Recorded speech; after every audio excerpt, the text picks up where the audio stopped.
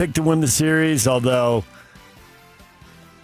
I don't know what it is. 51-49, 50.8 to 49.2. I'm just not going to pick 20, 21, and 22-year-olds to win. Deep in the playoffs? Come on. It's too big an ask. It doesn't happen. They're not ready for the moment. But tell me Harper and Castle weren't ready for the moment. Wembanyama, it's his third year in the league. He's 7'4". He's got to dominate games. He was too passive. He's too much of an observer in Game 5. Everybody saw that. And I thought he would bounce back with a good Game 6 at home. He's probably going to get a few more calls and all that kind of stuff. 28 points, 10 rebounds, 2 assists, 2 steals, 3 blocks. Good. Good game for you, Victor. But that alone isn't going to carry the team. That's not that 42-24 monster that you threw out there in Game 1. I was really impressed to look at first and second year guys. Castle, Dylan Harper, strong games, strong stat lines, really good at the free throw line. They were combined 11 of 12. They combined for 35 points. They combined for 11 boards and 13 assists. 20 and 21 years old, stepping up in a big Game 6. That was impressive. Now it's harder to do it on the road. The hardest thing to do is win an elimination game. The Thunder are going to have a desperation that they haven't had to play with. And you see this all the time. When teams get their back against the wall, they play better. But the Thunder, I've been saying it for a few days, they play with their food. Why didn't they put the Spurs away when they had them on the ropes in Game 4? Why did you give them life and let them back in the series? How many times are the Thunder going to win a Game 7? Now they get to keep playing them at home. But the Game 7 is still an advantage in the home court. I don't think it's as big an advantage as it used to be. I think that's mostly the three-point shot. It comes, it goes. A lot of adrenaline playing at home doesn't necessarily help you shoot a three. Might be a little long. Might kick hard off the rim. I would still pick the Thunder at home, but the Spurs have done it. They've gotten one big game. And what if Big Vic shows up with 42 and 48 and 27, and he tops Game 1? When you let it come down to Game 7, we all know, do the air quotes, anything can happen. But seriously, it can. Impressive by the Spurs, though, because they were in control in the first quarter. You could feel it slipping away a little bit there. The Thunder were getting their legs under them. Man, the Spurs in the third quarter, 32-13. Oklahoma City, 13 points. But the Spurs are big, they're long, they're athletic. When they're quote-unquote flying around, you can have a bad quarter. And, of course, everything we watch in this, I'm constantly thinking about the Jazz. How they're going to have size, they're going to have length, they're going to have athleticism. How dialed in are they going to be defensively? Going to be a top 10 defense, top 5, top 3, 2, 1, and that's all over a long period of time in a big game. Can everybody put the squeeze on together? Game 7 tomorrow night, Paycom Center in OKC, tip-off 6 o'clock on NBC and Peacock. Injuries, everywhere injuries. Why can't we have nice things? The Thunder only have one of their 2 Jalen Williams. They needed the better and more important of the 2 Jalen Williams, and they didn't have him last night. And they didn't have the Gaucho either, which is always going to be a problem when you don't have your guy from UC Santa Barbara. That is going to hurt. Well, guess what? The New York Knicks, Mitchell Robinson has a broken pinky on his right hand. No timeline for his return to action as New York awaits the start of the NBA Finals next Wednesday. Hey, Yak. PK's off today. He'll be back Monday. Yak, what would Ronnie Lott advise Mitchell Robinson to do? Cut it off. Cut it off playing Game 1. Now, I think Let's go. I think football and basketball. That was just the tip of the finger. I know, but come on, Ronnie. Don't bring that in here, Ronnie. I'm just now saying, we're talking about the whole pinky. We're talking about a whole pinky, and it's basketball versus football. What's that got to do with it? Are you saying those basketball guys aren't tough? Well, that they would flop? Oh, wait, never mind. It's kind of his shooting hand as well. The ball better not come off your pinky. My shot was messed up and came off my pinky, and it had a weird side spin. And as my coach told me, the hoop's 18 inches big for everybody else. It's about 15 and a half inches for you. You got to drop that thing right in the middle with that weird side spin. And you know what it was? It was those stupid camps, over-accentuating, putting your finger in the hoop, and that's why it spun off the side of my hand. Got that fixed too late in life. But those are my problems. NBA Board of Governors vote 29-1 to change the league's draft lottery format beginning with the 2027 draft. The new format expands the lottery from 14 to 16 teams, including the 8 seed in each conference's playoff picture, and adds anti-tanking measures where the bottom 3 teams are dealt lesser chances for the number 1 pick, while flattening odds for teams that do not qualify for the playoffs or the play-in tournament. Memphis was the lone team to vote against the proposal, connected to the fact that the Jazz, as the rules stipulate, the Jazz pick in 2027, which Memphis owns, cannot be a top 5 pick. I don't understand that at all. Why, once it's not the Jazz pick anymore, why can't someone else benefit from it if they haven't been in the top 5? Oh, wait, Memphis has been. Never mind. I understand. But this is... It's weird, isn't it? Yeah. And some team that's over 500 or at 500 is going 10 games to drop from 6 or 7 to 8, thinking, hey, if we can't we're 7 and we're going to play the Thunder or Spurs, we might as well drop to 8, play the Thunder or Spurs. We're going to get blitzed either way, but we got a chance. Get into the lottery, yeah.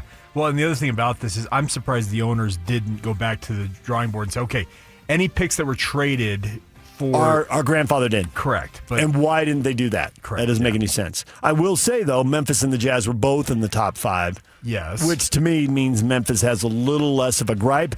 But impacting trades that have already been made, I totally get that gripe. That's why Memphis Now, in this case, Memphis would be there 2 years in a row, so that hits a little different. But there are other teams out there that are complaining, and I totally get why they're complaining. Yeah. We all know why Memphis voted against it. Yeah. DJ and PK. Hashtag NFL.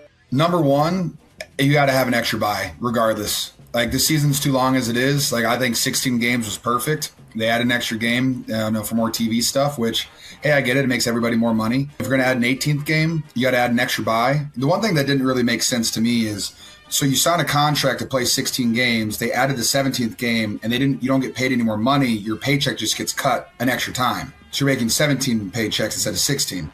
So in my opinion, I'm just like, well, if you just bumped up, the payment a little bit for that last game instead of just cutting it again, I think guys would be more interested in that as well. But for me, it's like, you can't keep doing this because the game's hard enough as it is. I mean, if you look back to last year, the amount of players who were hurt, it was actually insane. Let's take care of the guys a little bit here. I get a lot of what George Kittle was saying. The 16-game schedule was perfect. And when they went to 17, I thought, this is so they can go play international games, and they're going to play 16 international games. All 32 teams are going to go. These teams are complaining about losing a home game. They're holding the taxpayers up for mega dollars to build these multi-billion-dollar stadiums. So now they'll have 8 home, 8 away, and 1 foreign game, which is neutral field for everybody. And now they don't have to take home games away from teams. And I thought that's where they were going with it. Clearly it's not. They're going to 18, and you're going to get 8 or 9 at home, 8 or 9 on the road, and 1 away. Okay. It is about the money. The thing on the payment, it drives the salary cap up. So that's how the money's getting redistributed there, George. So I don't think the paycheck thing really sticks. I like his point about 2 buys. I think they ought to do that. And I think one of those buys should go in front of Thursday games. It's crazy to me. They got these guys playing, and there's a lot of, not every, but a lot of bad games on Thursdays. And I attribute that largely to the short turnaround time. It doesn't make any sense to me. They sent the Niners and Rams to Australia. Why didn't they open the season 1 week early? Why not? I mean, nothing else matters. You're playing on Wednesdays. You're playing on Christmas. You're playing on Black Friday. You're playing all over the place. Send them a week early and give them recovery time. If you get recovery time, you get a better product. Give them more recovery time. And I'm also with him. 18 games. Better chance you're going to have your playoffs without the stars. How do we like the NBA playoffs when the stars don't play? I hate it. And they're legitimately hurt. I don't think anybody's ducking anything. I think these guys are hurt. I think Jalen Williams is hurt. I think that's why he's not playing. He's not doing anything wrong. He's just hurt. But you put football players in another regular season game, you're going to have more players hurt when you get to the playoffs. And don't we want to see best on best? Don't we want to see the stars? Crazy to me. But follow the money, follow the money, follow the money, follow the money, follow the money. And the NFL's going to make more money. I guess they'll open the season a week earlier. And they'll end it a week later, I think is where this is going. I think Kittle's going to get his way. I think he's going to get double buys in 18 games. I think it's going to happen. Well, and if we're going to talk about college football here in a moment, but if college football moves their season up an extra week. They have to. They have to avoid the NFL. So that's why they're going to do it. I don't think college wants to, but I think they have to. But then to your point, you can move the NFL season a week earlier as well. No, I don't think it works like that. I mean, the result will be what you say. Yeah. The NFL will do what the NFL Sure. does, and everybody else can you know what. You're right, but I'm just saying this is how it's going to play out. The NFL's attitude, I cannot say on the radio. The FCC is listening. Our bosses are listening. Anything I say and water it down means I'm lying, because their attitude is literally yourself. That's it. They don't care. They're here to make money. Get out of my way. We got a bunch of billionaires who are super conservative who'll talk down socialism everywhere until it's time to cut a TV deal and make sure. Relegation put me at risk? No, thank you. I bought my way into the club. I'm in the club. Leave me alone, little people.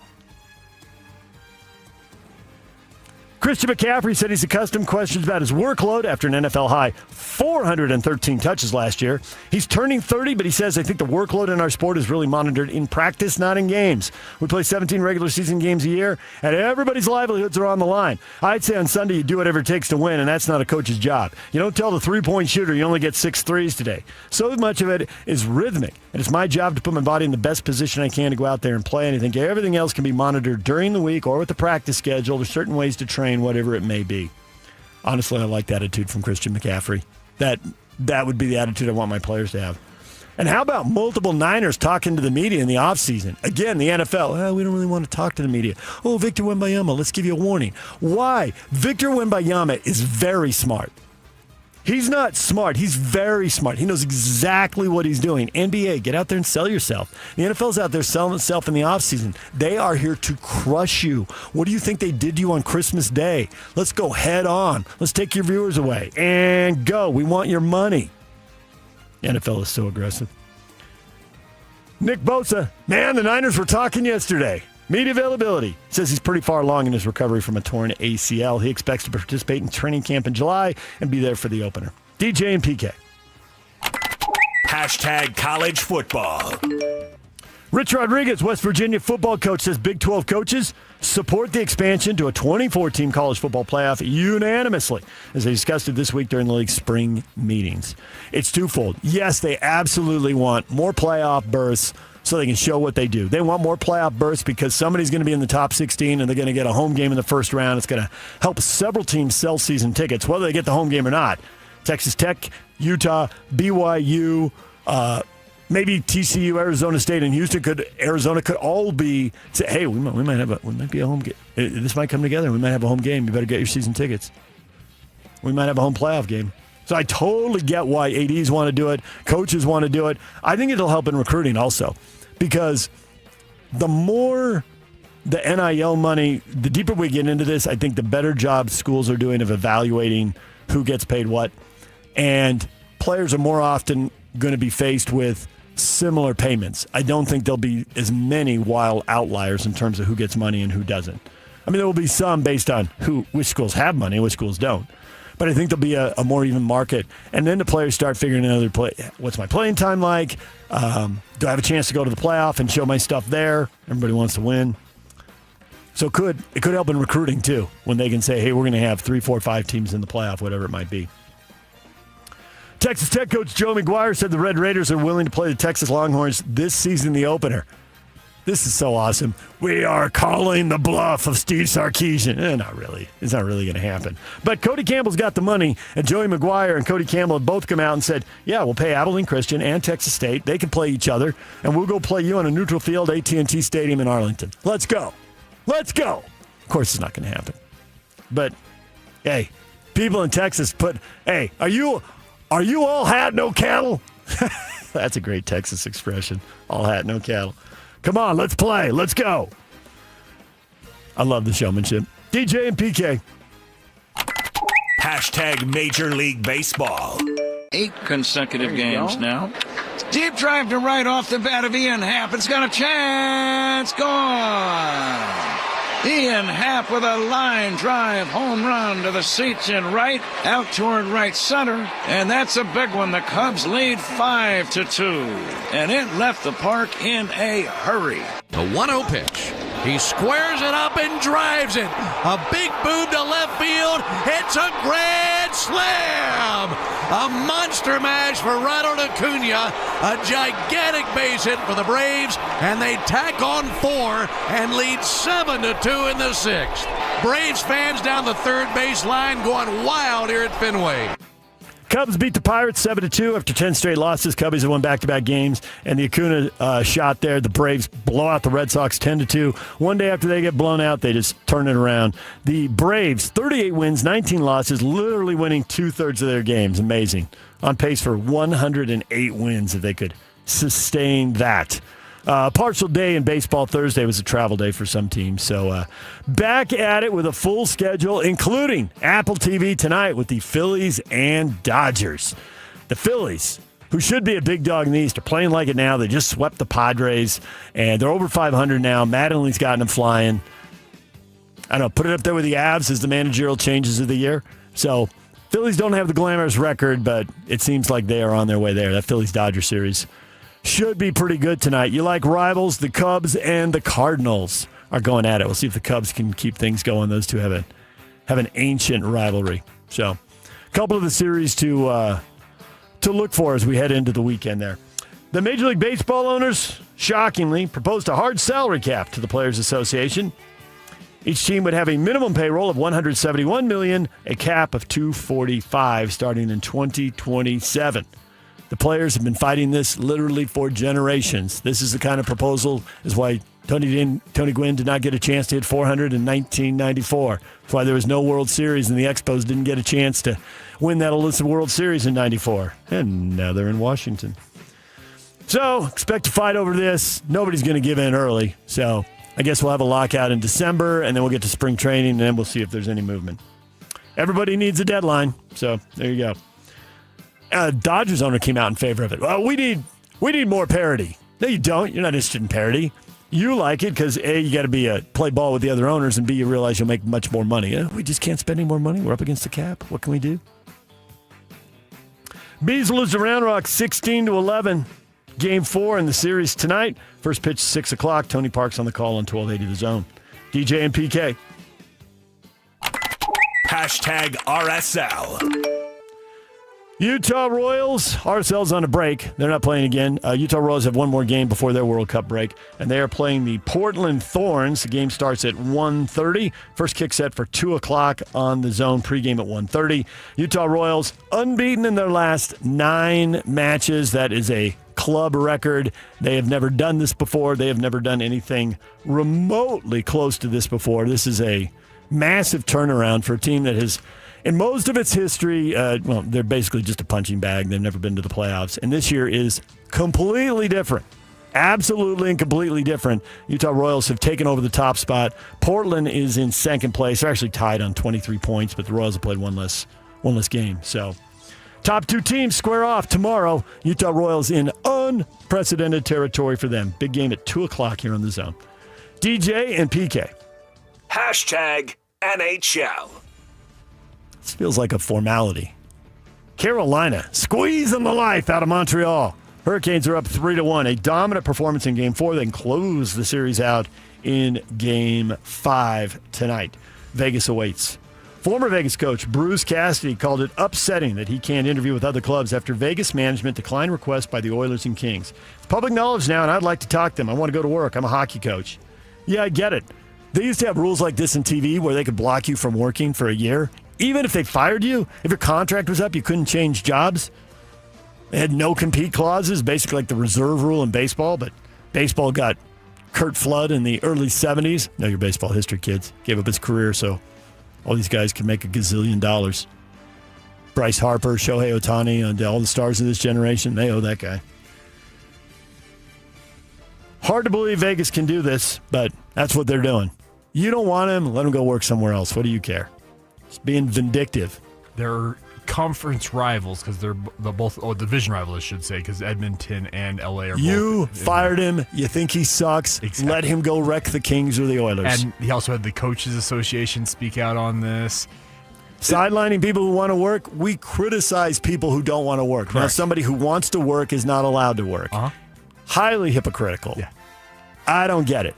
If he's violating his contract and he left you, and you want to block him, okay. Sure, but if his contract is up or if you fired him, I do think they should have offsets in the contract. If you go take another job, then we don't owe you anymore. I'm sure there will be. So, yeah, but some college coaches in college football don't have that. Some do, some don't.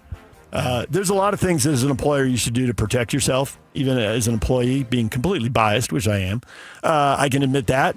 But not letting people work who want to work when you won't let them work, total BS. I think this just adds more to the whole Vegas. It's a bad look for the league, and the commissioner needs to step in. He needs to pull the owner aside and say, you need to straighten up. Bill Foley needs to get a phone call from Gary Bettman, no doubt about that. But the thing is, this adds more to the poll that Vegas is let's call it evil empire of the NHL right now. Yeah, redo the logo. Put the Darth Vader helmet on him. Yeah.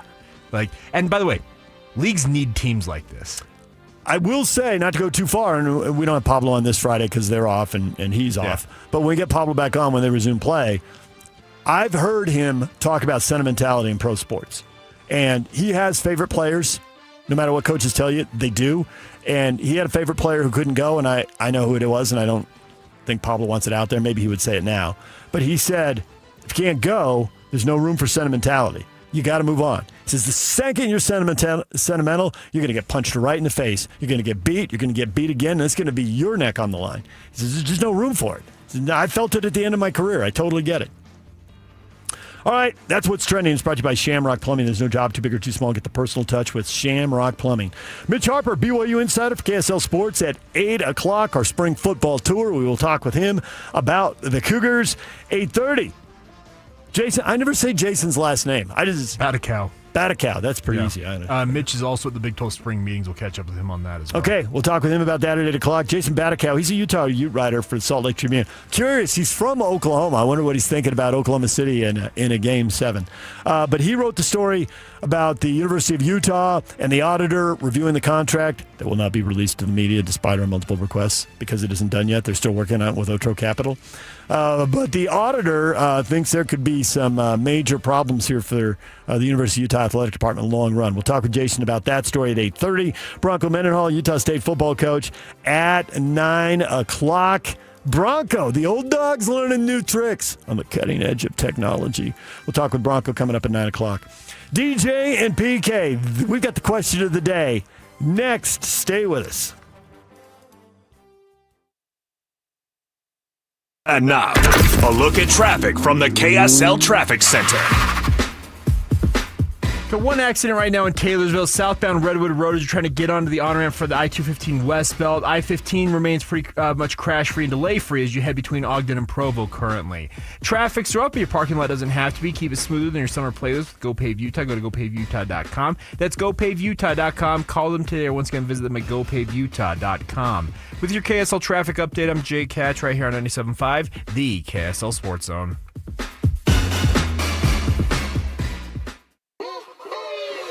For Jazz fans, it's been a rough few years.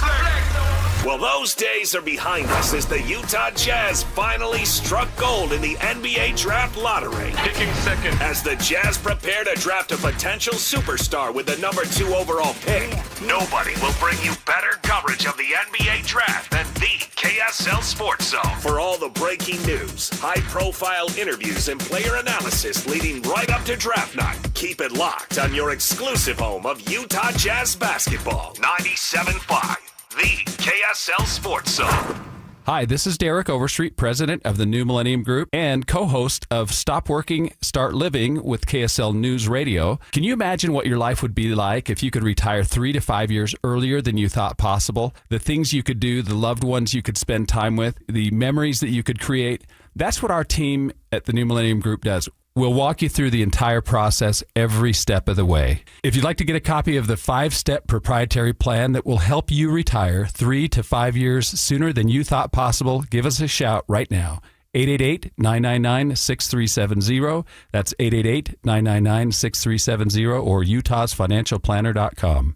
Listen, most of our listeners right now have a tax problem, not a money problem. There's not enough money in Social Security Medicare as it is. Let us show you how you can significantly reduce your taxes. That's 888-999-6370. 888-999-6370 or utahsfinancialplanner.com. Fire up summer with Mountain Land Supply. Right now, when you purchase any Blackstone Select griddle or pizza oven, you'll score a $50 Mountain Land gift certificate. Plus, you'll be entered to win B's Sweet tickets for Wednesday, July 22nd. Don't miss your chance to upgrade your backyard cooking and enjoy a night at the ballpark in style. Visit Mountain Land Supply today for the hottest Blackstone deals of the summer. Offer valid May 1st through June 30th, 2026 or while supplies last. Purchase any Blackstone Select griddle or pizza oven to receive a $50 Mountain Land gift certificate and one entry to win B's Sweet tickets for Wednesday, July 22nd. Limit one gift certificate and entry per customer account. You do not have to be present to win while supplies last. Sometimes firefighting sounds like this. But most of the time, it sounds like this. And this. And even this. The first response to wildfire is prevention, not intervention. So douse your flames, keep your vehicles maintained, and let's fight wildfire together. FireSense is the first response. A family office is a team built to handle the three biggest financial responsibilities a family faces: wealth management, tax strategy, and estate planning. Most firms only manage your investments and refer the rest out, hoping everyone stays aligned. At Trajan, we built something different.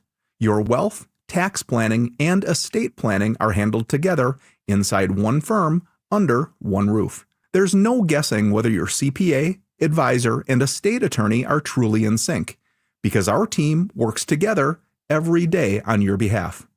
When your financial life becomes more complex, your advice should become more coordinated, not more fragmented. One plan, one trusted team. Call Trajan today, 855-TRAJAN-1. That's 855-TRAJAN-1. Trajan Wealth, an SEC-registered investment advisor. Additional services through Trajan Estate and Trajan Tax. Additional disclosures and accreditation at TrajanWealth.com. Looking for insurance solutions that actually work for you? United Underwriters have been serving Utah families for over 25 years, offering smarter coverage solutions at better prices. United Underwriters auto policies include a no-cost windshield benefit because we travel on I-15 just like you, and also offer smart home insurance solutions and earthquake plans you can't find anywhere else. Call United Underwriters at 801-396-0828 or visit uuinsurance.com. United Underwriters. Real insurance solutions. Real value. Real partners. Based right here in Utah. This is Utah's best coverage of the Utes, Cougars, Jazz, and Mammoth. Here we go. From the guys who have been there for all the biggest moments in Utah sports history. You're listening to DJ and PK on 97.5, the KSL Sports Zone.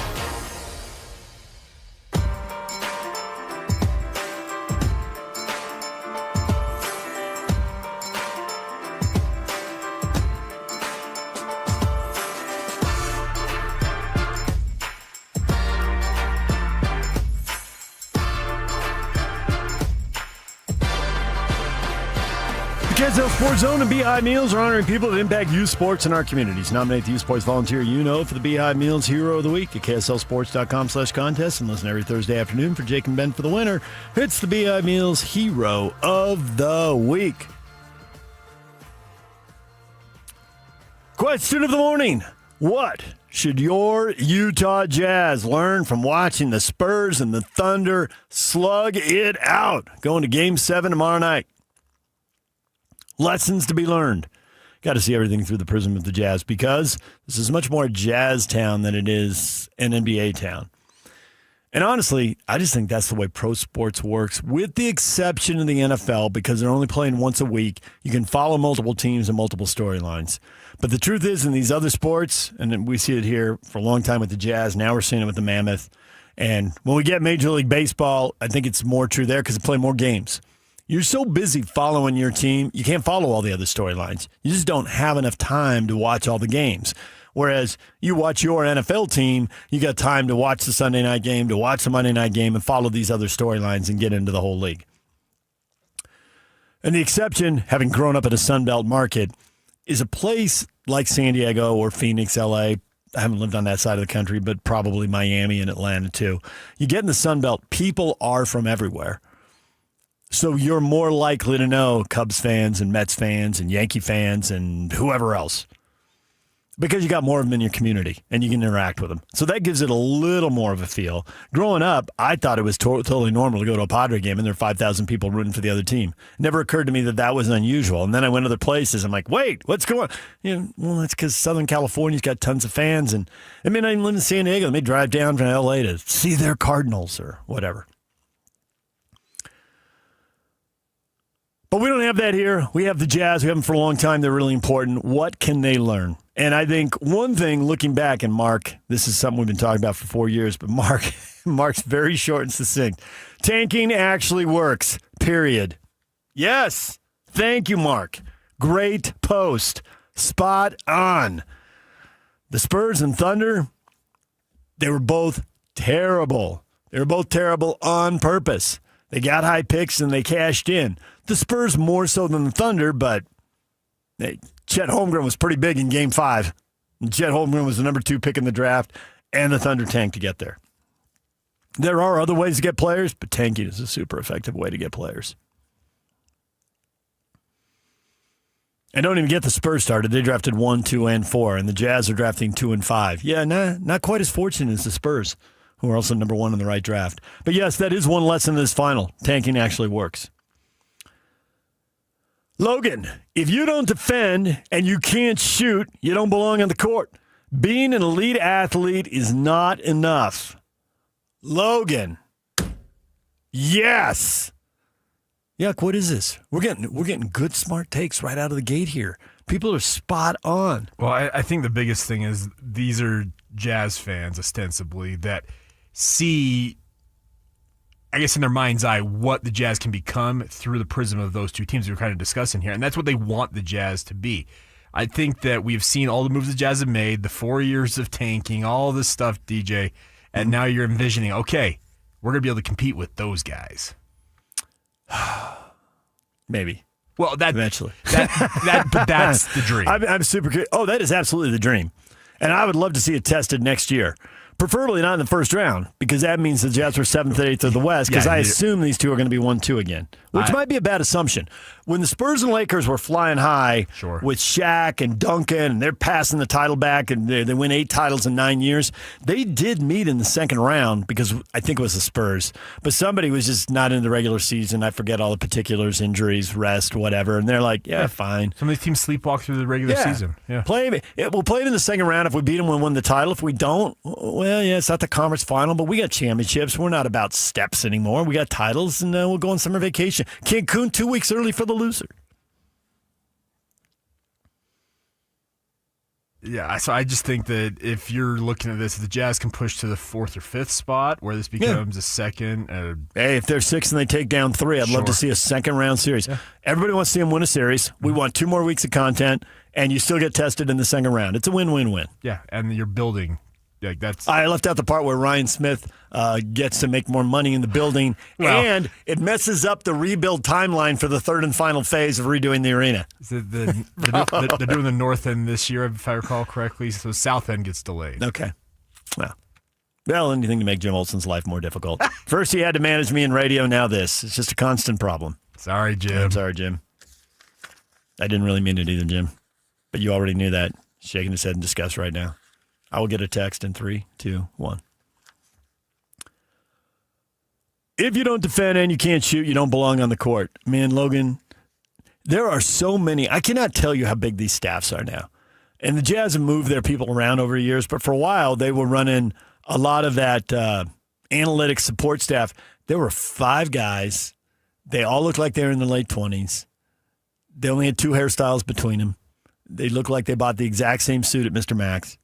And they sat there in laptops and were typing furiously during the game, did not cheer, did not seem to enjoy the game, not even clear if they were watching the game at times, only just watching on the monitor. They were in the arena. They were probably rebuilding something back, and there was no other space for them. And they were sitting in the top row above the media.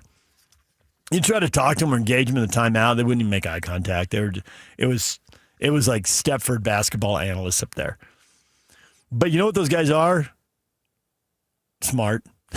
And they're not missing anything.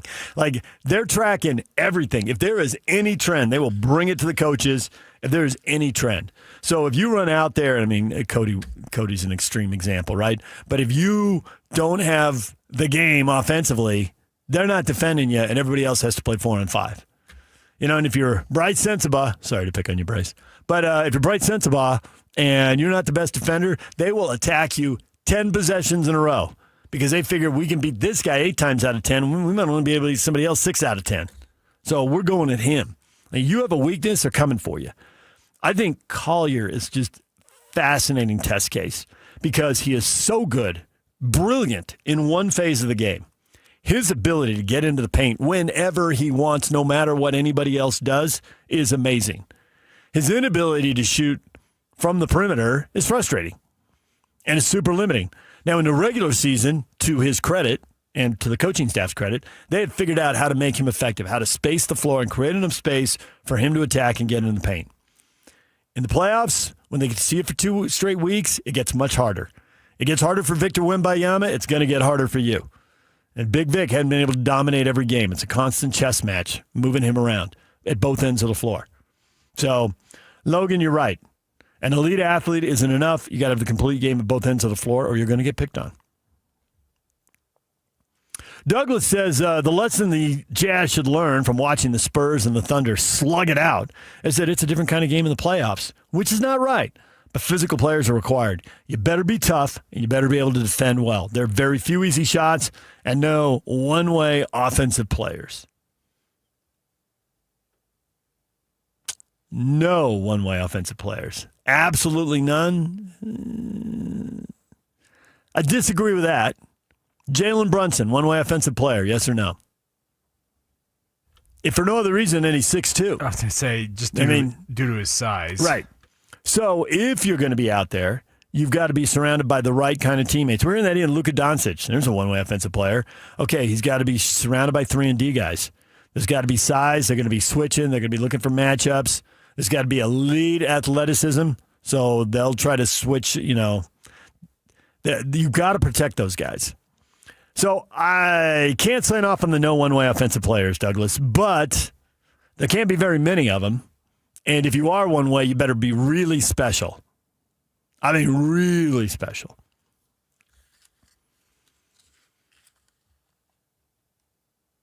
You're not completely wrong. You just can't quite take it that far.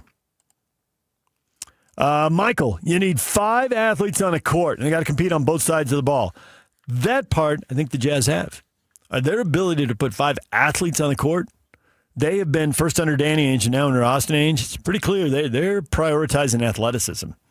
The skilled guy who's a little undersized, the skilled guy who isn't very athletic. We've seen a lot of those guys come through Utah, and they have their place, but in the playoffs, they eventually get picked on. I think the Jazz team, and obviously the roster isn't set yet, and we'll see if Kessler comes back because he really puts the exclamation point on what I'm about to say, if he's back, which I think he will be, but he's not back until he's back, so we'll leave it out there for now, even though I expect it, far more likely than not for it to happen, but you never know until it's done. Name a bigger, longer, more athletic roster the Jazz have ever put together. We're at 50, is this 52 years now, Yuck?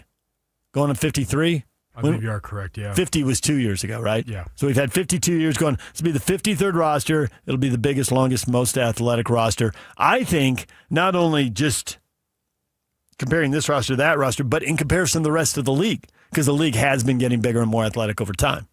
But I think versus whatever the league average is, this team will be bigger, longer, and more athletic. I'm really excited to see how that pans out because I cannot even tell you how many good Jazz teams, really good, really skilled Jazz teams playing at a very high level have then run into a team that is also skilled playing at a high level, but they're bigger, taller, longer, and more athletic. And the 2 best examples of that, clear cut. D. Will, Carlos Boozer losing the Lakers 3 times in 4 years. Lakers were highly skilled, and you don't get more skilled than Kobe. But they also had 3 7-footers. Kobe, with his size, could have been defending threes, but he was defending either the 1 or the 2 a lot of the time. And so he became a monster at his position. You got all that skill, and you got all that basketball IQ, and you got that cutthroat attitude. I'm going to get sick of hearing about the Mamba mentality, my gosh. But, it sounds good, so you're going to keep saying it. And they're winning, so they get to keep saying it. But you take all that, and you have the bigger, longer, more athletic team. You get to go to the finals 3 years in a row and win twice. That's what happens there. And the other example was the Bulls against the Jazz.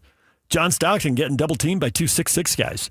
They could not handle John Stockton, who was still playing at an amazing level. So they doubled him, and they doubled him with Ron Harper and Michael Jordan, or Ron Harper and Scottie Pippen, or Scottie Pippen and Michael Jordan, whatever. Tony Kukoc. He's just way bigger guys. Taking away, he'd get to midcourt and be reaching out with one hand trying to throw a ball around and getting a hornetsack. Could be catching it, leaning over the sideline. I mean, they pushed the Jazz offense well away from the hoop with size and athleticism. And the Jazz are going to have it next year. Now you got to play hard and you got to play smart on top of that. But it's going to be interesting to watch. Gray, they got to learn that it takes a lot to win a lot of games, and depth matters. Well, you're not kidding about that, Gray. Whoever ends up thinking I'm guy 10, 11, 12, 13 on this team had better be ready to go, and it better be capable of going. It better be capable of going when they don't play for a week. And then all of a sudden they get the call, you got to go. Tonight's your night. Because they are going to be down 2, 3, 4 guys at times. There's no way around it. There's just not a lot of guys playing 70 games. So if you just had that big front line of Kessler, assuming he's back, and Jackson, and Markkanen, but if none of them play 70 games, they're all missing a minimum of 13, that's 39 games. You start talking about 40, 50 games where you're going to be missing one guy. Somebody else has got to step up. And so that reserve is now starting. Now whoever was guy 12, that guy's in the rotation. So be ready. There are going to be hamstring injuries for the Jazz next year, just like there are for the Thunder right now. Eldon, ball got to go into hoop. You know, we should do a list this in the next couple of weeks here while we're still thinking hoops before we switch over to college football. Of all the things you could worry about with the Jazz next year, ball got to go in a hoop. The old Jim Boylan, ball didn't go in the hoop. Ball didn't go in the hoop. That isn't anywhere near the list of the top of my worries. And certainly they'll have bad shooting nights, so it'll be a problem at some point. It's not like, but they got a lot of guys who can score it. They got a lot of guys who can score. Now, arguably, you could say, do they have enough three-point shooters? You know, there's shooters and there's scorers. I think they have a lot of scorers. We'll see how many shooters they have. How many guys, 35% is like the bare minimum from three. 38%, you're pretty good. That you can really work with that. A bunch of guys who shoot 38%. If you're at 40, you're elite. Most years, there's about 40 guys who can shoot 40% from three, spread across 30 teams. So if you're one of those guys, you're special. Get those guys. But I think their ability to put the ball in the hoop, I don't think scoring is going to be the problem. I'm way more intrigued by the defending than the rebounding and the depth. Ball didn't go in the hoop. There it is. All right, DJ and PK, there's the question of the morning. What should the Utah Jazz learn from watching the Spurs and the Thunder slug it out? Go to our Facebook page, DJ and PK. Go to Twitter, David DJ James. We'll have more on this as the show progresses. It's a big college show. We've got the Cougars at 8, the Utes at 8:30, the Aggies at 9. It's all on the way. DJ and PK, it's 97.5, the KSL Sports Zone. And now, a look at traffic from the KSL Traffic Center. Got an accident in Utah, Canada. If you're coming out of Spanish Fork Canyon on US 6 at Center Street, it's partially blocking that right lane there, so be aware of that. Also starting to see some southbound delays on I-15 as you head from the north interchange towards downtown this morning. At UTA, we move your early mornings, your long days, your big plans. We move purpose, we move you. Plan a trip today at rideuta.com. With your KSL traffic update, I'm Jay Catch right here on 97.5, the KSL Sports Zone.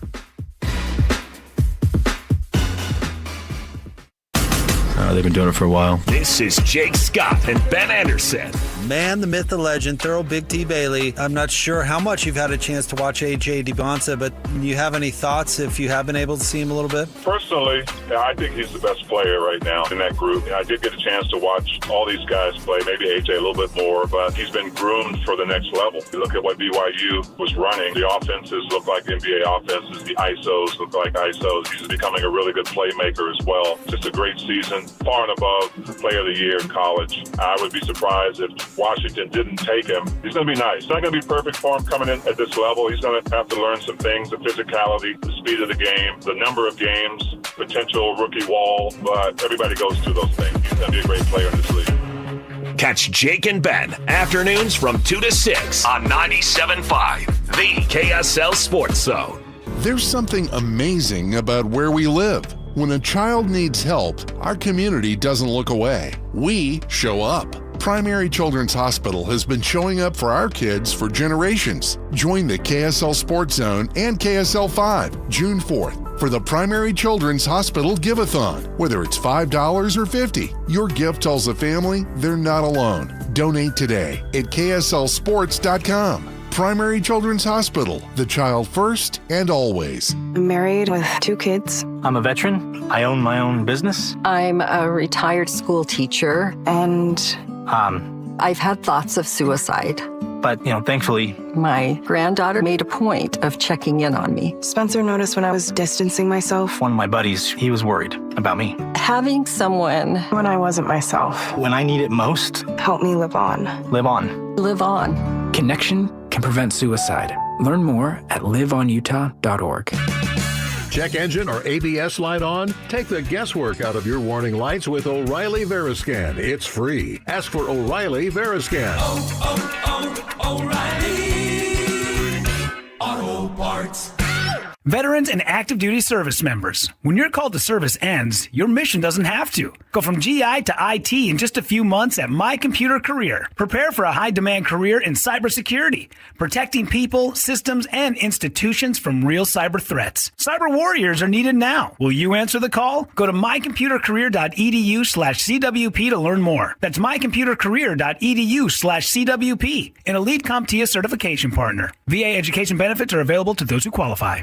Support comes from Amazon Business. You can't rely on guesswork to run your business. With smart business buying, innovative AI tools optimize your purchasing experience, paired with delivery options built for business. Empower your team today. Learn more at amazonbusiness.com. Fire up summer with Mountain Land Supply. Right now, when you purchase any Blackstone Select griddle or pizza oven, you'll score a $50 Mountain Land gift certificate. Plus, you'll be entered to win B's Sweet Tickets for Wednesday, July 22nd. Don't miss your chance to upgrade your backyard cooking and enjoy a night at the ballpark in style. Visit Mountain Land Supply today for the hottest Blackstone deals of the summer. Offer valid May 1st through June 30th, 2026, or while supplies last. Purchase any Blackstone Select grill or pizza oven to receive a $50 Mountain Land gift certificate and 1 entry to win B's Sweet Tickets for Wednesday, July 22nd. Limit 1 gift certificate and entry per customer account. You do not have to be present to win. While supplies last.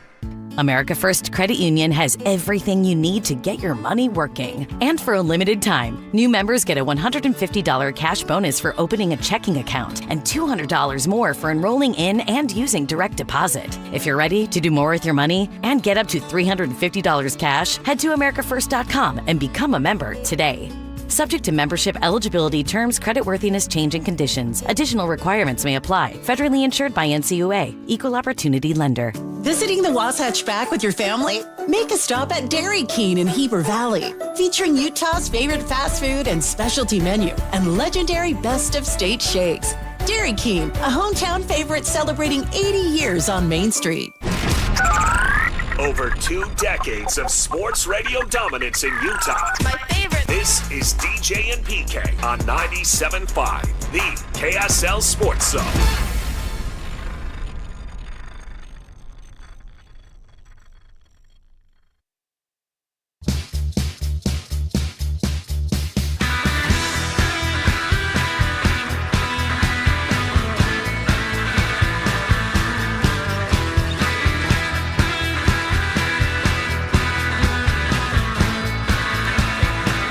PK, it's 97.5, the KSL Sports Zone.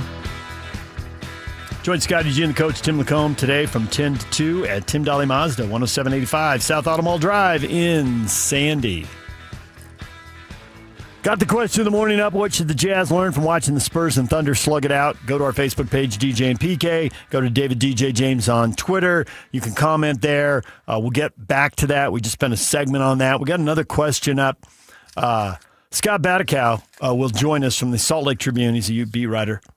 Excuse me, why did I say Scott? Jason Batakow. I'm so worried about Batakow. Turn Jason into Scott. That was brutal. Try to straighten that out before he comes on at 8:30. Good grief. And he's got a good story in the Salt Lake Tribune, which isn't behind a paywall anymore. Hey, the paywall's down. How about that? So you can go read it, Ute fans. The Utah State Auditor says the Utes' private equity deal has significant risks. And then he writes her concerns in the story. And we'll talk with him about that at 8:30. It's a good story. You can go read it at sltrib.com. He did good work on that. And the reaction to this, I mean, the question basically is, are the Utes making a genius move here or a fatal mistake? Is there a way to take this short-term money? And you know you're going to have to pay it back later on. This is not a gift. This is not a scholarship or a grant. But can you use this money to make enough money that you pay them back and you come out ahead? That is the question. And this is where the concern lies. Where the rubber meets the road, right? They said in the last 2 fiscal years alone, they have burned they had a $61 million reserve fund, a $61.5 million reserve fund. As of projections for this year, it's going to be carved all the way down to $5.8 million DG. So that's like $55 million gone, and they believe burning through the cash in 2 years, they'll be upside down. Correct. Yeah, and they still owe $119 million plus through 2041 on multiple projects, including the South End Zone, which was bonded. Yep. And so we put this up on Facebook and Twitter, and some of the reaction, man, some people are really missing the point. Eric, anyone who doesn't like it is more than welcome to donate money to the University of Utah Athletics to put it on a more solid financial footing. This includes you and all your buddies in the media, David. That's not our job. Dude. See, the whole point is this might not put the school on financial footing. This might put it in a really bad spot in a couple of years. Perilous financial situation, yeah. There's more here that run, you should take a look at what you post about BYU and what you post about Utah. I have. You know why? Because people were posting that about me 4 years ago because everything about the Utes was positive. Well, they were going to the Rose Bowl. I don't know what to tell you. And by the way, come on, man. This is not a media invention. This is the state auditor sending a letter to the U of U Board of Trustees saying, hey, don't confuse people with the facts. Be aware that you have put yourself in a situation that we are concerned about. And it was reported on. Doug, is the economics professor who told them to hold out for a better Pac-12 TV deal weighed in yet? Well, he may or may not be the university president. Boom, roasted. I thought there was a professor who went to the president and it was the two of them. Oh, well, I was. Yeah, I thought the professor went and sold the president on the plan. I was understanding they were one and the same. Well, I think the president did get hip deep in it eventually. I just didn't think it was his bright idea originally to value them at $50 million instead of 31.4 or whatever that number was. There are parallels, Doug, between this, the Pac-12 TV deal. We were told it was struck. It's only a matter of time. And now we're being told it's only a matter of time with Otro. But clearly there's a holdup because this Otro deal has now been held up for half a year. And we followed up on it. We have done the grammar request to get into the details and get people who are way smarter than me about this stuff, explain it to me slowly so that I can understand it and talk about it with you. And we couldn't get it. And we were told it wasn't done yet. Yeah, the initial. You will be able to get it one day, but you can't have it now. It's not done yet. They originally said that this was going to be done by first quarter 2026. Well, we are near the end of the second quarter, and the story yesterday from the Tribune has a statement from Utah saying it should be done by the end of the fiscal year, which is July 31. Well, not to go all Caddyshack on you, I'm waiting. Well, good gif, huh? Old school. Or we are. We are, yeah. It's true, it is a we. There's a lot of people. We're not the only ones who turned in a Freedom of Information, a FOIA request for that. Grandma that baby. That one's got a backlog, I'm sure, of hundreds. Yeah. All right, well, we'll get to that with Jason Batakow, Utah Ute writer for the Salt Lake Tribune. He's going to join us at 8:30. We'll talk with him about that then. Mitch Harper, BYU insider for the KSL Sports team. He is at the Big 12 spring meetings. Where are they, Yuck? What glorious place did they go? They're in Frisco this year, the Omni Club PGA West. So what? Well, how dare they be responsible? Why aren't they on a bluff overlooking the Pacific, the Big Ten? They went to Orlando last year, but so have you been to Orlando? Yes. Yeah, you have. Yeah, multiple times. I mean, I get there's a lot of parks there, but Orlando, it's flat and it's hot. Yeah. So I think that's why. Now, have you been to Big 12 Media Days since they moved it back to Frisco? Okay, so.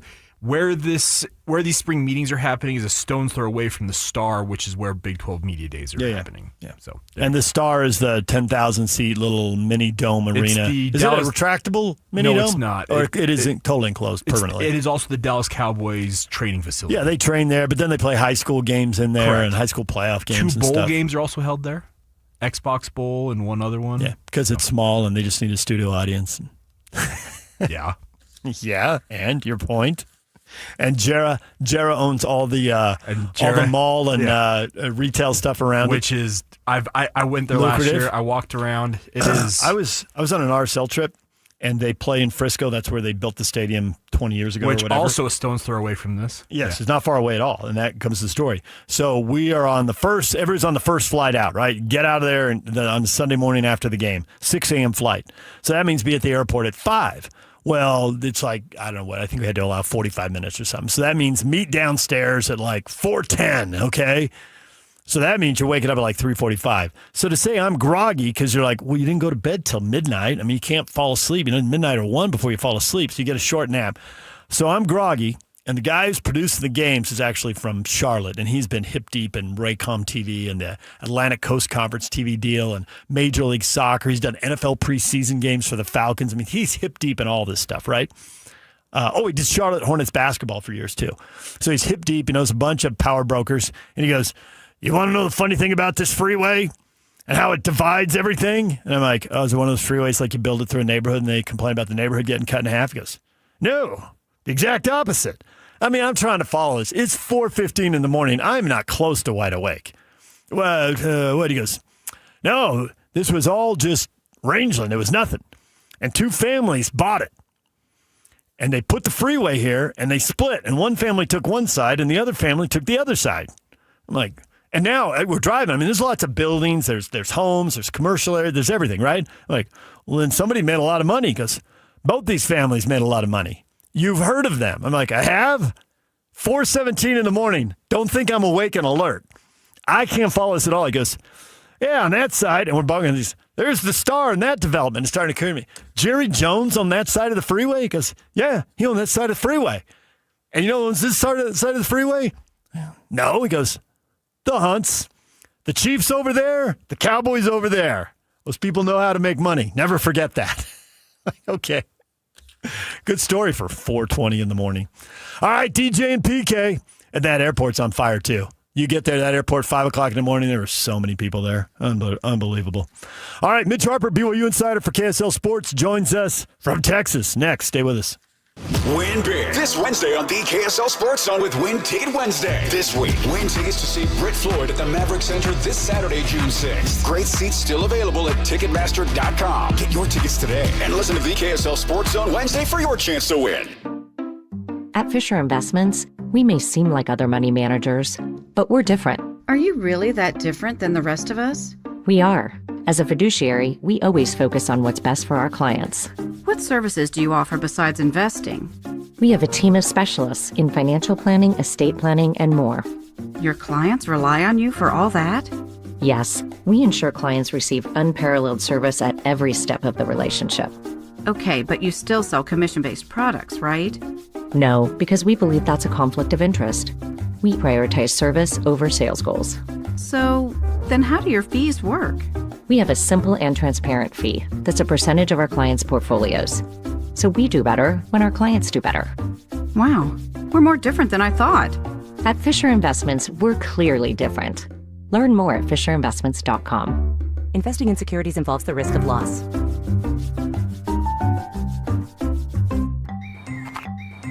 Hey, have you seen the Johnson's house lately? Yeah, new siding, new windows, even the gutters look amazing. Right? I walked past 3 times yesterday. You don't even live on this street. I know, but their house looks that good.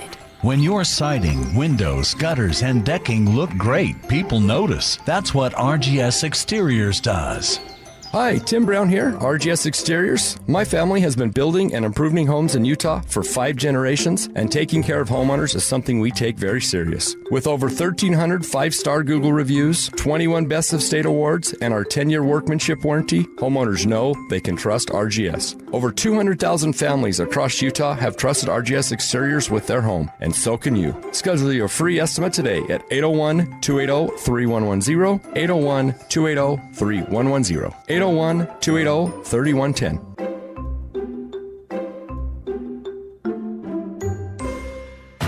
Want to get the latest info on Utah's newest sports franchise? Sign up for the Utah Mammoth newsletter. Get exclusive analysis, plus the latest news and notes on the Utah Mammoth. Sign up today at KSLSports.com for the Utah Mammoth newsletter. Technology never stands still. And neither does Leslie and IT. For 70 years and counting, we've helped businesses adapt, grow, and stay secure through every change. With experienced people and smart technology solutions, we make work easier, more productive, and more secure. Yesterday, today, and tomorrow. Let Les be here for you. 97.5 KZNS FM Colville, 1280 KZNS AM Salt Lake City, and KSL FM HD2 Salt Lake City Midvale. This is 97.5, the KSL Sports Zone. After all that mud and rain, give your carpets a reset before the kids get out of school and summer guests start arriving. And if you want to get it done the right way, choose Zero Res Carpet and Air Duct Cleaning. Zero Res cleans without sticky soaps or harsh detergents, so your carpets are safer and stay cleaner longer. And right now at ZeroRes.com, get 3 rooms of carpet clean for just $129 and a free hallway cleaning. Spelled the same forwards or backwards, Zero Res is the right way to clean. Wherever Utah vehicles are headed, they're ready for the road. Utah's first response to wildfire is prevention, not intervention. So check your chains, keep your vehicles maintained, and let's fight roadside fires together. Fire Sense. Nobody brings you better coverage of the teams you're passionate about than these guys. Try some more. This is DJ and PK on 97.5, the KSL Sports Zone.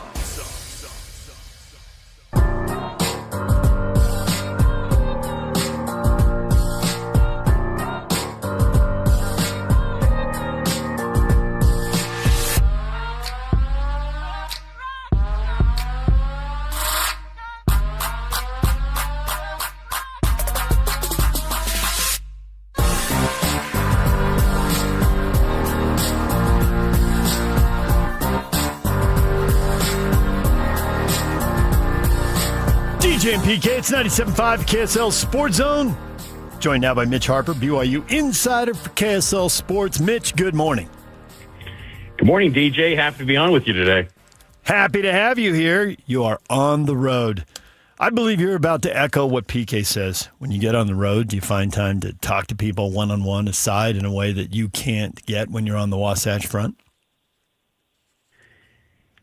No question. You hate to give up the trade secrets. Nice pause.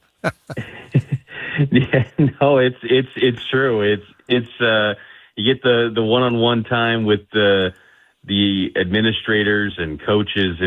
It's a great setup, the Big 12 spring meetings, and I will say that there's definitely a lot of frustration from coaches about the current system as expected. They all want rules to follow by. At least that's what they say. But, I think that there's, a quiet optimism, I think, though, about the future of the Big 12, which is interesting to me because you hear so much about, a potential split between the Big 10 and SEC and how do they close the financial gap, the Big 12. But yet there seems to be a lot of optimism about the future of the Big 12, which is interesting because it's a league that, after 2031, what can you do they have the same fate as the Pac-12? Like, what happens with this league? But yet they feel like they're still leveling up with the investment that these schools are still putting in. It's kind of an interesting, there is some momentum, it seems like, with the Big 12, despite what would on the surface seem like they're far behind the SEC and Big 10. Well, they are, and there's some teams that financially will never be able to keep up. But I think life goes on, having grown up rooting for a team that has limited financial resources. And then I went to a school that's got limited financial resources and doesn't even play football. They dropped it and tried to bring it back and then dropped it again. There's still a spot out there for games and star athletes and big moments. And, it'll look different going forward, but you'll figure it out. And sports isn't going away at these schools. It may look different, but, Baylor and Texas Tech were in the Southwest Conference. They're in the Big 12 with Texas and Oklahoma and Missouri and without them and A&M. So it'll go on. There'll be something out there, and they'll have a lot of money, and they'll play big games, and it'll look cool. But it may look really different in another 5 or 10 years. That's to be sure. In the short run, how much optimism is there for this season and getting more than one playoff team and all that kind of stuff?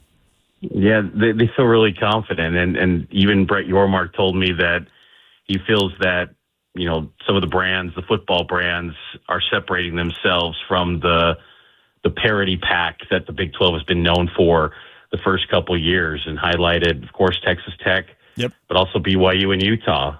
He feels like those are some of the three programs that are really elevating themselves, and for BYU, Kalani Sitake feels really good about where his football team is at. He even noted that, LJ Martin is looking really good when I asked him if he's cleared and ready to go. And he said that LJ will be ready to go for the start of fall camp and good to go on that front, that it looks excellent right now. I think this is a critical year for BYU. And I think it's also critical for Utah too, even though it's year one for Morgan Scalley, that, they kind of have the opportunity to establish themselves as maybe that big three in the league, because Texas Tech is not slowing down, and that was quite the spectacle yesterday to see Joey McGuire calling out Texas, and I loved it. I thought it was fantastic to see, kind of almost like a WWE style. Yep, you're on the same page, man. We are on the same exact page with that, Mitch. I thought the same thing. I thought that'll never happen, but I'm glad he said it. It gives me something to talk about. The showmanship. Basically, the only thing they missed is, why didn't he say something totally Texas, like Sarkisian's all hat, no cattle? That's the only thing missing. Otherwise, it was all there. It really was, but I think that it's a good football product. And it was interesting talking with the Big 12 football chief, Scott Draper. He noted that the College Football Playoff Committee chairman spoke to the football coaches and laid out that the Big 12 in many metrics last year rated as the second best conference. And I asked Scott Draper, I said, well, why did that not reflect itself in the rankings? Because yes, Texas Tech was number 4, but BYU was undervalued. Same with Utah, who only had 2 losses to 2 teams that were in the top 14 of the rankings. And he said that's where things get a little bit foggy, and that's where there's some coaches have some of the frustration with the playoff, and that's why they've unified and all agree on voting for 24. Kalani Sitake said that whether it's 12, 16, or 24, he doesn't care either way, but he did say that 24, he wants more access, and he does believe that could be. He'd feel confident that would be a path where more Big 12s can get in. But I asked Yormark, though, about, if he'd want the automatic qualifiers or not. And he said he does not want any automatic qualifiers, which to me is a little bit problematic, because who's to say that 10-2 BYU or 10-2 Utah doesn't slide near the back of the rankings? We've seen that before with, you go look at some top 25 rankings in the past with the committee. Kansas State a few years ago in the 14 playoff was, a 1 or 3 loss team. They were in like the top 10. They were higher ranked than what BYU was last year. Who's to say it just doesn't shift back, and the SEC and Big 10 teams that naturally have better metrics, it seems like, are going to be higher in a 2014 format. But Yormark doesn't want any at-large bids for the 2014 playoff format. He will not come on the show. Yak has requested multiple times, so I'm glad you got to talk to him, because that's about our only access to him. And that's too bad, but I don't understand it. You ought to be marketing yourself the way the NFL markets themselves, which is they get out there and take all the free media they can. They had multiple 49ers talking yesterday in the offseason. So I don't get why he does that. But to me, the logic is, and you can address this too, it seems Yormark is already in favor of a 10th conference games, which, as big as these leagues are, I'm in favor of. So you play the teams more often and you develop some kind of rivalry and history. And the other leagues have kind of been talking about it. The SEC did it during the pandemic, and I think it went over well. I wouldn't be surprised if they go to it at some point, the Big Ten as well. So how are you going to compare between conferences if they're never playing each other? Plus, also, it gives you something to play for. The Athletic had a really interesting story that they went out and talked to coaches who are at the FCS level and D2 and D3. What's it like to be in 24, 32, and 40-team playoffs? Because that's what they do. And they said all these arguments, they're amazed about the arguments about the games at the end of the year won't matter, and Michigan and Ohio State will be sitting players. And then went to these smaller schools and rivalry games. It's not what happens. The players want to play, and you're playing for seeding, you're playing for buys, you're playing for home games. And the buys have not been useful early on, but all the coaches are like, well, that's because they're giving them 23 days off, and that's too much. Rest versus rust, now you're into rust territory. But 1 week is very valuable. And they tracked how those teams did in the playoffs. Those are the ones who win and make deep runs and go to the title games. So I think there'd be a lot to play for, but I think you have to give every league 4 berths and then let the committee maybe disperse the last, if they're giving one to the G5, disperse the last 9 and do the seeding. And do the seeding as well. Last 7, I guess, would be. Do the last 7 berths, but 4 teams from each league locked in. And then you're playing for that. You're playing for the automatic berth to be off the bubble, and you're playing for a home game. I agree with you. I think that's spot on, and I think that the automatic qualifiers would ratchet up the intensity and the excitement. I mean, and I think it is funny, the narrative about, how it'll hurt the regular season. We all witnessed a BYU program for more than a decade, as an independent where really they played for nothing after they won their 6th game, yet people still cared. It was still far paled in comparison to what they're experiencing now in the Big 12. But even then in independence where they get to 6-3 and really they were playing for a whole lot of nothing, especially in November, people still care because football is a lot of money and there's a lot on the line. People are going to naturally care. And so I think that it can be a really good thing. And I think for the state of Utah, to have access, real legitimate access to the playoff. And I think that's just exciting. And that energizes, I think, really all the programs. Because even Utah State could look and say, if we do this and this in a really good Pac-12, that could do a world of good for Bronco Mendenhall's program. So I think the 2014 playoff, it's so radical compared to what we grew up with college football. But you know what? I think it's a better system than having, the media vote for the national champion. So I'm okay with 2014 playoff being a thing because, I think there's good football all across the country. And with the investment that you're seeing with some of these teams, it makes a lot of sense. And Yormark told me that he feels the 2014 playoff will, as he put it, take some of the heat off of the spending because, we're getting to a point where Kyle Whittingham said 50 million rosters are here and it's coming. Yormark believes that it might tone down the spending a little bit to get to top 25 rather than top 12. I still think that that's a little bit naive, but that's where he kind of stands on that. Yeah, I'm with you. I'm not with you, actually. I don't think it's a little bit naive. I think it's wishful thinking. Yeah. I think it's a lot naive. I think people who write checks want wins, and there is no end to the amount of complaining they'll do. And the best local example I've seen of that, when they were dedicating the new indoor practice facility, and Kyle had just taken over for Urban only a couple years earlier. No, it wasn't the indoor practice facility. It was the new Death Star. That's what it was. It was the new football headquarters, that building. And they had a tent out there. And Spence Eccles, who's the easiest guy to talk to, couldn't be a nicer guy. I've interacted with him multiple times, and he loves his Utes. He has written so many checks, but he got up in front of that microphone and recounted that was a long drive back from Logan after that loss. And I looked over at Kyle. I could see him. There's always people in the way, right? But I see the look on his face, and I'm like, that's the look Kyle looks on his face when he's trying to keep a straight face so that people like me don't comment on his face. He was not thrilled. But you write those checks. Every game matters. You want every win. Yeah. Spence was being honest. And they'd done a lot of winning. I mean, Kyle was stringing together double-digit win seasons at that point. They weren't far removed from the Sugar Bowl at that point. It was like, really? It was like one overtime game on a bad call, a phantom holding call. You got to call him out now in front of everybody? Ouch.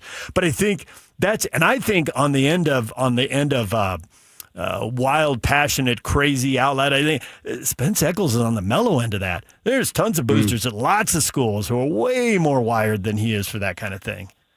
That's nothing, really.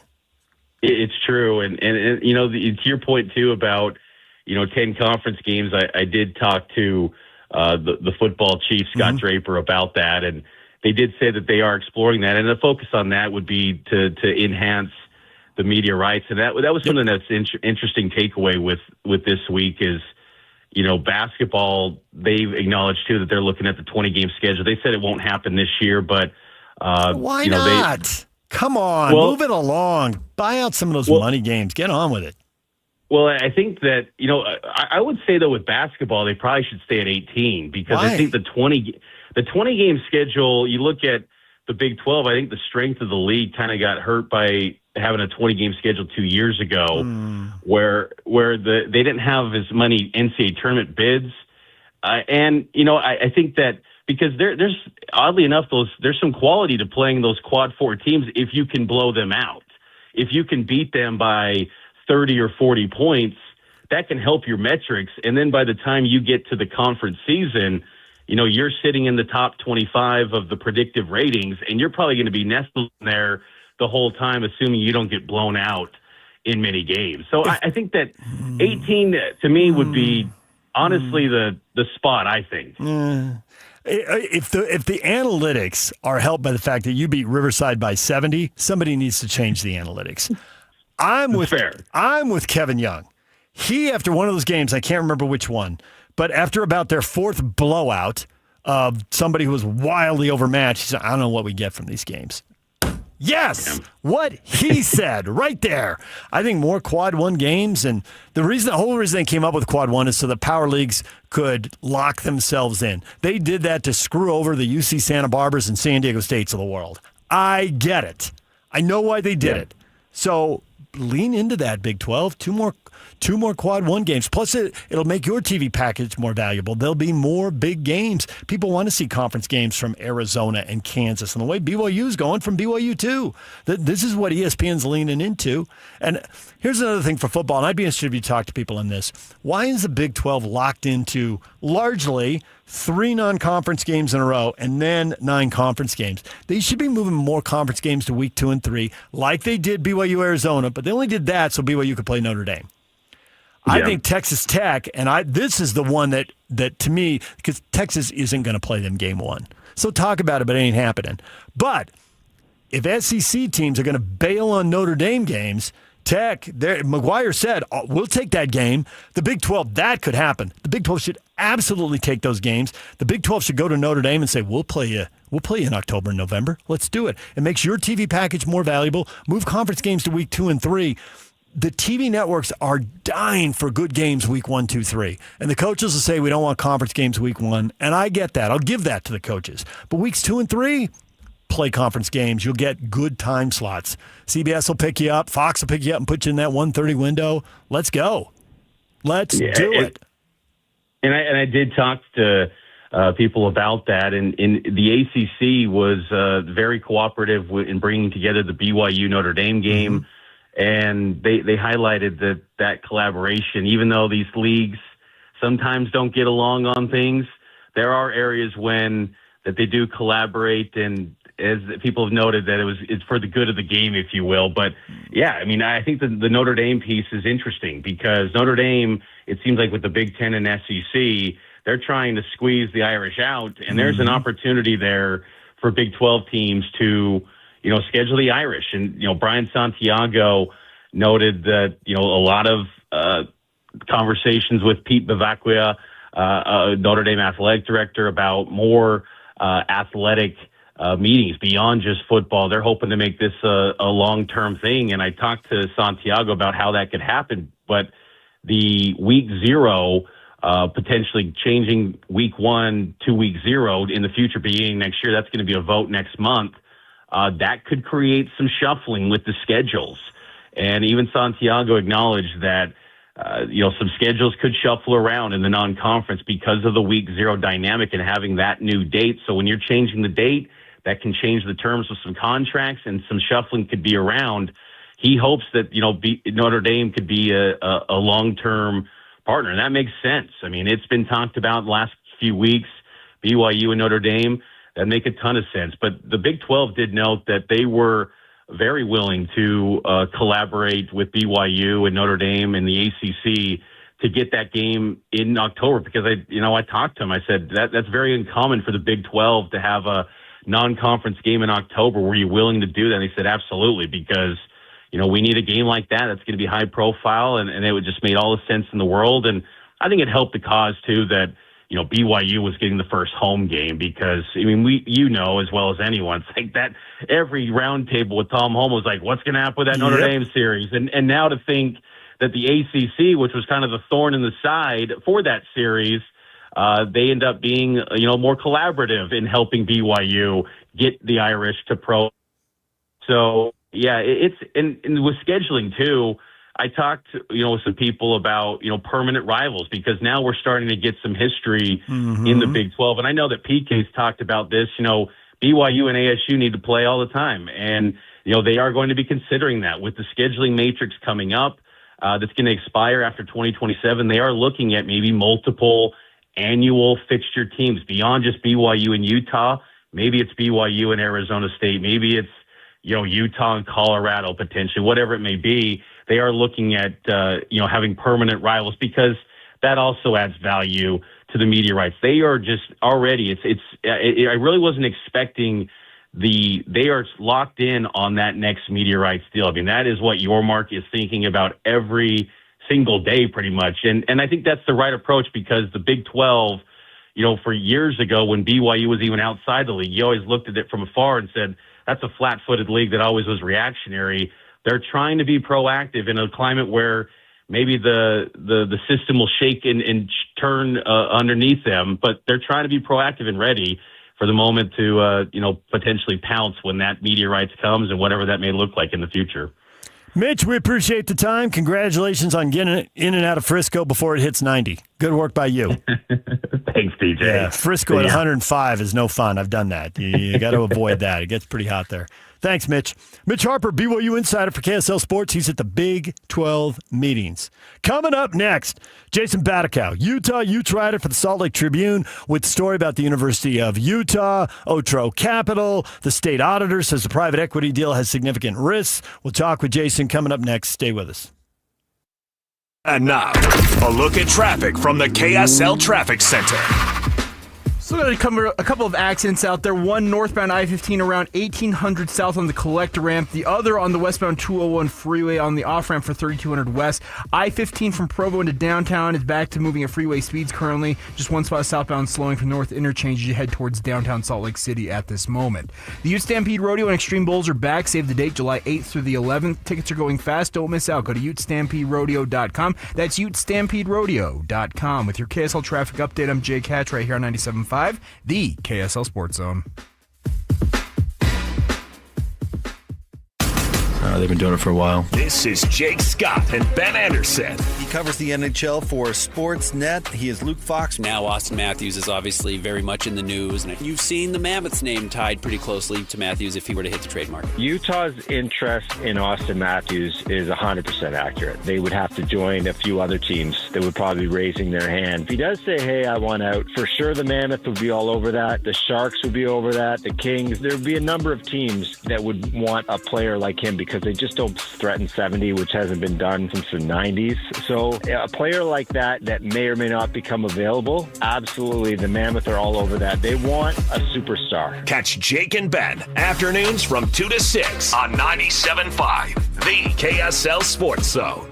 You've heard me say it before, Replenish Landscape Garden Products really has everything you need to make your lawn and garden work and look beautiful. Greg's here with me again. So many different products out there. I think people will find it convenient because they can come in, look at the specific product, get it loaded quickly, and get back home to get the job started. That's what our focus is on bulk and bag materials. Obviously, we're known for the compost itself, which has gained a great reputation, but our soil blends are excellent. We have the bulk box garden blend. We have 4 different colors of wood mulch, 5 or 6 different kinds of shredded bark, and just a variety of things, including sand and gravel. A lot of these playground chips and things are found in kids' playgrounds all over the valley. Find out why landscapers valley-wide use Replenish Landscape Garden Products. See them at 4660 South, 200 West in Murray. Go to their website at replenishcompost.com or give Greg and Mike a call at 801-262-5142. Replenish. It's good stuff.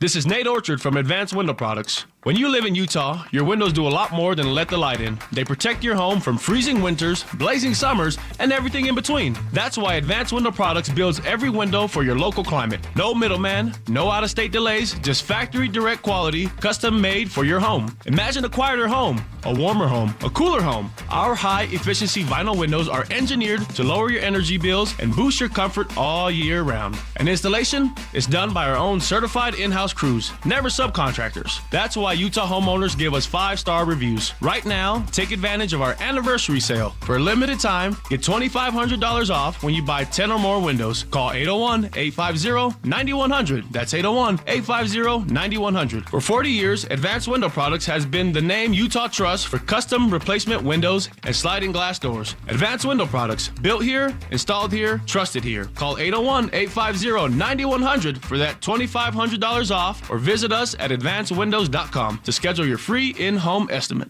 The Management Minute is a service of the MBA program in the John M. Huntsman School of Business at Utah State University. I'm Professor Scott Hammond. A change is coming that will impact every major market and workforce. You might have seen how you can buy empty houses in Japan or Italy for pennies on the dollar. Each of those countries has a diminishing population. Birth rates are less than their death rates. You might think these are anomalies. The country that has the biggest problem is China. A diminishing population means a smaller workforce, smaller tax base, smaller military, a greater number of retirees who need more health care and government services. You might say you're glad that this is not happening in the United States, but it is. Half of all states have declining populations. And if the trend continues in 5 years, we will follow most of the industrial world into less. Learn about how future economic and demographic trends impact businesses with an MBA from Utah State University. Go to utahstatemba.com. I'm Scott Hammond. Hope to see you in one of our classes. The energy,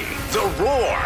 Moments you'll always remember. Next season, Jaren Jackson Jr. is hunting blocks. Laurie Markkinen is getting buckets. And Ace is just getting started. Don't just watch Jazz basketball. Experience every moment. 2026-27 season tickets are on sale now. Full and half-season packages available. Plus exclusive benefits like arena discounts and player events. Are you in? Join the climb today. UtahJazz.com or call 801-355-DUNK.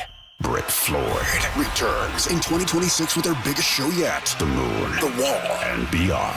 Experience the dark side of the moon, plus stunning lasers and visuals. June 6th at the Maverick Center. Tickets on sale now at Ticketmaster.com. This is Utah's best coverage of the Utes, Cougars, Jazz, and Mammoth. Here we go. From the guys who have been there for all the biggest moments in Utah sports history. You're listening to DJ and PK on 97.5, the KSL Sports Zone.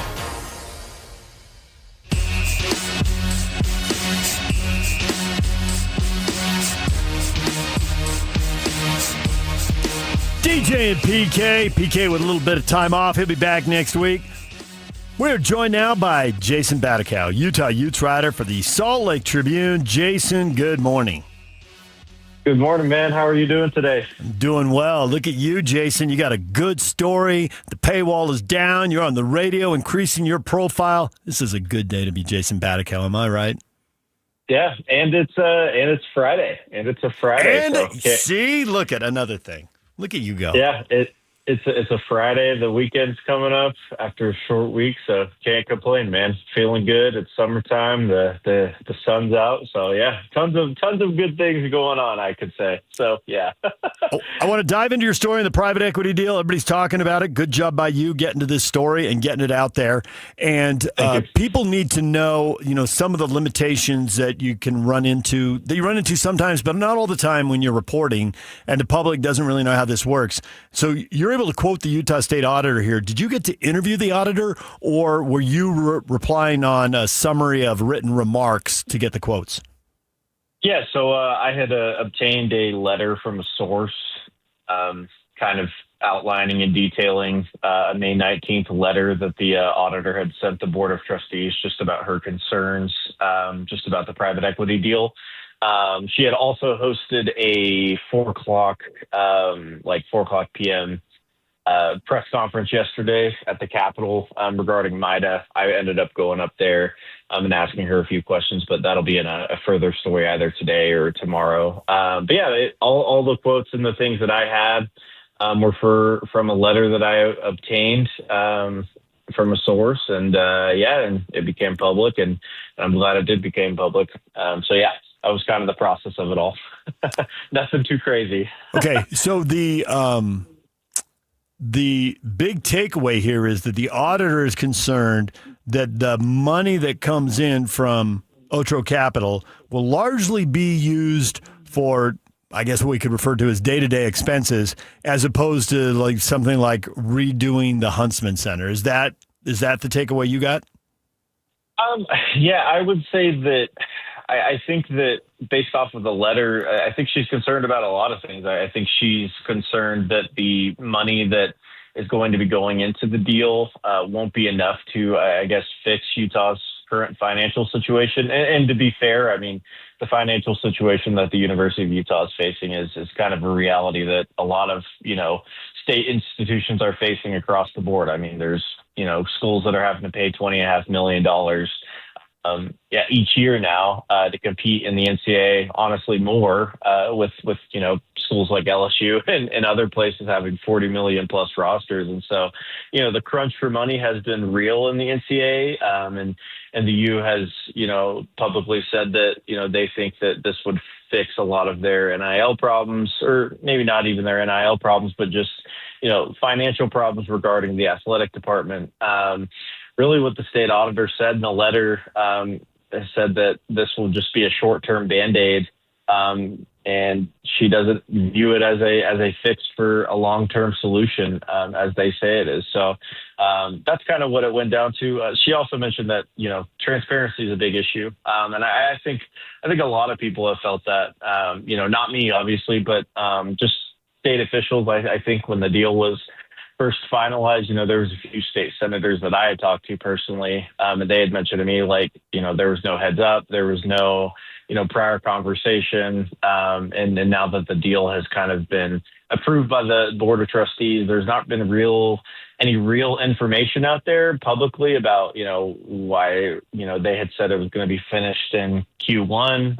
It's now been 6 months. There's been no, public information released about, what the financial totals will be, what the stake will be. And so, I think this letter is kind of the first, real public, I guess, transparency regarding an elected state official. I know Dave Checkett's kind of went on the record with, I think it was the Front Office Sports or something, and he had kind of publicly criticized the deal. But this is an elected official, and her doing it in a letter to the Board of Trustees in an oversight of several iterations of the deal that she has seen based off of what she wrote in the letter. So that's kind of the broad jibber jabber that I'm giving on it. I'm probably talking too much. No, you're doing fine. The Utah State Auditor, so they issue this. Now, what do you think what has anyone indicated to you as you talk to state senators and that, what the next steps might be as far as what impact might this have on the school president, on regents, on state legislators, and how might it affect the process of, as you say, getting this Otro deal across the finish line, which it's, kind of done, but it's not completely finished. So what kind of impact can this have? Yeah, I think it's just a push for more transparency. I think, on the University of Utah's end, like they're not going to let anything impact the deal from getting done. And maybe I'm wrong about that, but I think Utah's too far along in negotiations. They've already publicized it pretty deeply. And there's an indication that, it will go into effect on July 1, barring, any breakdowns of the negotiations, based off of what I've been told. And so, I think on the University of Utah's end, this is just a push from the state, and the state auditor for more transparency, and maybe a potential, overlooking of the deal. But I think, from the University of Utah's end, I don't think it changes much for them, honestly. I think that they have to, in the short term, get the deal done because, again, the I don't think that they can afford to financially and fiscally to, not make this deal. They need an influx of cash. The cost of running an athletic department, if you want it to be, extremely competitive as they do at the University of Utah, especially with their football program, it costs a lot of money. And that doesn't just start with the football program. It starts with women's sports.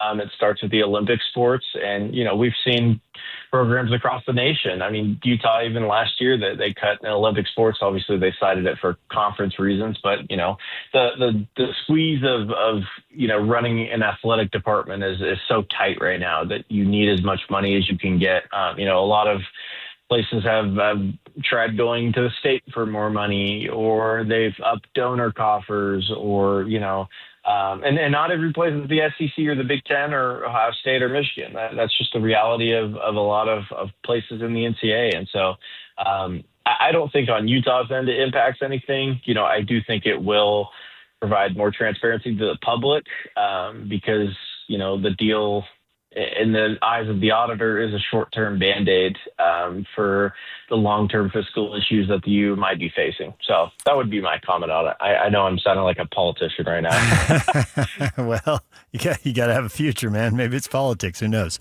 I think that as I look at it and as I talk to people, and we probably talk to some of the same people, but we also probably talk to some different people. And it doesn't matter if it's coaches, administrators, boosters, whoever might have insight into the future of Utah athletics, ex-players for that matter.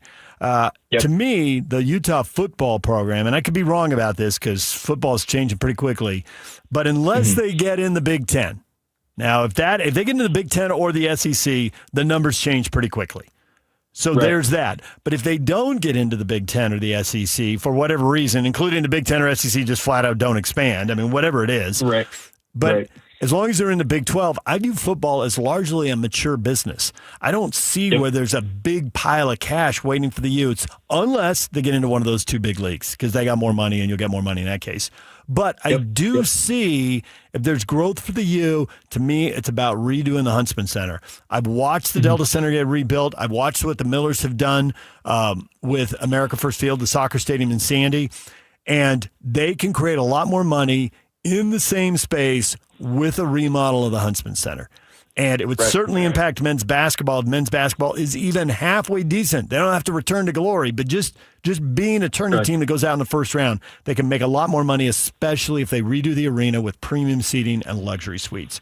Maybe it would even make a little more money for volleyball and women's basketball. But aside from that, I don't see how they could take this Otro money and grow it and turn it into more money so that they pay Otro back and so that they have more money to work with, except for they could unlock cash in the Huntsman Center. Do you see it the same way? Have you heard the same thing? Yeah, I mean, I think the university and my sources have been pretty, indicative on renovating the Huntsman Center in the near future. That's going to cost a lot of money. My bet would be most, or maybe even I don't think most of the money from the Otro Capital deal is going to go toward the Huntsman Center. I think that would come from a state bond or donors or, a pieces of such a thing. I don't think they went into this with the Otro Capital, private equity fund and were like, this is fully going to be for, the Huntsman Center. I think it's going to be servicing debt payments. I think it's going to be, helping fund revenue sharing and all of those things above.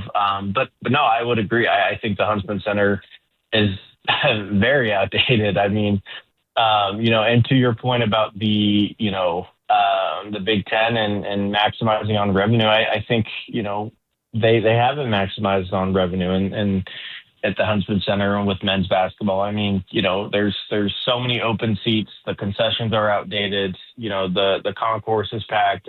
I've only seen, very few sold out games at the Huntsman Center, and I've only been here for 2 years. So, I've been here kind of in the, maybe you could say, the dark days of Utah basketball.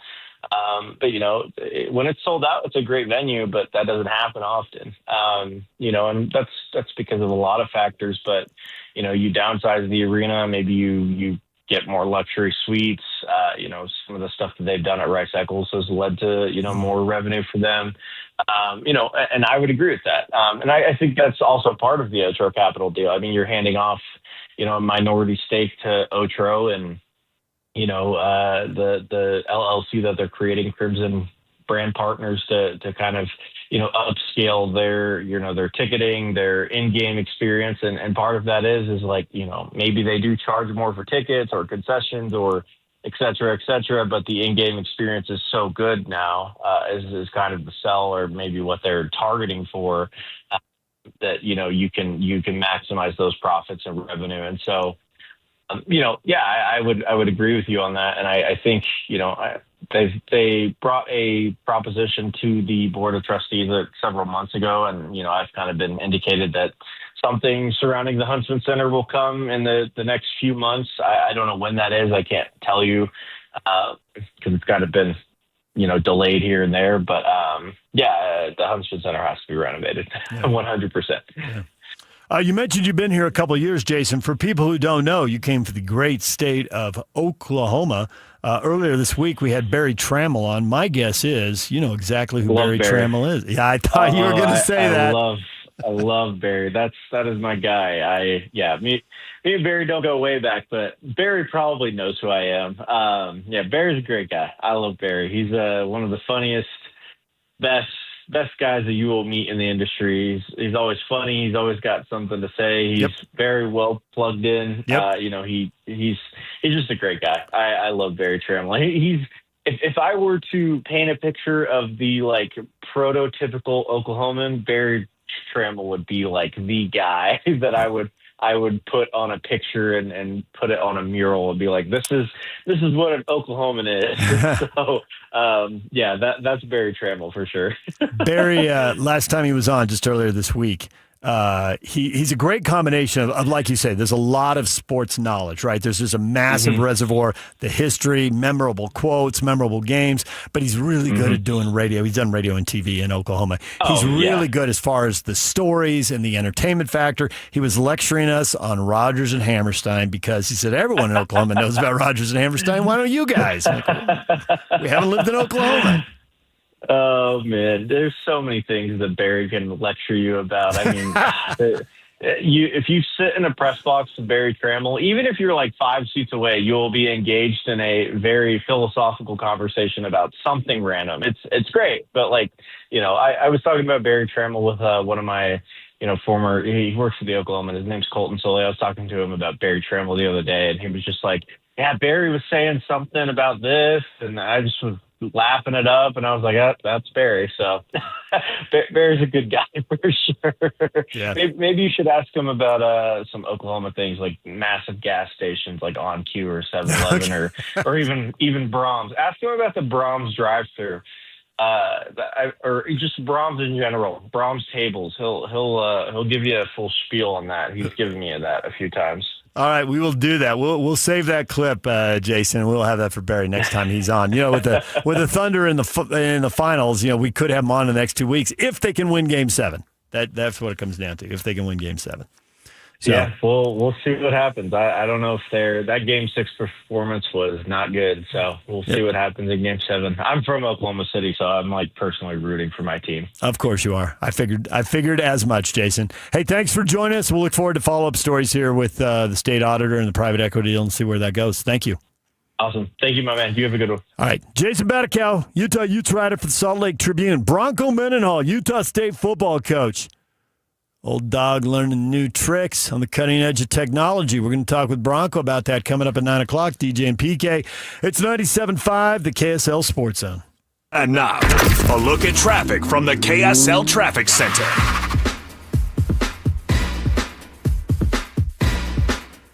Nice Friday morning commute. I-15 moving smoothly for drivers heading into downtown on the north and southbound sides right now. Do have a crash, though, on the westbound 201 freeway. Still lingering at 3200 west, so be aware of that if you're out in that area.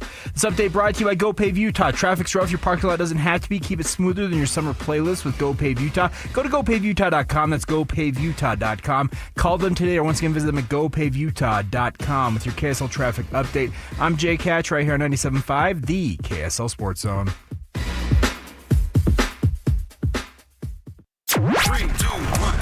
This is Scotty G and Coach Tim LeComb. Look, I remember the early days of Shaq. If your kids these days, you just only know Shaq from inside the NBA, or maybe the later years when he was hopping team to team and was a little out of shape and bigger than he needed to be. You go back and you watch those early 1, 2, 3 years when he was in Orlando, when he was svelte, and that dude, you watched him, you're like, he's changing the game. Shaq changed the game. With sheer force, and you're exactly right, there was a revolution when Shaq came, no question. And what we're seeing now is Wemby doing that. Wemby is changing the game of basketball. Not that you can replicate it, because you can't. You can't replicate Wemby, or we'd all be trying to go to the DNA, the dinosaur DNA with the old dude on the island and trying to recreate. You can't. That dude is one of one. Welcome to Jurassic Park.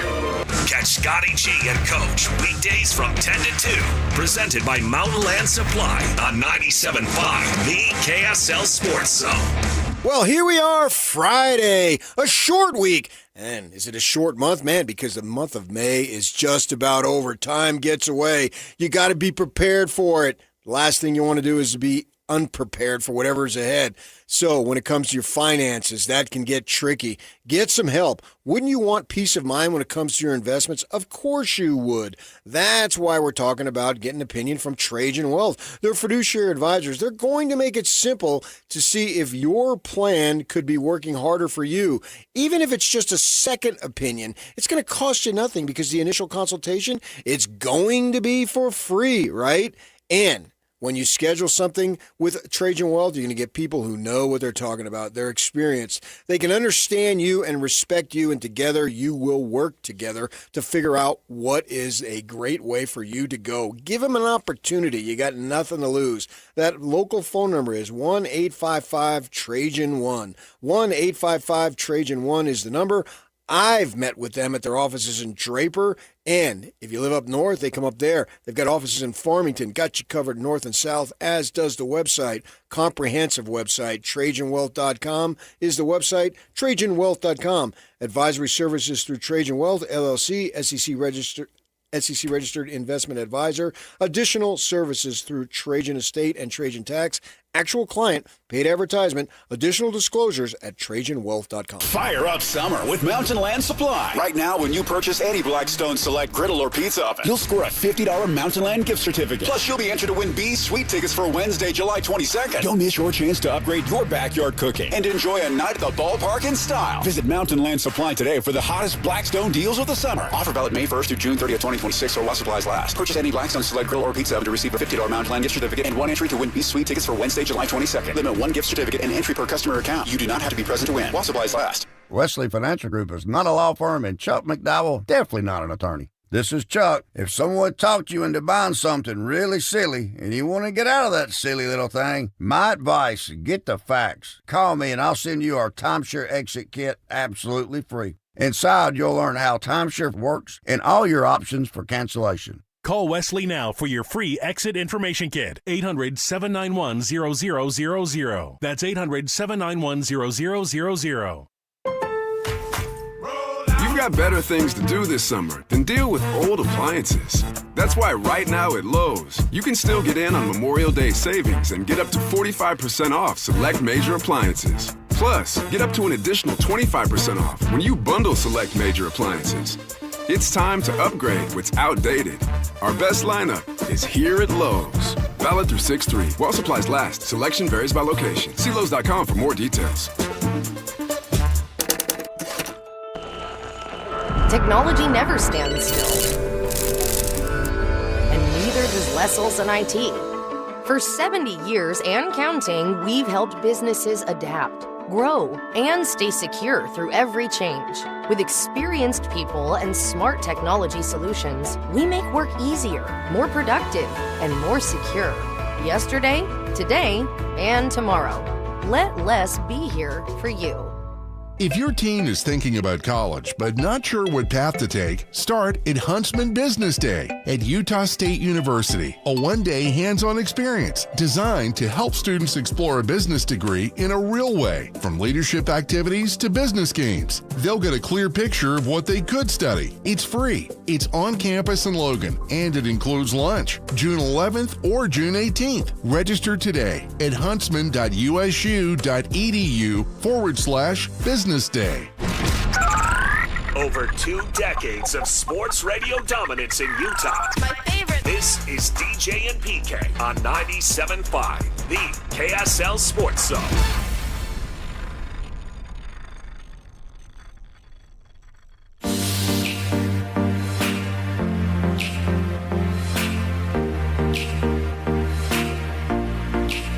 Win big on Wednesdays. The KSL Sports Zone has win tickets Wednesdays. Next week, you win tickets to see Britt Floyd at the Maverick Center.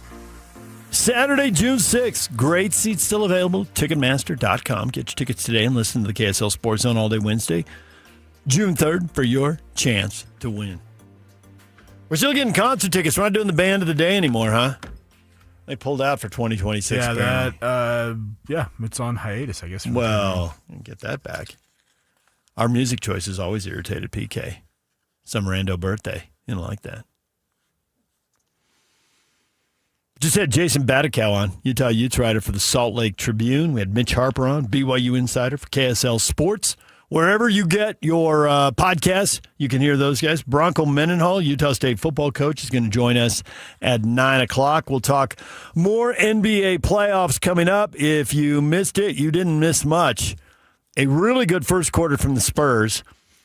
Thunder got back in the game, and then the Spurs just dropped the hammer in the third quarter and blew that thing wide open.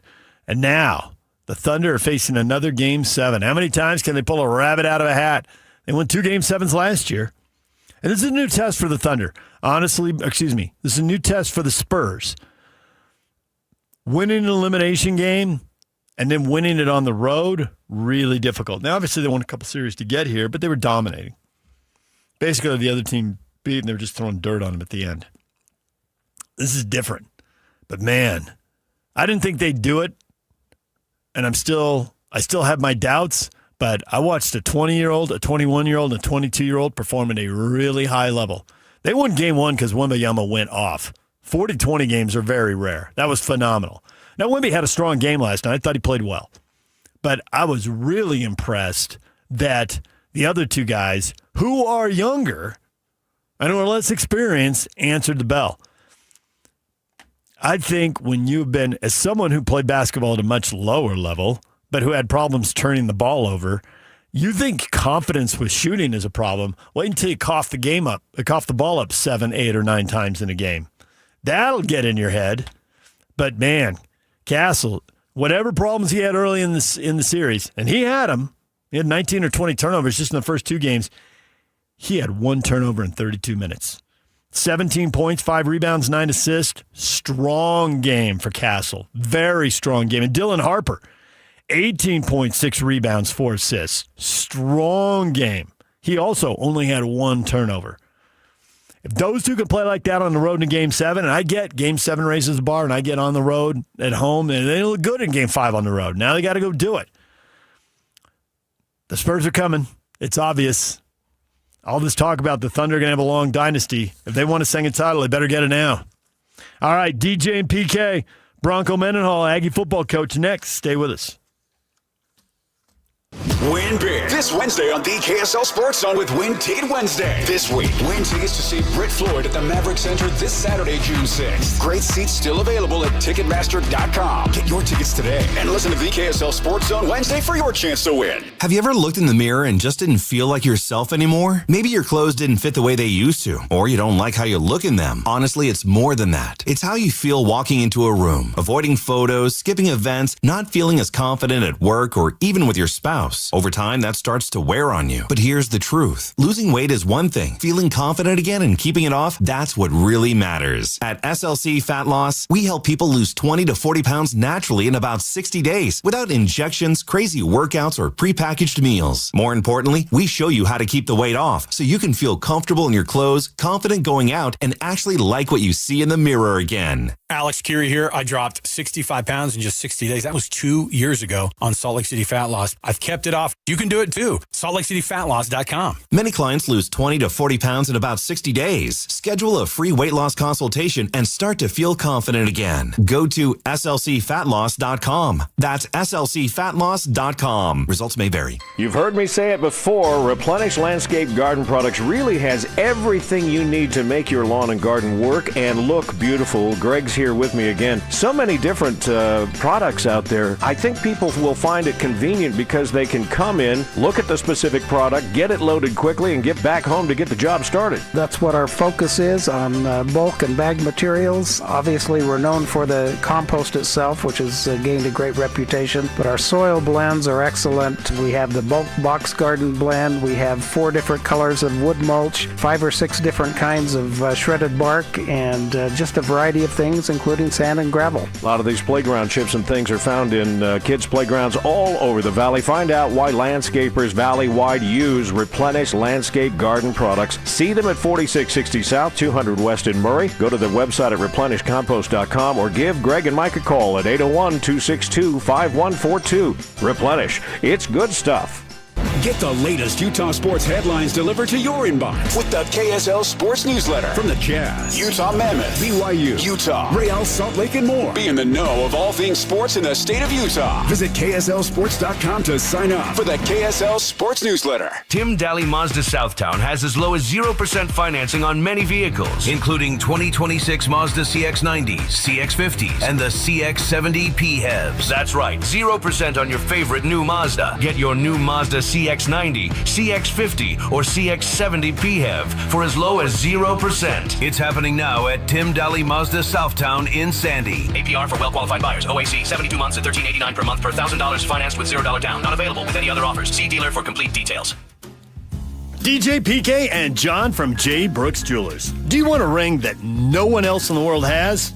Here's something you need to know. That's right, DJ. At J. Brooks Jewelers, we're a full custom jewelry house, which means that we design and create your piece start to finish right here in Utah. From the first idea you may have seen online to the very final polish, everything is done in-house by our expert team of artisans. So when you work with our custom stylists and our highly skilled artisans, there's no mass production and no middlemen, just true craftsmanship and collaboration. We'll sit down with you and talk through your vision, show you design concepts, and bring your dream piece to life with precision and care. So whether it's an engagement ring, anniversary gift, or heirloom redesign, we love creating something that tells your story. So if you can imagine it, we can make it. So come see us today at J. Brooks Jewelers in Murray or Lehigh and begin your custom journey today. J. Brooks Jewelers, your locally owned family jeweler. 97.5 KZNS FM Colville, 1280 KZNS AM Salt Lake City, and KSL FM HD2 Salt Lake City Midvale. This is 97.5, the KSL Sports Zone. Nobody brings you better coverage of the teams you're passionate about than these guys. Try some more. This is DJ and PK on 97.5, the KSL Sports Zone.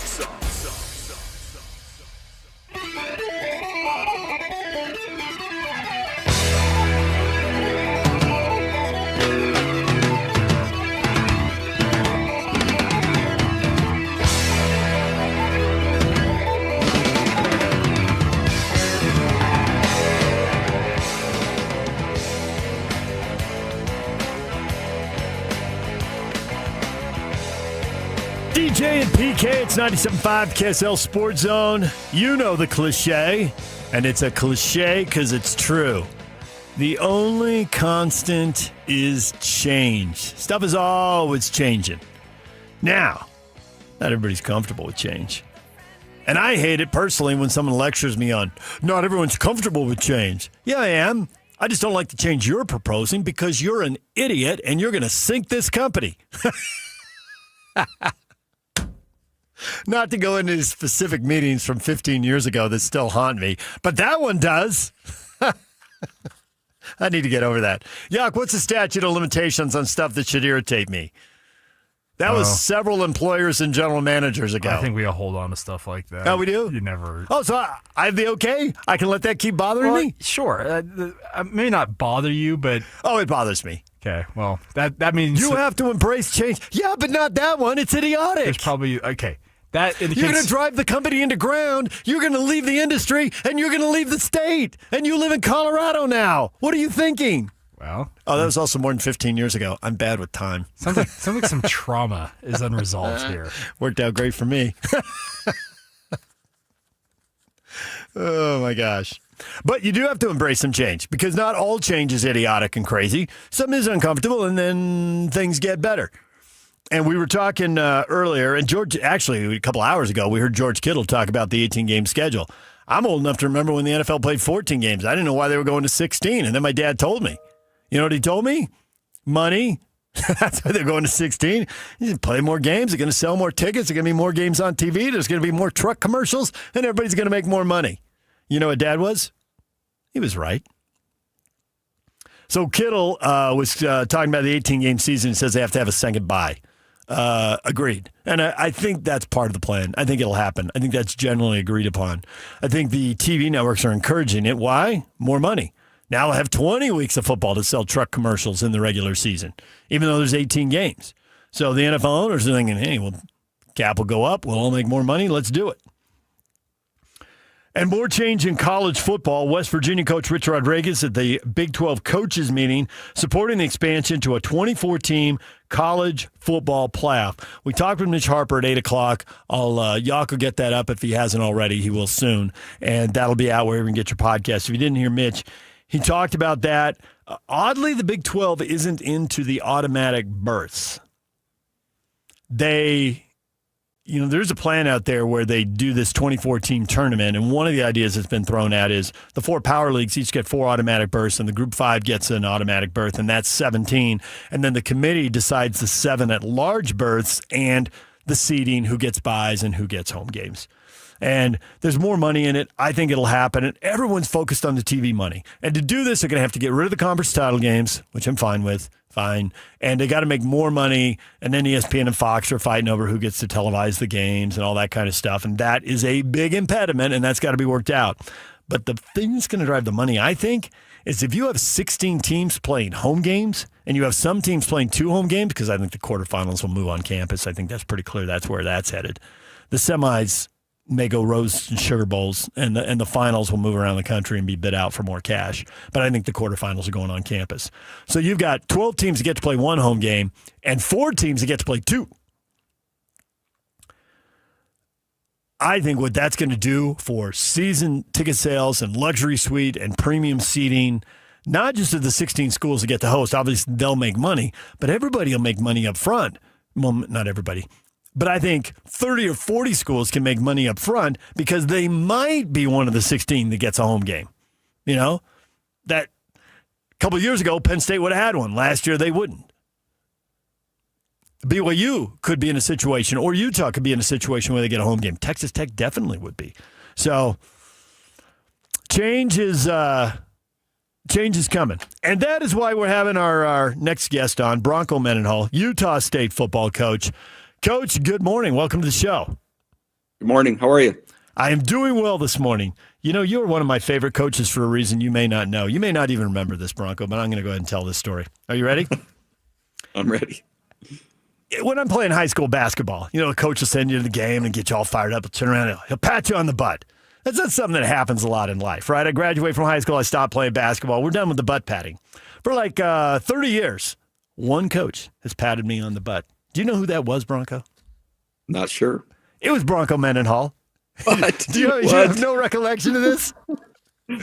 I don't. Okay, so it's because of a specific interview, and I think it's because for 2 minutes I rescued you from a mind-numbing series of questions about, I don't know, the health of some outside linebacker or something. And you do the media thing because it's part of the job, but it's not your favorite part of the job. And it's not your second favorite part of the job, but you do it because it's part of the job. So at one point you wrote a book, and The book got done. It was very close to being marketed. It was actually up on the web. Somebody found it. It got passed along to me, and someone I was working at Channel 2 at the time said, hey, you got to go down and interview Bronco about this. And you were in the indoor facility. It was late in the season. It was dark out. It was cold. And so there were the typical questions. And I asked you that, and you got like 3 questions on it. And I left to go talk to somebody else and ask them mind-numbing questions about an outside linebacker. And as I walked, you I don't know if you're trying to slap me on the back or something. I just had the feeling you were like, oh, thank goodness. 3 minutes of something borderline interesting. Thank you for saving me. So I appreciate you remembering, and man, that's great. I'll have to make a note to do that more often. No, I got to earn it. I don't want anything gratuitous, yeah, Bronco. Yes, you do. I got to earn it. Yes, you do. So I want to have you on because we're hearing so much about AI. We're hearing so much about computers. And in full disclosure, there's a guy who you probably only work with peripherally because he does more of the PR for this company, this tool Answers, that you're using. And I've known him since college radio, and he's worked for the Pac-12 and the 49ers. We've always stayed in touch. He's hilarious. Probably puts on a professional appearance around you, but that's total fraud. I'm here to tell you. He's hilarious. But he said, your boy Bronco is using his computers. And we all hear about these coaches. I grew up with Don Coryell at San Diego State, went to San Diego Chargers. I don't know if you ever met him, but you probably know the name. He and Joe Gibbs in Washington, when Joe Gibbs was winning Super Bowls, these guys are famous for sleeping in the office 3 hours a night, and they're in there working. And even 14-year-old me was like, that sounds crazy. Who would want to do that? You sound like the polar opposite of that. Does that still exist in the coaching world? Because you've gone the other way from it, and we'll get to how you're doing that here in a second. Certainly, it's still the way, and it's one of the few professions. I'm sure there are others that I don't know about, but it's one of the few professions where people brag about how many hours they work, like it is a badge of courage or a badge of honor or something that societally increases status. And I hear it from my colleagues frequently as head coaches or as staffs. My staff is working and our, so-and-so, my coordinators, they don't go home till Thursday. They sleep in their offices Tuesday and Wednesday. And I think what the message is supposed to be is how committed and how driven and how determined they are to win. And I think all those things are true. I do. But I also think there's an indictment toward inefficiency and really poor organizational design.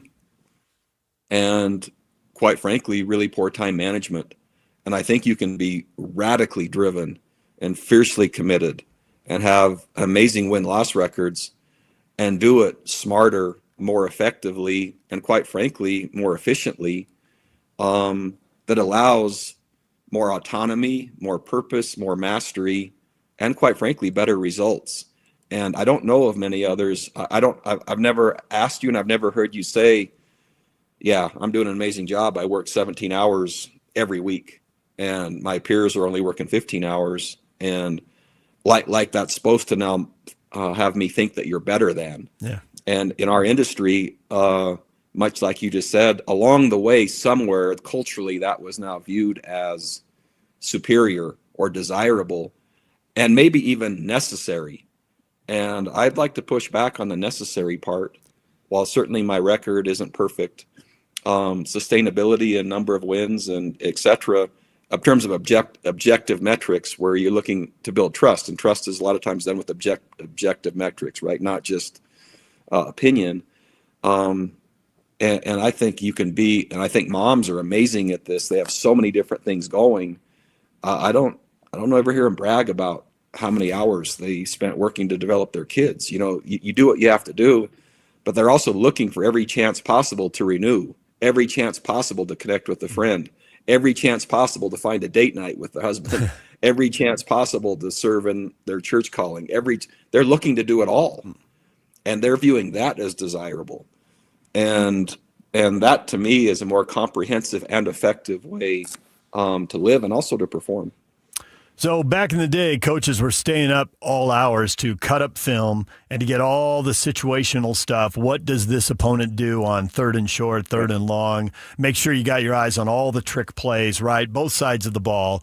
And now fast forward this computerized world. So you're using this program, Answers, and I've heard about schools turning it down. You've embraced it, and, it kind of falls into the old dog, new tricks. You might think, oh, there's some up-and-coming coach who has embraced this new computer program, but you feel like you get all the prep work done and get out of the building. Yeah, and really the goal, and I think I'd frame that is I don't want us out of the building unless our accomplishments and our framed tasks and our rhythm and cadence is exactly dialed in, and we're completely prepared within what was assigned for that day within our weekly plan, which will help us achieve our outcome. And I'm always looking for ways that speed up processes with more efficiency, more accuracy, more productivity, and more yield, right? And so that happens through the categorization of work.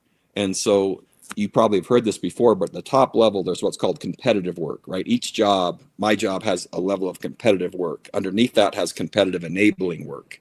Underneath that is business essential work. Really, underneath business essential, there's compliance work. The rest of it's to be eliminated. I only want to do things that make a difference in my job that work, and I don't want to do work beneath what's going to make the most difference.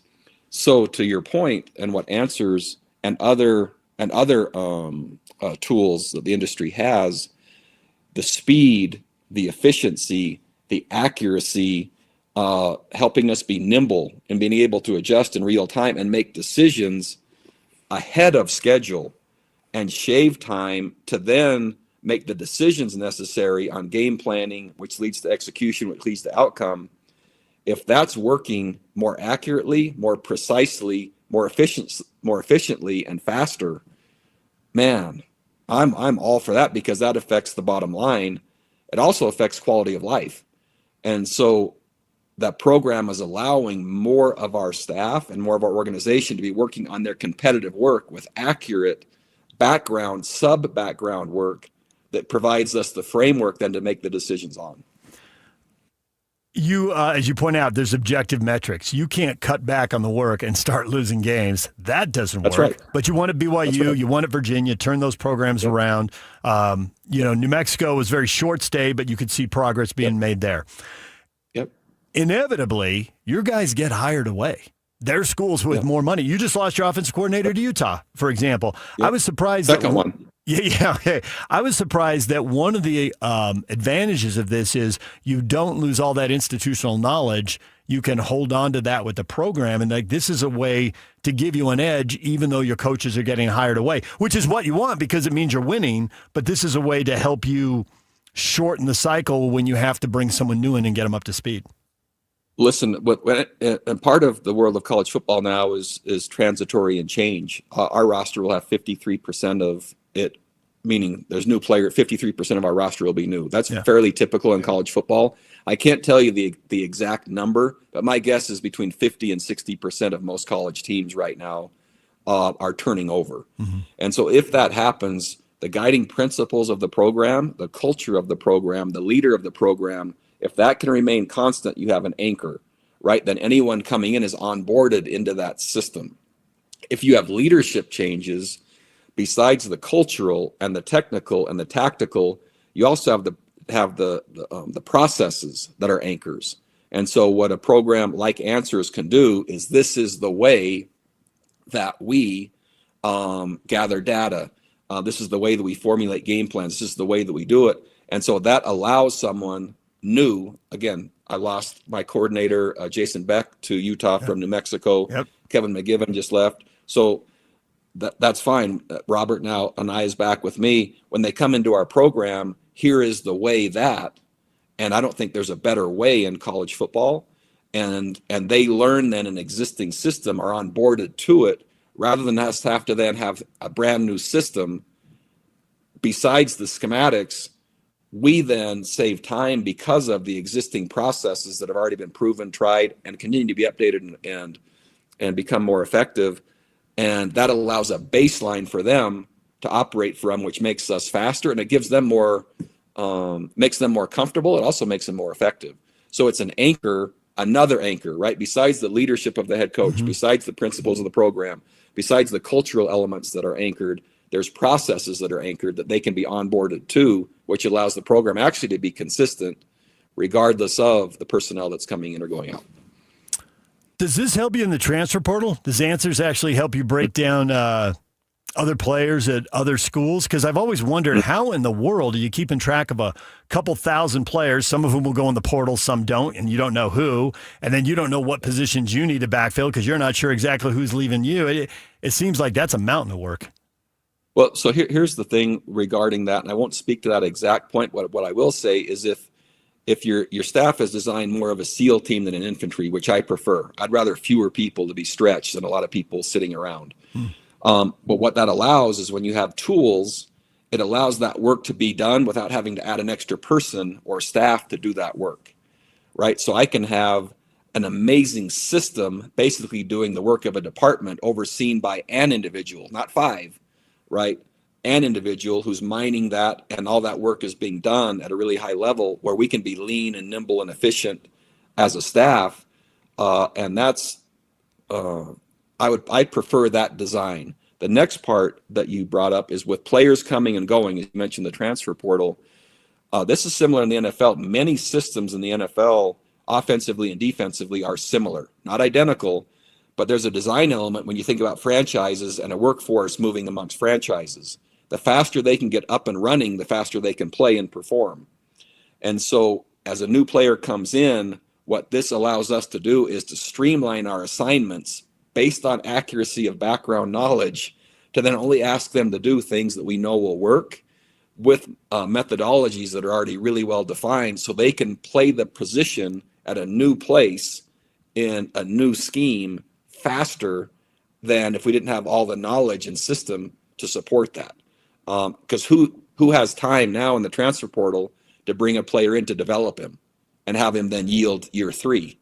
That's the exact opposite of why I use the portal. So the systems allow us to have faster onboarding and execution, which is then yield, which then is the return on investment in the portal.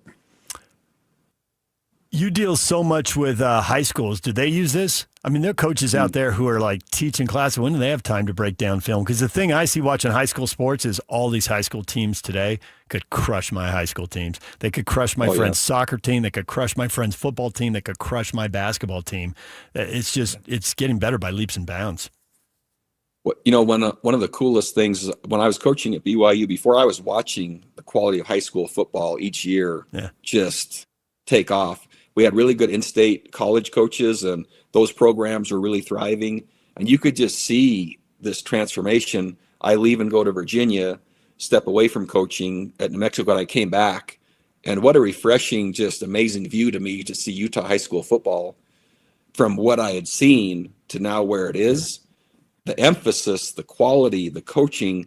But to your point, I can't tell you how many are using this particular product or products like it, but what I can say is if they're not, with teaching classes or teaching driver's ed or whatever other things, right, they have going, and right, some are not even working at the school. They have a regular job, and then they come to coach their high school team. The efficiency and the reduction of manpower with increased results, man, that's a desirable place to be. Now, I know NFL teams are, and I know college teams are. At the high school level, I'm certain there are some, whether it's this product or not, but if they're not, and if they're not, it's probably the administrations are like, man, I'm not sure the cost and et cetera. That's absorbed so quickly in terms of the maximization of the performance of the leader and the players and sustainability for that leader to do the job. It allows, a chance for the program to grow and mature. Or you can just hire more people, but they actually have jobs and other things to be doing, right? And so who then is doing all the data analytics work to make the right decisions? And so I think it's a really wise investment, especially with underfunded, under-resourced, or leaders that are really stretched thin. I am stunned. I went to high school football games a couple nights a week for a long time reporting and gathering highlights and coming back. And then I moved into a role. I was in studio more, and I could see a lot more games because so many games are streamed now. And I was watching schools like Morgan and Richfield, 3A and 4A schools, and I was blown away by how good the football was. Really. And the kids may not be big enough, and they may not be fast enough for you. Those kids may only come along. But the football's good. The football's really good. It is good, and I would use the analogy. There's amazing FCS programs. There's amazing Division II programs. You see some of the best coaches now that have had success at Division II. All they need is an opportunity to scale their organization, right? They already know how to win, and now they're given more resources. The scale changes, but they still have similar results.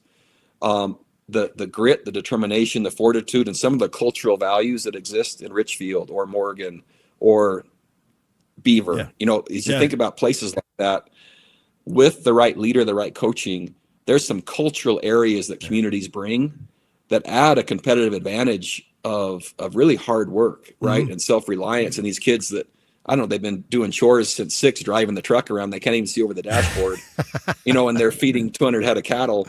And now they're given the right coach and the right resources. They become pretty formidable. And that can happen inner city as well, right? So I guess my point is what we're talking about allows the structural part of a program to bring to life the cultural part, and allows the leader to really bring that all together to have the results that the community wants, but also the administration, but also the parents and the players.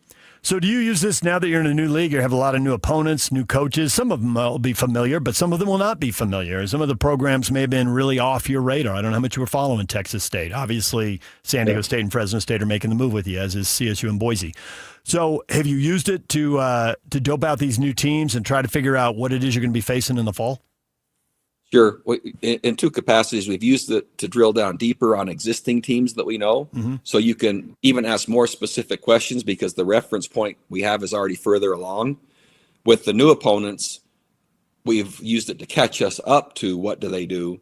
And then after contemplation, we basically assign an entire week through summer, June, and July on each new opponent. And so then we can ask questions deep enough. So we use it first to get up to speed. Then after contemplation, we use it further to then drill down deeper.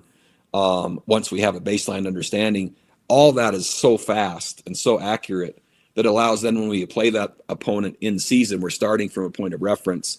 Once we've added the new data, once we've seen them play this year, that's being updated, by the way, after every play in real time. We don't have to go back and do that. That's happening while they're playing. And it's already done by the time we hit the opponent. And so, again, for someone in a program and an organization that chooses that Sunday to be off, right? We need to maximize every second of every day in the work week.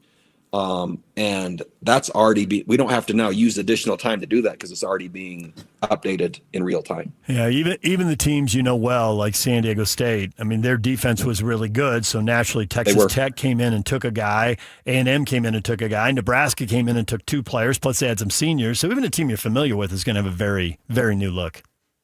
That's it, and so you hit on a really good point.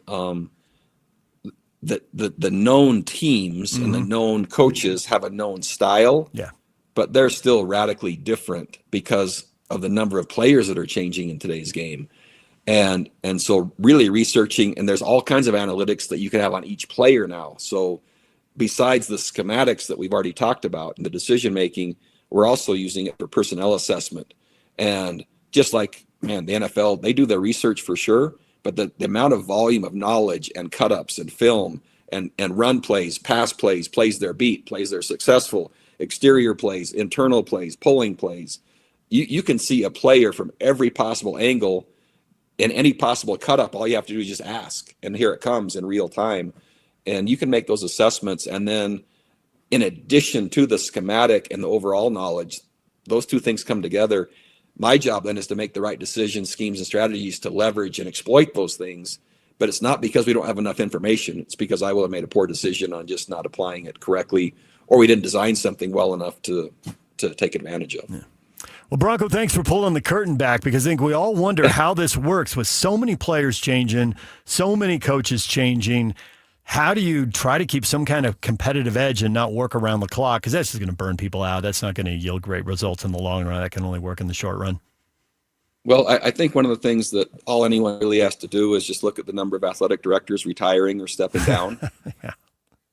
I mean, it's not hard to see what's happening, and quite frankly, to have longevity as the head coach. I'm one of the oldest now in college football. Most don't last because they're not successful enough to last. many don't last because of the way and what the lifestyle requires and the stress and all that. It just is something they either can't do any longer or choose not to do any longer, or they can't make sense of doing it. And so many in the industry, especially in today's landscape, are just saying they're questioning, can I do this any longer, and is it worth it? If any leader in any industry is at that space, resources help. That doesn't necessarily just mean more manpower. It also means the right systems. And that can allow possibly a hair more renewal, right? I didn't say weeks worth, but it can allow a hair more. Yeah. It can allow some more balance. Yeah. It can allow a bit more, and all those things add up. And the industry right now is probably, and I can't verify this, but at least at the athletic director level, might be losing more than I've ever seen in my career of the volume of turnover at that level. Yeah. I always wondered why Bob Stoops walked away. He was such a good coach, but he walked away and he's not coming back. he'll do the UFL thing in the spring, but that's a different beast. So. Easy to understand from my seat why. And there's different personalities and different principled leaders that environments have different effects on.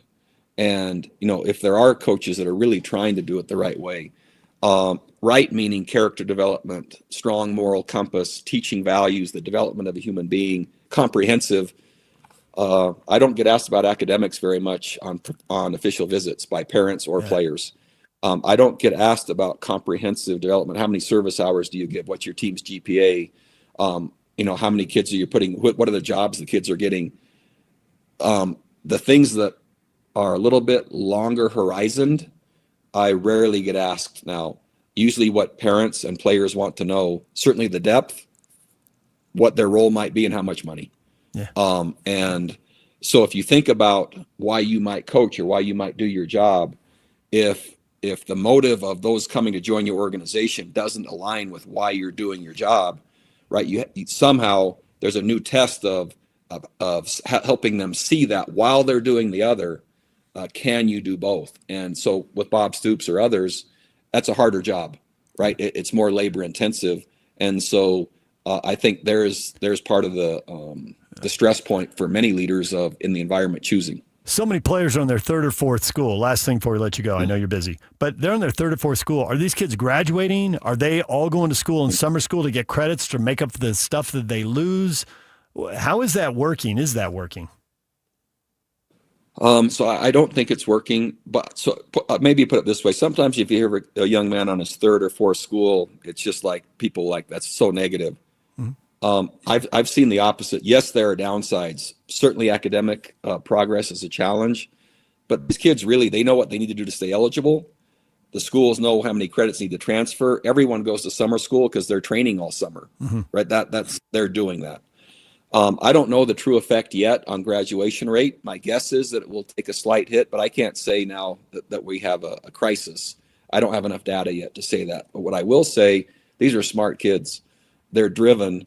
Their ability to adapt to a new place. It's like changing jobs, right? Mm-hmm. And to adapt and become embedded. So they're learning some skills about being able to be accepted and get along and perform and manage in a new environment. It's pretty stressful. And sometimes what I've already experienced, we've been a player's third or fourth school, and we were the one that finally worked. Mm-hmm. The right place with the right people, the right need at the right time, and their production just took off. And so sometimes a young man is just running from a problem, right? They haven't yet become, and they change colors and they're still the same person, same player. I have seen that too. But there are others that it's a success story. Each time they change, they are adapting and improving. And they finally end up at the place that needed them, wanted them, that they could thrive. And I can't give you the percentage again on that yet, but I have seen that work. I just had someone from another school who you may end up actually knowing, but they said that they've been tracking the transfers and that the people who transfer at the same level, like say from a Power 4 to a Power 4 school, they're not as likely to be successful. The kids who are D2 to FCS to Group of 5 to Power 4, when people are moving up the ladder, they actually have a higher success rate. That doesn't surprise you. You found the same thing? No, so I would say just the opposite. And our research says this, that each time a player transfers up, and I'll use, let's just say from the FCS level to group of 6, or let's say group of 6 to A4, or whatever terms we want to use. What we found in our data is each time a player transfers up, the number of snaps they play goes down. And that number, so for us, a starter that then moves up, and I know by the amount they're going to be paid if they're bringing them to be a starter or a backup. Right. So when a player moves up, what our research suggests is up to 85% of those players, their role diminishes and their play count goes down. And so my research has found just the opposite of what. Okay. What we found is players moving down, their role increases and their snap count goes up. And there is exceptions to both, but our research has been just the opposite. Okay. Well, I'm going to ask more coaches about that until I get to some kind of consensus. Yeah. All right. Hey, Bronco, we appreciate the time. Thanks for joining us and pulling back the curtain on how all this craziness works in the off season and how you manage this. I appreciate it a lot. Right on. Thanks a lot. Okay, there's Bronco Mendenhall, Utah State football coach. How do they do it? How do they keep track of so many players, so many opponents? Everything's changing all the time. The old dog can learn new tricks. There's the bottom line right there. All right, DJ and PK, got to take a break. When we come back, everything you missed in this show, including the NBA playoffs. We got a Game 7. We'll get to that next. Stay with us. And now, a look at traffic from the KSL Traffic Center. Got a new accident southbound I-15 in Springville at 1400 North, over on the right side of the freeway. Be aware of that. Be aware of that if you're going through that area. Despite that, otherwise good drives heading in to Salt Lake City from either Utah County or from up north in Davis or Weber County. The Utes Stampede Rodeo and Extreme Bowls are back. Save the dates, July 8th through the 11th. Tickets are going fast. Don't miss out. Go to UtesStampedeRodeo.com. That's UtesStampedeRodeo.com. With your KSL traffic update, I'm Jake Hatch right here on 97.5, the KSL Sports Zone.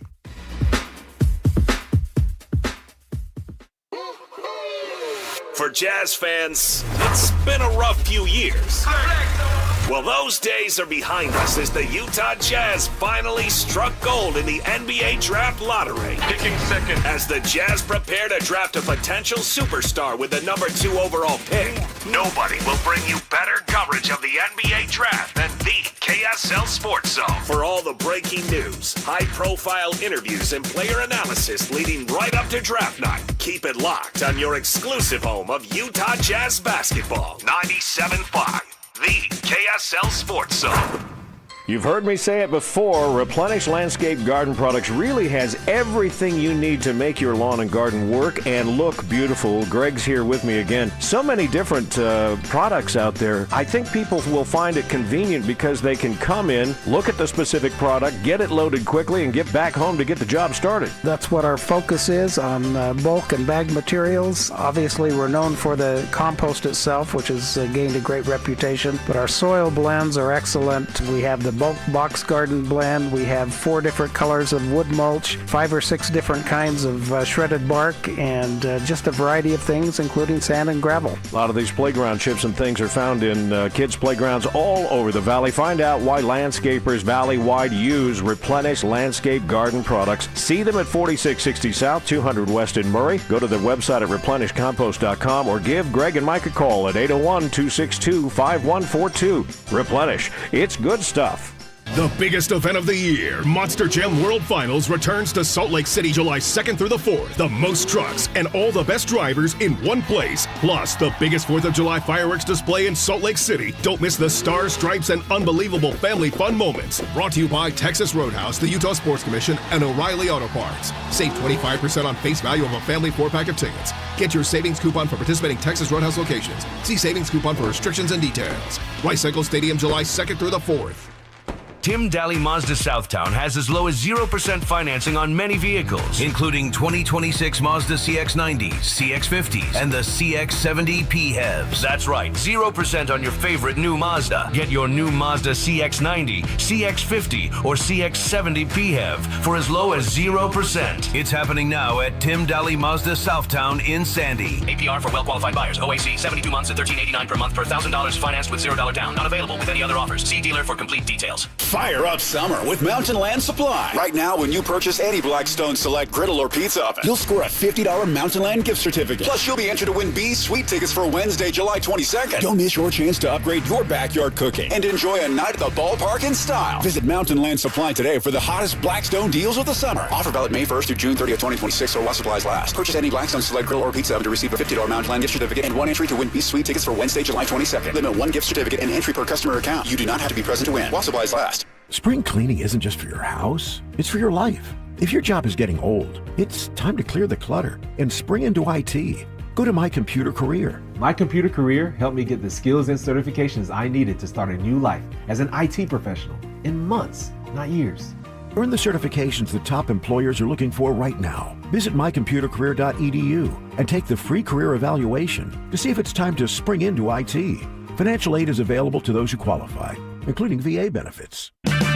Power your drive with Mobil 1 Motor Oil. Buy 5 quarts, get $15 back, and score a fast and furious prize after rebate at O'Reilly Auto Parts.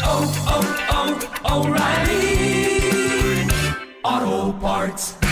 Support comes from Amazon Business. Unlock smart business buying with fast, free delivery on millions of items and practical AI innovations that automate repetitive tasks so you can make smarter decisions faster. Learn more at amazonbusiness.com. Hey, this is Chris with JCW's. Drop in for one of our delicious gourmet burgers made with 100% choice Grand Chuck. We're in Lehigh, American Fork, Provo, South Jordan, and Harriman. JCW's, quality and a lot of it. For all of you, less motivated listeners, it's time for your 9 o'clock. Where the heck have you been headlines? Where you at? With DJ and PK on 97.5, the KSL Sports Zone.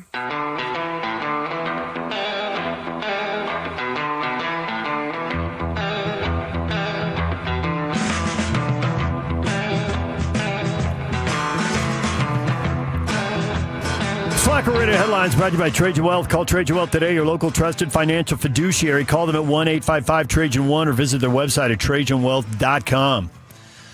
A story we didn't talk about earlier this morning. Should have gotten to it. I got too carried away with the 49ers. Should have talked about the Rams and Puka Nacua. He said he is, quote, grateful for the support from the Rams after a civil lawsuit was filed against him in March. Nacua declined to address specifics of the lawsuit. Not surprising. It's ongoing.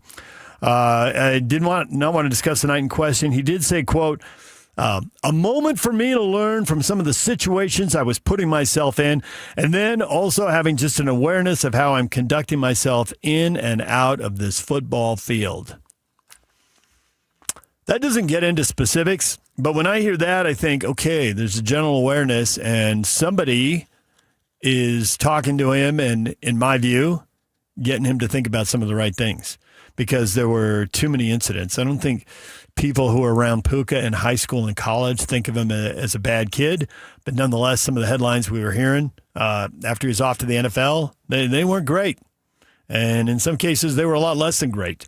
So that he's considering the situations he's putting himself in and how he's conducting himself in and out of the football field, those seem to be good questions, good thoughts for him to have, and a good general awareness. Maybe he'll put himself in some better situations in the future, and he won't have to deal with any of these headlines. And as far as the lawsuit, well, he didn't get into specifics, but it's ongoing, so that'll go where it'll go, and we'll hear about that later.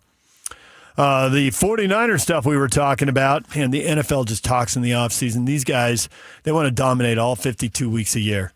And honestly, I think they look at what soccer is in England, where there is no second, third, or fourth best sport. It's like the second, third, and fourth best soccer leagues are the next most important sports. They want that here. We've always had kind of this equality. It's like I'm seeing the things now, like the NFL makes so much money. They're basically making as much money as the NBA. Not quite, but almost as much money as the NBA and Major League Baseball combined. That is staggering because the NBA and Major League Baseball aren't exactly short on money. They are not exactly short on cash. But the NFL is just a beast. And they have their guys out there. They probably don't want to do media either, but we got a hockey coach losing a draft pick because he doesn't want to talk after a playoff win. We got an NBA star doesn't want to talk after a playoff loss. What are we doing here, guys? What are you doing to your sports? Hey, maybe you got enough. Maybe it's fine. Maybe that's just the way you want to run things. But George Kittle on the 18-game NFL regular season, he liked 16, but he gets it's more money. He just wants 2 bye weeks, and he makes the excellent point. How beat up do you want your best teams when you get to the playoffs? Like, there's diminishing returns here. But it seems like 18 is inevitable. I think the second bye week is inevitable. I think the end of the season, the Super Bowl is going to move to President's Day weekend, which people in the East have always wanted. The game will probably move later at night because now people don't have to get up and go to work and go to school the next day. So that'll be more money for the NFL. So I think that happens, and it moves up a week at the start of the season. And I expect the college football season will move up a week so that they can have a week to themselves. Will it move up 2 weeks? I think not, but follow the money. Never say never. Nick Bosa says he's pretty far along from his recovering from his torn ACL. He thinks he'll be cleared to participate in camp and be ready for the season. And Christian McCaffrey, accustomed to questions about his workload, 413 touches last season. He's turning 30, and he says it's all about handling that during the week. Game on. That's what you're there for. Game on. Everything else can be addressed during the week as far as lightening a workload and getting his body ready to play. I do think the Niners are getting older. I know those are your guys, Yock, but I think you're aware too. This is an older team. They not only does everyone age a year, but they haven't been drafting great. Those guys haven't really been breaking into the lineup in real numbers, and they had free agents. I couldn't be more impressed with Mike Evans. I've never understood why he isn't a 2,000-yard receiver. He literally seems to catch everything you throw to him, and he's always open when you throw him the ball. Even Tom Brady, I was like, Brady, throw Evans the ball more. Great signing, but Evans is getting older too. And wide receiver is a hard position to play as you get older. Well, and you're right. The roster is, we'll call it veteran for the San Francisco That's the most positive thing you can say. And with the Rams and Seahawks in the division, I can see them making the playoffs. It's hard to see much of a way forward once they do. Yeah, the window here is quite small for them if they're going to navigate it. But you're right, I got Christian McCaffrey. If you get Nick Bosa back, these guys know the timeline. It's now. It's now. It's when I was a kid, There was a guy named George Allen coaching in Washington, and he used to say the future is now. And he would trade away draft picks and bring in veterans. He's trying to win now. Well, that's kind of what the Rams have been doing. Because they got a quarterback who's got a year or two left. But your point is well taken. The future is now. The future is right now for the San Antonio Spurs. The team of the future has forced a Game 7. The Thunder, who are going to have a dynasty. Who's going to stop them?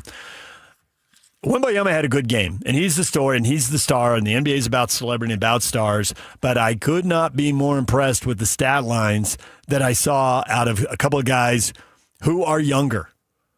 Well done, Dylan Harper. Excellent. That was the game they had to have out of you, and they got it. And well done, I thought Stephen Castle. He was... That dude was coughing the ball up 9, 10, 11 times a game early in this series, and it was costing his team. He had 1 turnover in 32 minutes, and he wasn't hiding from the game. 17 points, 5 rebounds, 9 assists. He's right in the middle of everything. That stat line, and the free throws, come on, how many big free throws have you seen missed in big NBA games? Now, this game did get out of hand, which takes some of the pressure off the free throws, but nonetheless, all you can do is make the ones that you get. And Castle and Harper combined to go 11 of 12. Castle missed 1. He was 7 of 8, but Harper was 4 of 4. There was an advantage in rebounding for Oklahoma City. They didn't have that in Game 5. They turned that around. There was an advantage in free throws. They didn't have that in Game 5. They turned it around at home in Game 6. Not surprising. The home team would get more free throws. It was 25-12. I think the Spurs were minus 7 or 8 at the free throw line in attempts in Game 5. So we'll see how Game 7 is refereed. That's obviously a part of it. The Thunder have been really good in Game 7. They have to mess one up at some point, don't they?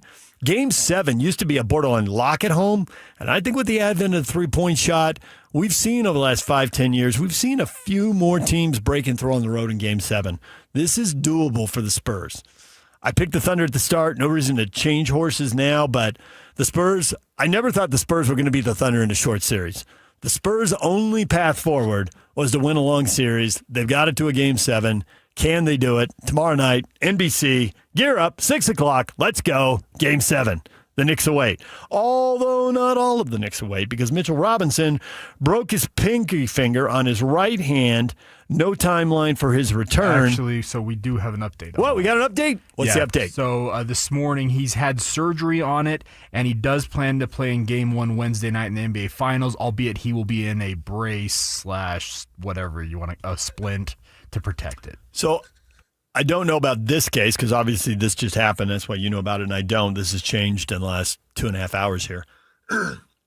But with the pinky, can they brace it and put it next to the ring finger? Buddy tape it. Yeah, buddy tape, buddy brace, whatever. I think the term they use is a brace. Now, brace can be across a number of different methods. Well, put the brace on and tape the other finger next to the brace. So the pinky, it's not the index finger, but it's not nothing either. Yeah, so they're planning on him playing game 1. And then if you get hit on it, I mean, you can plan to play in it, but 5 minutes in, can you still go? It's a pain threshold thing at that point in some cases. And they can numb it, but then when your hand is numb, can you catch the ball, right? It's all the stuff that works in football doesn't automatically work in basketball, you know? If a linebacker drops an interception, that's too bad, but he can still do a lot of stuff. If Mitchell Robinson can't catch the ball, that's a lot of turnovers. We had Mitch Harper on from the Big 12 meetings. A lot of stuff. Mitch covers BYU, but a lot of what he said was league-wide info, so it appeals to you Ute fans, too. I know you probably typically aren't clicking on his stuff, but I think in this case you could. He was talking about 10-game conference seasons instead of 9. He was talking about working on the TV deal. He was talking about the league's attitude towards the 2014 playoff, the basketball going to 20 games. A lot of it was league-type stuff today. Good stuff from him in Frisco, Texas at the league meetings. Get that wherever you get your podcasts. Bronco Mendenhall just on, talking about the offseason, Bronco computerizing everything. Old dog, new tricks. Got to keep up in a world in college football where everything is changing very, very quickly. Wherever you get your podcasts, you can listen to all those interviews. DJ and PK, Jason Batikow on the Utes and the Otro Capital deal and the state auditor saying there's some potholes in this road right here. If you haven't seen that story, I've got it up on my Facebook page at David DJ James. I think it's up on the DJ and PK page too. So check it out there. And the paywall's down on the Trib now, so a lot easier if you haven't been reading it. A lot easier to read that story. All right, your feedback coming up next. Stay with us. And it's all over almost here. Don't go nowhere. Turn it up. Let's go. It's a new era for sports radio in Utah. This is the all-new KSL Sports Zone. As always, DJ and PK kick off your mornings from 6 to 10. Then introducing the newest addition to the KSL Sports Zone. The coach, Tim Lacombe, joins Scotty G every day from 10 to 2. And as you wrap up your day, Jake Scott and Ben Anderson are there with the best sports talk in Utah from 2 to 6.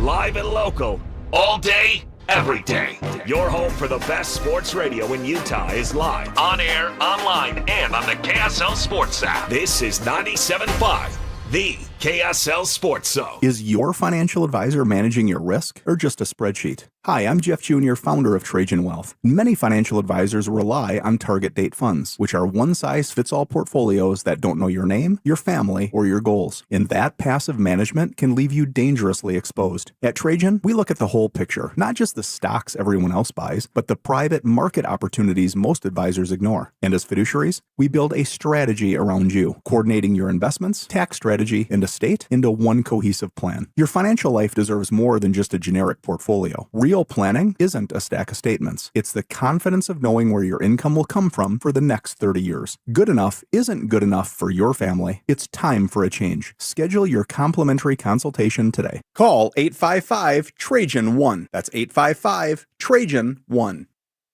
Advisory services through Trajan Wealth, LLC, an SEC registered investment advisor. Private equity investments require accreditation. Other services through Trajan Estate and Trajan Tax. Additional disclosures at TrajanWealth.com. Tim Jr. here from RGS Exteriors. And let's face it, it's time to update the look of your home's exterior. When was that thing built? In the 50s, 70s, 90s, the 2000s? Well, it's looking like it. Faded siding, drafty windows, leaky gutters. It's time to take action now. RGS Exteriors has been taking Utah homes from drab to fab for over 5 generations. We only use the highest quality materials like James Hardy siding and gutter topper gutter covers. You will be blown away by how much different and better and awesome your house can look. Your neighbors will be jealous, your home value will go up, and most of all, you're going to love it. Everything we do comes with our industry-leading 10-year everything guarantee, so you can sleep like a baby, knowing if anything goes wrong, you're 100% covered. For a free estimate on your gutters, windows, siding, or anything on your outside of your home, call RGS Exteriors at 801-280-3110 or visit us at rgsexteriorsutah.com. That's rgsexteriorsutah.com. Hi, this is Derek Overstreet, president of the New Millennium Group and co-host of Stop Working, Start Living with KSL News Radio. Can you imagine what your life would be like if you could retire 3 to 5 years earlier than you thought possible? The things you could do, the loved ones you could spend time with, the memories that you could create. That's what our team at the New Millennium Group does. We'll walk you through the entire process every step of the way. If you'd like to get a copy of the 5-step proprietary plan that will help you retire 3 to 5 years sooner than you thought possible, give us a shout right now. 888-999-6370. That's 888-999-6370 or utahsfinancialplanner.com. Listen, most of our listeners right now have a tax problem, not a money problem. There's not enough money in Social Security Medicare as it is. Let us show you how you can significantly reduce your taxes. That's 888-999-6370, 888-999-6370 or utahsfinancialplanner.com.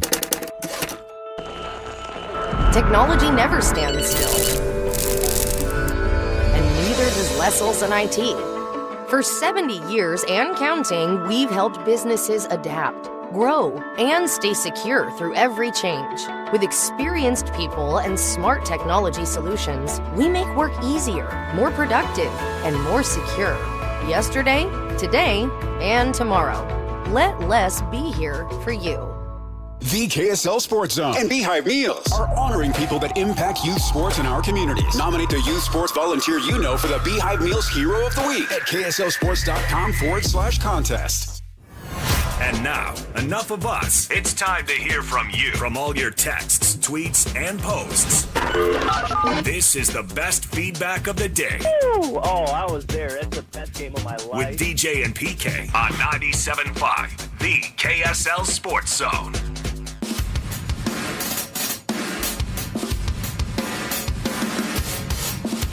Can you read my thoughts? I'm not sure what I said. I feel dumb and DJ and PK, it is time for your feedback. All the stuff you have to say about today's show. Weigh in. What do you got?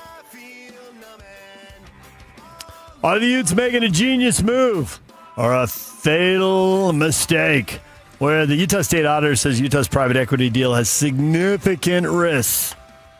We had Jason Batikow on from the Salt Lake Tribune. He wrote the story. He got the quotes. He said there's some follow-up stories coming.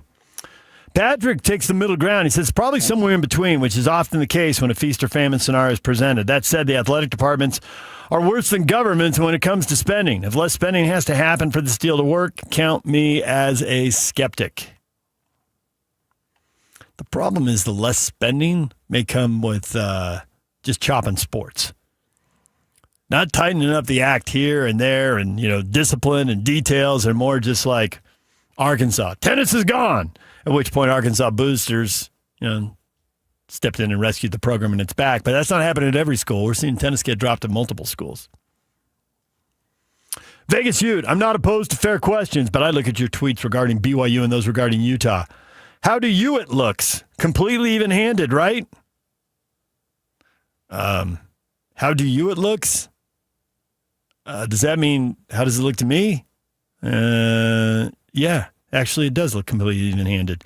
Vegas Ute, this is the same stuff I heard from Cougar fans about 4 years ago, 3-4 years ago when BYU was 5-7 and Utah was going to the Rose Bowl. Cougar fans, your questions aren't fair. You follow the headlines. The state auditor issued a report. You don't like the questions? I don't know what to tell you. I didn't cut the outro deal, and I didn't write the state auditor report. I got questions. I haven't even read the state auditor report. That's what we had on the guy who had read it and wrote the story. I assume the Utes will get it together and win games, and then we'll have a bunch of positive questions about the Utes. But today, it is what it is. The anonymous quote with BYU, was what it was. That's what somebody was saying about BYU and why we're talking about them all positively. We got a little swamp today. I just saw, and the stuff's getting released over time. I don't know when you saw it, Yak, but during the interview with Bronco, I saw the anonymous quote about the Utes. Did you see it? So here's the thing. These anonymous quotes, they've come from Athlon Sports. And they're letting them trickle out. And they've actually, but the funny thing is, they're trickling out, but they also made a bulk release of them like a week and a half ago, I found out. And that one somehow escaped notice. I guess. Didn't go viral. We didn't catch on. Happy that Whittingham is gone. Happy that guy's out of here. Yeah, no, that one was in this. Couldn't find a way to kick that guy's butt. Glad he went to Michigan. Yeah, there's a whole piece where they put all the Big 12 quotes together, and that was so. I don't know how we missed it, but yeah. So Jason, yeah, it's a good point though. Jason Badakow came on, and he's from Oklahoma, and he just loved the fact that we have Barry Trammell on. He loves the fact that we love Barry Trammell and we have him on.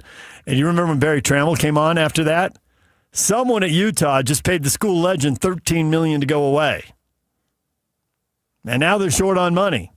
And he's going to get a statue one day. He is. They're going to do something one day.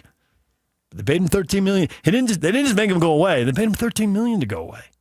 Barry went nuts on that. Jack, I don't like it. The same people wanted to demo the Huntsman, now doing this. It tells me they have bad judgment. Jack does not like the Otro Capital deal. And the Huntsman, to be fair, okay, I didn't like to talk about demoing either. So I'm with you there, Jack. But when you're going to make a decision that big, that costs that much money, I am definitely up for examining all of the alternatives. Now, it does sound like due to money, they've settled on refurbishing Huntsman rather than building something new. So I can't really crack on them for examining all the alternatives because you want people to do their homework. And then they pick the one that I think was the best one all along. I get the process frustrated you because at some point you thought they were going to go in the wrong direction, but they ended up going in the right direction. After considering multiple possibilities, I can't say that's a horrible idea. And I think there's a lot of money to be made in the Huntsman Center if the team can just be NCAA caliber. They don't have to be Houston, Arizona, going to Final Fours like they did when Alex played in 98. Just winning 20 games and getting in the NCAA tournament, combined with a refurbished arena that has space for people to eat before games, because I am seeing people at Jazz games, at Mammoth games, and at RSL games paying top dollar and really moving the needle financially for the club. If the Utes can get that in the Huntsman Center, and I think they've already got it at Rice-Eccles, and I think BYU's got it at LaBelle Edwards Stadium. I don't think our local college basketball teams have that. I don't know, what are they doing for BYU basketball? Do they have space adjacent to the Marriott Center? Have they figured out a way to do that? They need to find something. Yeah, they do, because there's money in that. I don't think the college basketball teams have maximized that yet. BYU, the crazy thing is their basketball tickets went faster than their football tickets did a season ago. Well, there's fewer of them, and there's a tremendous amount of correct. hype. But which, even though they didn't get the results in the NCAA tournament or in the standings, the games and what the star player delivered did match the hype. So the people got the entertainment value. They didn't get the W's. But they'll pay more when there's dinner before the game in some private club. Hello. They will.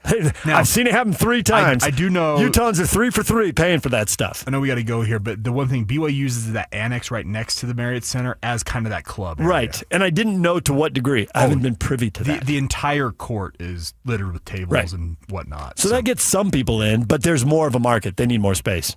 All right, DJ and PK coming up next. Scotty G returns, and the coach, Tim Lacombe. Stay with us.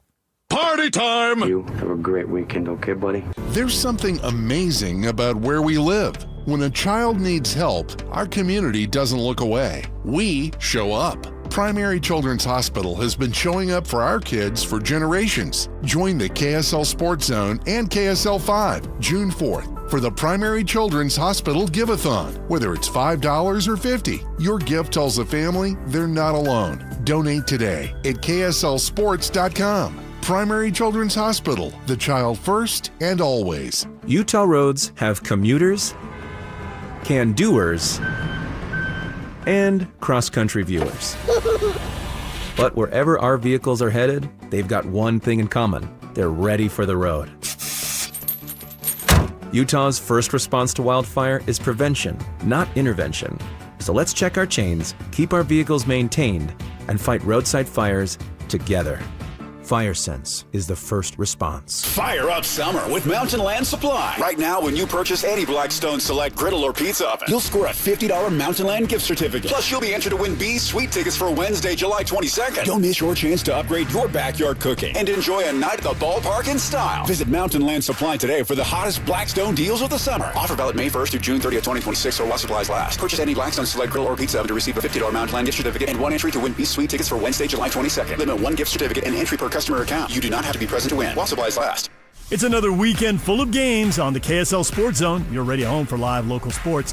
Tonight, the Salt Lake Bees play Round Rock at 6 o'clock. Listen to Tony Parks on the call on 1280 The Zone. And tomorrow, the Utah Royals are in Portland to play the Thorns at 5 o'clock on 97.5 The Zone. The Bees in Round Rock will play at 5 o'clock on 1280 The Zone. And then the Bees in Round Rock wrap up their series Sunday at noon on 1280 The Zone. If you want to introduce your company's business to Utah sports fans, email Stephanie Palmer at spalmer@ksl.com.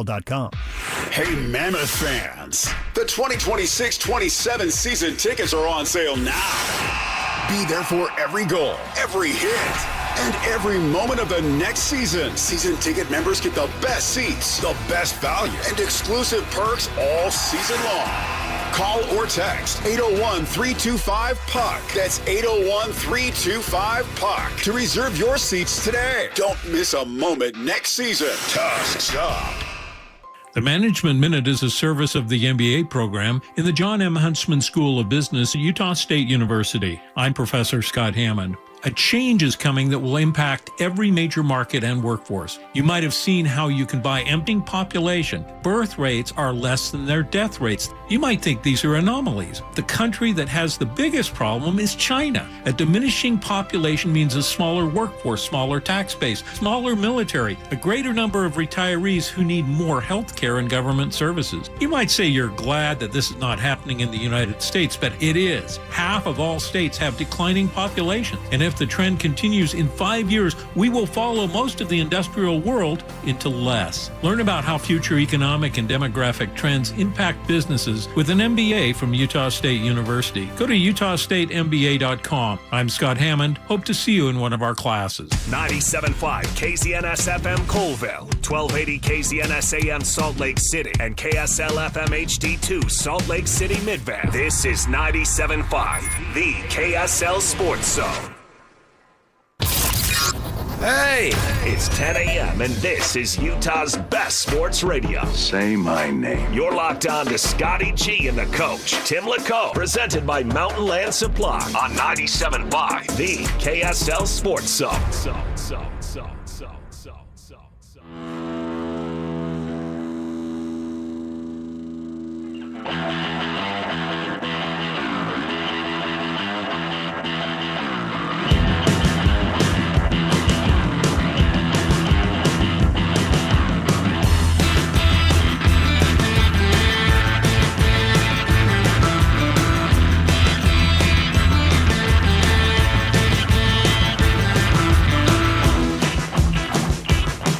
Hey, let's get it, folks. 97.5, the KSL Sports Zone. For all of you, it's Friday. For me, it's Monday. How are you, by the way? Hey, man, 20 hours of radio just fried me. I know, right? 20 hours. 20 full hours in a week. Can you believe it? And that's a jump up from our normal 15. So, look, we're working overtime for crying out loud. Dude, it is so good to have you back. We missed you. I appreciate it. I missed you. The listeners missed you. It's great to have you back. Everybody did a great job. Alex and Jake and DJ all did a great job of chaperoning me. I realize that's what it is. They just don't trust me alone. That's not true. It's like, hey, would you go in there and sit with the old guy for a bit? It's just a matter of making sure that we present you in the perfect light that you deserve. Well, it is awesome having you back. I told you, when you're here, it's like I just sit in the limo. And we drive around and we peruse. We peruse the sports world in the Gerard limo. Man, I feel like I missed a ton. But one thing, all I need to do is just if I'm out and I'm unable to, listen to the show or be a part of the show, I just go and I go to KSLSports.com or I go to my podcasting platform. I use Spotify. And I'm like, all right, what's going to happen tonight? And I'll listen to the starting lineup and coach will say, here's the script. And then I'm like, I don't even need to watch the game. Like, I don't even need to watch the game because that's how dialed you are on the playoffs right now. It is really kind of starting to get irritating how good I've been. And, typically, you mix in a miss here and there. But I know. We've been on a heater here on the Scotty G and Coach show. And, I mean, yesterday told you, and from the start told you, it's going 7. And last night the Spurs did exactly what I said, that the fans were raucous. They came out early and just drilled shots. I mean, a couple of shots Wemby made early with step back. But they were able to get some distance, and then they just were able to keep it and expand it. which is what we talked about. I felt like that was going to be San Antonio's last stand, their last push. Yeah. And there was almost a period where you saw the Thunder say, all right, guys. Okay, you can win tonight. Wemby wore the robe. We get it. But you have to come back to our place, and I fully expect OKC to win that game. And I do as well. There's a lot of times you'll see that Game 6 blowout when a team's down 3-2 playing at home, where they're like, they have to have it. The other team's like, yeah, we just need to win one of these, and might as well celebrate at home. So it happens with some level of frequency, but I didn't anticipate Oklahoma City just kind of rolling over there in the second half. But I get it if I'm them. Like, okay, have your day. Have your day, Wemby. Look all tough. Look like you're going to war. Represent the culture a little bit. Shave the head. Do all that other stuff. And then go do your thing. And then we'll get you back to OKC in front of our fans, and it'll be a different story. I agree with you. I would love to argue. I'm not going to on two reasons. Number one, you've been deathly accurate on these playoffs. I said Oklahoma City would not only win a championship, they'd win it in 19 games. Well, guess what? They would need to win this next game, and they'd have to sweep the Knicks for that to happen. Obviously, if they do make the NBA Finals, that's not the way the Knicks are playing. That's not going to be a sweep. So I'm already wrong. You've got this sucker dialed in. So I'm not going to argue with you because it would be fruitless. But number two, I actually do agree with you. I think Oklahoma City wins Game 7. But one of the premises of this show too is arguments are for other shows. Yeah, we're not going to manufacture we'll an kick argument. stuff around. Oh yeah, and if there is stuff we disagree on, we're going to disagree. But it's not one of those shows where they meet prior and say, "Okay, you take this angle, and I'll take that one." And that happens. That's just bad radio. And it's not authentic. It's not genuine, and that's not what I want to do. And that's why I was so glad to get you on the show, is because it's somebody that I'm like, look, let's just chop it up and have some fun. Not try to, let's get those phone lines burning up. We get the Twitter machine all fired up. People are going to be so angry. Not that. No, this is a different kind of deal. I mean, I'm going to make you angry on Twitter because of something stupid I'm going to say, but it's not going to be because it's a manufactured bullcrap. No. We are real. That's one of the things we try to be. And honestly, Scotty, looking at the box score, it really is that. First of all, Shea struggled. Yeah, he was 6 for 18. And 0 for 5. He only got to the line 3 times. And I talked about that yesterday. The officials became a major topic of discussion after Game 5. And I said, typically when a team's going home and they just got jobbed, the officials are going to give them a little bit of a break. And 3 free throws for Shea would speak to that. I mean, he's obviously gone to the line a lot more than that. They were a minus 28 in Shea's minutes on the floor. But I have to look at a guy like Caruso, who's been really good in this series, only had 7 points. Jalen Williams with an E from Santa Clara tried to come back and play, only lasted 10 minutes and got 1 point, hit a free throw. So their supporting cast let him down last night. Yeah. And Shea had one of those games because the defense is geared toward stopping him, that the defense succeeded and then the role players did not help the cause. Is there a better fit for a team for Alex Caruso than where he's at right now? Like, I always want to feel like, and maybe it's because I'm always going to root for the guy that's follically challenged, but it's like, you know what? Like, you knew that when he started playing with the Lakers, there could be something brewing there, but he's going to be the perfect glue guy, perfect role guy, but also it's like Joe Ingles. Like when Joe started with the Jazz, they needed Joe as the locker room guy to bring everybody together, kind of the rah-rah, everybody loves each other, let's have some fun, kick back. And then all of a sudden it's like, wait, this guy's actually a pretty good player. He's just not a locker room guy. This guy's actually good. And then it came to the point where Joe was pivotal to the Jazz success over that stretch. And I think Alex Caruso was kind of a fun story. Hey, look at the bald white dude who can throw down dunks. And then all of a sudden it's like, wait, no, this guy's actually a really important player. He's a great defender. He's a good three-point shooter. There's a lot of things he can do well, and it's been really fun seeing him flourish. Man, he's been great. And now, outside of last night. Outside of last night, and it really was more a team-wide thing last night for Oklahoma City. They fell down 13 there in the first, and they were never able. They tried. They cut it 7 at the half. They were right there in the third, and to start the third, and then San Antonio just blitzed them. 32-13 in the third.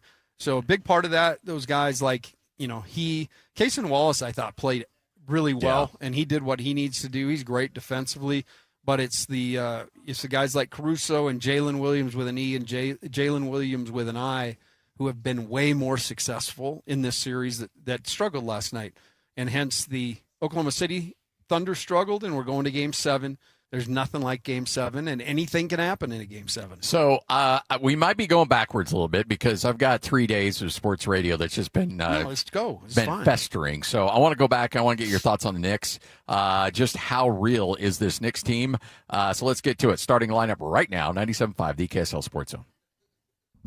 It's time to kick off the show with the biggest headlines of the day. This is your starting lineup on 97.5, the KSL Sports Zone. So while you've been watching Oklahoma City and San Antonio just beat the ever-loving snot out of each other, back in New York, you've got the Knicks just patiently waiting. Now, there's some injury news on them, and we'll get to that coming up a little bit later on. But the Knicks quickly dispose of the Cleveland Cavaliers, and while I thought it was going to be Oklahoma City that could be sitting back and waiting for the Eastern Finals to wrap up, it's been the other way around. Now, the Knicks, once Boston got knocked out, once Detroit got determined as frauds, like we all kind of anticipated that they were, then it was like, okay, well, New York's going to be the next team up, and New York will probably go to the NBA Finals and then get bounced pretty quickly. But after watching this team and after really taking a closer dive into who they are and how they're built, I'm not so sure that, let's just assume Oklahoma City's in the NBA Finals, that the Knicks can't make a hell of a series out of this thing. No, I think they can, and I think you have to take into account the previous series and what it's perhaps taken out of OKC and even from a scheme standpoint exposed. You can watch the things that give a team trouble. Now, you can't simulate 7-9. No. You're not going to simulate Wemby's crazy size, but you can see the things schematically that gave them trouble. And in the time off, coaches can dig into perhaps even cooking up a new scheme that they can go and counter OKC with. They'll be fresh. OKC or San Antonio would be very, very tired. And so you get that whole rest versus rust debate. But New York made short work of Cleveland, and really it was the team that stood out. Obviously Brunson is incredible, and Becky Hammond's starting to get nervous because she went out and said a small guy can't lead a team to a championship anymore, and he's one step from it, and he's played great, but he has not done it alone. And you look at the contributions of a Josh Hart and Bridges and what Cat has become. And I can't remember who it was, but I was listening yesterday to Jake and Ben. They had somebody on, and it really, what the Knicks have done is each guy's really sacrificed. And they were able to get out from under the iron rule of Tom Thibodeau.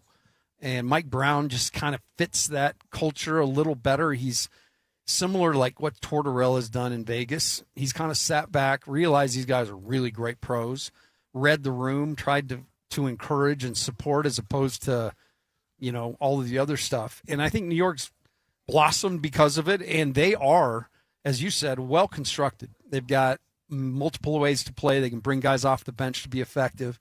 And they have made short work of everybody. They've won 11 in a row by a combined 267 points. So the other side of this, Scotty, you have to talk about, because you have to give the Knicks their flowers.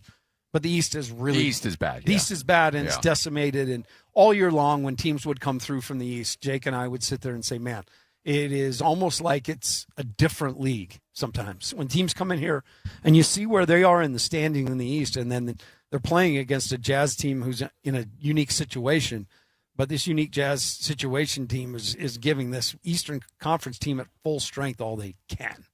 And so I just felt like there is a part of it, too, that the East is pretty decimated. And I think, margin of difficulty, I think, certainly is is a key element to that. There's something that, like, I want to not like New York because it's New York, like, right? And a guy that's got Boston ties, you know that better than anybody. Sure. Like, it's a team that you want to hate, but this team is crazy likable. With Hart and Brunson and the makeup of this team and how they interact with each other. Cat's all of a sudden become a likable guy. Like, there's elements of a team that even though you're high-paid mercenaries in the NBA, that has kind of a collegial feel to it. Yes. And what's crazy is that's exactly the word I used yesterday. There is a collegial feel, and it all stems from that Villanova relationship. Yes. Yep. And it's kind of like, we've all got our groups we run in, and sometimes you invite a guy from a different group, and you just know they're going to fit because you know this group and that. I think Karl Anthony Towns has done a great job of morphing into a more physical, aggressive guy. I mean, the knock on him always was you touch him and he goes down. He stood up, and he's played great. He's definitely a guy in this modern era that you can play through. You can throw the ball to him. He gets great handoffs. He can roll. He can pop. And so he's been a huge part of this. But I'm with you. It has been a team thing. So if it ends up Oklahoma City, who we've lauded all year long as, man, they're a great team. Shea does an interview. All the guys are behind him. Chet does an interview. All the guys are behind him. Very collegial. So that whole thing could be a fun mix. And I'm with you. I think it could prove to be a pretty good series. Yeah, and I love this trend if this is indeed how it shakes out, which I think it probably will. But I think that's a trend of what you're looking for when you're building an NBA team. Certainly, number one is talent, but number two are guys that can accept roles. And then chemistry has got to be a factor to this, because if you're going to work every single day with somebody, you kind of have to get along. Now, when you're building a team at BYU, you're bringing guys from all over the country, and in some cases, a lot of people assume that it's all of the predominant faith, but not necessarily the case, especially now at BYU. And so you've got to find ways to get guys to get along with each other, to blend together, and sometimes it hits and sometimes it doesn't. I'm sure you've had really talented teams, but for whatever reason, the locker room wasn't sinking, and you didn't live up to the expectations that you knew you could have for a team. And then there's some cases where a team are like, I don't know how good we are. And you far exceed it just based on the fact that guys like each other and play for each other. Yeah, the whole idea of sacrifice. I use that word with the Knicks. I certainly think OKC's done it too. When you look at guys like, let's say OKC, the guys like A.J. Mitchell, who's punching way above his weight on a rookie deal, was a guy that many didn't even think should be in the league, in terms of where he was picked. But you've got to have everybody play to the role. You got to have everybody accept it. And with that comes sacrifice. And so I think both teams have done that. We are miles away, thank goodness, from super teams. Yes. We're miles away from LeBron and a bunch of, guys with a pulse. You've got to be able to do a lot of different things as a team. You have to defend. You have to have some chemistry offensively, because teams are going to take away things from you. So then if the ball moves freely, and that's a really good sign there's chemistry, which I loved about the Jazz this year, more assists than any other Jazz team. So, yeah, it speaks to chemistry, trust, but that whole ingredient is sacrifice, and that's where the Knicks, you can say what you want about the East and all that other stuff. I do think these guys have something special, and you don't just blitz through a series. You have off nights. You have maybe guys that don't want to play along that night, and it goes wrong. I didn't see that ever with these guys. So they're sitting there waiting, and, I think everybody will say that the West, whoever comes out of the West will win. I know Sam Mitchell, we talked about it yesterday, former NBA player, his pick is San Antonio, New York. So, he's one pick away from being right, and anything can happen in Game 7. Yeah, for sure. That's the game where if you can't make shots, if Caruso and those guys can't get it going, it costs you big. So everything has to fire, but I'm looking at OKC and the Knicks, and I think it could be a series that's underrated. Many people think in the East, because the East hasn't been good, but New York's proved to be way better than all of the teams there, and we just told you the reason why. So I am having probably more fun watching the NBA playoffs this year than I have in a long time. And I mean, obviously you're seeing a New York team that has that Villanova feel to it, and they're really likable, as much as you don't want to like a team from New York. I mean, all the commercials they do together and stuff. I mean, Jalen Brunson and Hart, essentially goosing him in the trophy ceremony. like who does that? Or they'll I've seen them at the table, and somebody asks a question, they'll answer it, and they'll rip on their answer. It would be like me, you, and Hans sitting here. It'd just be those guys get along. There's Yeah. a great chemistry. There's a lot of trust. And imagine eating chicken wings in the middle of a press conference. Exactly. I mean, it is fun. I'm with you. And you do want to not like New York teams for some reason. It's Yeah. just part of the state of sport and everything. You hate the Mets, you hate the Yankees. I mean, just go down the list. But the Knicks are not a team that I can hate. I'm with you. I think I really like Mike Brown. I think he got a really raw deal in Sacramento. Oh, yeah, yeah. And it's just continuing to prove that he's really good at what he does. Yeah, he fell uphill. He didn't no question, but sometimes isn't that the wildest thing in life? Yeah. You just have to be in a position. You have to have had a track record, and then you just never know what the world's going to do with you. But I also think you hit on it too. Like, there's coaches out there that will take over a program, and they don't really need to reinvent the wheel. They just need to just read the room and just say, okay, what do these guys need? They've got talent. They're a good team, but what do they need? Oh, they need a little bit more love, or they just need a little bit. They need a little bit more freedom. They need to not have 6-hour practices every day and just get beat up throughout the course of a season. They need to feel like they've got some ownership in this thing, and once you kind of get a vague sense of what a team needs, and then you just let it go, good things can happen. And that's the hard part. Yeah. But you see a guy, and I mentioned it earlier, but I read an article yesterday because I'm just fascinated by Vegas in the NHL. Oh, yeah. And, we talked about it a lot yesterday, just how much closer we as the Mammoth were to, making a big push in the playoffs, because you're playing a team that, they just absolutely dominated Colorado. And we were on here for weeks saying, can Carolina beat Colorado? Because that's what everybody was thinking. And I love when there's surprises like that. But, Tortorella, the article basically said, his background, he's a guy who's pretty hard on guys, and he's definitely a control guy. But he said in this instance, he went in and realized, he just went into the room and realized the veteran leadership, the talent. And instead of trying to go in and change things, he sat in the corner and listened. And so you hit it on the head. Bronco Mendenhall was on with DJ and PK today. How many more places does he have to go resurrect? And it's just because he has a system. But a big part of that system is eyes and ears when you get into a place, and he's been incredible at that. It doesn't take very long. And I feel the same thing's going to happen with Ben Jacobson, who we're going to have on today. You get guys that have an idea, and it doesn't have to be about them, and you can have something good happen. Ben Jacobs is going to join us coming up at 1:05, new head coach at Utah State. And we got a great lineup for you overall, too. So speaking of all the things we've got going on right now in the world of baseball, now Bob Nightingale, who's been covering baseball longer than Coach and I have been alive combined, Bob's a grizzled veteran, to say the least. Nickname Methuselah. Yeah, I'm going to say that now. I will not say that at 11:05 when he comes on. But he also, look, there is an underlying story that we're not talking about, that nobody nationally really is talking about, and that is the massive shift that's about to come in Major League Baseball.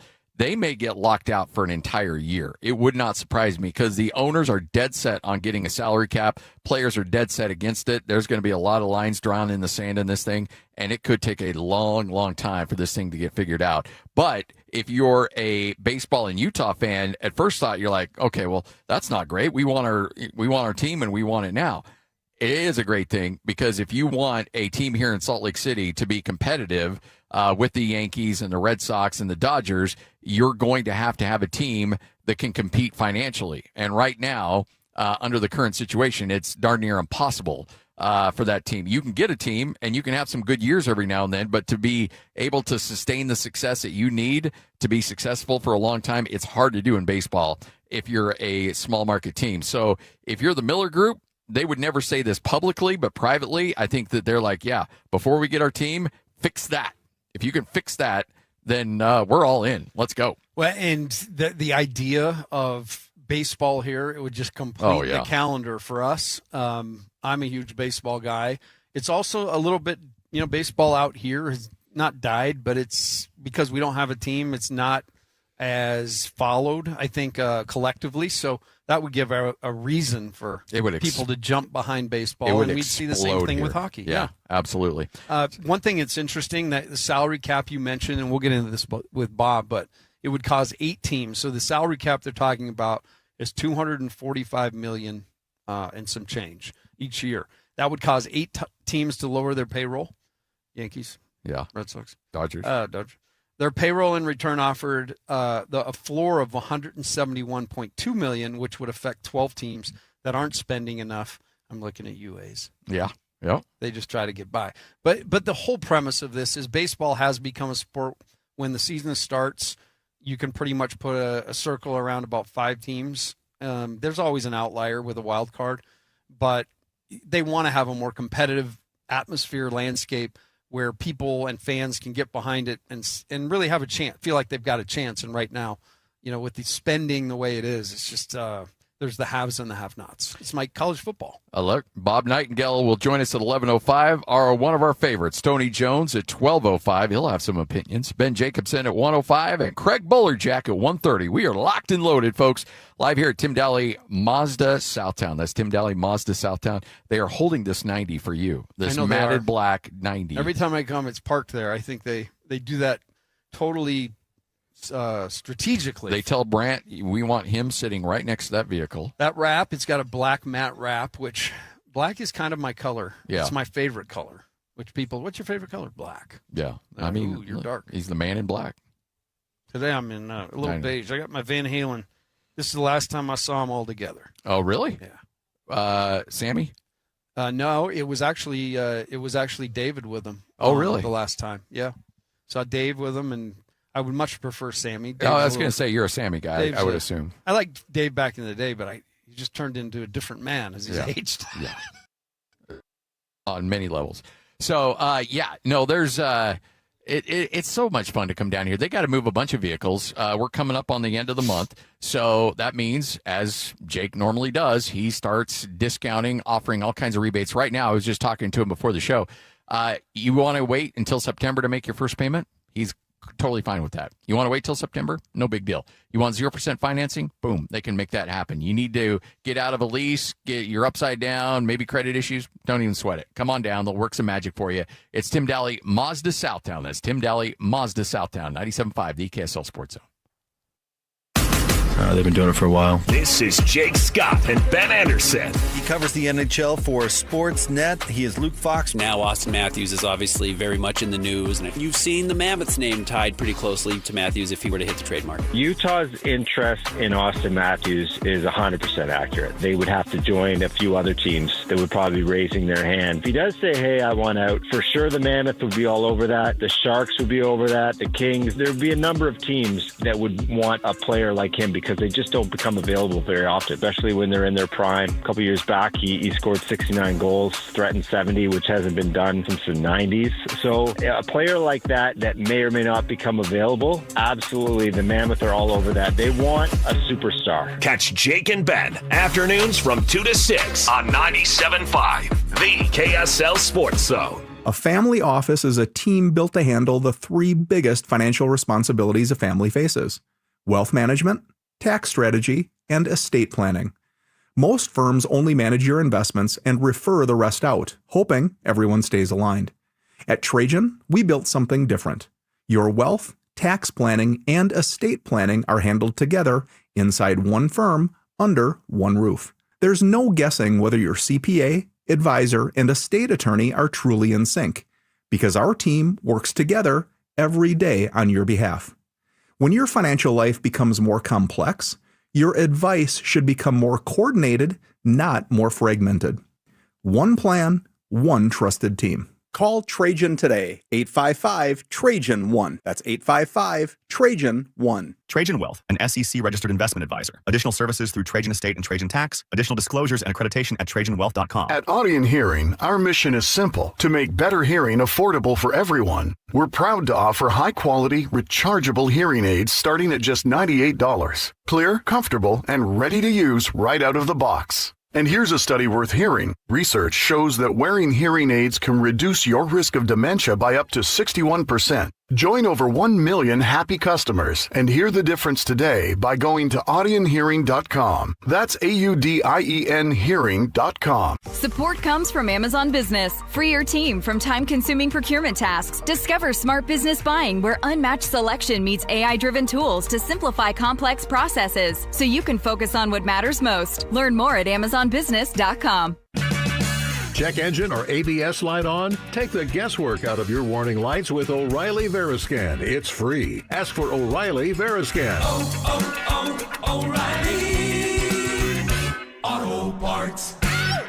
This is Nate Orchard from Advanced Window Products. When you live in Utah, your windows do a lot more than let the light in. They protect your home from freezing winters, blazing summers, and everything in between. That's why Advanced Window Products builds every window for your local climate. No middleman, no out-of-state delays, just factory direct quality, custom made for your home. Imagine a quieter home, a warmer home, a cooler home. Our high-efficiency vinyl windows are engineered to lower your energy bills and boost your comfort all year round. And installation is done by our own certified in-house crews, never subcontractors. That's why Utah homeowners give us 5-star reviews. Right now, take advantage of our anniversary sale. For a limited time, get $2,500 off when you buy 10 or more windows. Call 801-850-9100. That's 801-850-9100. For 40 years, Advanced Window Products has been the name Utah trusts for custom replacement windows and sliding glass doors. Advanced Window Products, built here, installed here, trusted here. Call 801-850-9100 for that $2,500 off, or visit us at advancedwindows.com to schedule your free in-home estimate. It's time for the 40th anniversary Larry H. Miller Utah Summer Games at Southern Utah University in Cedar City. Competing in over 50 sports statewide. Join the opening ceremony festivities on Friday, June 5th. Register today at utahsummergames.org. The KSL Sports Zone and Beehive Meals are honoring people that impact youth sports in our communities. Nominate the youth sports volunteer you know for the Beehive Meals Hero of the Week at kslsports.com/contest. Ladies and gentlemen, the biggest name. You're locked on to Scotty G and the coach, Tim Lacombe, presented by Mountain Land Supply on 97.5, the KSL Sports Zone.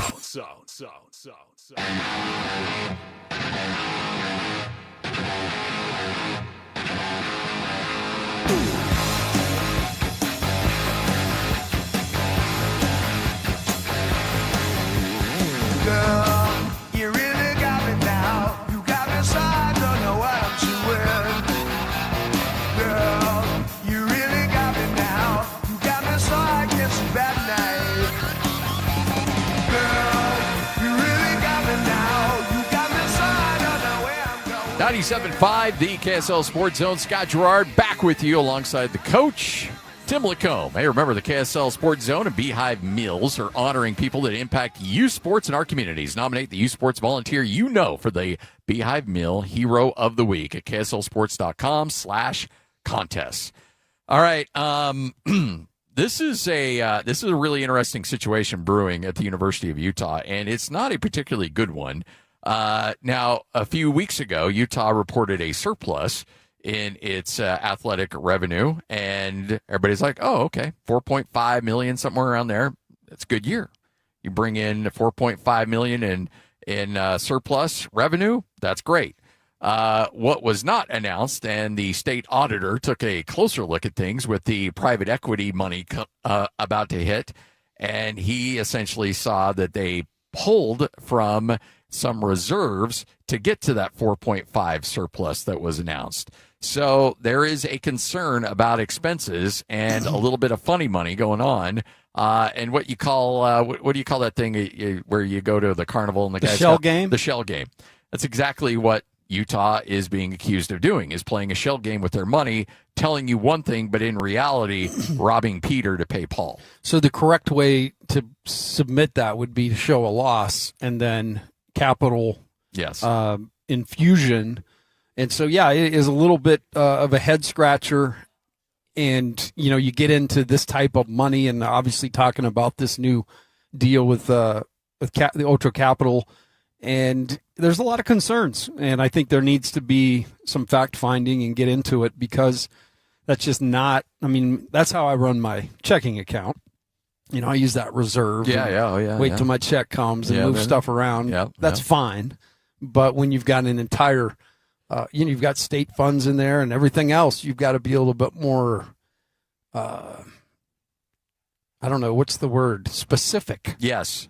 About that. There's people you have to answer to. Well, and I know a couple state senators, and honk. I was waiting for that one. No, but guys that you get to know throughout the years, and that you associate with and come in contact with, and so every now and then they'll text me about some opinions, or I'll text them about something that's going on in the state capitol. And when the University of Utah announced that private equity thing, and you had Mark Harlan and the Otro Capital guy on the stand, and all of a sudden my phone starts blowing up with a couple of these guys like, hey, we had no idea this was going down. And this is a public university. Like, we're not okay with this. Now, we could be okay, but you need to come in and talk to us and say, hey, look, we're thinking about doing this. And then, so once you kind of take some people that got some authority by surprise, they don't think too kindly on that. And so they're going to be like, okay, yeah, you want to do that? Well, we want to dig into this as well. And so the state auditor ends up taking a look at what's going on and did not paint a particularly good picture about what's going on, as in, and I think it was Jake who said yesterday that this kind of feels like a payday loan situation where, you're up against it. And so you go and you pull some money out of a payday loan place, and they charge you exorbitant interest, and you get yourself in trouble really, really quickly if you're not careful. And private equity is more than happy to allow you to get yourself into trouble very quickly. It's legalized Sopranos, essentially. You remember when Tony got his daughter's boyfriend, her dad was, did you watch The Sopranos? Oh, of course. Remember when the guy that was the bad dude in Terminator 2? Oh, yeah. Got caught up in some bad gambling, and before you knew it, the boyfriend's Jeep is now in Tony Soprano's garage, and his daughter's driving it because he went roughshod and just, okay, you need to balance the debt. Collateral. I'm going to take all of it. And when you get in bed with people like that, bad things have a way of happening. Well, then the other thing that's, that is talked about is you've got to balance, obviously, being successful as an athletic department, but when funds start being generated, on this Otro Capital deal, the biggest concern is that the school and the legacy and everything will probably take the back seat to profits. Yes. Because that's typically what happens. And everybody will get theirs. And that is a concern when you give up some control. You give up control, you give up some ownership, and you realize, that you still has to make up roughly $119 million in bond payments for the end zone. Yeah. Right. So that was financed, and that's hanging out there. So yeah, there Through are a lot like of 2041. 41. Yeah. Yeah. 2041. And it's interesting because having worked at BYU, and I said this yesterday, when we built the annex down there, which was, I'm telling you, if I could tell you the whole story, but it'd take probably a week. But we ended up getting it built, but there's no way that there was a shovel in the ground until all that money, and I'm talking about every bit of it, to pay for the building was in the bank. I mean, that's the way BYU does things. They don't finance. They don't hang themselves out there. They are definitely, they answer to the people that are writing the checks. And in Utah's case, it just seems to me like more hands, more input, more people wanting a piece of the pie. I think the Utah brand, could potentially suffer with that scenario. We've talked about places like Cal that have gotten themselves into such financial just hell.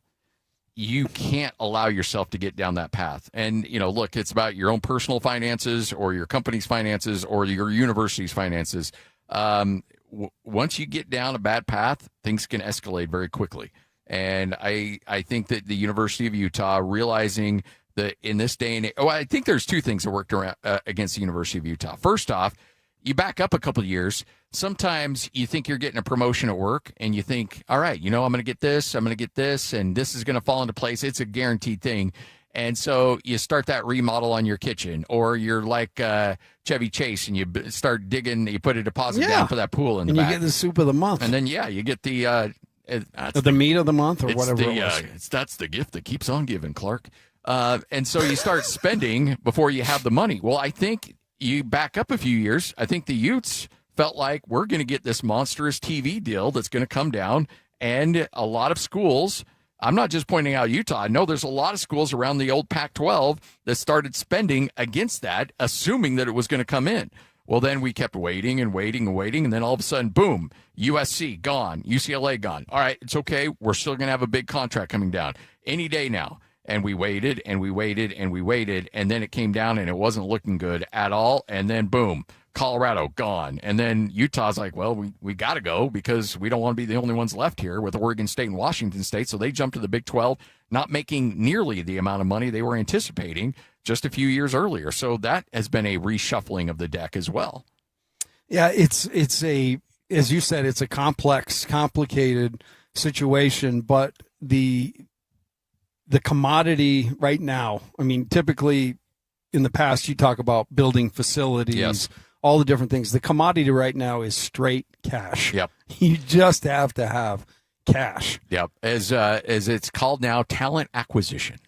Yeah, and it's a big piece. And then obviously some of the revenue that you've been counting on and coming in for years, you're sharing that now with the athletes.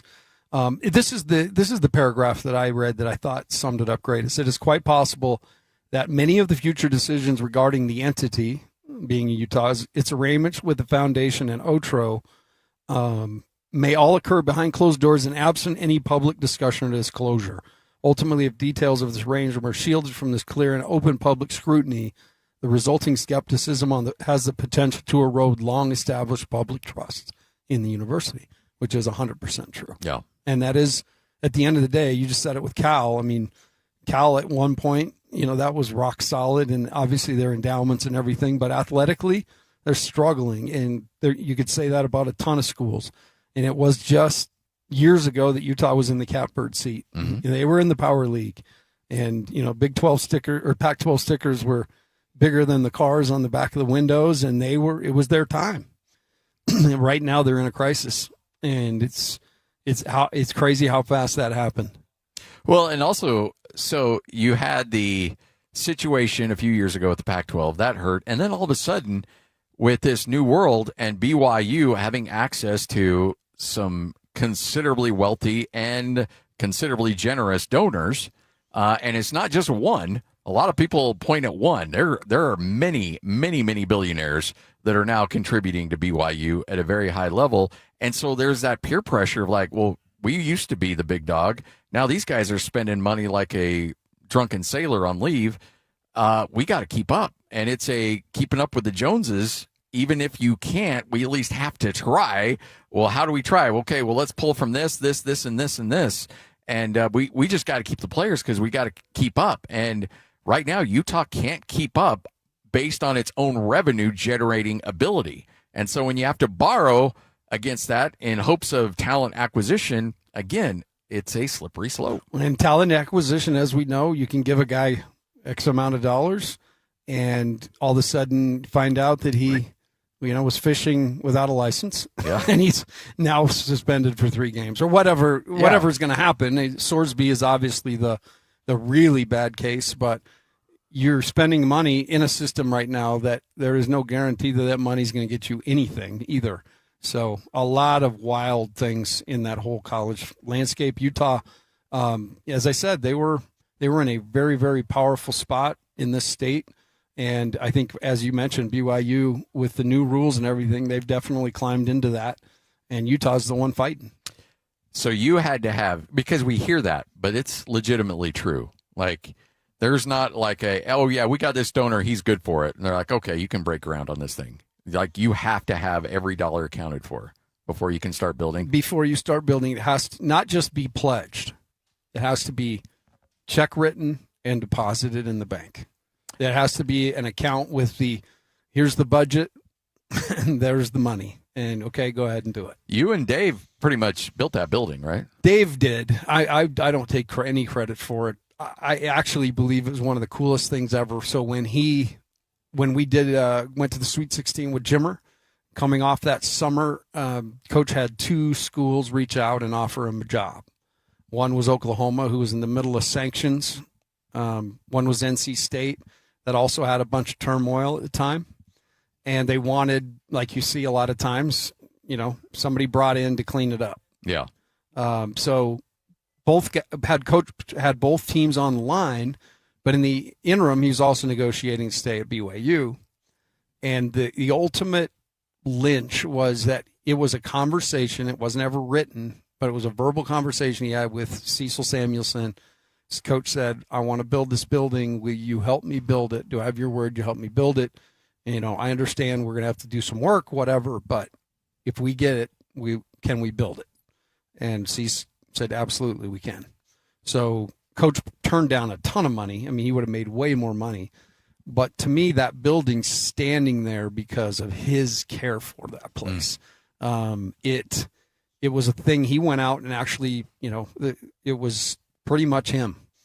He and the AD did a ton of work. Brian was behind the scenes, but Dave did the lion's share of getting that money. And I've always said it. I would love if they named that building after him. I think it would make a ton of sense. Absolutely.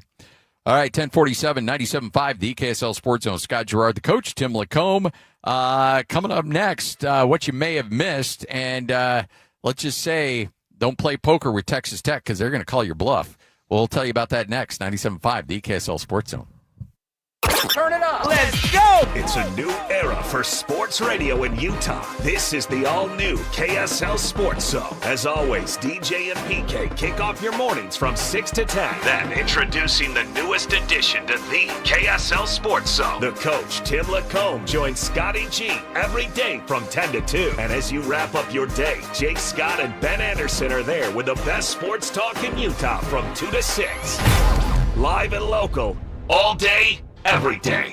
Your home for the best sports radio in Utah is live, on air, online, and on the KSL Sports app. This is 97.5, the KSL Sports Zone. I love my Beehive Mills. So we had a family member that had some surgery, and so we're just kind of fending for ourselves right now at the Gerard house. So what we've done is we've gone to the Beehive Mills, and I'm telling you, these flat top mills are absolutely incredible. Last night, Coach, I fired it up. I did the steak fajitas. Let those things thaw out. Put it on the flat top. They had the veggies all seasoned perfectly. They had the steak all proportioned, cut, ready to go. All I had to do was throw it on the flat top, cook it up, and then I went to the store, grabbed a few tortillas, a little bit of guac, a little bit of sour cream, some cheese, and boom.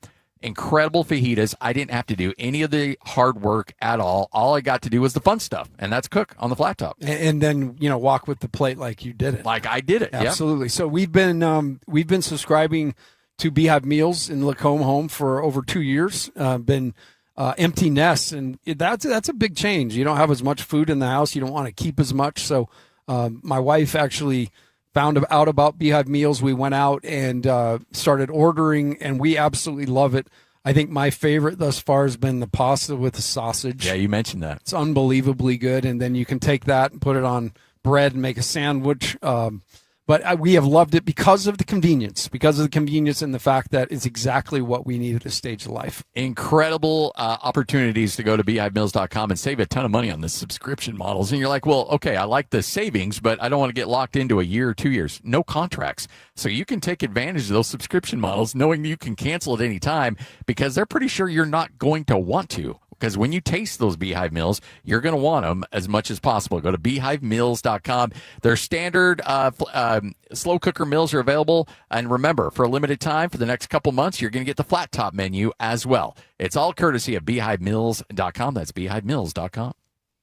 There's something amazing about where we live. When a child needs help, our community doesn't look away. We show up. Primary Children's Hospital has been showing up for our kids for generations. Join the KSL Sports Zone and KSL 5 June 4th for the Primary Children's Hospital Give-a-thon. Whether it's $5 or $50, your gift tells the family they're not alone. Donate today at KSLSports.com. Primary Children's Hospital, the child first and always. Fire up summer with Mountain Land Supply. Right now, when you purchase any Blackstone Select griddle or pizza oven, you'll score a $50 Mountain Land gift certificate. Plus, you'll be entered to win B's Sweet Tickets for Wednesday, July 22nd. Don't miss your chance to upgrade your backyard cooking and enjoy a night at the ballpark in style. Visit Mountain Land Supply today for the hottest Blackstone deals of the summer. Offer valid May 1st through June 30th, 2026, or while supplies last. Purchase any Blackstone Select griddle or pizza oven to receive a $50 Mountain Land gift certificate and one entry to win B's Sweet Tickets for Wednesday, July 22nd. Limit one gift certificate and entry per customer account. You do not have to be present to win. While supplies last. Hey, have you seen the Johnson's house lately? Yeah, new siding, new windows, even the gutters look amazing. Right? I walked past 3 times yesterday. You don't even live on this street. I know, but their house looks that good. When your siding, windows, gutters, and decking look great, people notice. That's what RGS Exteriors does.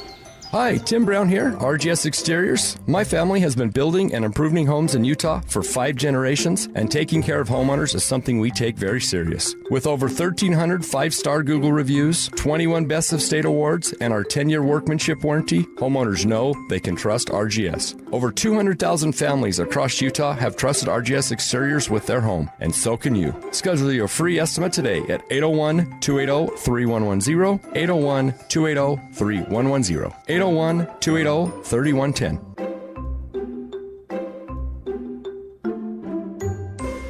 Brett Floyd returns in 2026 with their biggest show yet. The Moon, The Wall, and beyond. Experience the dark side of the moon, plus stunning lasers and visuals. June 6th at the Maverick Center. Tickets on sale now at Ticketmaster.com. The Jazz, the Mammoth, and the Utes, Cougars, and Aggies. When it comes to sports in Utah, we've got you covered.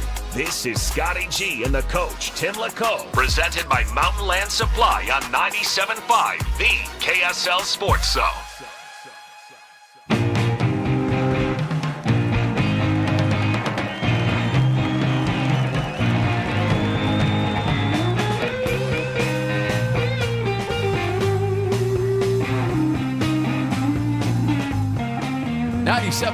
The KSL Sports Zone, 1053.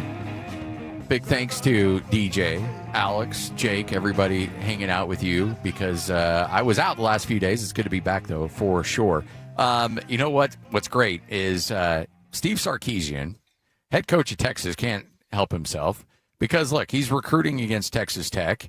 Texas Tech has now become a significant player in the football recruiting world because they're throwing money around like crazy. So when Texas feels like there's a threat out there, they're going to start demeaning the program a bit. So Sark gets up at SEC Media Day and says essentially, well, we've got a team in state that, if our 2s and 3s were playing against that schedule, they'd go undefeated too, but they get to go to the college football playoff because they're playing in a mediocre conference with a mediocre schedule.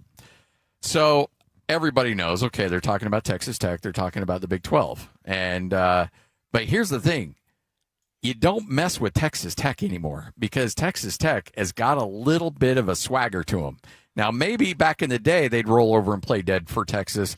Now, not so much because Joey McGuire steps up and says, oh, okay, this is how we're going to do this. Well, guess what? We just talked to our week 1 opponents, both of ours, Texas State and Abilene Christian.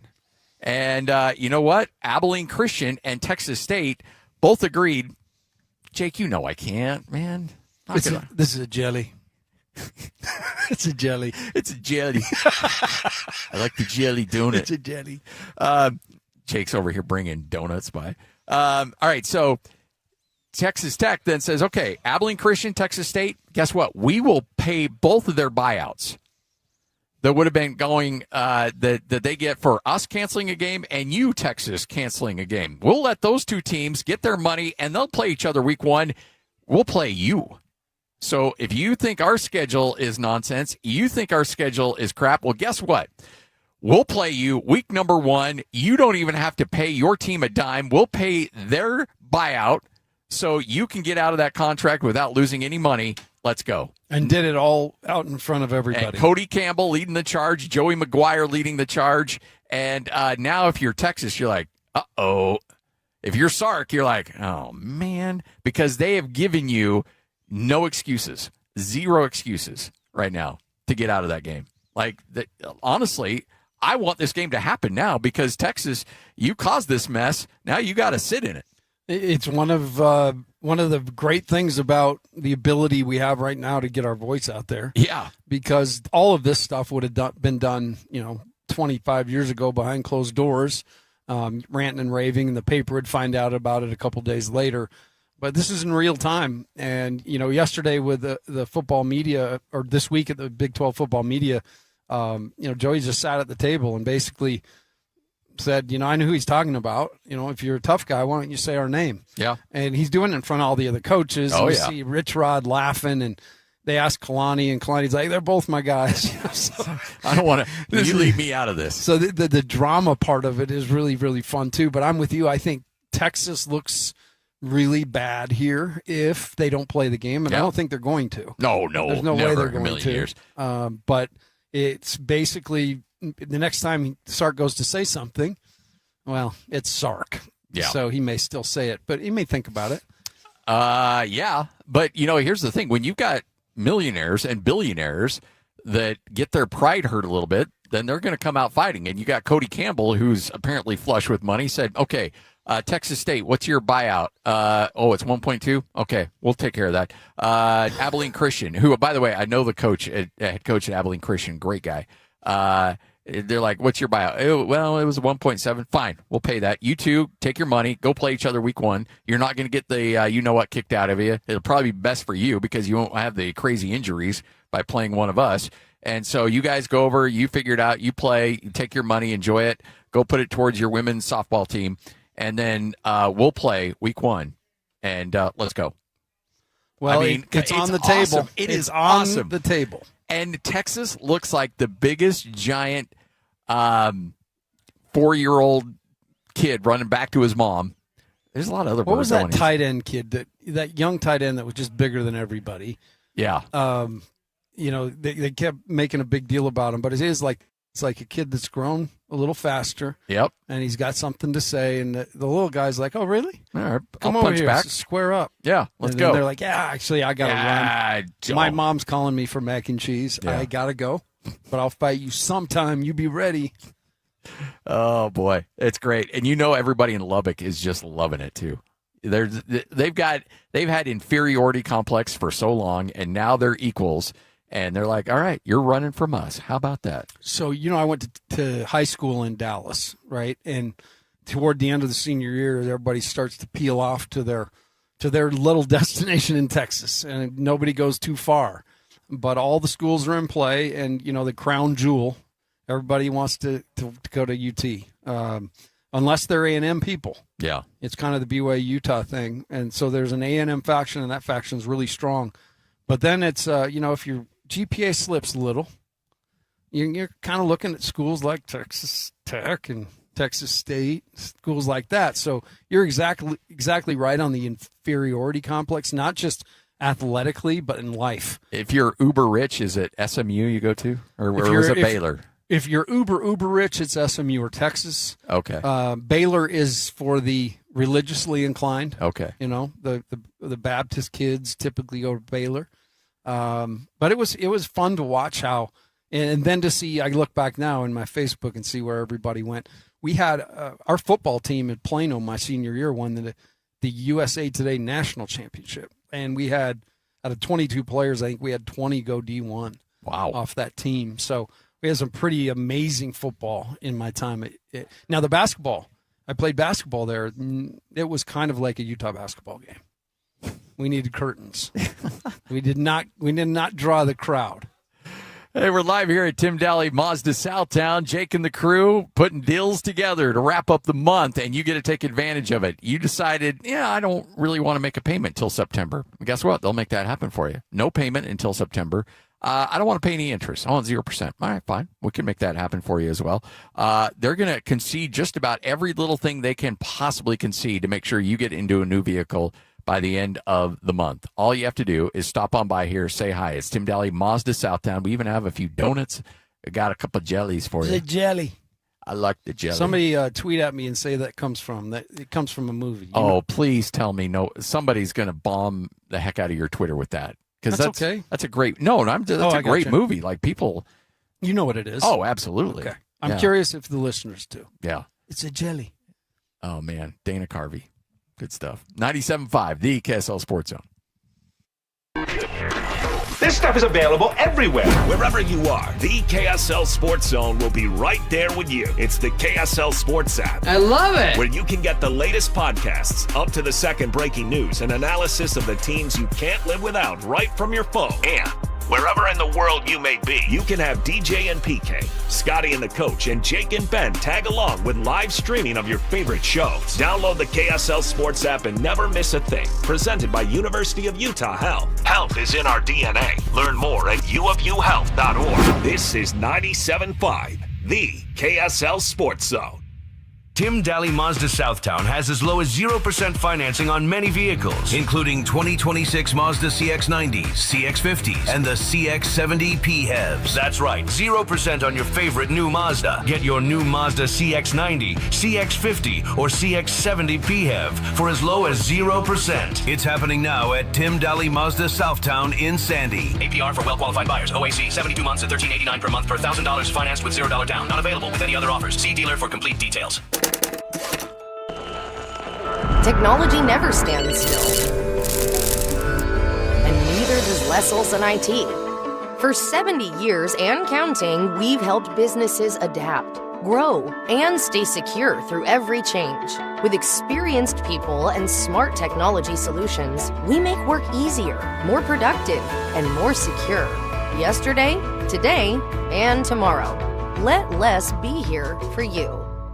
You've heard me say it before, Replenish Landscape Garden Products really has everything you need to make your lawn and garden work and look beautiful. Greg's here with me again. So many different products out there. I think people will find it convenient because they can come in, look at the specific product, get it loaded quickly, and get back home to get the job started. That's what our focus is on bulk and bag materials. Obviously, we're known for the compost itself, which has gained a great reputation, but our soil blends are excellent. We have the bulk box garden blend. We have 4 different colors of wood mulch, 5 or 6 different kinds of shredded bark, and just a variety of things, including sand and gravel. A lot of these playground chips and things are found in kids' playgrounds all over the valley. Find out why landscapers valley-wide use Replenish Landscape Garden Products. See them at 4660 South, 200 West in Murray. Go to their website at replenishcompost.com or give Greg and Mike a call at 801-262-5142. Replenish. It's good stuff.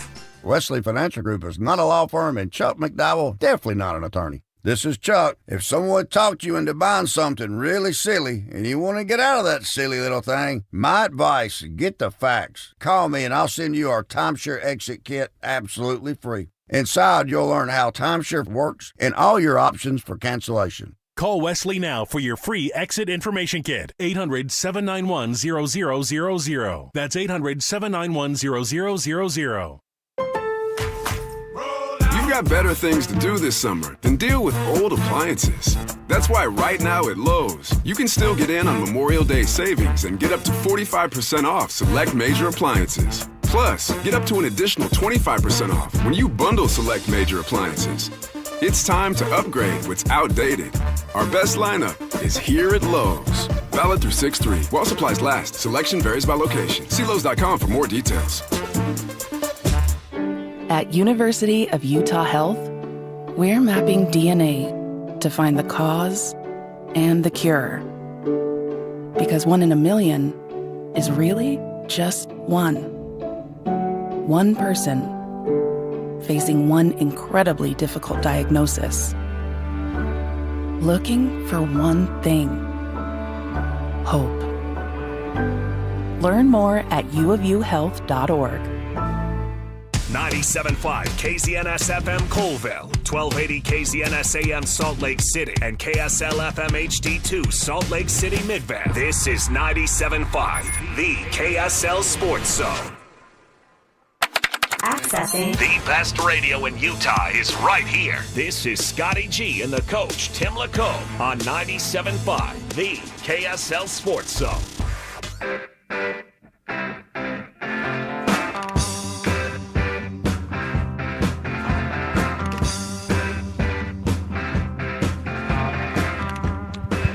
97.5, the KSL Sports Zone. Scott Gerard alongside the coach, Tim Lacombe. All right, over the last year, last 2 years, we've gone knee deep and we've learned everything we need to know about hockey. It's been a new language, but hockey has flourished here in Utah.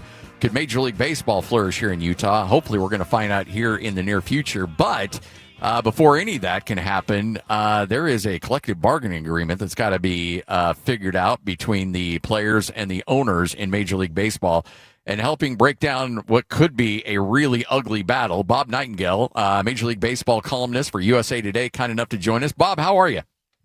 Yeah, doing great. How about you guys? I'm good. If I were to say over, under an entire season, hopefully you would say under, but is that a realistic possibility on how long this could drag out? I don't think realistic. I think more realistic would be, over, under like a month or something like that. Last lockout was 99 days. They still, get the full season in. Miss a lot of spring training, but still, had enough time to get the players ready. So I think now will be okay. Do the players miss one paycheck? Do they miss two paychecks? How long does this thing go? So I still think they'll have most of the season in, if not all the season. Do you feel like there is, this has been an ongoing battle? The last time there was a stoppage was 94, but the salary cap and getting things kind of equaled out that way has been a push for a long time. Do you see any momentum toward that actually happening, or is the union too strong? I think the union is so strong, but they had, leadership change, and MLB thinks this is the weakest the union's been in a while. So we'll see. A lot of young players involved too now. The game's a lot younger. Do these guys want to miss, paychecks, and they're not going to get this money back? And I think MLB also realizes if they're ever going to get a salary cap, now's the time to do it, because it'll probably never happen again. A lot of younger owners are coming in now. A lot of owners are buying the franchises for the real estate value than actually the franchise value. So what's being proposed, not only a salary cap, but also a salary floor, which I got to imagine Major League Baseball players, they would be all in favor of that. Yeah, and MLB, they proposed that last time too, at least $100 million salary floor, and the players turn it down because they know if you get a floor, and a cap's going to come with it. Yeah. So that's a big thing. Is just the players want all the teams to start spending money and not just pocket it. And I think some of the big market teams, they have the same concern. Is that, hey, we're giving money to the Marlins and Pirates and those sort of teams. Spend that money. Don't just put in your bank account. Bob, you've been doing this a long time, covering the Major League Baseball, and the equity, the competitive balance has been talked about a bunch. You feel like a move like this would change that would change that dramatically and in a hurry, or would it take time? I think it would take time. I'm not sure how dramatic it would be, but just take time. I mean, as much as people talk about the Dodgers, the Mets have spent more money in the last 5 years than the Dodgers have. The Mets have the biggest payroll in baseball right now. They haven't won anything. The Dodgers still have a very smart front office, great farm system, and everything else. You're still seeing, the Brewers in the smallest market in baseball, Milwaukee. They've won the division 3 straight years now over the Cubs. Tampa Bay does it year in, year out. Cleveland's got a tiny payroll. And they're on their way to winning their division title. So if you have smart front offices, you can make it work no matter how much money you have. If you're the Miller Group in Salt Lake City and you want to get your hands on a team as fast as you can, but you want to do it under, really good situations as an owner, is this something that you're kind of rooting for, that there is a salary cap put in place? Oh, absolutely. I think if the salary cap, the franchise values go up tremendously, because now there's that cost certainty to it. And so make the franchises more valuable for sure. And I think that's one of the reasons why MLB wants to get this done. 2 is because their franchise values haven't risen nearly like they have in the NFL or NBA or even the NHL. Are you a fan of baseball here in Utah? You think it could succeed? I would think so. I mean, MLB seems very high on Salt Lake, and the fact now that the hockey team's working there. Obviously, the Jazz have been there long time. So and they do want a team out west. I think Salt Lake is the clear front runner more than any other expansion city, really.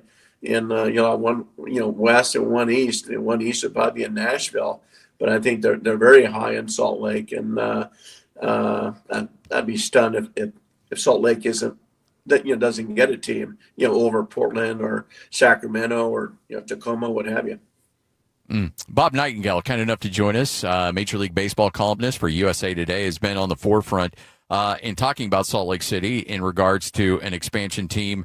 How much we hear all this stuff, about Salt Lake City, young demographic, technology sector really starting to explode. But at the end of the day, is it the fact that there's an ownership group that's got a land in place, that's got funding in place, and they're ready to go? Is that really one of the reasons, or one of the biggest reasons, why they've been given not a green light, but they're considered the leader? No, absolutely, especially with the ownership in place. A lot of these cities that want a team don't have the ownership in place, so they're very high in the Miller family. Believe will get a new stadium and don't have the problems. They've had some problems the last expansion. Miami hasn't worked out. Tampa Bay hasn't worked out at all. So they want to be careful. But the ownership is probably a bigger reason than anything else. No matter where that city would be. On the field, the Braves are surprising everybody with some old guys kind of having a resurgence. Matt Olson is been unbelievable.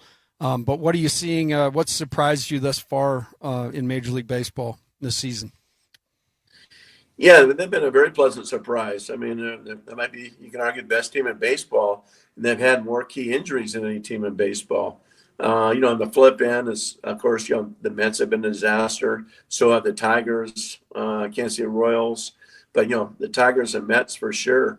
Tigers are such a mess right now where they're not having any choice but to trade Tarek Skubal and get a ton for him just because the season has gone upside down on them. They've only won a couple of games or so since Skubal got hurt in May 4th or so. So by the disappointments, outranked at the surprises at this point. So circling back a little bit to expansion, I wanted to get your thoughts on a timeline. Now, obviously, crystal ball can be all over the place, and I'm not certainly holding to you onto this, but let's say, that there is a minimal lockout and that baseball, for all intents and purposes, is played the majority of a season next year. And then the media rights deal, Rob Manfred says he wants to get expansion taken care of before he retires. So what would be a realistic timeline on which an announcement could be made on the expansion teams? Well, yeah, but Rob Manfred says he wants a announcement before he leaves in January of 2029. And there's some owners pushing back on expansion too. Like, wait a minute, do we want to cut up the piece of the pie by two more slices? And we don't want to give more money to revenue sharing. But that being said, I think realistic timeline, if they do have expansion, would be 2031. Maybe 2032. Not an announcement by then, but playing major league games by then. Yeah. So an announcement could be made in 2028 for certain. Okay. All right. That was going to be my question, because obviously it's going to take some time to build a stadium and all the other things that are going along. I obviously the A's in Vegas have got their situation kind of squared away. But I always hear Tampa Bay, it's a go, it's a no-go, it's a go, it's a no-go. Like, where are they at with their stadium? Is that wrapped up now? No, it's still not. I mean, they're very optimistic, but they've been, like you said, optimistic plenty of times before. Let's, wait till that shovel's in the ground. They know they bought, new owners got the team. They know they have to go on the Tampa side. St. Pete's not working, so go back over the bridge to Tampa side. And then they're optimistic at work, particularly the retractable roof, where you're not, stuck inside when it's a nice, beautiful day outside. So we'll see. And if this doesn't work, their next option would probably be to move that franchise to Orlando. We'll see if that happens. Orlando wants an expansion team, but with the two Florida teams already not working, there's no way MLB is going to put a third team in Florida. They'd rather have one of those teams move to Orlando. I saw where you gave my Red Sox an F, which I wish there was something lower you could give them. What are they doing out there, man? What are they doing? The offense is so bad. And, but you knew that going in. Like there were no that I could have told you that based on their moves in the summer. I mean, in the off season. Yeah, once they lost Bregman, you figure, okay, who are they going to get instead? And they never got that guy. I mean, they talked a little bit with the Diamondbacks about Ketel Marte. He would have been a nice fit there. But they turned around and got more pitching. But, yeah, the offense has been a complete mess. And, the season's been so bad for them. Now you got to almost wait to the offseason and see, for them to try to get somebody in free agency. Going back, and they should have kept Kyle Schwarber, never made an offer to him. Instead, had J.D. Martinez. So even just one big bat like a Schwarber would have made a big difference. So obviously expansion comes down to money, and so everybody wants to generate as much money as possible, and that's totally understandable. But from a talent standpoint, in your opinion, is it dilute the talent considerably in Major League Baseball by adding 2 more teams? Well, it does, particularly the pitching, and that's been the concern among owners for sure. Is that, wait a minute, now the pitching is bad as it is.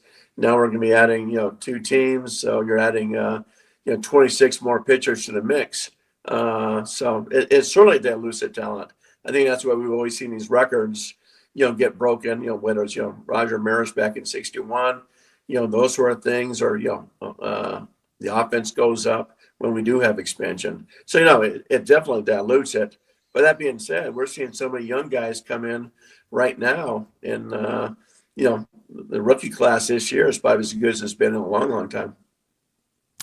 Bob Nightingale, kind enough to join us right here on 97.5, the KSL Sports Zone. So just circling back to the collective bargaining agreement, you don't think we're seeing a crazy, long, protracted stoppage in play before it's all said and done? Would you expect this to lead to a salary cap, or you don't think it's that's a bridge too far for baseball to cross? Yeah, I do think it'll be a short lockout, and I don't think they'll get a cap. Now, they could find different ways. It's like, obviously, money hasn't been a hindrance for the luxury taxes. So maybe, okay, you go over the luxury tax, you lose your first round draft pick, your first two rounds of draft picks, things like that. Make it more of a punishment. And obviously the union would have to sign off on that, but it would be wouldn't be so much a salary cap, but just the restrictions would be much greater than they are now. How many times do you go to a grocery store and somebody wants to ask you about the Hall of Fame? Yeah, more come Hall of Fame time. More in November, December when the ballots come out. Yeah. Well, we got a guy here in Utah that we're awfully fond of, that we'd love to see get in that Hall of Fame. But I'm sure you have a lot of people that give you opinions on that almost on a daily basis, especially that time of year. So Dale Murphy. We appreciate it, Bob. Thanks so much for your time, and we hope to catch up with you again here soon. Sounds good. And Dale's part of the ownership group, so that's one of the reasons MLB's excited in Salt Lake is Dale's part of that group. Yeah, no, and he's been great and awesome, and I would love to see him enshrined one day. But again, thanks. Sure, my pleasure. Thank you, guys. There he is, Bob Nightingale, right here on 97.5, the KSL Sports Zone. You know what? You're ahead of the curve in terms of dealing with the video, because you're actually giving like the wave, the little. I do that. I got you. Bob Nightingale on the stream. So if you want to see Bob up close in person, he was right there. All you have to do to see a podcasted version of that, go to KSLSports.com. I wanted to ask him if he's in a relation to Florence. I mean, you never know. Right. You never know unless you ask, honestly. And I was right there to ask the question. Didn't do it. I'm sure he's heard that a few times as well. Listen, Florence. His buddies, when he's irritating them. Or he leaves a putt short. Hey, he's like, hey, Florence. Nice putt, Florence. Nice putt. Yeah. I'll go ahead and tap that in for you. Yeah. It's good, by the way. Hey, we're live here at Tim Daly, Mazda Southtown. And there's so many great things going on because it's the end of the month. And look, Jake's always going to cut you a great deal on a vehicle. He's just, that's his DNA. That's who he is. He's always going to find a way to make sure you're happy with the vehicle. But when it's the end of the month and there gets a little pushback and saying, hey, you've got some numbers to hit, then Jake gets really, really generous. And that's where he's at right now. He needs to sell a bunch of new vehicles by the end of the month. And so to really make that happen, you come down here, you throw up something against the wall, a good chance it's going to stick. Well, the thing I like about it, if you're out shopping used cars are so expensive. Yeah. And really it's the entry point to get into a car. And I think that's today where if you come in, especially when Scotty's here, Jake's in a better mood when you're here, it seems. I do believe the entry point to get into a very nice, new, safe car that you can really be proud of. I've been walking around looking at these Mazdas. The way that they present the tech packages are awesome. So, yeah, get down here while we're here, too. But it's a great option if you're out there looking for cars. All right, so I apparently screwed up a little bit here. Now, doesn't Dana Carvey in Wayne's World, when they're at the donut place, say it's a jelly? Strange Brew is what I was talking and now about. because I'm getting roasted on Twitter because they're like, bro, it's not Wayne's World. It's not Dana Carvey. And you played the clip. Yes, indeed. There was like when he's bribing the secretary. I don't know. Funny thing is, I was going to say something, and I thought, I don't know Wayne's World well enough to know. So and maybe Dana Carvey was giving a shout out to maybe it was homage. Yeah. Because he's Canadian. Yes, that is true. But we're going to have to dig into that one. I'm going to look into the script. All right, 97.5, the KSL Sports Zone. Tim Daly Mazda Southtown. That's Tim Daly Mazda Southtown. You stop by, grab yourself an incredible vehicle. Hey, we got a few jellies down here, too. You want a jelly donut? We got you squared away. And if not, Brant will, if you buy a vehicle, I promise between the three of us, we will find a way to get you a donut, a great jelly donut. If you want one, we'll get you squared away. Tim Daly Mazda Southtown, right here on 97.5, the KSL Sports Zone. This is DJ and PK. Here we go again. Joined now by Austin Ainge, Utah Jazz, president of basketball operations. So all of us are fired up about the draft, but everything happens so quickly because then you have the free agency that hits immediately. How about adding talent through trade acquisitions or free agency? How much of that do you anticipate? Definitely some. It's hard to anticipate exactly how much, but we'll try to be aggressive, appropriately aggressive in adding and making our team better. We could go a few different directions to address some of the weaknesses, and some of that will be determined by which position we draft. We've got a lot of work to do. Teams in the West are really good, and that the rules will be different next year, so there'll be a lot of changes. It'll be a lot more competitive, and we're very aware that we got to take a big jump here in a lot of different ways. Catch DJ and PK mornings from 6 to 10 on 97.5, the KSL Sports Zone. Sometimes firefighting sounds like this. But most of the time, it sounds like this. And this. And even this. The first response to wildfire is prevention, not intervention. So douse your flames, keep your vehicles maintained, and let's fight wildfire together.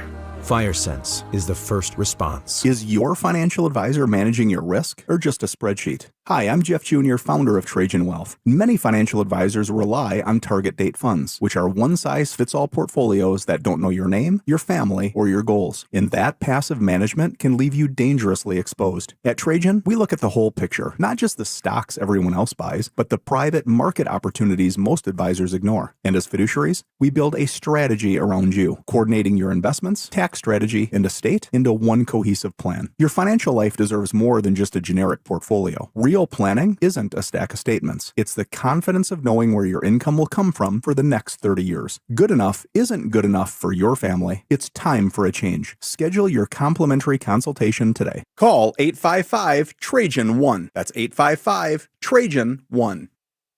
Advisory services through Trajan Wealth, LLC, an SEC registered investment advisor. Private equity investments require accreditation. Other services through Trajan Estate and Trajan Tax. Additional disclosures at TrajanWealth.com. Fire up summer with Mountain Land Supply. Right now, when you purchase any Blackstone Select griddle or pizza oven, you'll score a $50 Mountain Land gift certificate. Plus, you'll be entered to win B's Sweet tickets for Wednesday, July 22nd. Don't miss your chance to upgrade your backyard cooking and enjoy a night at the ballpark in style. Visit Mountain Land Supply today for the hottest Blackstone deals of the summer. Offer valid May 1st through June 30th, 2026 or while supplies last. Purchase any Blackstone Select griddle or pizza oven to receive a $50 Mountain Land gift certificate and one entry to win B's Sweet tickets for Wednesday, July 22nd. Limit one gift certificate and entry per customer account. You do not have to be present to win while supplies last. For over 30 years, Replenish Landscape provides the finest compost and hardscape products from bark, mulch, top dressing, and playground materials. Replenish products are perfect for flower, veggie gardens, and top dressings for your lawn. Visit replenishcompost.com. Replenish is good stuff. The KSL Sports Zone and Beehive Meals are honoring people that impact youth sports in our communities. Nominate the youth sports volunteer you know for the Beehive Meals Hero of the Week at KSLSports.com/contest. It's time to saddle up and talk about the winners and the losers. This is the good, the bad, and the ugly. Now, here's the good. Good, the bad, the ugly right here on 97.5, the KSL Sports Zone. The good, as we start off here, we have not had a chance to chat with Jake yet. And so Jake gets to go to the front of the segment because he's that important. How are you, sir? Good, brother. How are you? I'm doing much. I'm not doing as good as you because just based on skin tone, you've been doing very well. You've been in some sun, my guy. I've done some golfing. I did some fishing. It's been beautiful weather, so why not take advantage? Well, guess what? Now that you're back in the office, it's time to get some cars moved. Yeah, it is. See, so that's what happens when you go on vacation and you take your wife for her birthday and you go out and you do all these different things and you got to come back to work and realize, did anybody do anything? Were we open open when I was gone? What happened to all the cars that should have been sold? They're still sitting here. So the great news is we got to figure out how to sell a whole bunch of them over the next couple of days to finish the month. Yes. So what I'm willing to do, I like to do, some crazy stuff. Yep. I told the listeners when Scotty's here, you're in a better mood, and you do crazy stuff. I do crazy stuff. So this is the part you need to listen to. So we do have a little permission forgiveness thing that okay. I may have All right, said what'd you something. do? I said a lot of people out there like to do a little summer traveling, and they may have dinged the credit card a little bit during the summer. So I said, don't worry about making a payment till September. Yeah, I'll do that. I'll do that, and I'm going to do it better. How about that? Okay. So no payment till September if you buy a new car today or tomorrow. Right on. I got to sell 25 new cars. Okay, so I'll do no payment till September. Tell me that's not awesome. That's incredible. Crazy awesome, yeah. Right? So, and I'm also going to stack it with up to $5,000, and also we can do 0% on a lot of different cars. So if you're looking for a 50, a 70, a 90, or if you're looking at like a CX Mazda 3. Ooh. By the way, that's what my kid drives, and I actually like to steal that from him. I could do 0% on the other ones. I could do like 1.9 as well. So if you're interest rate worried, if you're gas worried, these cars are fantastic on gas. Oh, by the way, I'll do no payments until September and a year of free gas. What? And how much gas costs right now? Yeah, absolutely. And I'll do the sub-vended rate. All right. Okay. Whoa. All right. No payments till September. Yep. The 5,000. Up to 5,000. Up to 5,000. Then gas for a year. Yep. And the rate that a lot of them are going to be 0, some 1.9. Yep. Folks, what do we do? And by the way, this is a great vehicle. I mean, we're talking about, some incredible savings here, but the vehicle itself is awesome. Yeah, these cars aren't they're not throwaways. No. These things are. You're not slinging Geo Metros. We are the number one safety vehicle out of every manufacturer. We've got the number one top safety pick by JD Power and IHS. We're also the number two as far as resale value. Mm. I mean, that's a no-brainer, right? Especially when you're doing the leases, too. Like, you're actually going to come out great after a 3-year lease. Listen, usually when I worked for the other company, I won't say which company it was. What's up, Tyler? We had to ground those cars and send them back to the other place because there was so much negative equity. On these, I take everyone in on trade with positive equity. I haven't had one that's been in a bad spot yet. Wow. And that's over 3.5 years. That's you've been here 3.5 years now. Right? Oh, it'll be 4 years in September. Jeez. You need to work on your tan. I look good, huh? You That do tan look looks good. You do look See, good. what's crazy is the tan looks better with all the gray hair because it pops. It does pop, bro. You're looking good today. Feeling good, and he wants to sell some cars. I want to sell a lot of cars, and I want to be able to move these 25 cars, and I know it's crazy. You got a lot of graduations. You got this, that, and the other. So if you don't have time, call. Yeah. Because we'll do it over the phone. We could do tap to sign. You know what I mean? So you can sign everything over the phone. We can show you all the numbers. We can do everything. You just tell me what you're looking for, what kind of car it is, what kind of range you're trying to be in. I will be able to fit it. Okay. Yeah. If you have a trade-in, I can get you in a value. We could do everything. And then you just come pick it up whenever. But we have to finish this month. We have today and tomorrow. My, my last 2 vehicles I've done with you have all been via phone and tap to sign. Yep. It's been really simple. So I am in a lease on a 50, and I love it, by the way. And I probably technically should wait a while, but man, that new 5, I am eyeing that sucker like a son of a gun. It is so nice. Yeah. And all the technology in it is crazy. I mean, you had a screen that, if you were to take that screen and put it into a living room in the 80s, people would think that's a big screen. For sure. There's no question. And it wouldn't take up all that, It wouldn't weigh 500 pounds. Well, remember those things? Oh, Holy yeah. cow. Slamming With the the sides wood. to make it work. Yeah. And you got the colored lights shooting up. It was My dad beautiful. would have me be moving the ears, the bunny ears. And Yeah. he's like, don't move. What do you mean don't move? Like, don't move. It's working great. Well, Stay I there. can't see. I know, but don't move. Yeah, don't move. It's perfect right now. Oh, man, come down here, Tim Daly at Mazda Southtown. And look, not only do you get a great savings, not only are you going to get a great vehicle, you're going to work with the best staff in the state. And when it comes to selling a vehicle, they respect your time, your dollar. They'll have some fun. They'll get you a jelly donut, whatever you want. Jelly. If you want a monster, they'll hook you up with that as well. Yeah, listen, I tried bringing Scotty some donuts, and he's so strict that he wouldn't even eat the donut. No, I know. I actually have not seen him. I saw him eat one time because we had dinner. But outside of that, I've not seen him put one thing other than that Rockstar can. I do drink a few near of his these. mouth. Yeah. So you're under Rockstars now, huh? Oh, I'm under whatever is the cheapest at the old gas station. That's right. Buy 2, get 1 free. Okay, that's what I'm getting today. 3 for $5? Okay, Well, let's go. That's Smith energy drink. I don't care. It's I the don't cheapest care. one. Is We're it gonna got put caffeine? it. We're gonna Yeah. throw it in the body. Let's go. Let's go. 0 sugar, caffeine, done. Jake from Tim Daly Mazda Southtown. Thanks, my friend. Thanks, fellas. Let's load up. Let's get you some vehicles. All right. Good, the bad, the ugly right here on 97.5, the KSL Sports Zone. We got a lot to break down here on the show as we continue on here in hour number 2. But there is some injury news coming out of the NBA, and the Knicks, who have been patiently waiting, found out that Mitchell Robinson could be missing some time with a broken bone in his pinky, although he has said, no, I am going to play. I would imagine that his pinky's probably not little, but that little finger of his isn't going to stop him. The Knicks are on something special, and Mitchell's been at this a long time, a guy that caught my eye just for how hard he plays. So it'll be important. He's a guy that comes off the bench and offers some physicality, and so I don't think the pinky's going to stop him, Scotty. There's guys out there that have been around the league for a while, and they realize this might be my only shot to play in an NBA Finals. I'm not going to let a pinky keep me out of this thing. No, there's a lot more things that could, and the pinky is sensitive. Obviously, your hands are a big part of what you're doing, but you'll play through. He'll play through. He'll tape that whole thing up good and play through it. And look, Toradol's your friend. Tape is your friend. Yep. You'll find a way to make it work. Yep. You will find a way, and the training staff will be right there by your side. The whole way. The whole way. Through all of it. All right, there's your good. Let's get to the bad. Now the bad.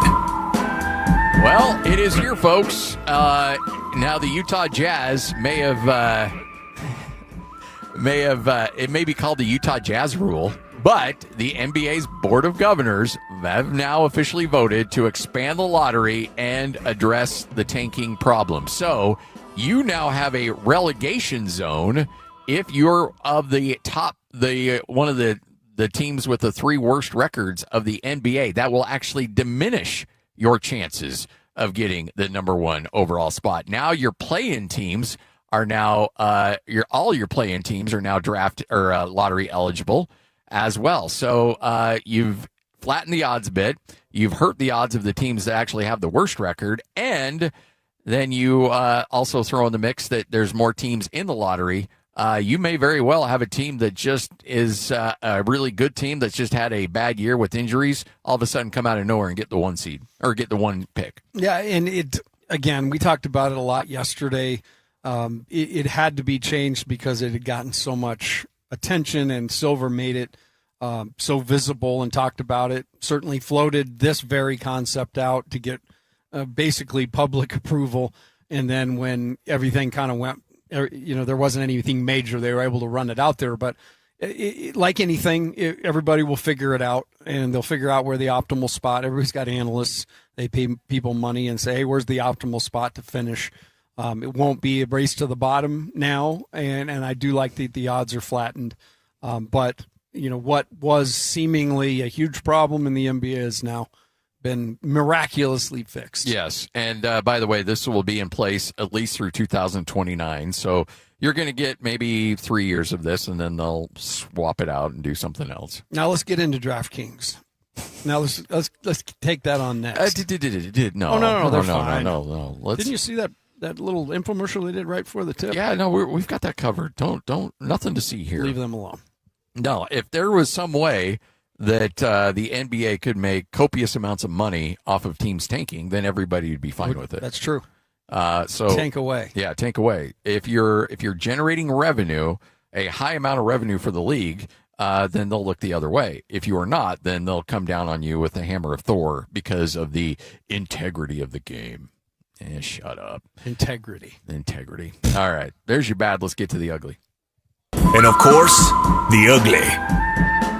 Hunter Yurachek. He is the athletic director at Arkansas. All right, why is he in the ugly? Because he is so very concerned about the welfare of his student athletes. He released a statement yesterday saying, I am extremely concerned and displeased about the recently released kickoff times for our football program. ESPN has set our time at Utah. So, yep, the Utes are now in the middle of this at 9:15 Central Time on September 12th. We anticipate returning to campus at approximately 6 a.m. Sunday, September 13th, followed by an 11 a.m. home kickoff against Georgia 6 days later on September 19th. Then he goes on to cry all kinds of complaints here. This assigned schedule will cost our student athletes nearly a full day of rest and recovery that they otherwise would have available to them. This is not simply a competitive disadvantage. It is a genuine welfare issue for the young men who represent our program and contribute greatly to the bottom line of our television partners. ESPN or somebody at ESPN probably called this guy up and said, hey, by the way, that check that the conference gave you for revenue distribution from TV money, are you spending that? Well, yeah, it's part of our budget. Okay, shut up. You're going to take the money and you're going to play when we tell you to play, and you're going to like it because we're paying you a lot of money. If you want to go and set your schedule times, then you can go on whatever streaming service you want and go and play with the Big Sky Conference or the Sun Belt or somebody like that. But if you want to play big boy football, you're going to play when we tell you to play. You're not Alabama. You're not Georgia. You're Arkansas.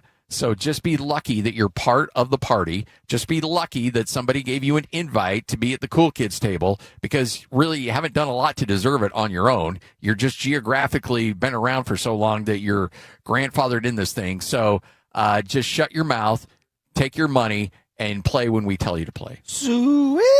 Suey. Yeah, you want to go to Conference USA? Fine, be our guest. When I read this, music is a lot in my life, but I had a song come to my mind by that great, wonderful artist, Justin Timberlake. Cry Me a River. Yep. Seriously, bro. Cry me a river. So teams that have been on the West Coast have been dealing with this forever. So, look, get in line. Yeah, this is part of the reality of selling your soul to the TV gods. You will play at all times of the when day. they say you'll play. Yeah, and Dude, there's we played a game in the middle of the night once on that ESPN 24-hour. That 24 hours of hoops. We Yeah, tipped off at midnight our time and 11 o'clock in Long Beach, and it was one of the biggest debacles of all time. But we did it because they said, "Hey, do this." Is that for us. dude when Long Beach got hot, or the? Yeah, we lost that game. Oh, did you lose that Mhm. one? Okay. 11 or midnight. Don't schedule it midnight. No. Bad time. Yeah. But look, I understand. Look, honestly, he's right to a certain extent. Like, it is a huge competitive disadvantage. There's no doubt. But nobody cares. But you're Like, also not the only one doing it. You're exactly. Everybody's there's dealing league with this. schools. You talk about the Big Ten traveling from coast to coast just to play league games. Somewhere UCLA's like, really? Look, we're taking our money. Now, our basketball coach may run his mouth, but he runs his mouth about everything. Nick's so. like, let me tell you about travel. You Yeah. talking? Hey, it's unreal what they're putting us through. Hey, can you get him a stool? Okay, now say it again, Mick. We couldn't hear you. Couldn't hear you, Mick. All right, yeah. If you could, you're sitting down. Can you get on that phone book, please, and there talk a little At least louder? I can see your eyebrows now. Oh my gosh, yeah. I don't feel bad for these guys. I really don't. Like, I have been with basketball teams that have been flying commercial and busing from Laramie to Denver, and then getting on a 5 a.m. flight, and with a wake up call at 3 a.m. because they're flying commercial to come home. And then, I mean, look, I've seen teams go through hell. This team will be just fine. They'll be fine. I'll flying on the private jet, Yes. stay in the 5-star hotel, and play the game. They're And good. They're do gonna me be a okay. favor, Hunter. Cry me a river. Yeah, Crimea River. I'm sure you've got horror stories in travel, but it's just, that's what you sign up for. I mean, it's how it is. And in the SEC, those charter flights, granted, are still going to come in at 6 a.m., but these guys are going to be flying in absolute comfort. They're not flying Allegiant or Sun Country on those charters. I think they're going to be doing okay. When I was at Utah, we played at Air Force, and a blizzard came in. And it was a whiteout in Colorado Springs. And so we go out to the hotel, and I believe we were at Utah. Jonesy gets a call from the bus driver saying, I can't make it to y'all. And we got a game to play. So we went running around, got hotel staff, and said, hey, can we borrow your cars, or can you drive a bunch of people? And so we got to the game in just random people's cars. Wow. Like 7 or 8 cars we piled in. That's a great The story. bus was there when we got done. But it was, I mean, yeah, you talk about crazy. When you go out and you're going to take a bunch of people places, and the weather doesn't sometimes cooperate, or the mechanical on a plane, you got to land in Missouri to refuel. Yeah, come on, Hunter. We've all been there. We've all done it. I was doing pre-half and post-game shows for Utah for 1 year. This is in 2006. I think Kyle's second season. And I was traveling with the team, and they played a game at New Mexico, and it was they had a big lead and they blew it. They lost to New Mexico late, and everybody's in a bad mood. And so everybody gets to the charter, and these charters are not the charters that you think of. These charters back then were just tight and uncomfortable, and it wasn't quite like Major League with the duct tape around the propeller, but it wasn't far off. And you're wondering if you're actually going to have to evacuate with a parachute. Exactly. And so all of a sudden, the pilot fires up the engine, and then all of a sudden you hear this, wah, wah, wah, wah, wah, wah, wah, wah, wah. They're like, uh-oh. And he keeps going at it, and it's like, this plane is not starting. And so the captain is calling everybody that he can. It's late at night, so there's not a crew available. And so finally, we're on the tarmac for like an hour and a half, and the pilot gets on the thing. He's like, yeah, we can't get a maintenance crew out here, but I've got a flashlight and some instructions, and they're going to be on the phone. They're going to try to walk me through on how to fix this thing. And Chris Hill, I will remember this clear as day, stands up and goes, nope, and everybody off the plane. And they had to go find a hotel that night, because there's no way Chris Hill was going to let this team, no way Chris Hill himself was going to be on a plane that some guy was down there with a flashlight and a monkey wrench trying to figure out how to fix a plane. I got it, guys. You should be good. I'm about 40% sure we're okay. We had one of those, so we played in Laramie, and we won, and we came out, and it was sideways wind and whiteout conditions, and we had flown up there on private planes, so we just needed to get out of there. Yep. So we get a call from the airport saying the airport's shut down. So about 3 hours later, we all go back to the hotel, have to get rooms. Yeah, the and Holiday. We're waiting it out right there, yeah. Yeah. And so they tell us, hey, there's a window about 20 minutes. If you guys can get out here, I think we can get you out. So we all jump on the bus, roll out there. And I kid you not, there was one dude manning all the airport. And he was on like a tractor, like a farm tractor. Yep. And he was grading the runway with a farm tractor. And we all get on the plane while this dude's and the pilot's waiting to go because we got this window. And it was the most dicey takeoff I've ever been a part of. Like, the guy's like, okay. I mean, we were pushing it for sure. But, yeah, there's some scary. And then you have times that nothing comes off with that. I mean, everything goes great. You know, you have those too, but those are fewer. Oh, yeah. All right, 1146, 97.5, the KSL Sports Zone. You could write a book just on travel alone, I'm sure. Oh, man. I don't know who would read it, but I could. Yeah. I could.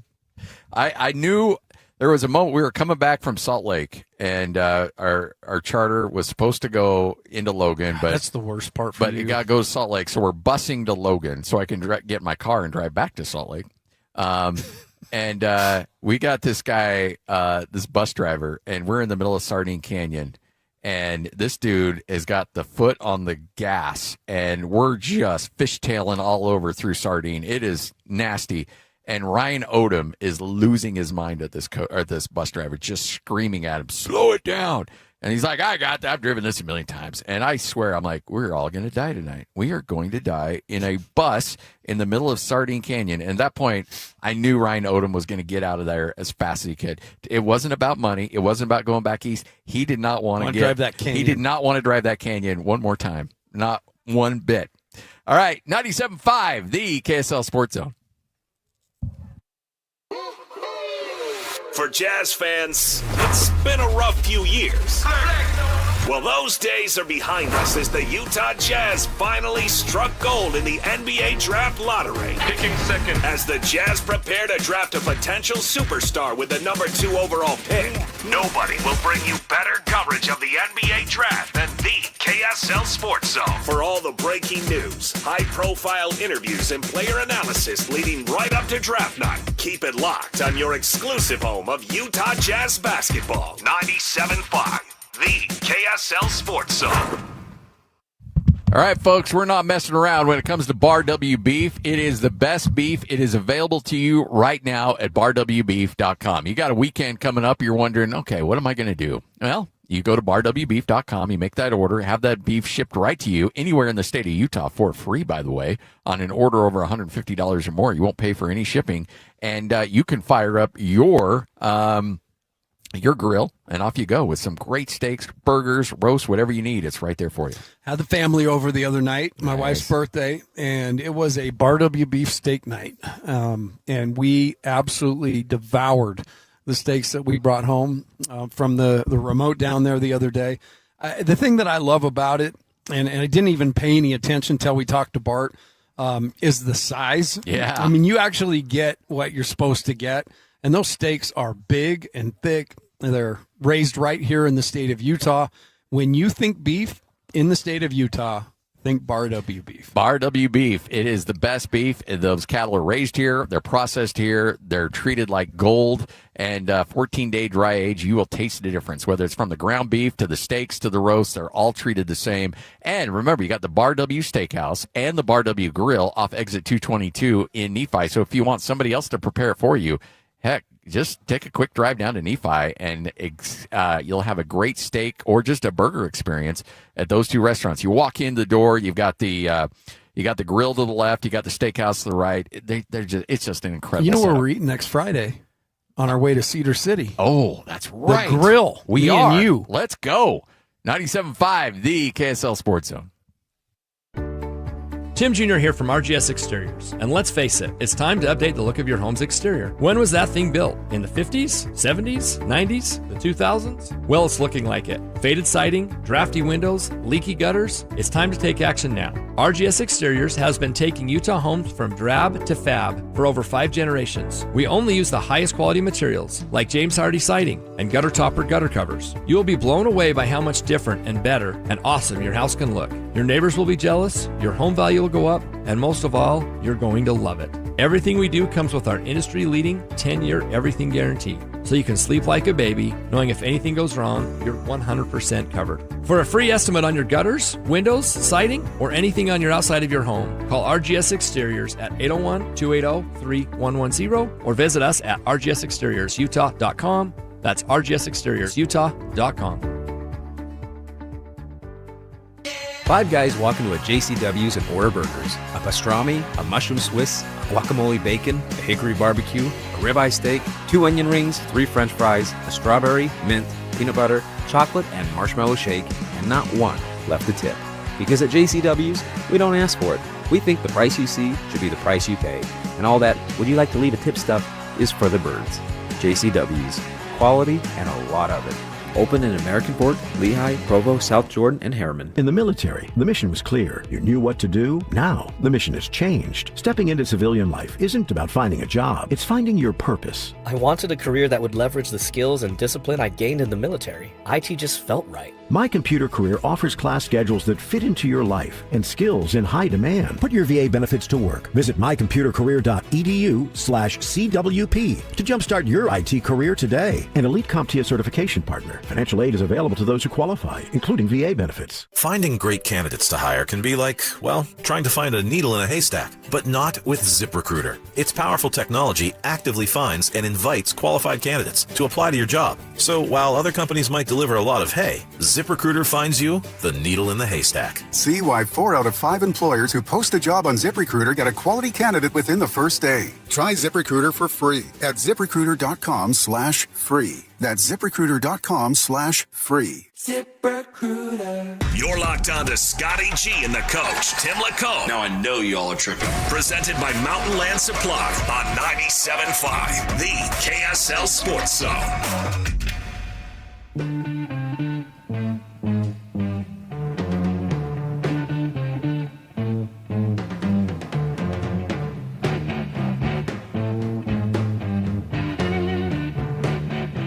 97.5, the KSL Sports Zone. Big couple hours of the show coming up. Tony Jones will join us coming up at 12:05. New head coach at Utah State. Ben Jacobson will join us at 1:05 as well. But if there's one thing that coaches told us is that when there are rules in place, especially when it comes to college athletics, there will be teams that will circumvent those rules. They will always find a way. So I came across this yesterday and immediately thought of you because you said, look, people are smart. They're going to figure out a way to get around rules. UCLA quarterback Carson Gordon has entered the transfer portal. Wait a minute. And so you're thinking to yourself, wait a minute, quarterback, transfer portal? That window's been closed since April. How is he entering the transfer portal? Oh, good question, you may ask. Gordon is entering as a track athlete, but does intend to play football at his next school. He's one of the fastest quarterbacks in the country, recently ran a 4.28 40. So he is... he's using the track window. He's now using the track window as he's like, oh, I'm a track, I run track and field, but I may also be able to play quarterback too. But the reason I'm transferring has nothing to do with football. It's all about track. Yeah, we're going to see some...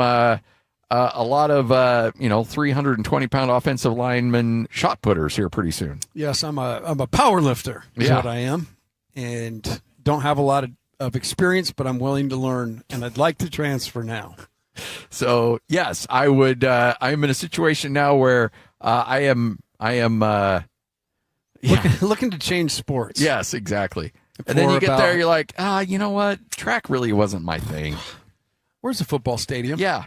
Where's that money? Oh, I'm getting paid millions of dollars to run track. No, just to say you run track. That's all we're doing here. So to me, it's rinse and repeat. Yeah. It's rules, and like you can see he found a legal loophole, and that's what everybody tries to get as close to that as possible. And So that was my point with the new tanking legislation and everything else. A problem will exist will come up and arise from that. Yeah. That will have to be fixed later because people will figure out the nuance of it. Yeah.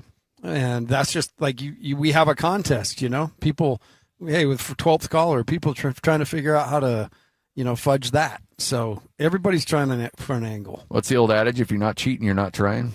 Yeah. And with Lloyd out of the office, I just want to make sure today, everybody, next time you call and you've won tickets, make sure, because he really likes this, you ask where those tickets are located. Yeah, no, Lloyd. It's one of his favorite things. So if you happen to be a caller number 12 and Lloyd goes, hey, congratulations, you won tickets, say, okay, before you give them to me, I really want to know, where are those tickets? Actually, use this line. Oh, hold on, Cowboy. Where are they? He might go for that one. Yeah, he'd love that. Hey, Cowboy, before you give them to me, where are they located? Can you just tell me where those tickets are at? Because I'm kind of a lower bowl or nothing kind of guy. He pinned that on his Twitter. He's very serious about that. Oh, boy. So yeah. I just like to have fun at his expense. Especially when he's not here. When he's not here. And he doesn't listen. And I know it's wildly hypocritical of me to say coming off a few days off, but one thing that you will come synonymous with Lloyd Cole is vacations. The man loves his vacations.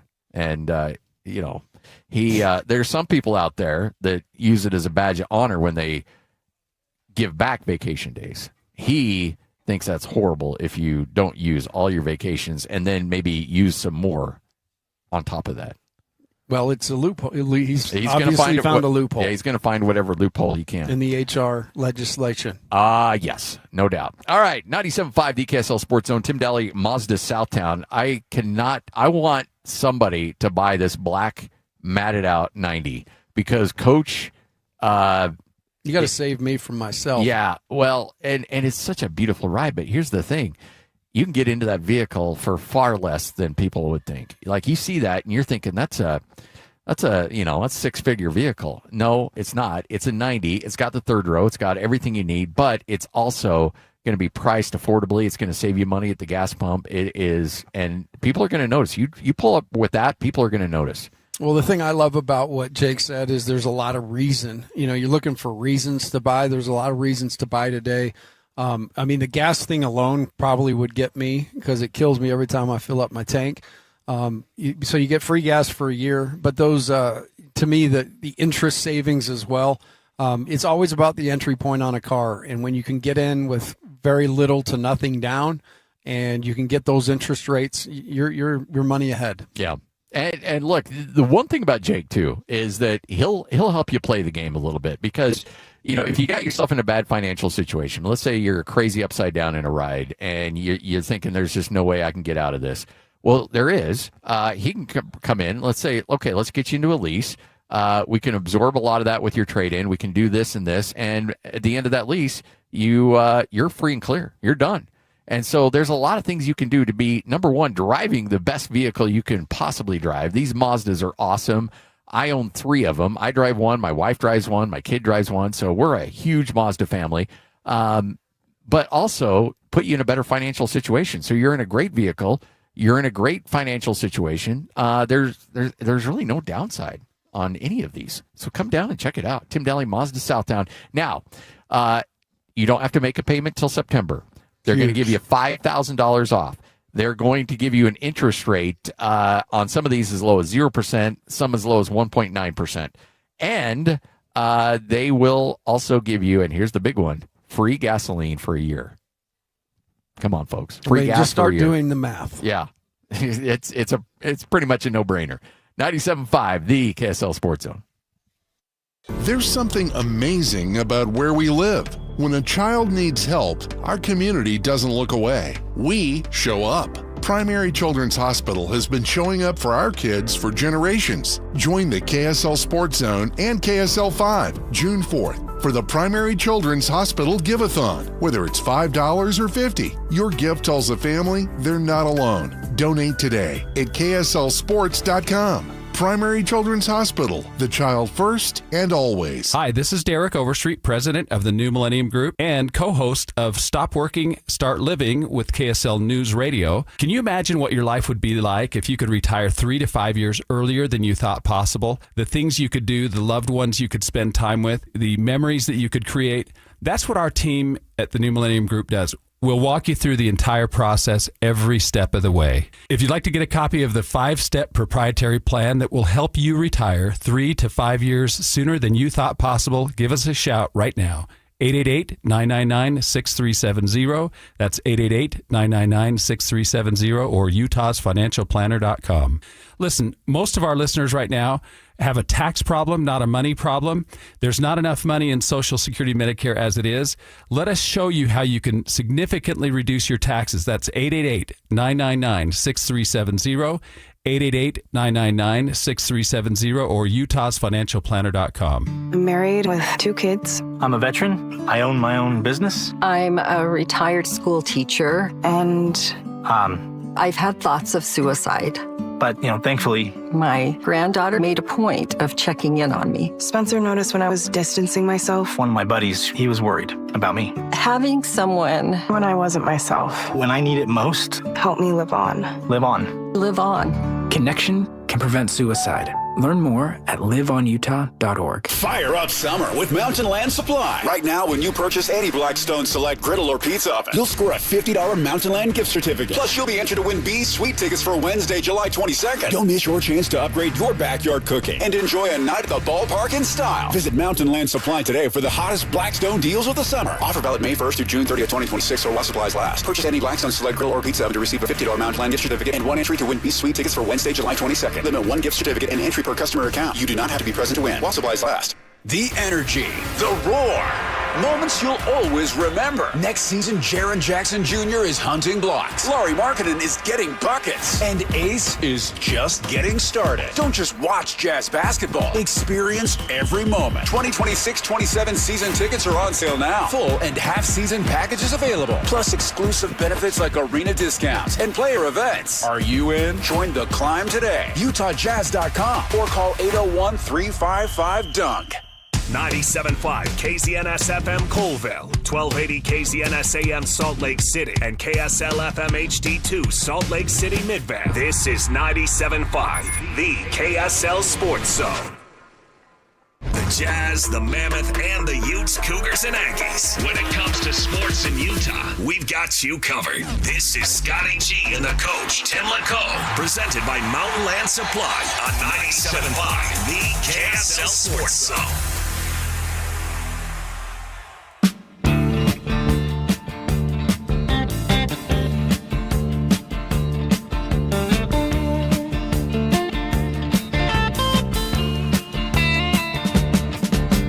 Shiver in the dark, it's raining in the park, but meantime.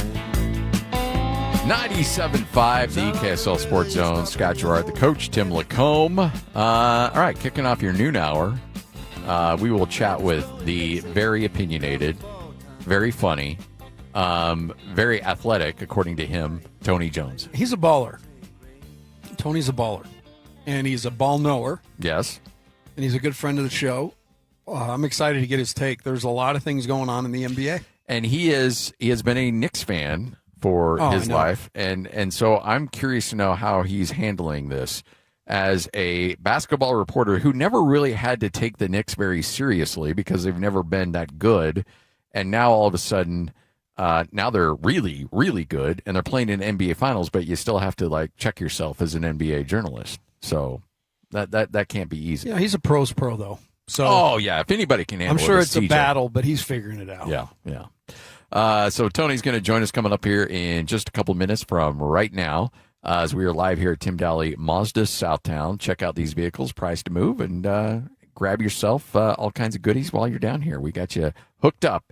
And but it's, you know what? It's good being back on the show. I was away for a few days. Appreciate everybody holding down the fort, but you know what? This is the best 4 hours of my day. So fastest 4 hours of sports when we're together. Amen.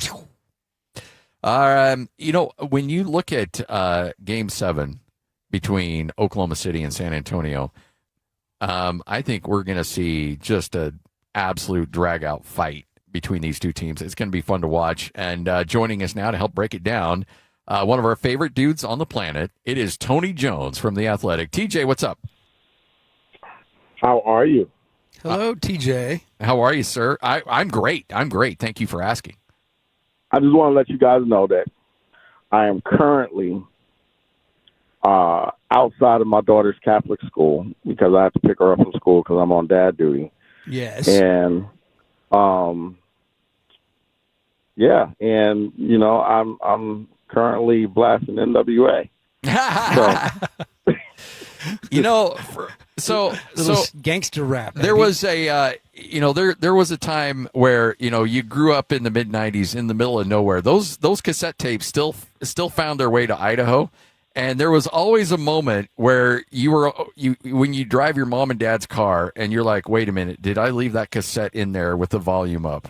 And you're like, because if they get in there and they turn that engine over and that tape starts playing, I'm going to be in a whole lot of trouble. And that happened to me a couple times. That wasn't good.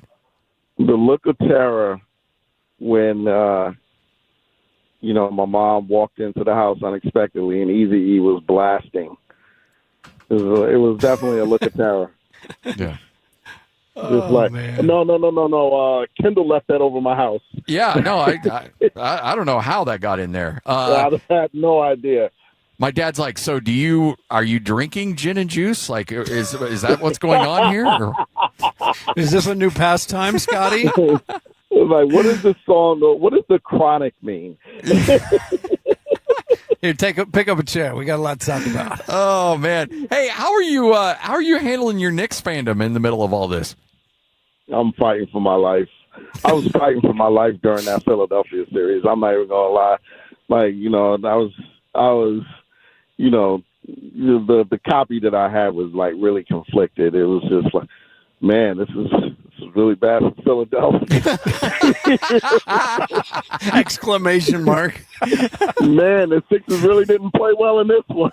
Ha ha ha ha. Yeah. It was just, there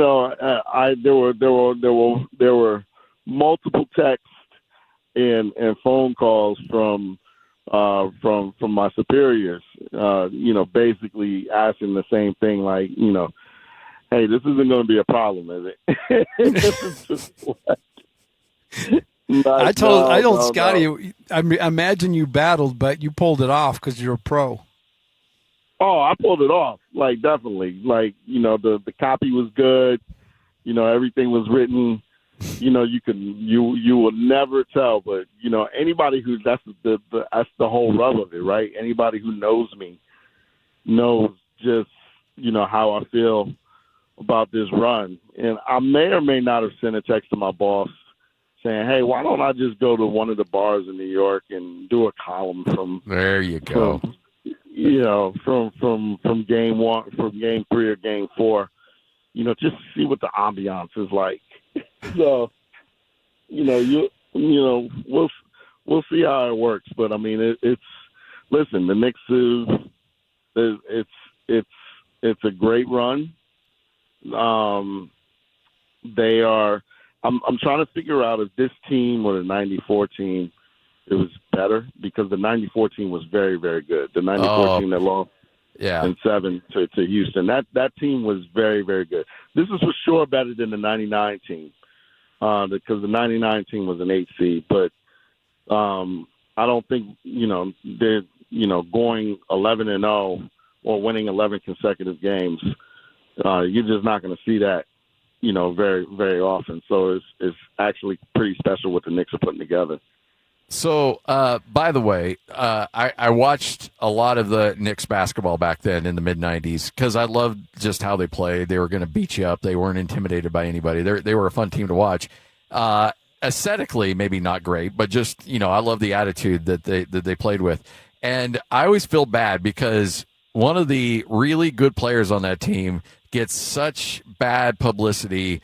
John Starks, based on the Game 7 against Houston when he couldn't make a shot, and then when they, the Reggie Miller fiasco the following year, people forget how good John Starks was. Prime John Starks, how good he was and what he meant to those teams. 2 for 18, man. I know. But can you forgive it? You can't forgive it, can you? I've forgiven it because of what he meant to the run. And what he meant to the run as a whole, and what he gave us as a whole. Like, he gave us We had swag, but we had a certain amount of swag. He gave us a certain amount of swag. He added to that, and he gave us a certain amount of athleticism that was able to at least put us on the floor with Michael Jordan, right? Like, nobody's going to be that athletic, but we needed somebody who was not scared of Michael Jordan, was not scared of Reggie Miller, was not scared of Clyde Drexler, was not scared of any of the Titans that were at two guard in that league in the league in that era. And John was that. And, he was unpredictable. He was wild. You never knew, when he'd have a turnover or when he'd headbutt Reggie Miller or something like that. But when he was good, he gave us a dynamic scoring option that we just didn't have, outside in that backcourt. Derek Harper was really steady. Hubert Davis could come off the bench and make a few shots. Greg Anthony came off the bench and defended, but we really needed a guy who could just go out and just and create his own shot and just kind of get his. And we didn't have that because we were playing like 1,000,000 7-footers in the front court. So it was so John holds a special place in my heart because of that. And, he holds a special place because, he's definitely, taken to, this new era of Knicks. He's been around. He's not one of the OGs that's just been hating. Like, he's been, really like kind of adding to the vibes and the ambiance of the run. Patrick Ewing as well. So yeah, I think that historically he's going to go down, as a really important person in that era and a really fun person to be around in this era. His signature dunk, anytime I hear his name, 93 playoff over Horace and Jordan coming to help and Cartwright looking aimlessly at it. You're right. The swagger, he was a big part of that. It's cool to see the guys from that era really involved in supporting, seeing John a bunch on the camera, which speaks to the fact of how much he cares. Yeah, and I think it's been cool that, like, everybody, a lot of the guys from that era have really, just kind of, bonded with, the guys from this era. And I think it's vice versa. Like, it's cool because, when you're young, nobody can really tell you anything and you're on top of the world, so I give this era a lot of credit for, kind of leaning into, the greats that came before them. And, Jalen Brunson, and with Jalen, I think it helped that, Rick was a Knick around the turn of the century, so, he was actually around a little bit, for the tail end of that run, as a kid, as a baby, but, so I think that those parts have been, really, really, really cool to see, and it's been one of the fun things to see. All right, I got a confession. I feel like I have a confession every time I get on the show. Yes. Hold on, let me pull the screen. Okay, wait. Okay, go. Yep. So the confession is, before Game 2 of the Philly-New York series, and I told my best friend this, I was in Madison Square Garden and doing my duties as the Philadelphia 76ers beat writer. And I ran across Patrick, and immediately you didn't selfie, did you? I didn't selfie, but I did. I may have turned my credential around. Turn my credential around. You got to, TJ. Oh, man. We locked eyes, and the rest was history. All right? We shook hands. We gave each other the bro hug. He had no idea who I am. And I did look at him, and he said, "Go Knicks." And I just kind of nodded my head and walked away. I haven't watched that hand since. TJ, you said go Knicks back to him. I did not say go Knicks. I did not say go Knicks. But it was I don't geek out too much in my job, but yeah. I was kind of geeking out there for sure. You know who got me was last year, I think, Dominique Wilkins. I was down walking in the corridor and saw Dominique, and I was like, I got to shake that dude's hand. And he brought me a lot of enjoyment in my life. Oh, yeah. I just know that, Pat looked at me, and I just said, you had me at hello. You didn't need to say anything, big fella. All right, so, we those old Knicks teams, man, they were bullies, and they'd knock you out. And this Knicks team is certainly physical, but you know what? Like, everybody likes to hate on New York teams. Yankees, Mets, Knicks, like Giants, like they're easy targets because of the big market. But Tony, this Knicks team is really damn likable. Like they're just a fun group of players. They got a little chip on their shoulder, but the Villanova collegial aspect is alive and well with these guys. Like, there's so many things to like about this team. It's impossible to hate them. So, they replaced the coach because it was easy to hate him. Oh, yeah. And Jalen Brunson is like the little engine that could, right? Like, here's this 6'1", and I'm not even sure he's that.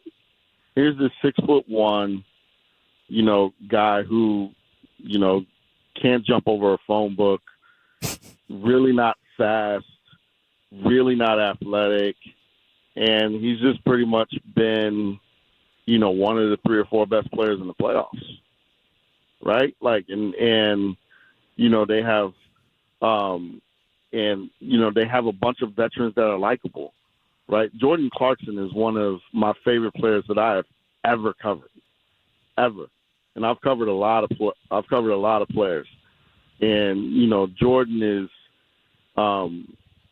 phenomenally well liked around the league, and Josh Hart is very well liked around the league, and seeing the dynamics of that friendship between Josh and Jalen and Bridges, it's fascinating watching their relationship, and you can't hate on Karl Anthony Towns. Well, people do, but he's become a lot more likable, in terms of how he's kind of rebounded from like real personal tragedy over, in his life over the last 2 or 3 years.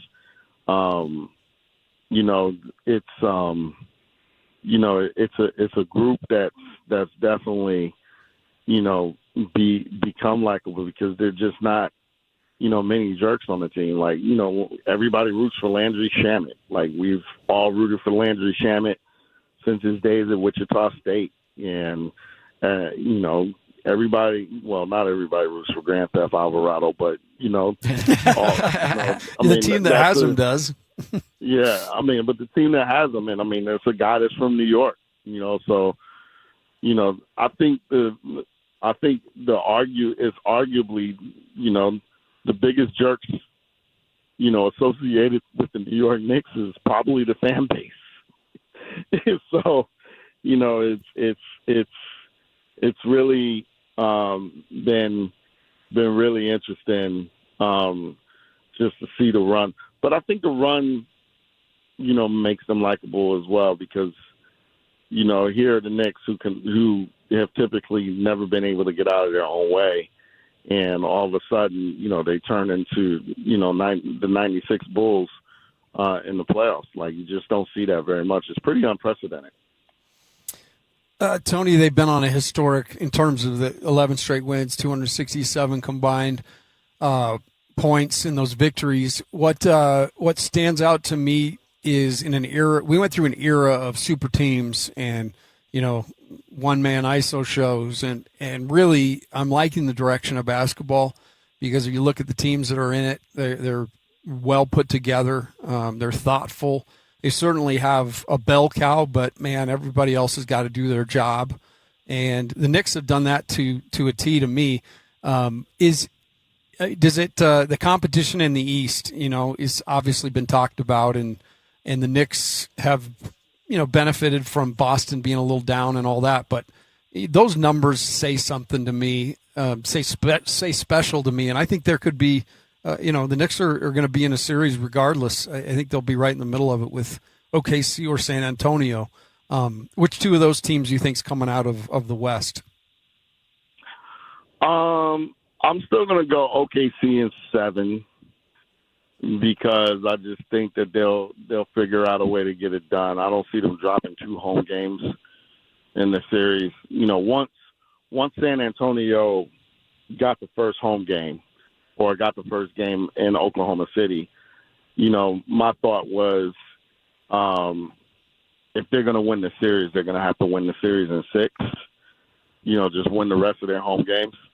And so now that they have to go on the road for Game 7, I'm going to pick, Oklahoma City there. And, we did predictions in The Athletic. And I wish I could tell you how I predicted. No, let me stop. But I think if it's Oklahoma City, I'm going to pick them in 7 over the Knicks. But if it's San Antonio, I'm going to pick the Knicks in 7 over the Spurs. I can see that. Yeah. Yeah.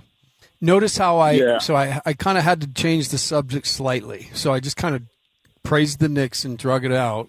So I just didn't. I was like taking a blanket from my grandson. I knew you were right there in the middle of that Knicks love, but I had to segue.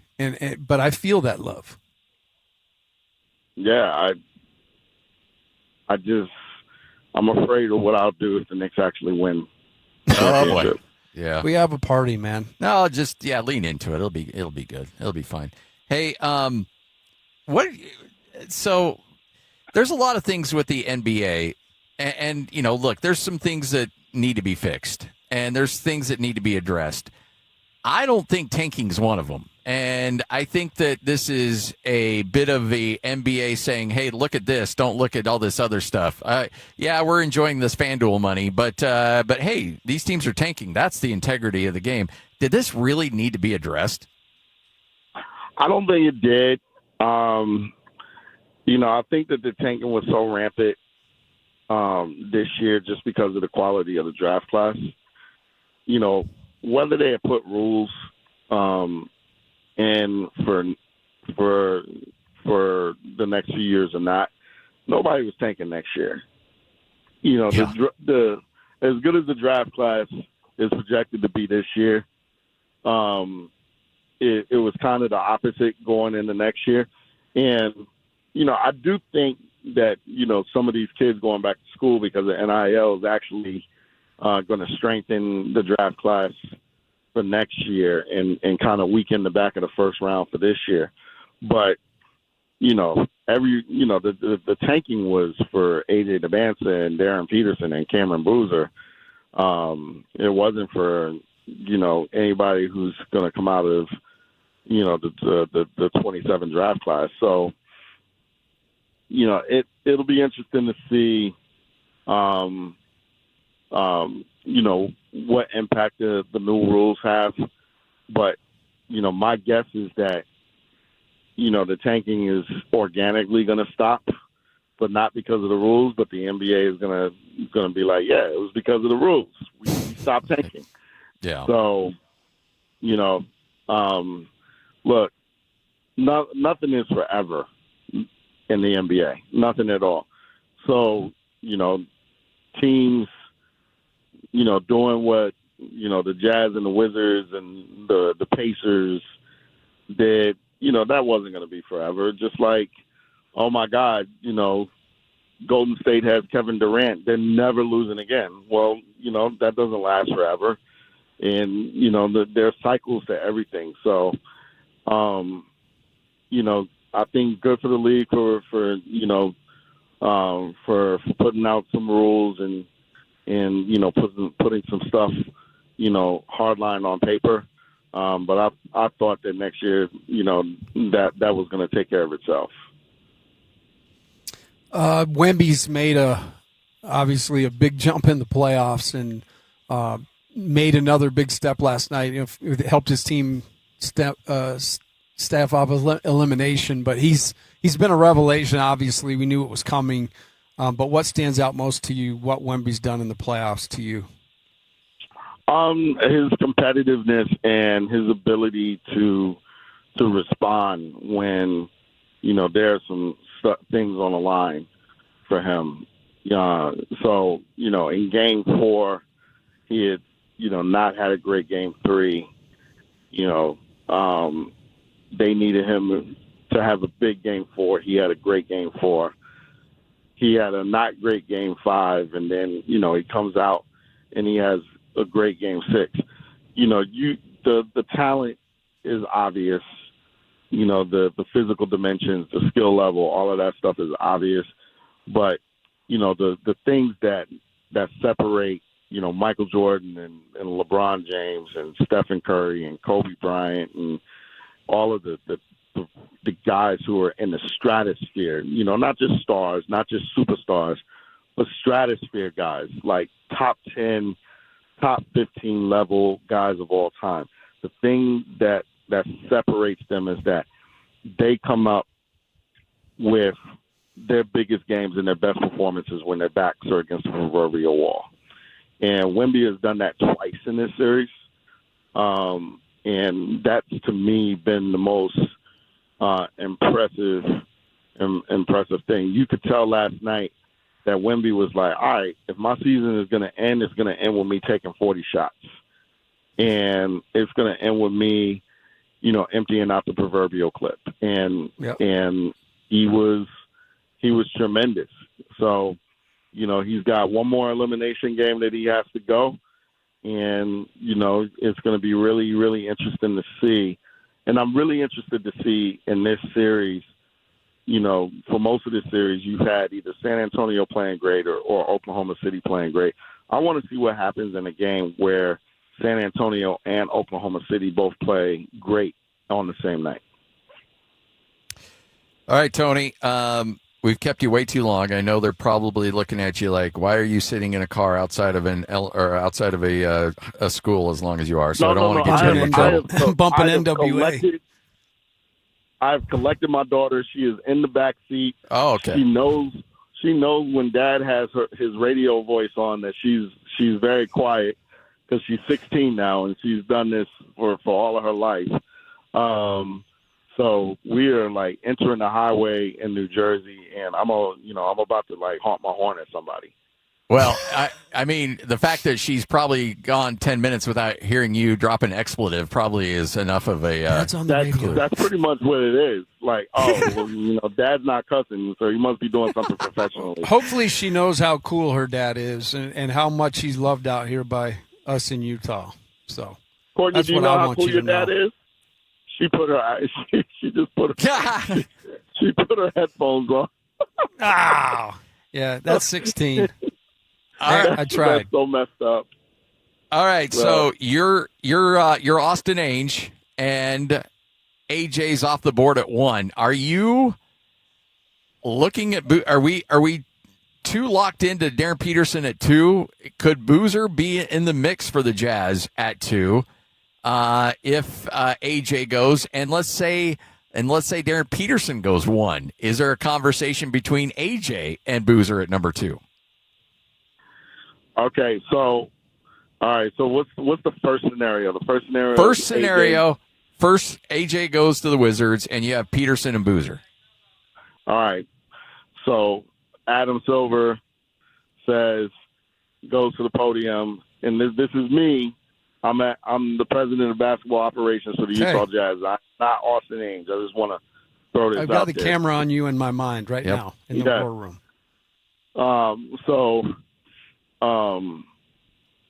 Adam Silver goes to the podium and he says, the number 1 pick is in. The Washington Wizards pick AJ DeBanza, and then he goes and turns and looks.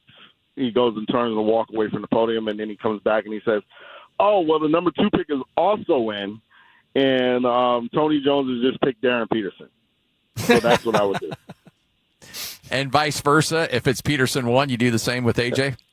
Vice versa, yes. That's all I'm doing. Keeping it very simple.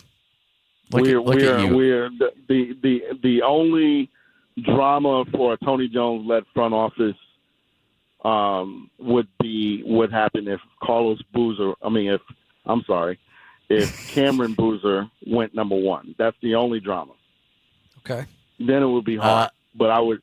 And if that were the case, I would pick AJ because I'm getting the player plus I'm selling a whole bunch of tickets to the BYU fan base. Businessman Tony. What's your concern about Boozer? Are we watching the playoffs? Yeah. Okay, so my concern about Boozer is I'm in the Western Conference, and I love Cameron Boozer. I think he's the third best prospect in the draft. But I'm watching the Western Conference playoffs, and I've got to beat Oklahoma City or San Antonio to get to the NBA Finals. I don't want Cameron Boozer as my number one going against Wemby. The way to beat Wemby is from the outside in, not inside out. So I need AJ DeBanso or Darren Peterson. That's why he's the best. Tony Jones right here on 97.5, the KSL Sports Zone. Tony, it's always a pleasure, and we look forward to chatting with you again here very, very soon. My guys, I appreciate you very much. Hey, TJ, you would have one other issue in that draft scenario. What would the issue be? Your fandom of the Knicks. Just because it's gonna influence you. I mean, come on, man. All right. I'll put that aside. Okay. You can still make a clear conscience pick. I like it. Love you. Hey, be safe out there on those roads, and give your daughter with the earphones, just give her a wave for us since she can't hear you. Not a problem. I appreciate you guys. Thanks, TJ. There he is. Tony Jones right here on 97.5, the KSL Sports Zone. All right, 12:32 live here at Tim Daly Mazda Southtown. All right, so let's line up what Jake's doing for you. First off, a good chunk of these vehicles, he can get you 0% interest. On everything else, 1.9% interest. He's going to get you $5,000 off. He's going to pay for your gas for an entire year. You will not pay for gas for a year. And then also on top of all of that, there's incredible lease options, more for your trade-in than anybody else. And I mean, come on, it's a no-brainer. No payment till September. No payment till September. I forgot about that one. If you are looking for reasons, that's the easy way to do this. I need a new car. What are my options? Oh, I'm looking online at used cars. Well, an entry point is you're going to have to put some money down, all that. Here, there's a way to get a awesome car with incredible fit, finish, tech, all of it, brand new off the lot, and your money out of pocket could be nothing. Just bring your driver's license. You don't need to bring your checkbook. You don't need to bring your debit card. You don't need to bring anything like that. Just bring your driver's license down here, and you could be driving away in a brand new vehicle. 12:33. This is 97.5, the KSL Sports Zone. They've been doing it for a while. This is Jake Scott and Ben Anderson. He covers the NHL for Sportsnet. He is Luke Fox. Now Austin Matthews is obviously very much in the news, and you've seen the Mammoth's name tied pretty closely to Matthews if he were to hit the trademark. Utah's interest in Austin Matthews is 100% accurate. They would have to join a few other teams that would probably be raising their hand. If he does say, hey, I want out, for sure the Mammoth would be all over that. The Sharks would be over that. The Kings. There would be a number of teams that would want a player like him because they just don't become available very often, especially when they're in their prime. A couple years back, he scored 69 goals, threatened 70, which hasn't been done since the 90s. So a player like that may or may not become available, absolutely, the Mammoth are all over that. They want a superstar. Catch Jake and Ben afternoons from 2 to 6 on 97.5, the KSL Sports Zone. There's something amazing about where we live. When a child needs help, our community doesn't look away. We show up. Primary Children's Hospital has been showing up for our kids for generations. Join the KSL Sports Zone and KSL 5 June 4th for the Primary Children's Hospital Give-a-thon. Whether it's $5 or $50, your gift tells the family they're not alone. Donate today at KSLSports.com. Primary Children's Hospital, the child first and always. Hi, this is Derek Overstreet, president of the New Millennium Group and co-host of Stop Working, Start Living with KSL News Radio. Can you imagine what your life would be like if you could retire 3 to 5 years earlier than you thought possible? The things you could do, the loved ones you could spend time with, the memories that you could create. That's what our team at the New Millennium Group does. We'll walk you through the entire process every step of the way. If you'd like to get a copy of the 5-step proprietary plan that will help you retire 3 to 5 years sooner than you thought possible, give us a shout right now. 888-999-6370. That's 888-999-6370 or utahsfinancialplanner.com. Listen, most of our listeners right now have a tax problem, not a money problem. There's not enough money in Social Security Medicare as it is. Let us show you how you can significantly reduce your taxes. That's 888-999-6370. 888-999-6370 or utahsfinancialplanner.com. You've heard me say it before, Replenish Landscape Garden Products really has everything you need to make your lawn and garden work and look beautiful. Greg's here with me again. So many different products out there. I think people will find it convenient because they can come in, look at the specific product, get it loaded quickly, and get back home to get the job started. That's what our focus is on bulk and bag materials. Obviously, we're known for the compost itself, which has gained a great reputation, but our soil blends are excellent. We have the bulk box garden blend. We have 4 different colors of wood mulch, 5 or 6 different kinds of shredded bark, and just a variety of things, including sand and gravel. A lot of these playground chips and things are found in kids' playgrounds all over the valley. Find out why landscapers valley-wide use Replenish Landscape Garden Products. See them at 4660 South, 200 West in Murray. Go to the website at replenishcompost.com or give Greg and Mike a call at 801-262-5142. Replenish. It's good stuff. Hey, this is Chris with JCW's. Craving something sweet? We do ice cream right. Come in and try one of our shakes, freezes, or an ice cream cone, and you'll see why we say JCW's, quality and a lot of it. You're locked on to Scotty G and the coach, Tim LaCoche. Presented by Mountain Land Supply on 97.5, the KSL Sports Zone.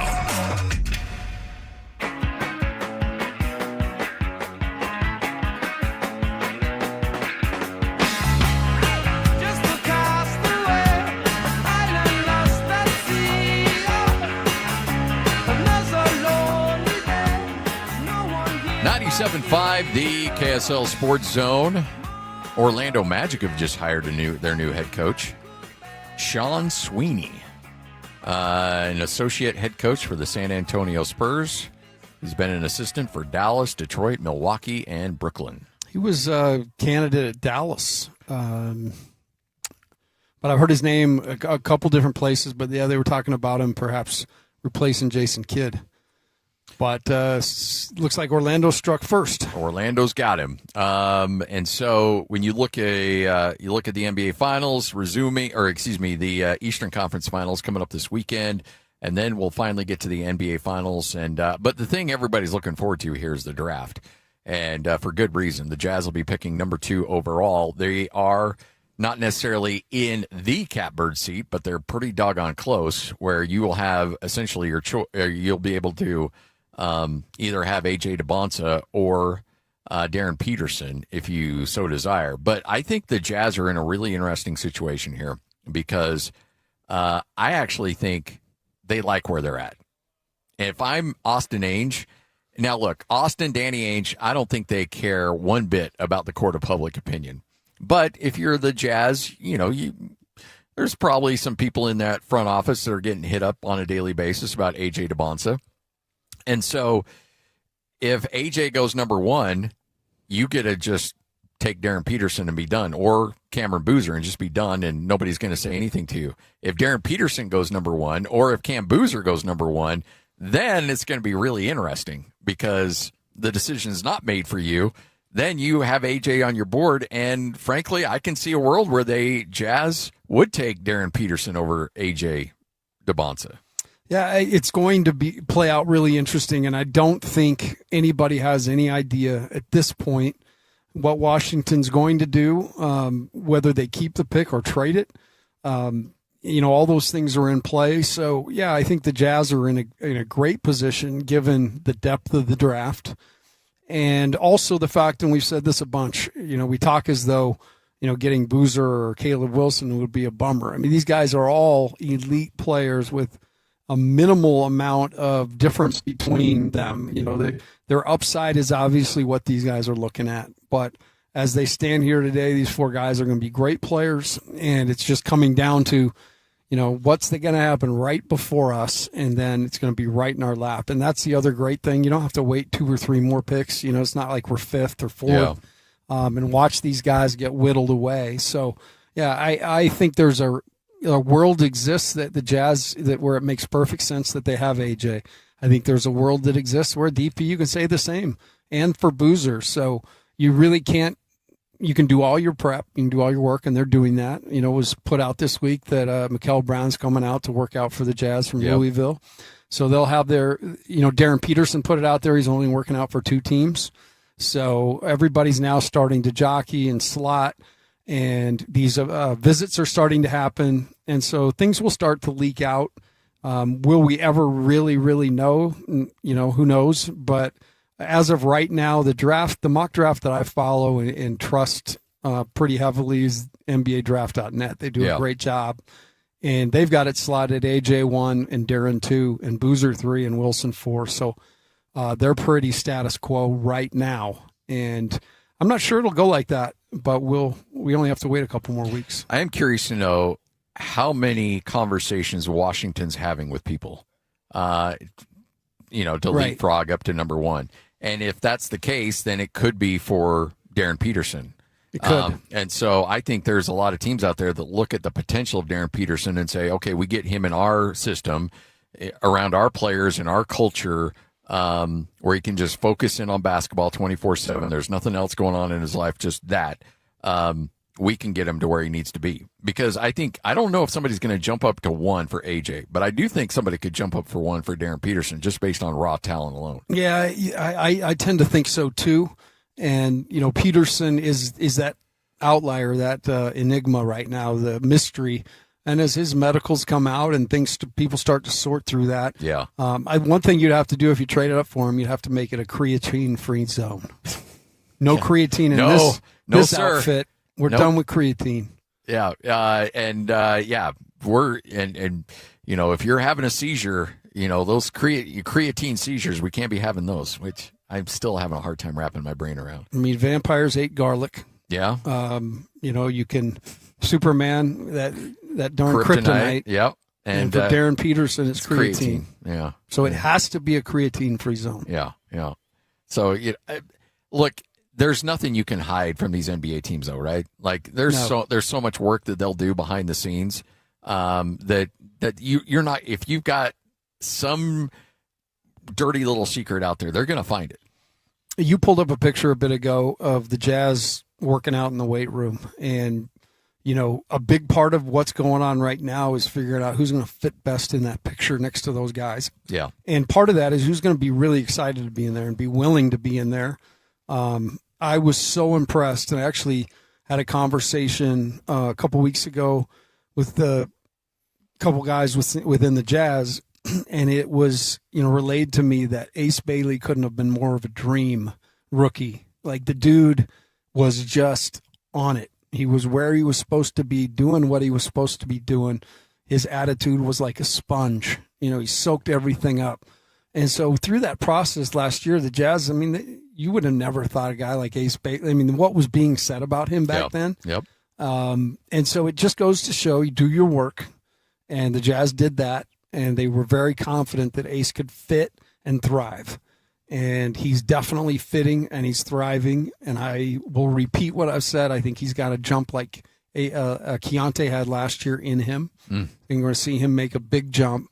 But they know what they're doing, and a big part of it is the character piece and who fits into that picture, and that's stuff that we're not all that privy to.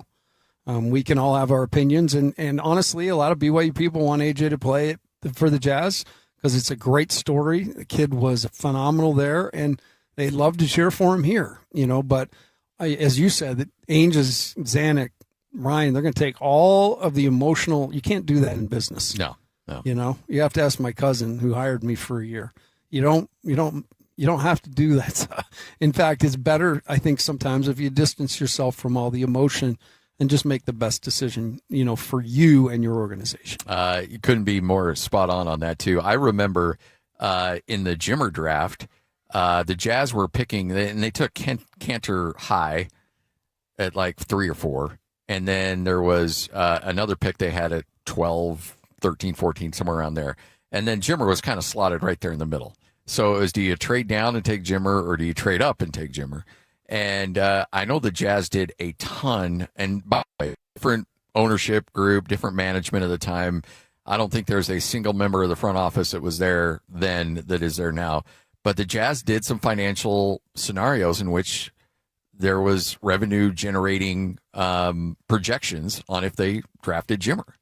And part of that was presented to the coaching staff and the Jazz front office at that time. And there wasn't like, hey, you need to do this, but it was like, hey, this is what could happen if we do this. And I can't imagine, but there was no pressure, and obviously the Jazz didn't in any way, shape, or form entertain that. But there was conversations about what it could mean for the organization.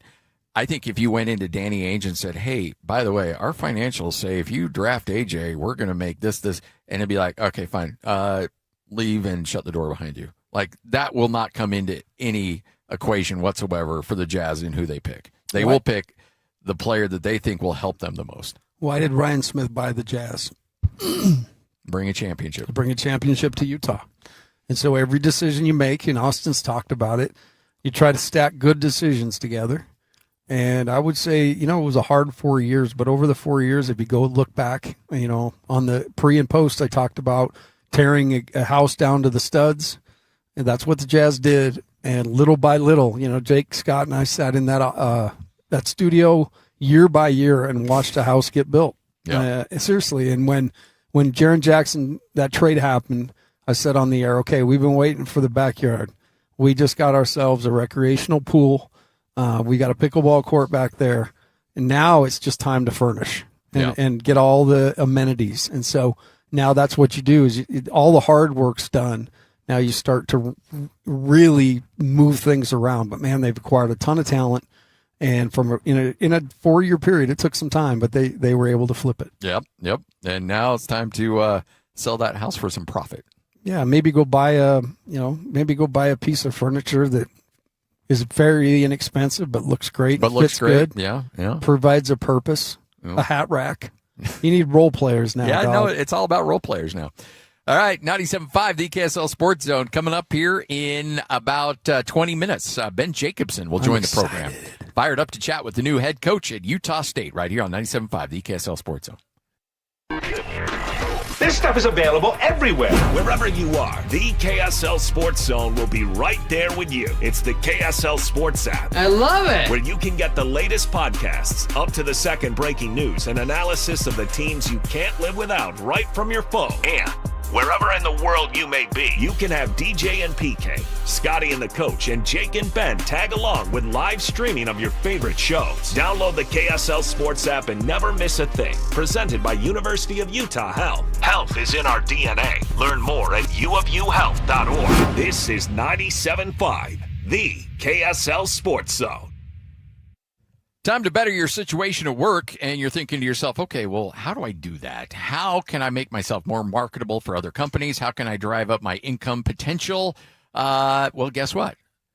Executive MBA from Utah State University will do just that. All you have to do is check out the Executive MBA program at any of the satellite campuses up and down the state of Utah. You can go to Vernal, you can go to Tooele, you can go down to St. George, you can go to Kaysville. There's so many of these branches where you can get that world-class education. You can also do it completely online. They'll match your schedule so that you can knock it out in 1 year. You can knock it out in multiple years. You can start in spring, summer, fall. It doesn't matter. It's customized to you and your needs and your time frame. It's an executive MBA program where it's going to teach you all the lessons and foundations of business, leadership, analytics, everything you need to know to take that next step in your professional career. It doesn't matter how old you are. It doesn't matter how young you are. Let's be honest. You got to be up to speed with the latest, and Utah State's going to make that happen. They'll even waive the application fee as well. So all you have to do, Check it out, Utah State University, the John M. Huntsman School of Business. Get that executive MBA program today. IFA knows the secret when it comes to growing a thick, green, healthy lawn this summer. And you could say those roots run deep. Deep roots help your lawn better absorb water and help prevent damage during the dry months ahead. Our expert team can coach you through all the variables, like combining our locally formulated 4+ lawn care fertilizers with our recommended soil surfactants. Stop by or visit ifa.coop today to learn more. IFA, helping you grow the things you love. The biggest event of the year, Monster Jam World Finals, returns to Salt Lake City, Utah, July 2nd through the 4th. The most trucks and all the best drivers in one place at the biggest festival-style pit party of the year. Plus, the biggest 4th of July fireworks display in Salt Lake City and a special World Finals stunt.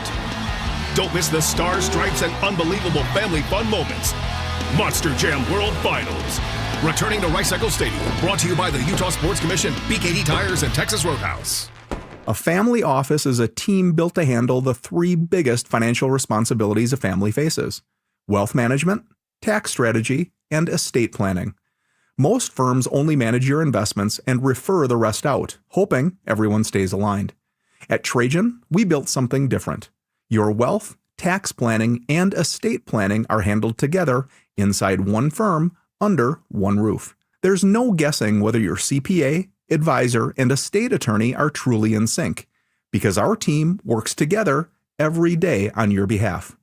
When your financial life becomes more complex, your advice should become more coordinated, not more fragmented. One plan, one trusted team. Call Trajan today, 855-TRAJAN-1. That's 855-TRAJAN-1. Trajan Wealth, an SEC-registered investment advisor. Additional services through Trajan Estate and Trajan Tax. Additional disclosures and accreditation at TrajanWealth.com. It's the 40th anniversary season of the Larry H. Miller Utah Summer Games at Southern Utah University in Cedar City. And Friday, June 5th is the opening ceremony, presented by State Bank of Southern Utah. Doors open at the Eccles Coliseum at 8 p.m. for the anniversary show, with live music and Southern Utah's best fireworks show. Buy tickets at tbirdtickets.com and come early for the block party, presented by KSL 5 TV, starting at 5 p.m. It's the Larry H. Miller Utah Summer Games opening ceremony, Friday, June 5th in Cedar City. The best sports radio in Utah is right here, right here. This is Scotty G and the coach, Tim LaCoe, on 97.5, the KSL Sports Zone.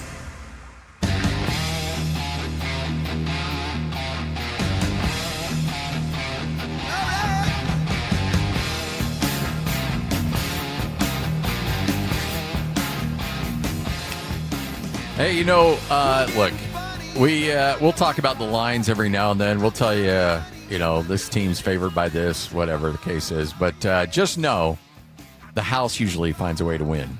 Nevada casinos had their best April on record, taking in $1.3 billion from gamblers. On the Las Vegas Strip alone, casinos won $698.4 million in 1 month. Just 1 month. People start listening to our show. Yeah, because you're not going to be losing money. So winner every night. Come on, folks.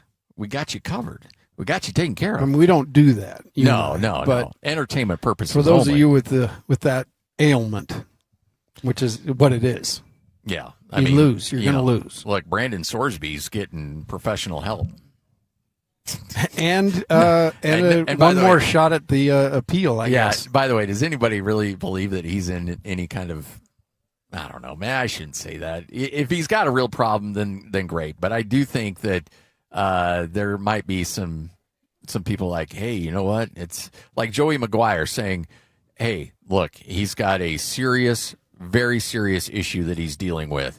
And the best place for him to be right now is among his teammates playing football at Texas Tech.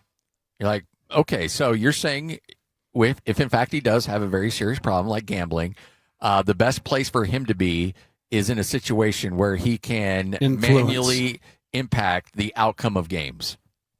Sounds good, Joe. That millions of dollars are being gambled on. That's the best place for him? Okay, all right, we see that. But Lubbock also has like drive-through daiquiris spots.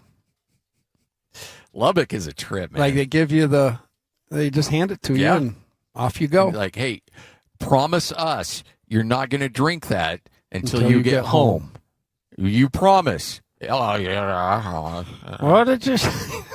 Just give me the daiquiri. I need the daiquiri. I love Joey McGuire. I love what Texas Tech is doing right now in terms of the Texas and they're disrupting, right? They're disruptive. Yeah. But if Brandon Sorsby plays a snap of college football this year, that is a huge slap. We talk about integrity of the game all the time, and people love to hide behind that. If anybody cares whatsoever about any integrity of any game whatsoever, Brandon Sorsby cannot be playing college football this year. He cannot. It cannot happen. I wouldn't bet on it. Right? It seems like there's like 10-1 odds that he's going to be able to actually take a snap this year. This segment brought to you by FanDuel, the NBA. Yeah. Yeah. So there you go. I know they're going to do everything they can to get him on the field, but look, football media days coming up in July, and we'll be there in Frisco, Texas. But it seems like the summer meetings are just as enjoyable as the media days, because we're seeing all kinds of fireworks coming out at SEC. By the way, Brett Yormark saying that in the very near future, he did not put a date on it, but he wants his teams playing 20 conference games in basketball and 10 conference games in football. Which is, we talked about it yesterday. It makes a lot of sense for a lot of different reasons, but you've always got to be thinking down the road, forward thinking, what can play well for us? Those are what they're thinking about all the time. Josh is with us. We're live here at Tim Daly Mazda Southtown. So Jake got apparently a toothache, and so he had to go run. It's not like he hasn't taken a lot of time already on various golf trips and at Disneyland, and then he probably chipped a tooth on a churro at Disneyland. He probably did. I saw the limo pull up to take him there too. I mean, this guy he travels in style. Yeah, but you're here making it happen. How are you guys doing? We're Good to see doing you. great. It's Awesome. good to see you. Yeah. And but Jake did line out some things. You don't have to make a payment till September. No, we're doing no payments till September right now. Up to $5,000 off on vehicles right now. Great time to buy. It's we're pushing them hard. So come down and see us. You got 0% on a bunch of vehicles, 1.9% pretty much on everything else. I am a huge. So I started my Mazda journey with a 5, and you remember that? I love that blackout. Yeah. And then now I'm driving a 50. I'm pretty sure next go around, I'm getting back into the 5. And it's no disrespect to the 50, but these new 5s are ridiculously sexy. They're awesome, and the redesign on these 5s are unlike any vehicle we've had. But any Mazda you get into, you're going to love. Yeah, it doesn't matter what. I mean, you name it. No matter what, you're going to love it. They drive well. They're just such a fun car to drive. In fact, it's kind of funny. I just had a good friend of mine, his name's Brad, called me up listening to your show. What's up, Brad? Hey, Brad, if you're listening, what's up, buddy? How you doing? I'm going to try to make that deal happen for you. So, yeah, he called me up. He's like, hey, I heard you guys on the show. What can you do for me? And, I looked over at Jake, and I'm like, Jake, we got to hook Brad up. And he's like, for sure. So he's at the dentist right now. He's going to come back. We're going to make sure Brad's taken care of. Awesome. Well, I love it. And that's the thing. It's not just me, or it's not just Coach. It's not just Brad. Like, you come in here and you're ready to make a deal, you guys are going to help him out. Yeah, we're actually, we're having a great month right now, and we're so close to this goal, and a lot of times people say, hey, do whatever it takes. We literally are going to do whatever it takes. If it's feasible, we're going to make it happen. All you have to do is stop on by here, Tim Daly Mazda Southtown. You can also call. Like, the last 2 vehicles I've snagged, I've been out of town, and I've done over the phone and the touch and sign. Yeah, you were signing when you were out of town, like you said. Yeah, we called you. How up did here. you get through all those layers of people to get to him, though? That's the trouble. With Scotty, man, he's got layers. All you got to do is send me a text, and I'm right on it. I will always get. Okay. I mean, just immediately. 97.5, the KSL Sports Zone. Josh and the crew ready to help you out. Tim Daly, Mazda Southtown, 97.5, the KSL Sports Zone. Win big this Wednesday on the KSL Sports Zone with Win Ticket Wednesday. This week, win tickets to see Britt Floyd at the Maverick Center this Saturday, June 6th. Great seats still available at Ticketmaster.com. Get your tickets today and listen to the KSL Sports Zone Wednesday for your chance to win. Get the latest Utah sports headlines delivered to your inbox with the KSL Sports Newsletter from the Jazz, Utah Mammoth, BYU, Utah, Real Salt Lake, and more. Be in the know of all things sports in the state of Utah. Visit KSLSports.com to sign up for the KSL Sports Newsletter. Has your doctor told you it's time to lose weight? Is your blood pressure up, your cholesterol keeps climbing, or you're already on medication and wondering, is this just my life now? Been told you need a procedure or surgery but have to lose weight first? That's where most people get stuck. At SLC Fat Loss, we help people lose 20 to 40 pounds naturally in about 60 days without injections, prepackaged meals, or extreme workouts. But more importantly, we help you keep it off so you're not stuck wondering what problem is next. Imagine lowering your blood pressure, improving your health, and taking pressure off your joints. Because if nothing changes, it's more medication or bigger problems down the road, especially if you have a family history of health issues or feeling the effects of getting older. Alex Curie here. I dropped 65 pounds in just 60 days. That was 2 years ago on Salt Lake City Fat Loss. I've kept it off. You can do it too. SaltLakeCityFatLoss.com. Many clients lose 20 to 40 pounds in about 60 days. Schedule a free consultation and take control of your health. Go to SLCFatLoss.com. That's SLCFatLoss.com. Results may vary. Hey, have you seen the Johnson's house lately? Yeah, new siding, new windows, even the gutters look amazing. Right? I walked past 3 times yesterday. You don't even live on this street. I know, but their house looks that good. When your siding, windows, gutters, and decking look great, people notice. That's what RGS Exteriors does. Hi, Tim Brown here, RGS Exteriors. My family has been building and improving homes in Utah for 5 generations, and taking care of homeowners is something we take very serious. With over 1,300 5-star Google reviews, 21 Best of State awards, and our 10-year workmanship warranty, homeowners know they can trust RGS. Over 200,000 families across Utah have trusted RGS Exteriors with their home, and so can you. Schedule your free estimate today at 801-280-3110, 801-280-3110. 801-280-3110.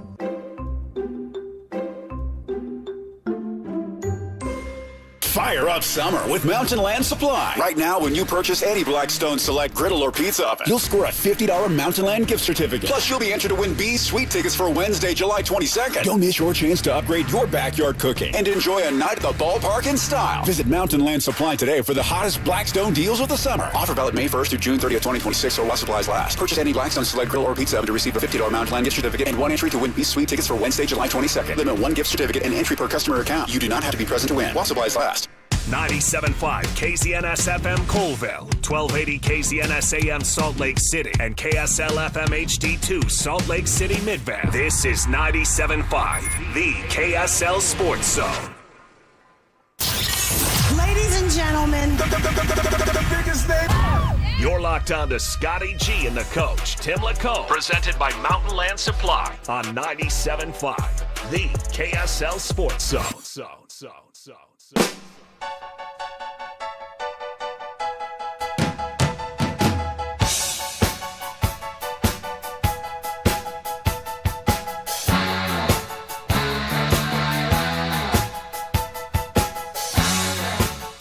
97.5, the KSL Sports Zone. Hey, remember, coming up Wednesday of next week, it's a Win Ticket Wednesday. You have a chance to see Britt Floyd at the Maverick Center Saturday, June 6th. Great seats still available at Ticketmaster.com. Get your tickets today and listen to The Zone all day on Wednesday for your chance to win.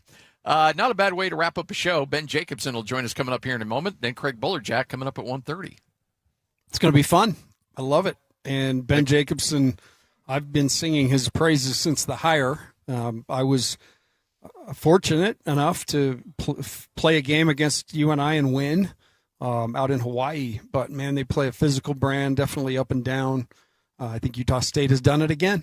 Well, and now that the dust is cleared, I told him at the press conference, I'm like, you're going to be bothered by me a lot during the season, so I try not to bug you too much during the offseason. But once the dust clears on the portal and everything else, then we're going to need to get you back on, because now your roster for the most part is in place, and we're ready to get this thing locked down. Well, he did a great job getting a staff put together. There's a guy that I know really well. We had on the air, Barrett Peary, and also a kid that I recruited. I ended up going to Creighton, but Jeff Grissel is a member of the staff up there, and he was a great player in high school, great player in college, and he'll be great up there. So, I did not know about that. Yeah, connection you gotta go talk to Jeffrey.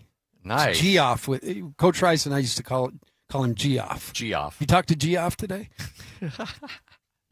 So, look, college basketball is always near and dear to my heart, and I know it's not quite that time, but it's always that time now in college basketball because of the movement and everything else that goes along with it.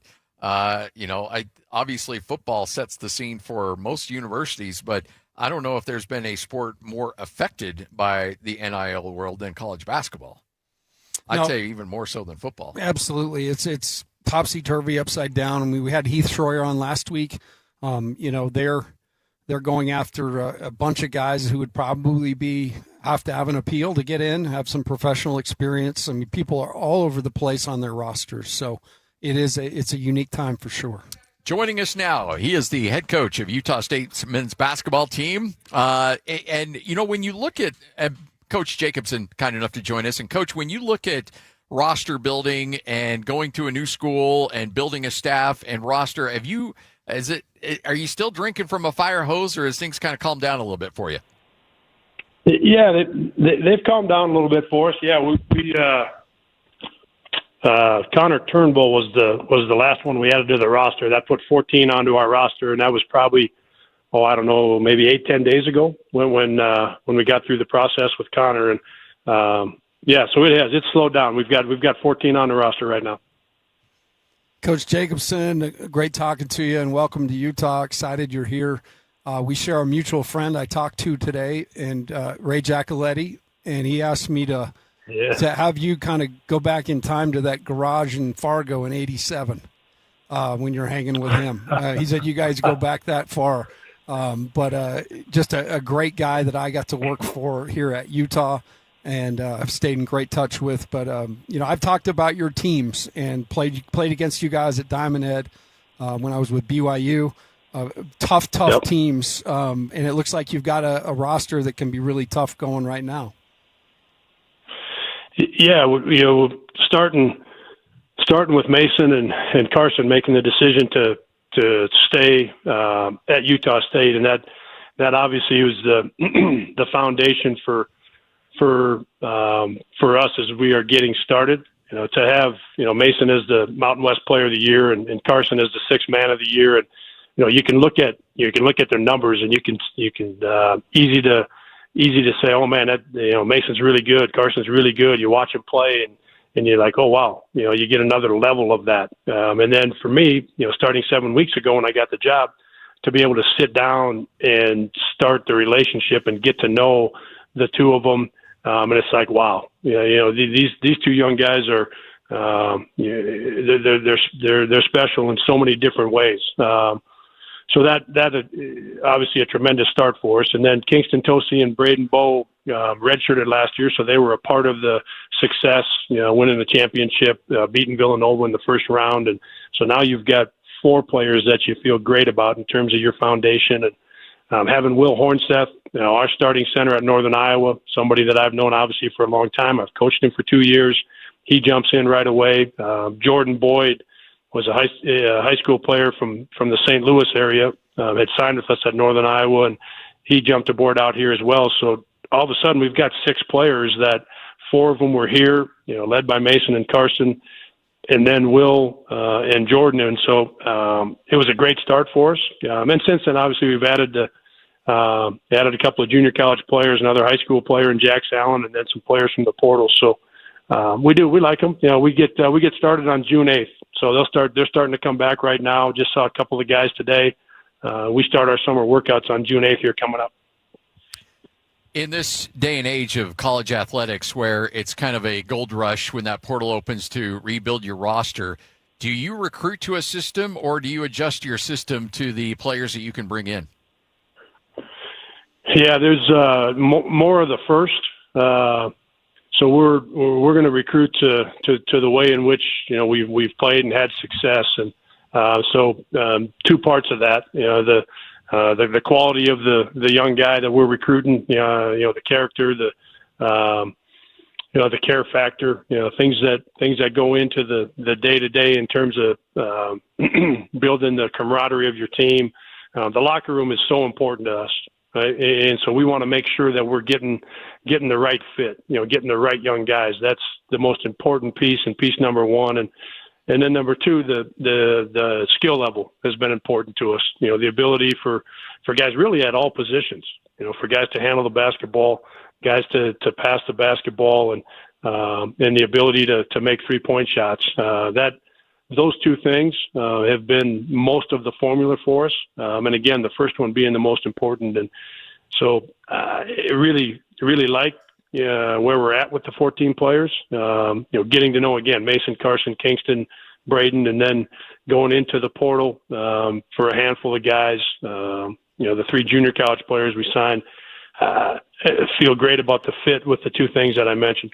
And then once we get started, guys, once you get going and you get a feel for your team, and that's where it's so great to have June and July. We get the 8 weeks in the summer, so we've got an opportunity to spend a lot of time with them. We get the 8 hours a week, and so we're in the gym with them a lot.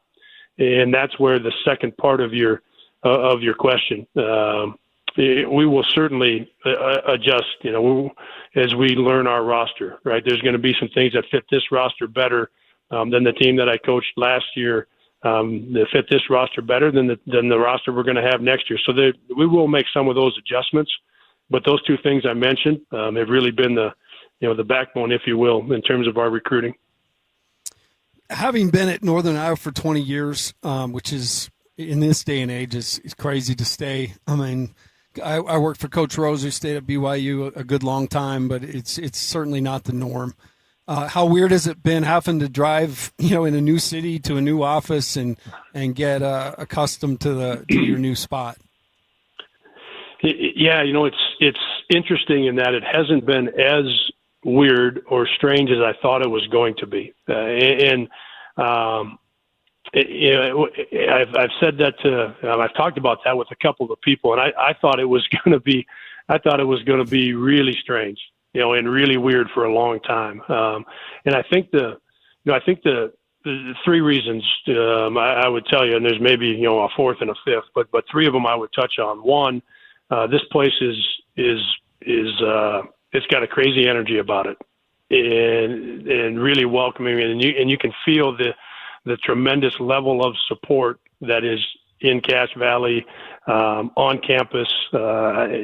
Anywhere you go here, you feel that support. So that has really helped. It felt like that was going to be the case coming in. Two, we left Northern Iowa after 20. It's 25 years total, but 20 years as our head coach. We left there feeling great about our 20 years, and maybe in particular the way in which the last 2 years went. We had a group the last 2 years that were absolutely terrific. We were in the NIT 2 years ago. We were in the NCAA tournament this past year. We had some guys on those teams that turned down the opportunity to go get more money to come back to Northern Iowa and stay with their teammates and stay with the University of Northern Iowa. So there were some special things that happened over the last 2 years, and I feel really good about that piece of it, and I think that has helped. And it's, I guess, tied to that one. But the relationship with the players over the last 2 years and over the course of the 20 years. But it was a really great relationship with those guys, and so they were very supportive. The players at Northern Iowa, and that's helped as well. So, when you look at the success Utah State has had, obviously that's attractive to you as a head coach. But when you're on the recruiting trail and you've got a team that's won a first-round game 2 out of the last 3 years, they beat a blue blood in Villanova in the first round last year, and frankly, up until Arizona lost, gave Arizona pretty much their most difficult game in the NCAA tournament up until the Final Four. How much does that resonate with kids when you're in living rooms? Because there's a lot of other topics that I'm sure come up that we all know about, but at the end of the day, how much does the chance to win and be part of a culture like that resonate with this generation? It's still such a big deal to them. To be able to feel like you can be part of a championship team, a championship program, and feel like you can play in the NCAA tournament. And then the next step, as you touched on, win games in the NCAA tournament, and maybe get to the next weekend, maybe get to the weekend after that. Like that still matters to kids, and they're with the portal and with the rev share, with the money that's being thrown around, that dominates the conversation almost no matter where you go. Okay? When you get into the recruiting conversation, yes, that is an important part of it. Okay? When you sit down with them, the NIL or rev share, that number is important. But when you really get down to it, and you get into the relationship, being able to as I said, being able to be part of a program that has done it and done it recently, so that young guys and their families can feel like, hey, this is a place that we can reach one of the goals I've had since I was a little kid. You're playing this sport. It isn't one of those things that usually hits you when you're a sophomore or junior or senior in high school. Like when you're playing basketball, you're thinking about the NCAA tournament when you're in elementary school, right? So it's still a big deal, and we want to be in those recruiting conversations with young guys and their families. That piece of it, the locker room, who their teammates are, who their coaches are, the camaraderie. Like we want those things to be more important than the number at the end of the day. The number's got to make sense, right? But we want everything else, including the opportunity to be part of a championship program and play in the NCAA tournament and play for as long as you can. We want those to be the most important things. You've had the opportunity, I assume, at this point to go out and see some local guys playing around in events. What's your take on the state of basketball here in Utah? Yeah, I like it a lot. And we, the junior college players that I've mentioned, those are guys that at Snow and College of Southern Idaho. Jax Allen comes in as a high school player, and so we got to work intentionally. Got to work. For us, the high school players in the state of Utah is going to be foundational. Going to be part of the backbone of our program and what we do from a recruiting standpoint. And we want guys that before they get here, Utah State means something to them. And so I was able to get out to Memphis for the EYBL event and watch the prospects and not able to get into specific players at that age when they're still in high school.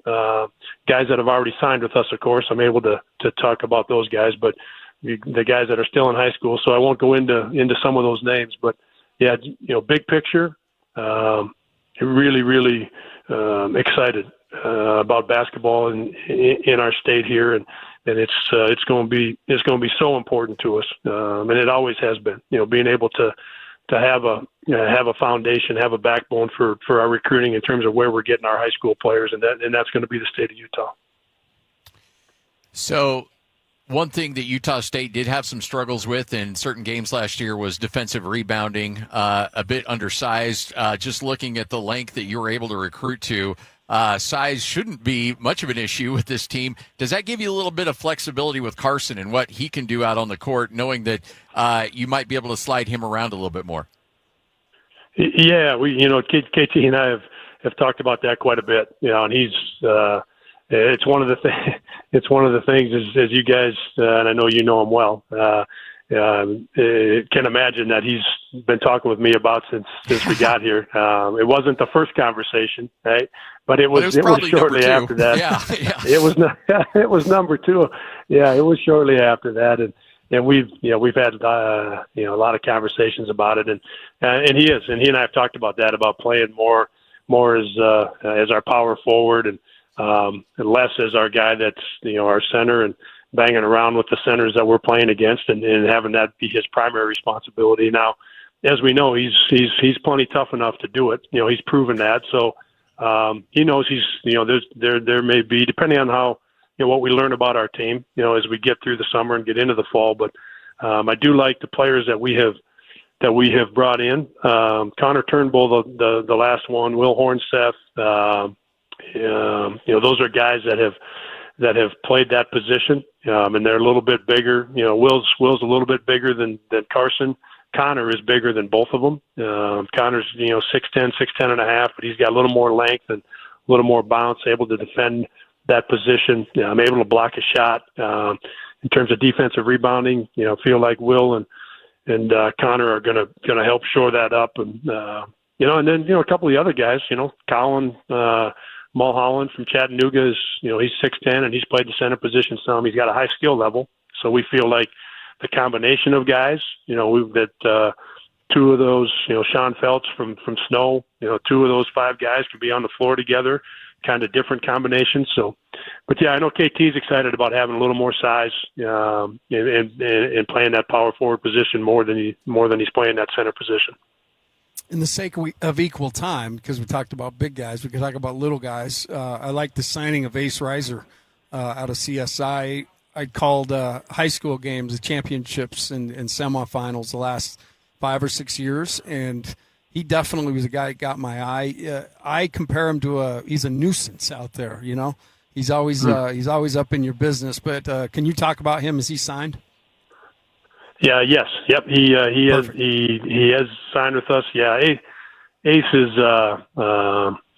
he's a winner. The thing that is easy to see is that he's short, right? He is undersized, right? So that that's the question that I'll get some, and that Ace has been getting his entire life. Is okay.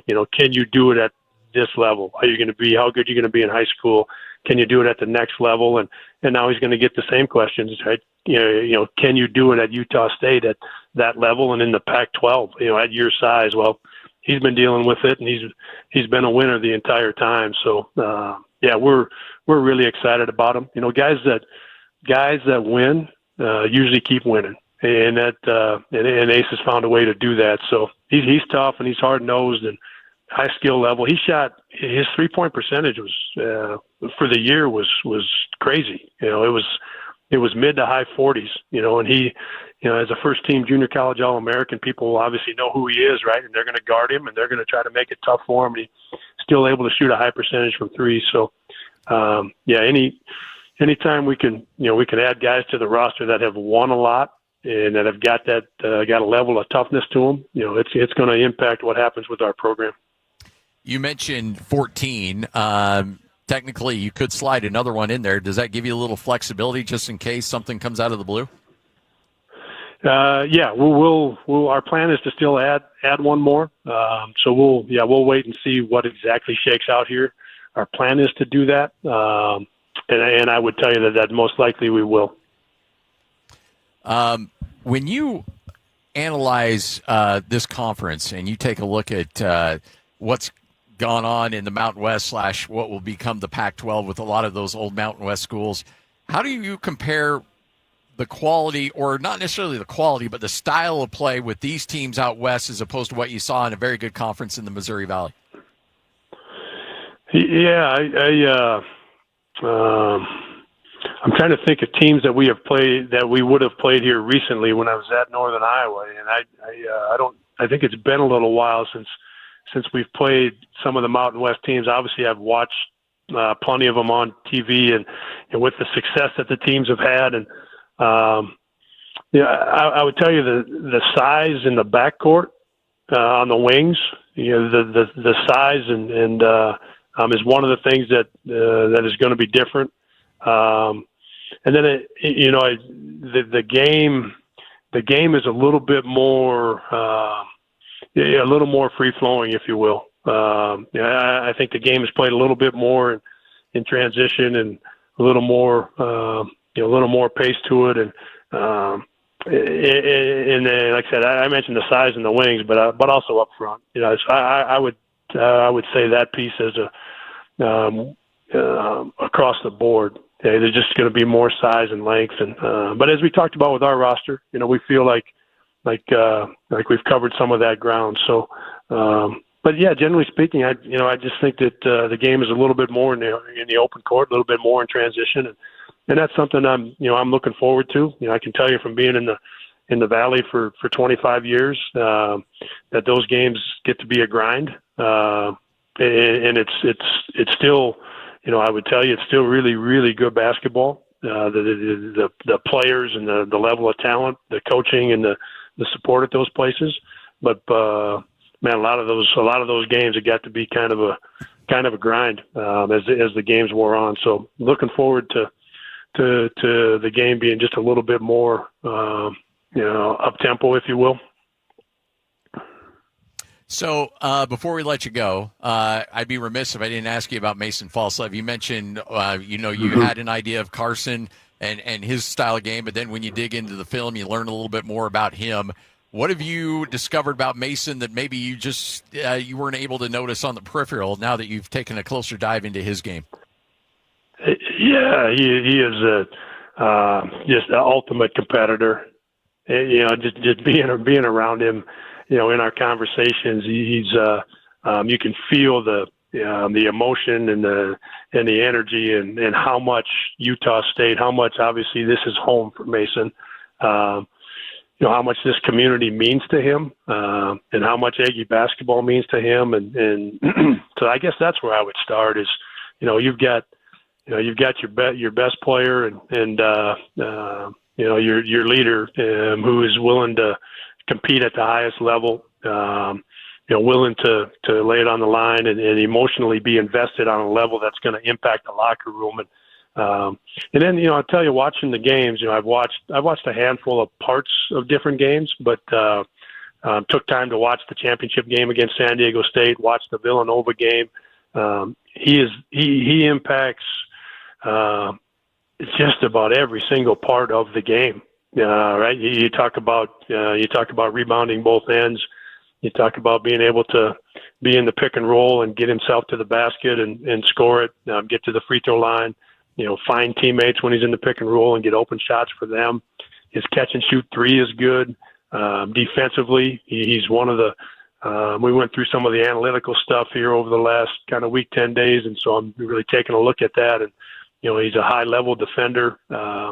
So yeah, those are things that I'm really excited about with Mason to dig into and see where we can help as a staff, where I can help as a head coach in terms of leveling up some of the things from a basketball standpoint, so that he can be an even better basketball player, and then get in the best position he can for what his next opportunity would be, when his college career is over. But, man, the thing I'm most impressed with and most excited about is who he is as a young guy. I mean, he is so competitive. I talked about Ace being a winner. Like, I'm going to tell you, I haven't coached him yet in the game, but I can't wait. Mason is a winner. So I'm just telling you guys, I just being around him as much as I have the last 7 weeks, he is a tremendous young guy, and he's going to compete like crazy. So really, really fortunate to start here in my first year with Mason. He broke my heart in the 9th grade, Coach. We offered him at BYU, and Larry swooped in with the Pac-12 offer. And, he never ended up there. Thank goodness. He's been an Aggie guy the whole time. But I'm with you. One of the great young men that I recruited, and his family is amazing. Like, just comes from great stock. Yeah. Well, Coach, we appreciate your time. Thanks for hanging out with us. I know you're going to get sick of me during the season, so I try not to bother you too much in the off season. So, but again, we can't thank you enough. Glad things are settling down for you, and season can't get here quick enough. Okay. Yeah. Thanks a lot. There he is, Ben Jacobson, head coach of Utah State, right here on 97.5, the KSL Sports Zone. All right, live here at Tim Daly Mazda Southtown. Tim Daly Mazda Southtown. They've got 50s and they've got 5s.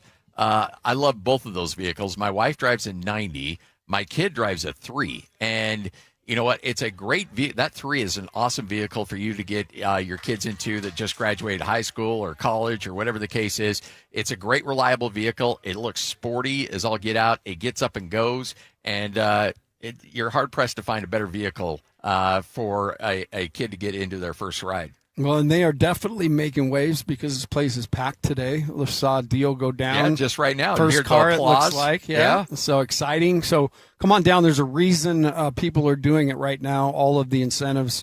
The gas thing alone would get me. But these are great cars. They got great trim, great finish. So come down and pick out the one you want. And like Scotty said, bring your driver's license. That's about all you need. That's all you need. Tim Daly, Mazda Southtown, 97.5, the KSL Sports Zone. For Jazz fans, it's been a rough few years. Well, those days are behind us as the Utah Jazz finally struck gold in the NBA Draft Lottery. Picking second. As the Jazz prepare to draft a potential superstar with the number 2 overall pick, nobody will bring you better coverage of the NBA Draft than the KSL Sports Zone. For all the breaking news, high-profile interviews, and player analysis leading right up to draft night, keep it locked on your exclusive home of Utah Jazz basketball, 97.5. The KSL Sports Zone. America First Credit Union has everything you need to get your money working. And for a limited time, new members get a $150 cash bonus for opening a checking account and $200 more for enrolling in and using direct deposit. If you're ready to do more with your money and get up to $350 cash, head to americafirst.com and become a member today. Subject to membership eligibility, terms, creditworthiness, change, and conditions. Additional requirements may apply. Federally insured by NCUA. Equal Opportunity Lender. It's another weekend full of games on the KSL Sports Zone, your radio home for live local sports. Tonight, the Salt Lake Bees play Round Rock at 6 o'clock. Listen to Tony Parks on the call on 1280 The Zone. And tomorrow, the Utah Royals are in Portland to play the Thorns at 5 o'clock on 97.5 The Zone. The Bees in Round Rock will play at 5 o'clock on 1280 The Zone. And then the Bees in Round Rock wrap up their series Sunday at noon on 1280 The Zone. If you want to introduce your company's business to Utah sports fans, email Stephanie Palmer at spalmer@ksl.com. If you have unfiled taxes or are in debt to the IRS, this is important news. Did you know the IRS has programs specifically designed to help people struggling with tax debt? Powerful tax assistance programs that can save you thousands if you qualify. No one knows these programs better than the experts at Optima Tax Relief, America's most trusted tax resolution firm, A-rated by the Better Business Bureau. Their award-winning tax attorneys and licensed professionals have resolved over $3 billion of tax debt for their clients. One call to Optima can start the process, helping to put an end to your worries about wage garnishment, asset seizure, and other aggressive IRS actions. Find the best options to solve your tax problems. Call the experts at Optima Tax Relief today for a free consultation. Call 800-343-6460. 800-343-6460. 800-343-6460. Optima Tax Relief. Some restrictions apply. For complete details, please visit OptimaTaxRelief.com. Get ready for bigger action, faster rides, and edge of your seat thrills. The Ute Stampede Rodeo and Extreme Bulls returning to Utah, July 8th through 11th. See elite athletes compete in PRCA rodeo showmanship with some of sports' biggest payouts. Buckle up for Extreme Bulls, delivering Utah's ultimate showdown. New dates, bigger crowds, limited tickets. Don't miss it. Secure yours now at UtestampedeRodeo.com. That's UtestampedeRodeo.com. Hey, this is Chris with JCW's. Not feeling a burger? We've got you covered. Try one of our hot ribeye, turkey, or BLT sandwiches, and you'll understand why we say JCW's, quality and a lot of it. The Jazz, the Mammoth, and the Utes, Cougars, and Aggies. When it comes to sports in Utah, we've got you covered. This is Scotty G and the coach, Tim LaCoe, presented by Mountain Land Supply on 97.5, the KSL Sports Zone.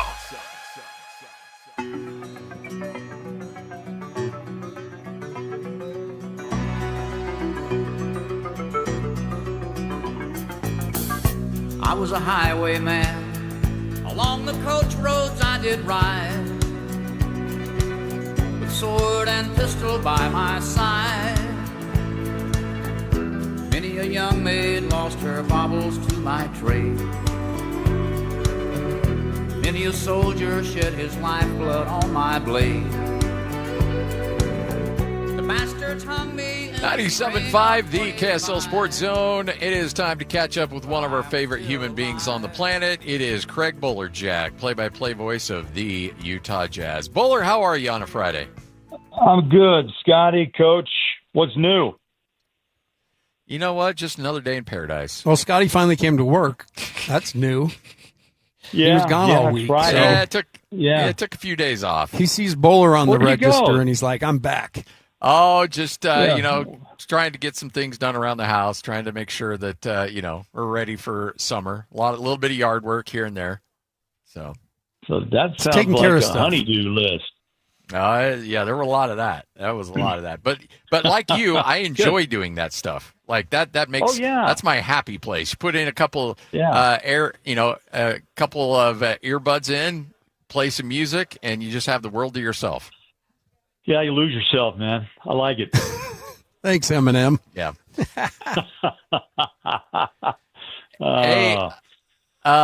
We're just a couple weeks away from the draft. I think I asked you this last week. Do you think the Jazz deep down have their list of who they would want in what order if they're available, or do you think they're still working through some of those details?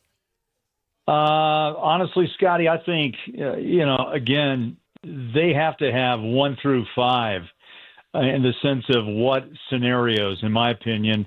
Just in the past with, talking to Scotty Layden back in the early days, and you got Kevin O'Connor, you got Dennis Lindsey, Danny now Austin, Justin Zanuck. I mean, I think you have to know scenarios, and I think, Coach, I mean, anytime you're building rosters, you kind of go, okay, A, B, C, D, and then B, D, A. I think it has to be kind of lined up on a big board to say, if this goes down, we do this.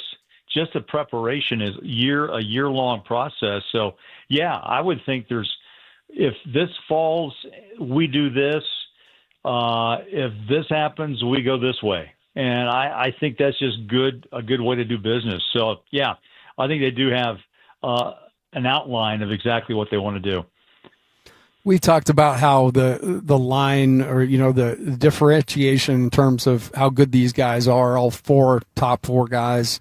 The line is very small between them. So when we talk about preferences or whatever, it's obviously these are all really good players, and whoever ends up here is going to fit with this group and have a good future. But do you have having watched the team all year, knowing what we have coming in, do you find yourself going, man, we could really use this? Oh, Timmy, that's probably the $1 million question. And usually the answer would be best player available. And then they make decisions based on that. At least that's what I've kind of learned covering the Jazz for these years. I think every team wants the same thing in the league we're looking at today. They got to have a wing. Can you defend? And then can you go out and give me some help offensively and be a 3-point threat? So, defense, I think, is going to be, to me, on top of that list. And that was preached, as you guys know, throughout the last 3 seasons.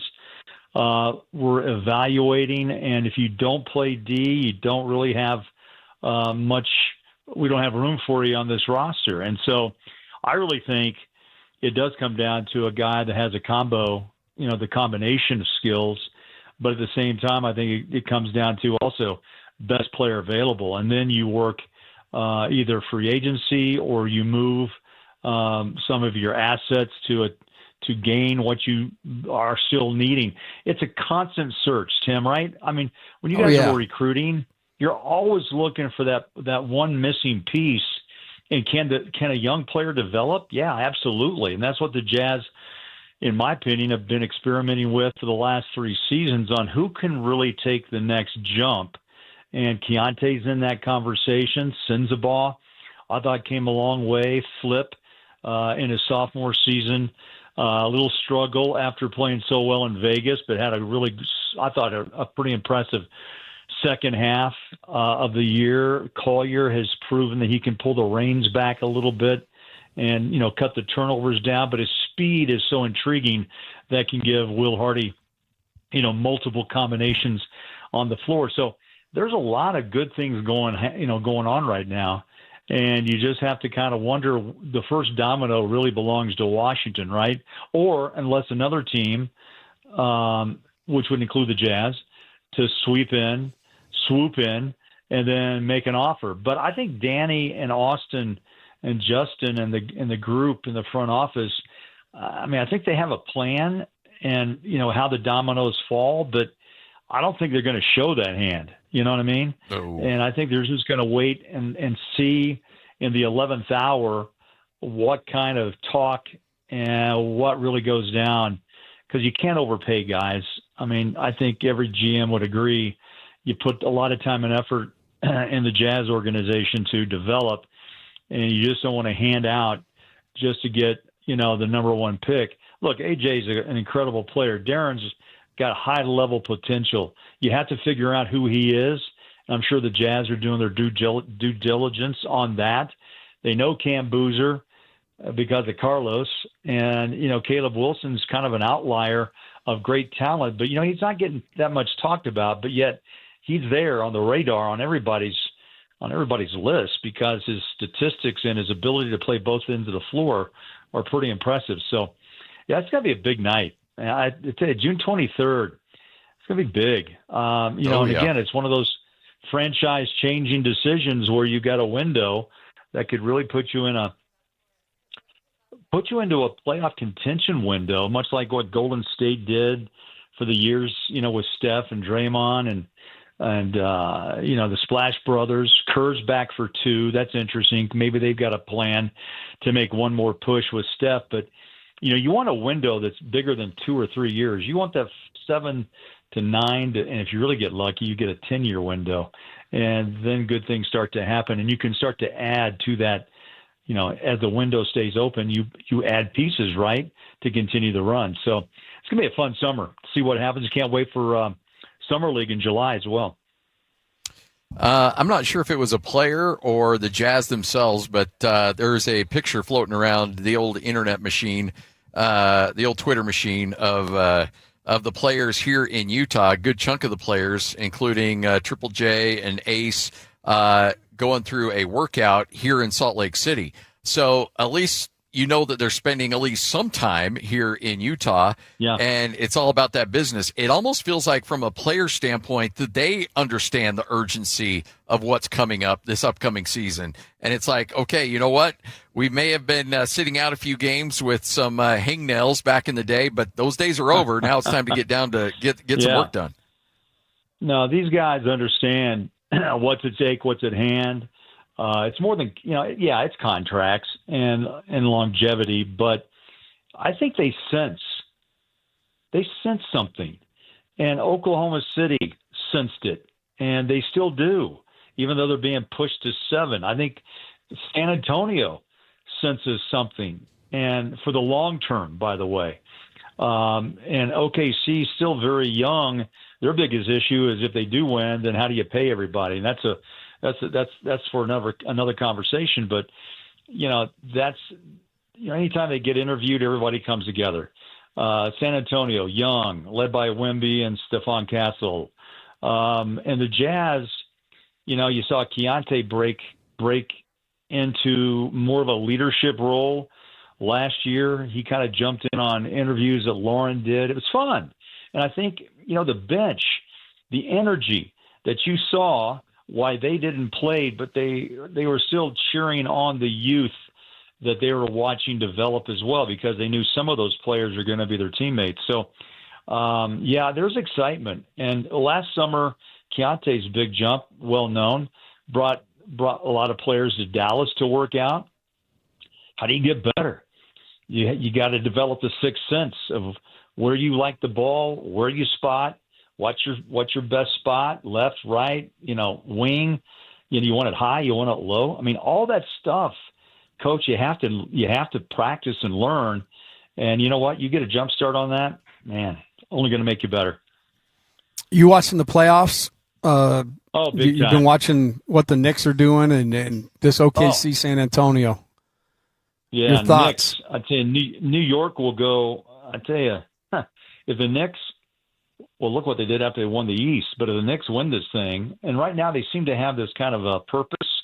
Do you feel that a little bit? I mean, with New York, Brunson and the guys, I mean, you just kind of feel that they are tired of the wait, and they have a real great opportunity. But they've got two teams that excel, and whoever comes out of the West is still, in my opinion, the two best teams.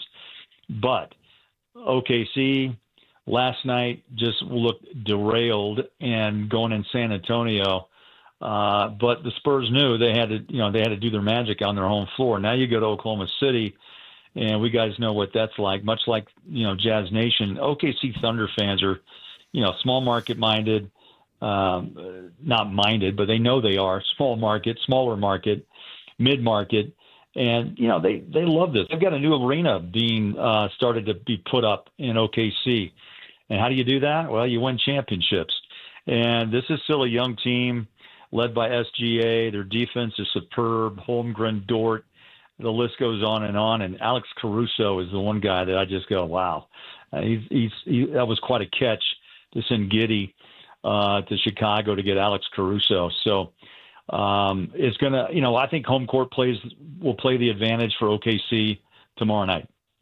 So I'm guessing, I'm predicting. I'm not in the predicting game, but it's almost like home court means 3+ points or more. I'd say it's going to be the Knicks and the Thunder, and the Thunder have home court advantage.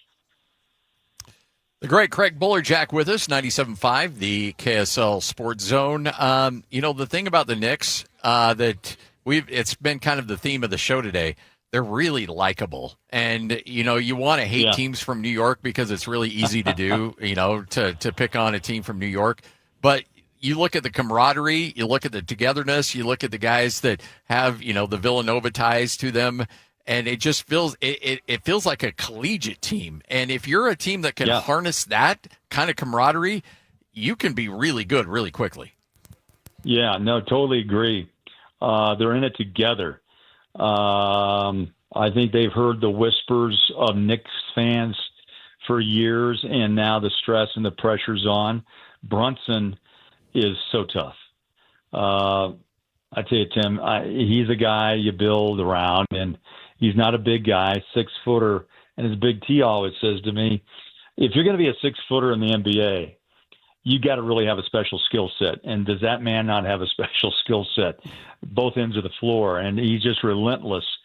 Much like SGA, who's obviously taller but relentless, team leader, defensive-minded, can hit the big shot.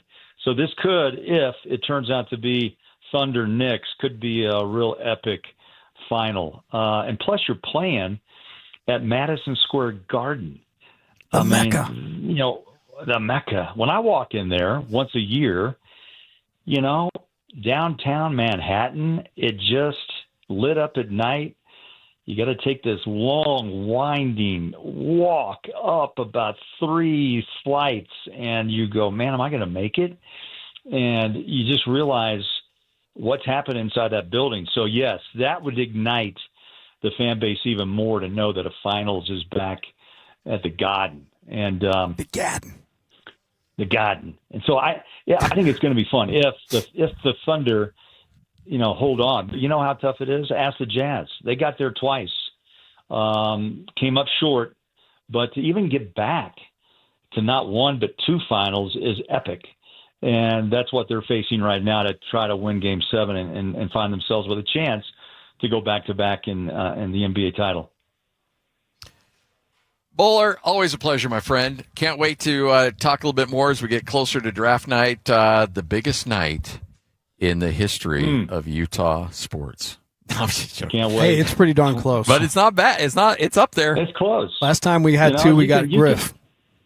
Yeah, that was 80 or 79. I think it's 80. But, 80. Look at the franchise. Look at the foundation, man. I mean, Griff, and then you bring in, Big T in 83, Stockton 84, Malone 85. I mean, Mark Eaton. It's just those guys laid the bricks, and now the layers are getting stronger and thicker, and you just hope that the Jazz can go back and make a really impressive run and add another chapter to really a fun history book of the Utah Jazz. 51 years. Wow. Amazing. But hey, maybe some more fun's on the way. Let's hope. Are you a flower guy? Do you plant a lot of flowers, or do you just go with the shrubs? Like when you're landscaping the Bowler Jack house or up in Midway, what are you? What's your go-to? No, do you do the perennials or just why. annuals? No, yeah, perennials, annuals, a combination. So one it survives, one doesn't. I like to chainsaw, that type of stuff. Oh yeah. When the chain kind of jumps off, that's not fun. Oh yeah, you think you're losing a hand hand when I any need given it. moment? Yeah. Oh, you know Bowler what? comes into Sharp next finger? season with a little missing a what's couple this? fingers. Yeah. What happened? Just a slight flesh wound. No big deal. Yeah. Growing up in Idaho, and I'm sure I love you.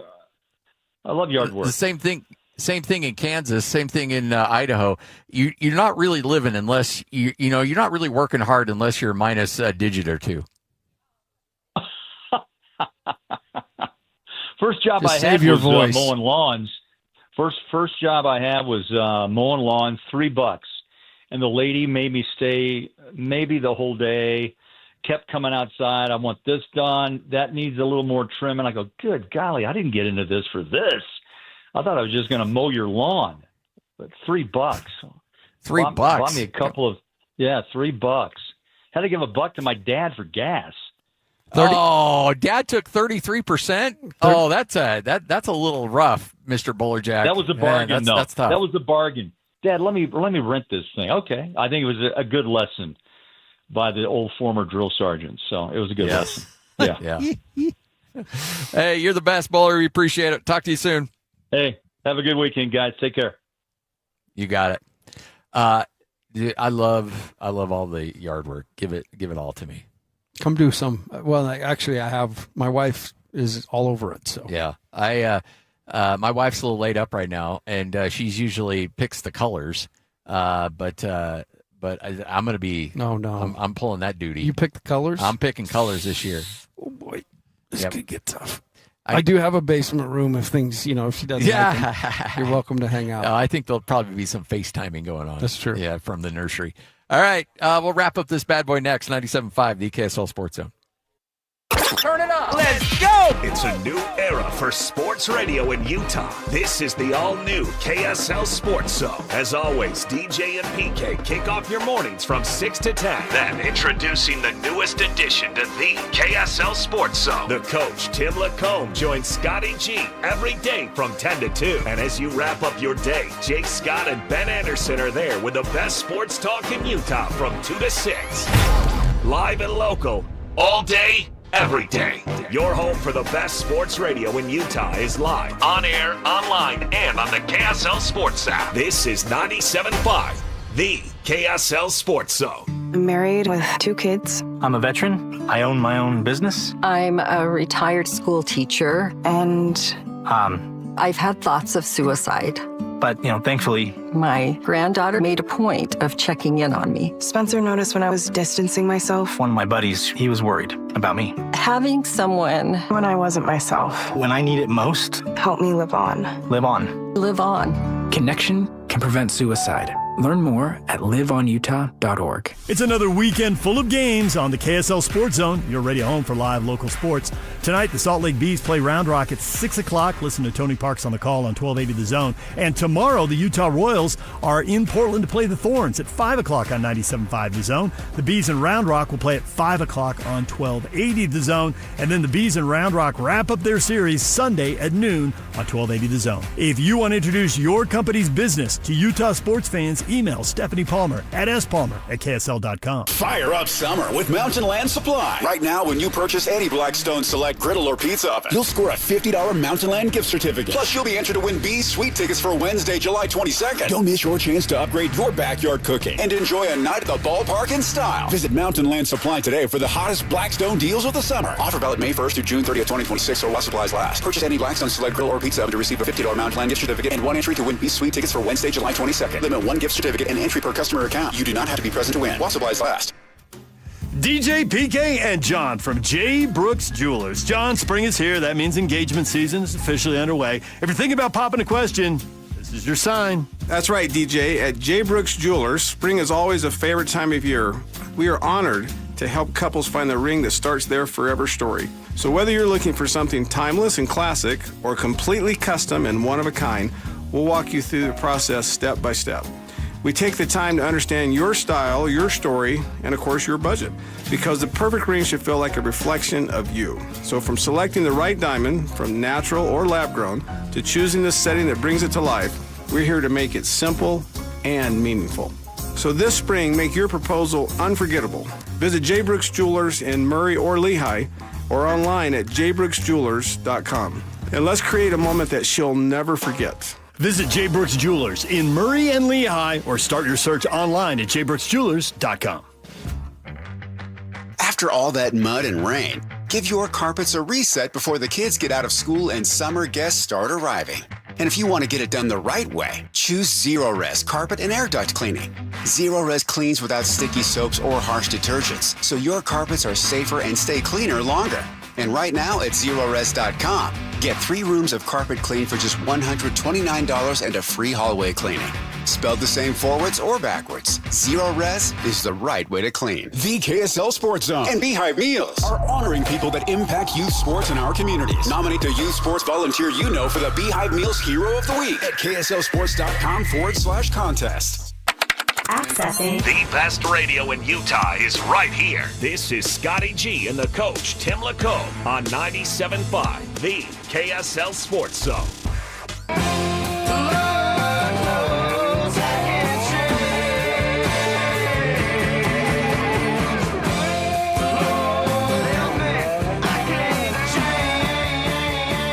All right, wrapping up another edition of the show. This was a long, hard week, man.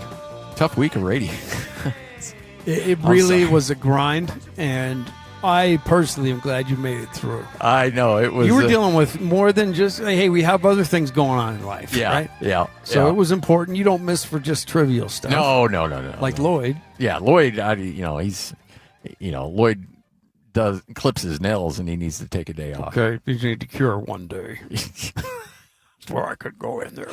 It's just not right. I appreciate you holding down the fort, and Alex and Jake and everybody else, DJ, hanging in there with us as well. So all kinds of good stuff, and appreciate it. Appreciate our guys down here at Tim Daly Mazda Southtown. Again, Tim Daly Mazda Southtown. Another couple just came in and locked down one of these vehicles. So they've got I think they're now down to like 17. They need to move tonight and tomorrow. So they're rolling out 0% interest on most of the vehicles. The other ones that don't qualify for 0 are going to be at 1.9%. So you're going to have incredibly low interest rates. They're going to give you up to $5,000 off the vehicle.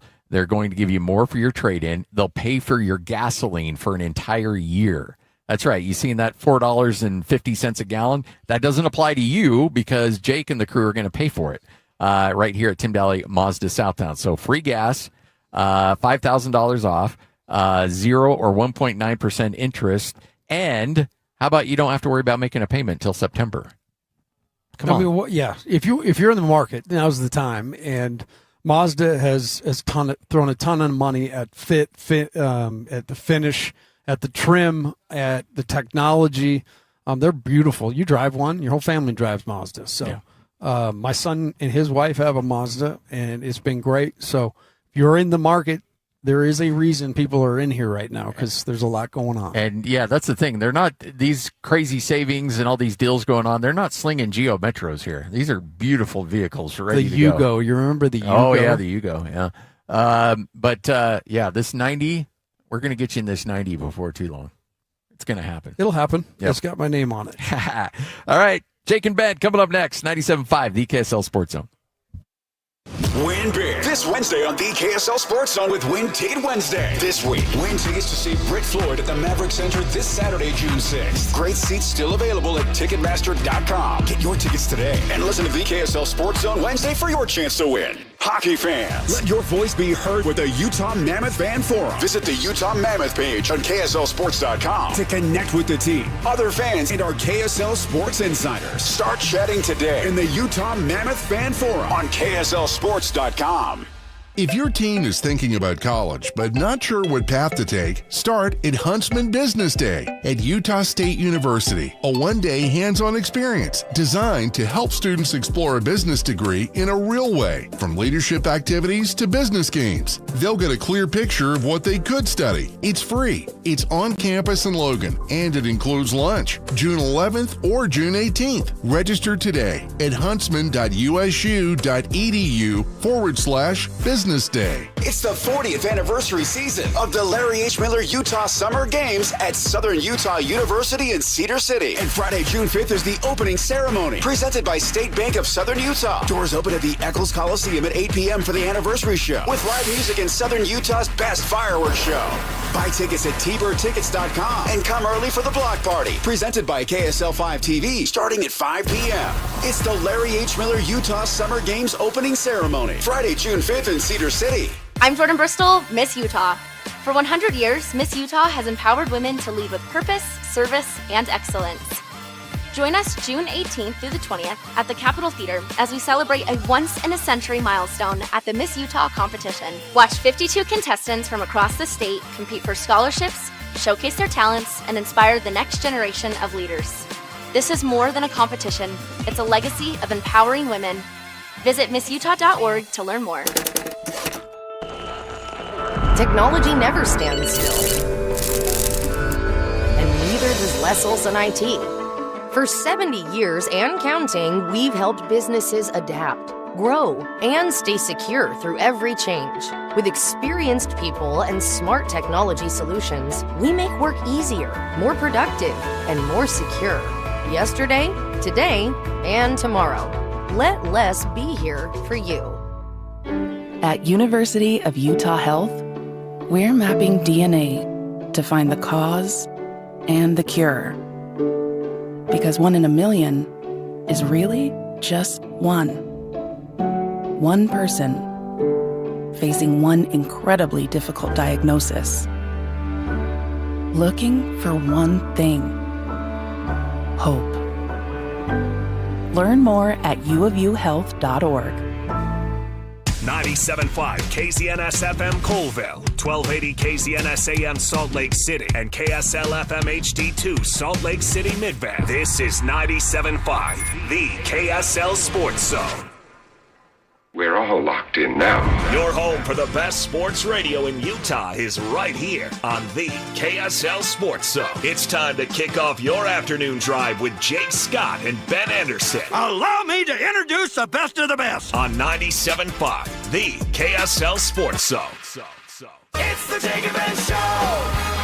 Hot takes on the go. Bad jokes, big laughs, that's how they roll. Oh yeah, from 2 p.m. to driving home, it's the Jake and Ben Show. Where the fun runs the whole show. Talk about till the whistle blows. On 97.5, the KSL Sports Zone. So grab Jake and Ben, 97.5, the KSL Sports Zone. Happy Friday to everybody out there. How's it going over there, Ben? Doing well, you? Yeah, I'm fine. Getting ready to go out of town, which always stresses me out, but other than that, I'm fine. You'll make it. And you've done this trip before. Yeah, many times. It's very long. The trip or the travel? The travel. Yeah. No, the trip, we go for a week. The travel, though, it's 2 flights, and then we have to get in a car, drive for a couple hours after that. So... Yeah. Layover? No layover. Layover. Yeah. Getting a direct flight to Norfolk, Virginia is not a thing. So we have to go through, I think we're going through Atlanta. Okay. We usually go through Atlanta. At least the second leg is short. Second leg is short, Yeah. so that's... Which I prefer. That's Is there a nice. preference on that? Do most people want a short second leg or a short first leg? No, second for sure. I think so too. You want to get the crunchy flight out of the way. Yeah. And You then- have a little energy. Kids have some energy to settle in. And then that last one, you're like 90 minutes, not even that long. Atlanta to Norfolk's got to be nothing. It's like 90 minutes about right, Okay. maybe a little shorter. It's funny, at the Atlanta airport, we were once on the tarmac, or I guess we hadn't backed out yet.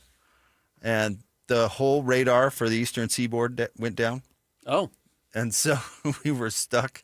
We got on standby for a bunch of flights throughout the day and was like, well, we're hanging out at the airport. It was one of the longest days of my life. I believe it. Yeah, that's a long one. I think we went to every terminal, every single terminal of the airport, and it ended with my wife and I making a huge scene. Oh, good. Christian, you ever made a scene with your wife in public?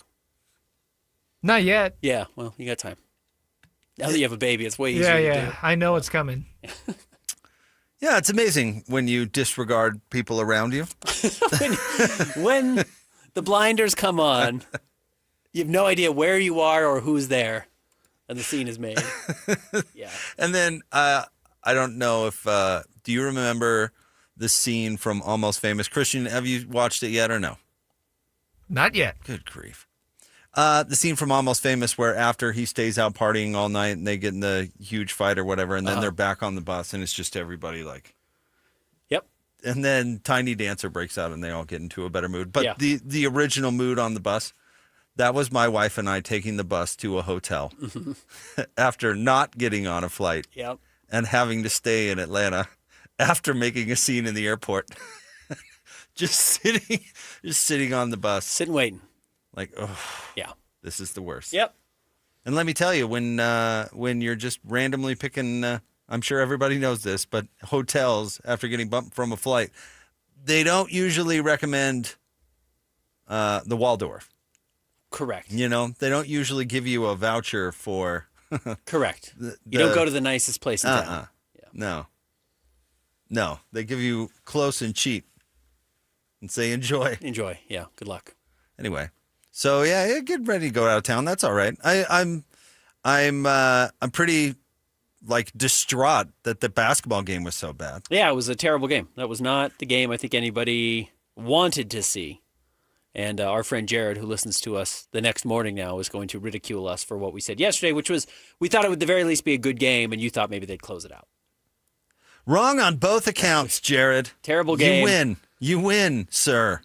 You win again. But one of the things we did ask is, where would Wemby come in? Would he be up to this fight? And he not only did he, show up with 28 and 10, he only played 28 minutes. He didn't have to play a whole lot. He was able to be on the floor when he wanted to.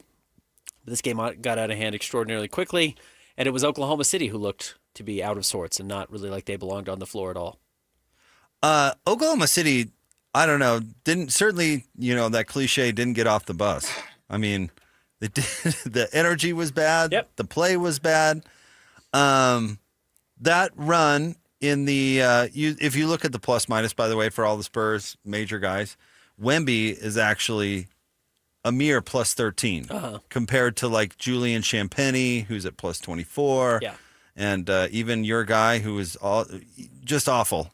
De'Aaron Fox was plus 17. Right. But Victor's is lower because that wild run in the third quarter where Oklahoma City could not throw it into the ocean. How many did they miss? 13 consecutive field goals? 20-0 run. They didn't. Victor was off the floor for most of that time. Right. Luke Cornett, who has not been playable in this series, had a plus 13 in this game. He was on the floor the entire stretch.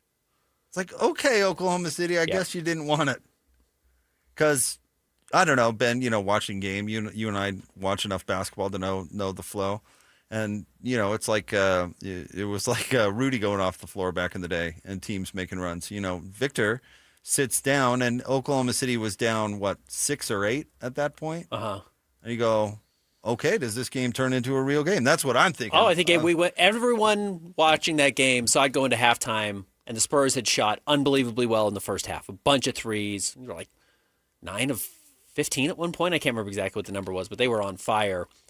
And they go into halftime, and they're only up by 7. You thought, oh, wow, that's bad. This is OKC in a very good spot to take advantage of a team that's naturally going to cool down, get back into this game, and then know how to close this out in a way that San Antonio won't. And the exact opposite happened in the third. Oh, just atrocious. Oklahoma City was so bad. They were missing open shots. They were taking bad shots. They could not score. And then, obviously, San Antonio won the game right there. And I just wonder, Oklahoma City, I give them a lot of credit for this whole team thing and that they're very team-oriented. But the whole team didn't show up. And we asked our guest yesterday, Joel, what's his last name? Lorenzi. Lorenzi, thank you. Yep. of the Athletic, who I thought he was good. But I asked him if it would be sustainable to rely on all these role players to continue to beat San Antonio. And his answer was maybe, but the actual answer is hard no. Yeah. Hard no, because all of those role players were bad. What happened to Lou Dort? He forget how to play basketball all of a sudden? This starting lineup is really bad, and this is where, while we haven't seen Isaiah Hartenstein played off the floor, though he only played 16 minutes last night, but it was just such a blowout, that Hartenstein and Dort are basically non-shooters for the most part. Dort has hot games, and it kind of changes his average, but they're really non-shooters. Having them both on the floor against this Spurs team, when they're hot, becomes very difficult, because if you're just not going to guard Dort, and you don't really have to assign people to Hartenstein other than, well, you're going to have somebody near the rim anyways to defend him, you can lock up Shea. And that was the other problem, where Shea has another game where he goes 6 of 18. And again, Shea's superpower, really over the last 2 years as he wins back-to-back MVPs, is just his insane efficiency as a shooter. Yeah. He just really can get to the mid-range. He gets to the rim. He makes threes occasionally when he has to. He doesn't shoot a ton of threes. But now they're throwing extra bodies at him, and it can be Steph Castle, who's huge. It can be Dylan Harper, who's huge. It can be Carter, who can transfer onto him if he needs to. Even Vassell. Vassell can certainly has the size. I mean, he's just locking up Chet. It's embarrassing for Chet. But I've got a take for you about for Chet Chester here in a minute. But that's why Shea is struggling so badly, is they have all these bodies that they can throw at him by helping off of other players. The bracket thing. Coach Yeah, exactly Lacombe right. Was so good at breaking So this down. is where you miss A.J. Mitchell. This is where you miss Jalen, brother of Cody Williams, and why betting on Alex Caruso is difficult, and why I wonder if we'll just see more more Casey Wallace tonight. Well, Jalen, brother of Cody, just needs to not play. I think he can't play. This is why you don't rush players back from injury. Now, do some players milk it a little bit? Sure, of course, yeah. It does happen. But this is the reason, everybody was begging, I'm going to defend Luka Doncic here. Everybody was begging Luka Doncic to come back. And it's like, well, if he's actually hurt, you really don't want him back, because he can't, especially with a hamstring. Correct. I mean, you can't get lift to make the shot. You can't cut, all the things that make you valuable in the first place. So a lot of heart for Jalen, brother of Cody, but I just don't think it's happening. If you're not effective, you're hurting your team. You really are. These two teams are obviously very evenly matched, and you can't have them out there not playing well. Now, I am not rooting for a team in this particular series, Ben. I thought Oklahoma City would win, so I guess I'm pulling for myself in a little way and wouldn't hate seeing. But I think I might now be rooting for the Spurs. Okay. Because I can't watch Chet Holmgren play any more basketball. I'm done. I'm so done watching Chester play. If I had to watch Chester and the Knicks in the same series, it might break you. It might Bing bong. It might drive me insane. I might just be you know what, I'm thinking this, I'm on vacation for part of it. Yeah, right. You can tune out if you don't want to watch at least the early games. I can't watch another series with Chester. That is the softest, most lack of heart player I think in the league. It's been frustrating to watch, for sure. He's terrible. He is not playing well. He's had a really rough series. Again, last night was probably one of his better games of the series, because he had 10 points and 11 rebounds and 2 blocks and shot okay. But yeah, he got blocked again by Devin Vassell at the rim, and Devin Vassell's just chirping in his face because he has no respect for him at all, isn't intimidated by him at all. So it's a little... Ben, he only took 8 shots. You can't give the quote-unquote second-best player on the team credit for a good shooting night. How many shots did Dort take? When he only took 8 shots. What did Lou take? 11. Yeah, you can't exactly, have Lou Dort right. taking 11 and Chet taking 8. Right. Chet, you're 9 feet tall, and you're a pretty good three-point shooter. You got to step out there and drain some. If you can't score at the rim, you got to find a way to get involved in the offense. Or run over Vassell. Yeah. The same problem Rudy always had. You can get away with guarding a player with a shorter player. Yeah. Well, you just negated the whole advantage of being 7-1 in the first Correct. place. There's no reason to have you on the floor. No. If you being 7-1 doesn't translate to doing anything that 7-1 people do. Like, run over a smaller player. Correct. And dunk it. Dunk when you're at the rim. Yeah. No, this has been anyway. It's been a very impressive performance from the Spurs, and there's a lot more to talk about here, but it's been a little eye-opening about the flaws of the Thunder. And again, I know that they're missing J-Dub, brother of Cody. They're missing A.J. Mitchell's 2 of their 4 best players. They really are. Like, who else is competing in this series? It's difficult to really fault them. But when you need that other guy to step up, Chet, Lou Dort, whoever, they've really just not been there. Like run game opens up the pass game and blah, blah, blah. Yeah. Ben, when they can't play that kind of defense on Shea, the bracket to help, throw the bodies at him, whatever you want to say, if the other players are making shots. Yeah, doing anything. They have to switch. So all of a sudden, and we've seen this, if Caruso's making shots, then all of a sudden they can't play Shea that way. Right. And he plays better. I know that, coaches out there are rolling their eyes listening to this, but it's like, can you really hang that loss on Shea? I mean, yes, maybe leadership and he sets the tone and all that stuff and the whole team didn't have it. But as far as X's and O's go, I'm not going to blame that guy. The second best player took 8 shots. Yeah, he needs some help. He needs some gravity to get the Spurs off of him. Chet in this series, 11.8 points, 7.7 rebounds, 1 block, 1.2 assists, 27% from 3. So he's just not knocking down his threes right now. He turned into Adam Keefe. Yeah. No, honestly, he's turned into a average level backup big man. I mean, honestly, those numbers, I'm not kidding in the slightest, is what I would expect for Kyle Filipowski in a series.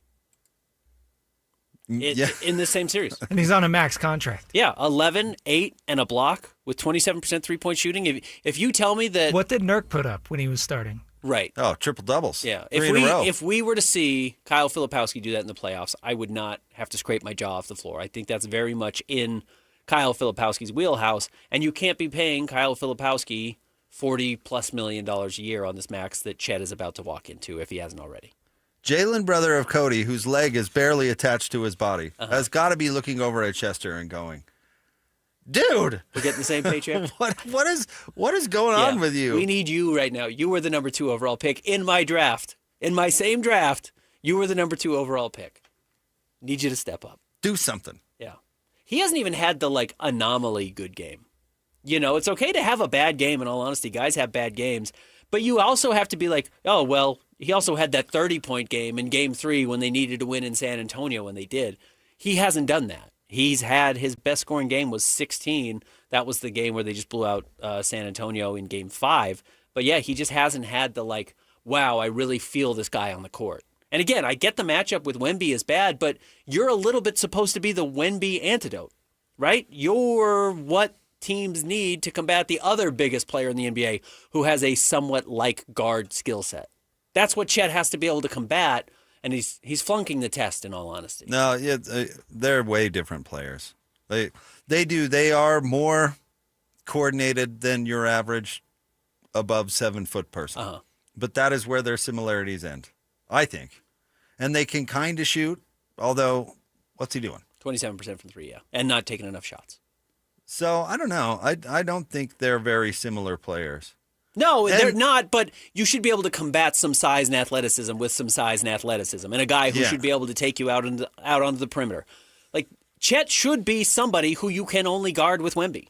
And Wemby did show some heart. I got to give him credit. I'm finding him more obnoxious by the game. I'm right there with you. But he showed heart. Chester has not showed any heart whatsoever. Yeah, Wemby is playing every bit up to the standard I think people expected. He had elimination game energy last night. Yep, he did. Yeah. So we'll see if that goes to Game 7. I think maintaining that energy is going to be a problem because he is 7'5". Yep. But you know what? Can you imagine what he eats after a game like that? So I was kind of thinking about how you that deal with a game that we just saw. Ideally, you keep it close enough where you have to keep Wemby on the floor. And now he's playing Game 6, and he's playing 39 minutes, and he's going into Game 7 exhausted, which I think he went into Game 2 exhausted after playing 49 minutes in Game 1. And I think we saw him start to trail off a little bit. You let him play 2/3 of a game. Yeah. Of his normal game, not of the full game, of his normal game. Right. He's got to be on the floor for 37 minutes in the playoffs, and you let him play 28. True. Very so good now point. he goes into Game 7, and he's not going to be gassed. Mhm. And that's where you need him to be really tired. And you know who is going to be gassed, I think, is Shea. Because you look at the shots he's even getting off. He took 18 last night. He's taken 5, 6, 7 dribbles just to get to a crossover, to take a difficult fadeaway. Like, Shea's going to have to be miraculous in this last game. And he can do it. He is one of the best players, if not the best player in the NBA. But they have really pushed him to his limits. It's been fun to watch. I do like this challenge of the NBA, but the Thunder have not put enough pressure on Wemby to have to be great. He's just kind of been allowed to be great. I think this is to the point where the Thunder fans need to step up and really affect the outcome of Game 7, Ben. I've got 2 words for you. Okay. Poison pizza. Oh, okay.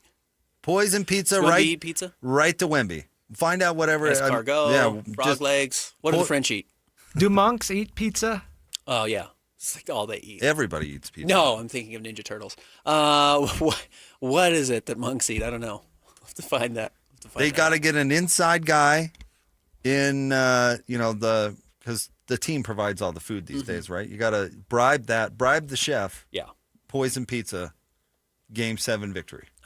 Shea had some interesting quotes on Game 7. I'm going to get these over to Christian so we can play them because he does echo a little bit of what you had to say about your thoughts on home court advantage and why you don't really believe in it. And Shea basically said the same thing. Christian, I just sent that over to you in your DMs if you can try and pull that up.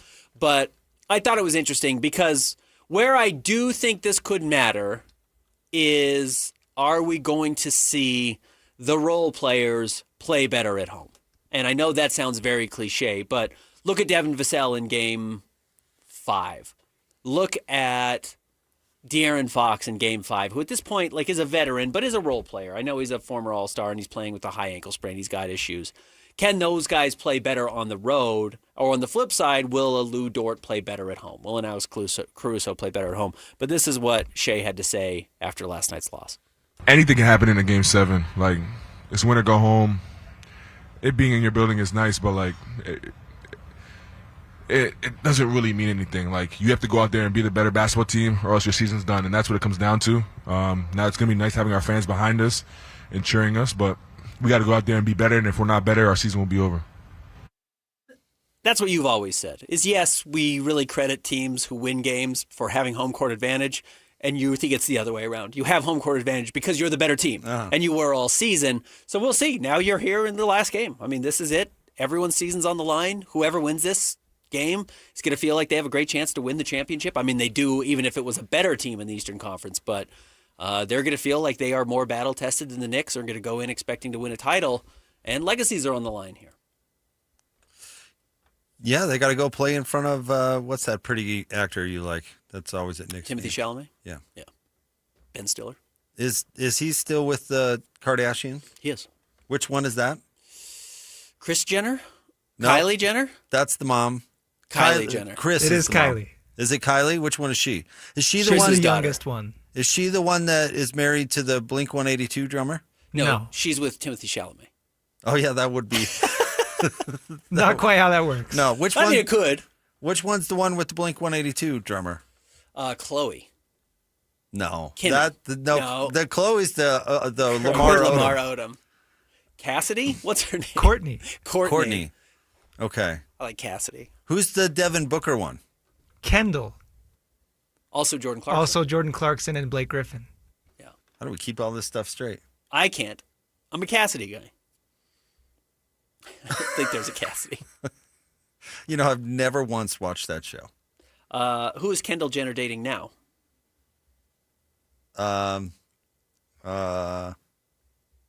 have no idea. Come on, Christian. I don't think she athlete? has anything serious. No, she's dating Jacob Elordi. That's rumored. I don't know how That's official it rumor. is. You can't say you don't know, and then when I say who it is, you say, "Well, that's only Well, rumored." that's a rumor. Oh, that's only rumored. She was with Bad Bunny for a second. Oh, that was Christian. Christian has a crush on that one. Which one is Elordi? No. Yeah, Jacob Elordi. He's so handsome. Kendall. Kid Christian has a crush on Kendall because listen to him cheer. Christian Jenner likes. No, Christian Esparza likes our guy. likes Kendall because look how defensive he got when you said He did. The that second she I was said Jacob attached. Elordi, he's like, no, No, it's a rumor. No. That's a rumor, dude. I'm going to need It's more. not official. He's not on the show. Couple was linked on the first Coachella Festival, or first linked at the Coachella Festival. Has been seen spending time together in Hawaii. That's fake news, Ben. That's fake news. Everyone goes to Hawaii together. It's just I don't know what to tell you. Deal. You like Jacob Elordi? He's cool. Yeah, I like him. Who's he? Frankenstein in the new Frankenstein movie. Not Frankenstein. He's the monster, but which is a bad way to recognize him. There's a new Frankenstein movie? Came out last year. He was Elvis in the Tom Hanks movie? No, the one about Priscilla. It's called Priscilla. Did you see that one? No. Okay. He played Elvis in that one. Euphoria? Ring a bell? Jake's not watched Euphoria. I have not seen Euphoria. Tall guy. I like him. Okay. Well, he's dating Christian's celebrity crush. One of them. One of them. Did you see Wuthering Heights? I've read the book. Did you see the new one? No. No. Christian, you? I liked it. My wife liked it. Yeah, people really hated it. I liked it. He's in it. Anyways. I'm sure he's a fine actor. Heathcliff. Okay. There you go. Well, anyway, we have to look at that one dork on the ping pong guy on the sidelines. Ugh. The Knicks and Chester. Yeah, I'm rooting. You might get them both. I'm rooting for the Spurs. You might get them both. Go Spurs. Okay. Stay tuned. More Jake and Ben coming up next. 97.5, the KSL Sports Zone. 3, 2, 1. This is Scotty G and Coach Tim LaCombe. Look, I remember the early days of Shaq. If your kids these days, you just only know Shaq from inside the NBA, or maybe the later years when he was hopping team to team and was a little out of shape and bigger than he needed to be. You go back and you watch those early 1, 2, 3 years when he was in Orlando, when he was svelte, and that dude, you watched him, you're like, he's changing the game. Shaq changed the game. With sheer force, and you're exactly right, there was a revolution when Shaq came, no question. And what we're seeing now is Wemby doing that. Wemby is changing the game of basketball. Not that you can replicate it, because you can't. You can't replicate Wemby, or we'd all be trying to go to the DNA, the dinosaur DNA with the old dude on the island and trying to recreate. You can't. That dude is one of one. Welcome to Jurassic Park.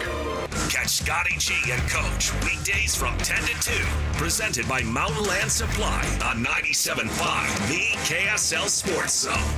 Hi, this is Derek Overstreet, president of the New Millennium Group and co-host of Stop Working, Start Living with KSL News Radio. Can you imagine what your life would be like if you could retire 3 to 5 years earlier than you thought possible? The things you could do, the loved ones you could spend time with, the memories that you could create. That's what our team at the New Millennium Group does. We'll walk you through the entire process every step of the way. If you'd like to get a copy of the 5-step proprietary plan that will help you retire 3 to 5 years sooner than you thought possible, give us a shout right now. 888-999-6370. That's 888-999-6370 or utahsfinancialplanner.com. Listen, most of our listeners right now have a tax problem, not a money problem. There's not enough money in Social Security Medicare as it is. Let us show you how you can significantly reduce your taxes. That's 888-999-6370.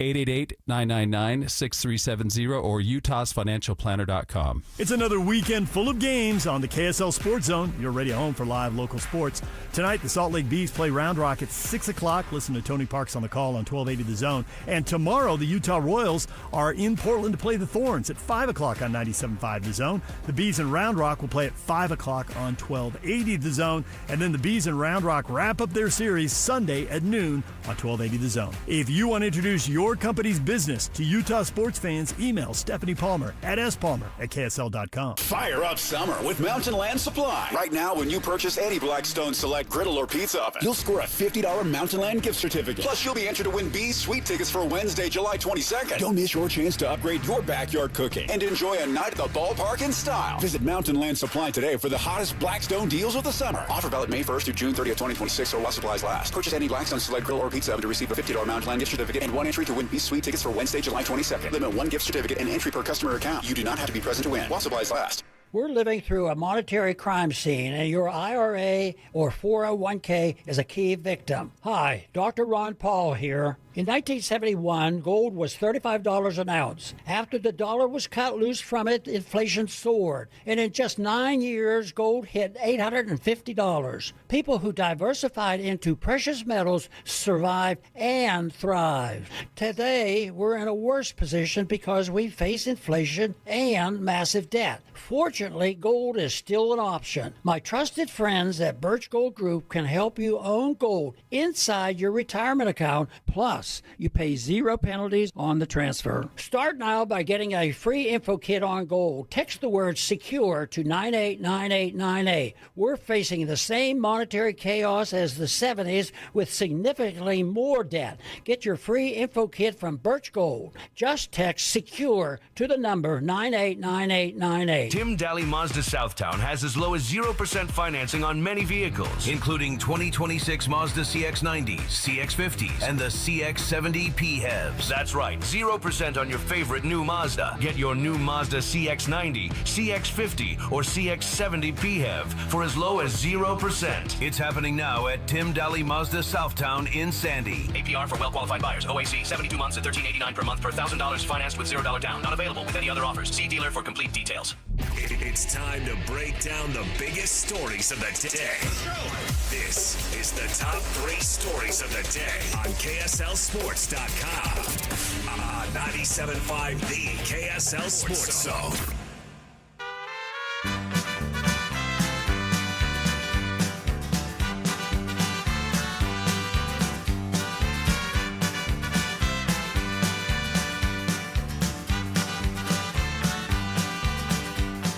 Love is a burning thing, and it makes a fiery ring. Jake and Ben, 97.5, the KSL Sports Zone. Did you watch this this video of Bezos' rocket that blew up? I did. Wild. Glad I wasn't in there. I hope I don't own any Amazon stock. No, it hasn't been a good couple of days for Amazon, right? Or is Blue Origin, that's what it's called, right? Yeah. Is Blue Origin its own thing? It's Amazon. Is it all under one umbrella? I don't know if it's all under his purview, but it's got to be. I mean, it's certainly his thing. So I think anytime something goes wrong for Bezos, he just steals from Amazon or whatever. I just, watching that. Can you imagine, Ben? Sorry, and we'll dive into top 3 stories, though. You know the amount of engineering hours, money, all the things that probably, hundreds of people put into that rocket and that launch pad and that everything. To watch all of that go up in smoke, can you imagine how frustrating that would be? Did you ever put together a model and it all fell apart on you after hours and you just tears streamed down your eyes? You're still Clark Griswold putting up the Christmas lights. And then it doesn't work? But at least with the Christmas lights, they just don't work. This blew up. Nothing salvageable here.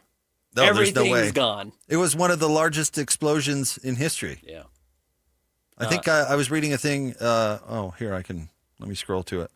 Not that anybody cares, but 5.5 gigawatts, whatever it is, of energy. The little boy nuclear bomb was 17.5. So about 1/3 of the bomb dropped on Hiroshima. The largest non-nuclear blast was Operation Minor Scale in 1985 with 4.65 gigawatts or whatever of energy. Well, wow. Jeff's money can be replaced in a will. I don't care about Jeff's money in the No, slightest. nor But do nobody I. got hurt. So That that's is the good. good thing. But no, I just feel for that engineer, that guy who's like, I just put years of my life into something that just went up in flames. Been working on this for a very long time. I was really proud. And how would you like to be the guy that made the mistake that caused the explosion, whatever that is? Yeah. Oh, I forgot to tighten that bolt. Elon probably happier today. He sent out some snarky tweet. Oh, he said, most unfortunate, rockets are hard. That's it? That's it. Okay. That could have been meaner. Sure. He's not very funny, so.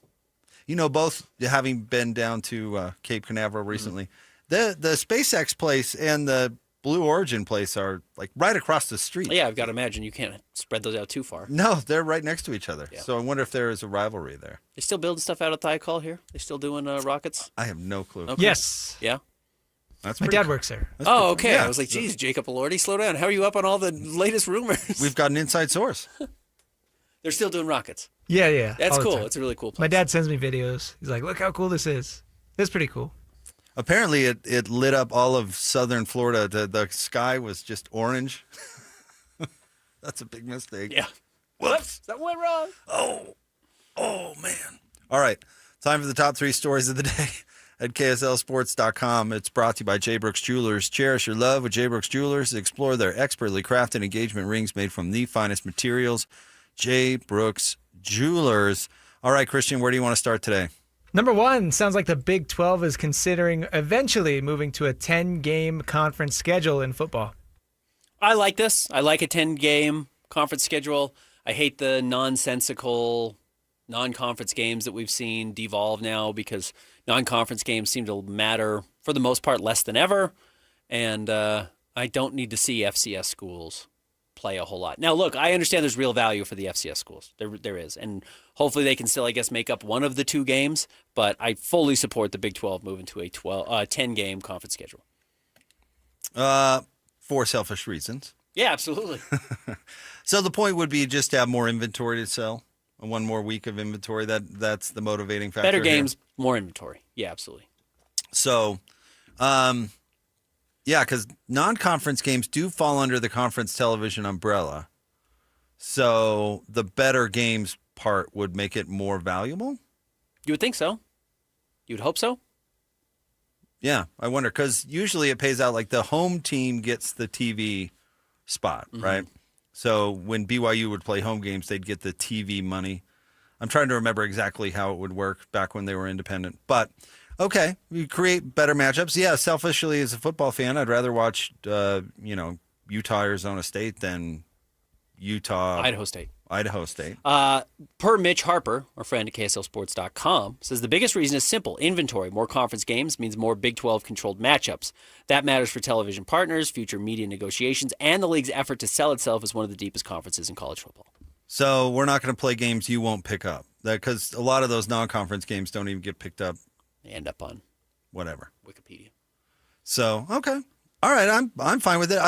I do think it is worth considering the Southern Utahs and Weber States of the world.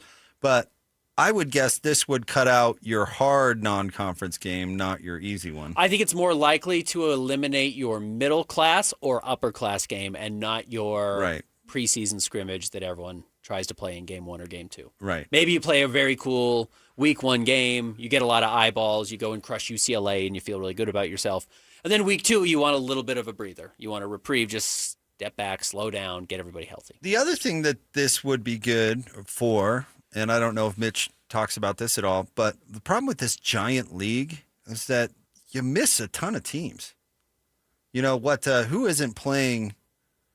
Who I'd have to Texas go back. Tech's not playing BYU or Utah. Or Utah. Is that what it is? Yeah. Yeah. So, I wish they do divisions. I don't like trying to play all the teams an equal amount except for the couple I don't know. It seems silly geographically to me. linked. Yeah, it seems kind of silly to me, but I guess it is what it is. With an extra week, you would play, you'd get more of the league playing against each other. I mean, part of the problem, we have all these dang ties in the standings because there's 19 6-3 teams or whatever it is, because nobody plays each other. Yep. So that might be a nice byproduct, I suppose. I guess I'm all for it. Sure. I would take it. I would prefer it. I hate getting excited for the start of the college football season and then looking at the schedule and being like, oh, tricked me again. Arizona Southern. Yeah. The SEC just went to 9 games. Yeah. Finally. Keep going up. Please do. Oh, I don't think anybody for years would follow the Big 12 into this. Maybe. Okay. Maybe if it was a real windfall. Yeah. But you know why the Big 10 and the SEC, this is better. You know why the SEC took so long to go to 9 games? Because they don't have to. Yeah, right. Why would they? They don't have to. The Big 12 is scrambling for dough. They have to. Yeah. All right, Christian, what's next? Number 2, MLB writer Bob Nightingale was on with Scotty and the coach. He had this to say about Salt Lake City when it comes to MLB expansion. I would think so. I mean, MLB seems very high on Salt Lake, and the hockey team's working there. Obviously, Jazz have been there, long time. So they do want a team out west. I think Salt Lake is the clear front runner more than any other expansion city, really. And one west and one east. And one east would probably be in Nashville, but I think they're very high in Salt Lake, and I'd be stunned if Salt Lake doesn't get a team over Portland or Sacramento or Tacoma, what have you. I didn't even know Tacoma was in the mix. It would be honestly nice for the map of Major League Baseball, which is not quite as spread out as some other leagues. But you kind of have Colorado with the Rockies. And there's just kind of gaps all around them. Everyone's in Los Angeles or California, I should say. Or soon to be Vegas, though. Soon to be Vegas. You're right. That would bridge the gap some. And then Texas and further west or further east. So I think having another team out south or out west in Salt Lake could help on that front. But it's about the ability to be ready to host a team right away in a growing population with a population that is very excited about sports. I think it's one of those circumstances, too, where Salt Lake, Utah, has made itself a no-brainer. Yeah. You know what I mean? Made it with the ownership group basically in place, or so it would seem. The stadium, and you alluded to this, basically in place. All the infrastructure stuff is ready to go. I mean, that makes you a lot more attractive, and then you throw in the young population in the tech scene and how much it is that we're growing. But I honestly, what are the other markets? Sacramento, Portland, and Tacoma?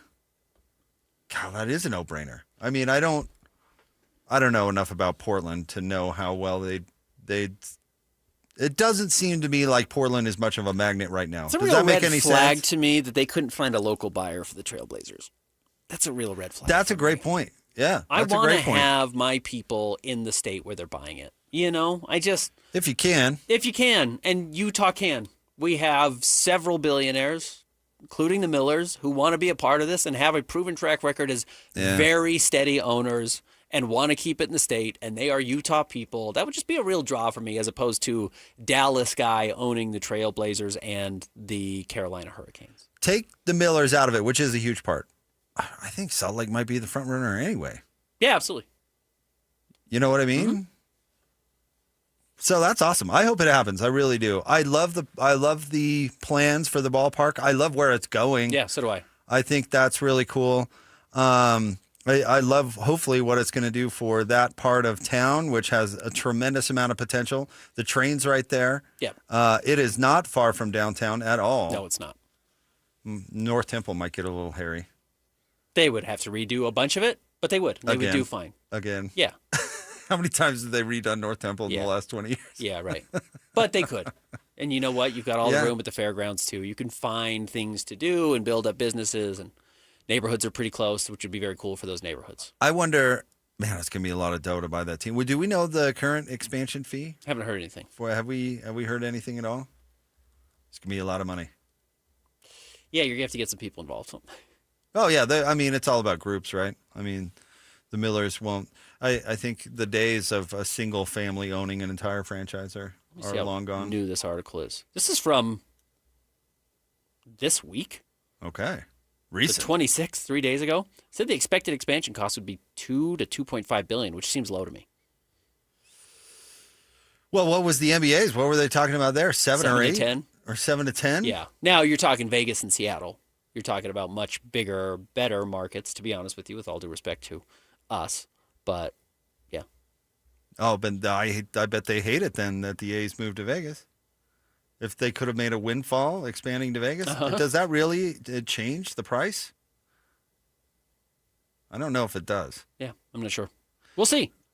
Hopefully we'll see. Yeah. The LA Times said they think expansion fees could soar to as much as $5 billion, which seems more correct to me. All right. I mean, if it's only 2, I'll jump in. Yeah, right. Throw some in. Yeah, Ben, how's your portfolio looking? Can you get liquid quick? I'm 100 air, easily. Or were you tied up in Blue Origin? I was 1,000 air until yesterday. Until the explosion at 9 p.m. Yeah. Eastern Standard Time. What's next? Number 3, the Magic. Get their guy.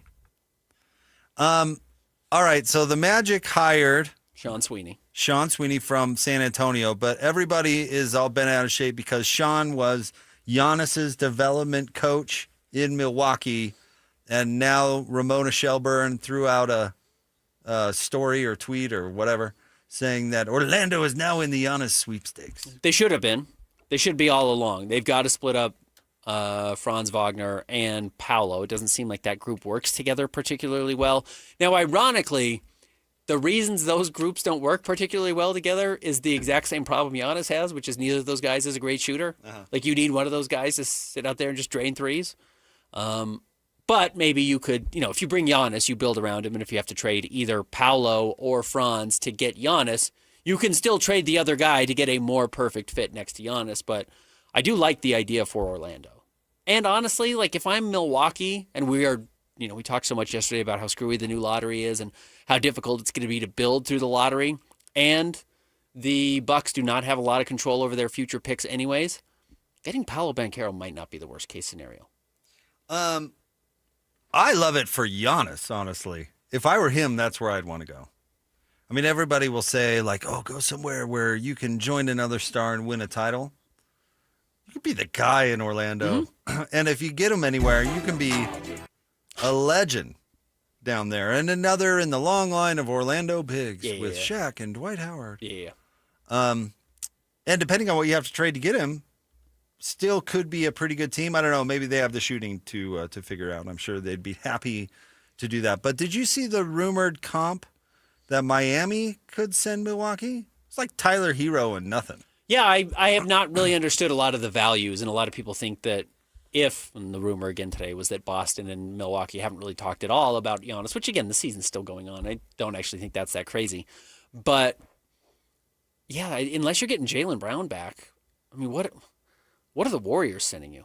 Nothing. Yeah, nothing. Jimmy Butler. Yeah, right. And then hopefully some future picks. But now again, I think in a lot of sense picks are kind of devalued now because you just don't know what they are, especially if you get a team that's going to the playoffs. And if you get Giannis, you're probably expected to be in the playoffs. So Orlando could at least give you a good young player, like a guy who won the Rookie of the Year, has been a multi-time All-Star, at least one time. I think Paolo has 2 All-Stars, and is like a guy you can start to build around in Milwaukee for the foreseeable future. I would take that over, Tyler Hero, Pelle Larsson, some future first. Nothing. Yeah, no thanks.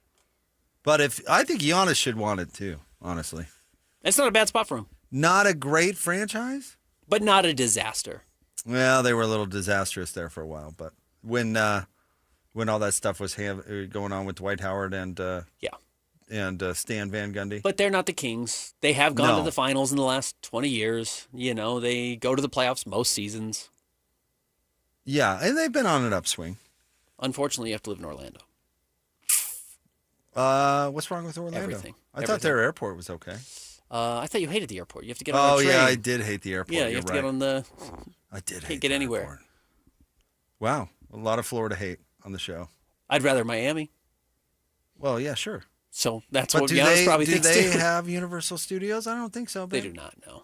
It's perfect beaches. Can Giannis go to Universal Studios, though? Probably not. Just because, if you're that tall and stand out that much. What do you ride in? Well, and people aren't going to leave you alone. Correct. You're going to be a traveling mob around. Told you, last time I covered the draft, I think Giannis's brother was getting fake drafted, and I was in Manhattan. Bronny James style? Yeah, Bronny James style. And I was crossing the street, and I looked over, and somebody's hip pocket was right in my face. And I thought, what? It was Giannis. It was just they were leaving the ballroom, but he is so unimaginably enormous. Especially when you see him out of uniform and not in a basketball arena where everybody's tall, by himself walking across the street. This is an enormous, enormous person. So it would be really hard to have zero anonymity. Correct. None. Yeah. Everywhere you go. I mean, David James is world famous, and Correct. everybody knows his face. But I bet you if DJ tried with some glasses and a fancy scarf or something, he could probably blend in at a concert. You know what I mean? Mustache that he carries around in his back pocket. whatever the case. But Giannis. Yeah. I told you a story. I went to a concert at Red Butte, and Mark Eaton was there. Mm-hmm. And you know how I knew Mark Eaton was there? Because everybody knew Mark Eaton was there. Right. Because we were just sitting back toward the back, and it's like, hey, Mark Eaton's here. Yeah. Rest his soul. What a wonderful man he was. Yep. Stay tuned. We will have more next. Jake and Ben, 97.5, the KSL Sports Zone. There's something amazing about where we live. When a child needs help, our community doesn't look away. We show up. Primary Children's Hospital has been showing up for our kids for generations. Join the KSL Sports Zone and KSL 5 June 4th for the Primary Children's Hospital Give-a-thon. Whether it's $5 or $50, your gift tells the family they're not alone. Donate today at kslsports.com. Primary Children's Hospital, the child first and always. America First Credit Union has everything you need to get your money working. And for a limited time, new members get a $150 cash bonus for opening a checking account and $200 more for enrolling in and using direct deposit. If you're ready to do more with your money and get up to $350 cash, head to americafirst.com and become a member today. Subject to membership eligibility, terms, creditworthiness, changing conditions. Additional requirements may apply. Federally insured by NCUA. Equal Opportunity Lender. Technology never stands still. And neither does Les Olson IT. For 70 years and counting, we've helped businesses adapt, grow, and stay secure through every change. With experienced people and smart technology solutions, we make work easier, more productive, and more secure. Yesterday, today, and tomorrow. Let Les be here for you. After all that mud and rain, give your carpets a reset before the kids get out of school and summer guests start arriving. And if you want to get it done the right way, choose Zero-Res Carpet and Air Duct Cleaning. Zero-Res cleans without sticky soaps or harsh detergents, so your carpets are safer and stay cleaner longer. And right now at Zerores.com, get 3 rooms of carpet clean for just $129 and a free hallway cleaning. Spelled the same forwards or backwards, Zero-Res is the right way to clean. You've heard me say it before, Replenish Landscape Garden Products really has everything you need to make your lawn and garden work and look beautiful. Greg's here with me again. So many different products out there. I think people will find it convenient because they can come in, look at the specific product, get it loaded quickly, and get back home to get the job started. That's what our focus is on bulk and bag materials. Obviously, we're known for the compost itself, which has gained a great reputation. But our soil blends are excellent. We have the bulk box garden blend. We have 4 different colors of wood mulch, 5 or 6 different kinds of shredded bark, and just a variety of things, including sand and gravel. A lot of these playground chips and things are found in kids' playgrounds all over the valley. Find out why landscapers valley-wide use Replenish Landscape Garden Products. See them at 4660 South, 200 West in Murray. Go to their website at replenishcompost.com or give Greg and Mike a call at 801-262-5142. Replenish. It's good stuff. If you've tried Beehive meals, you know how easy they make dinner with their classic slow cooker meals. Now, they're bringing that same convenience and flavor with a brand new option.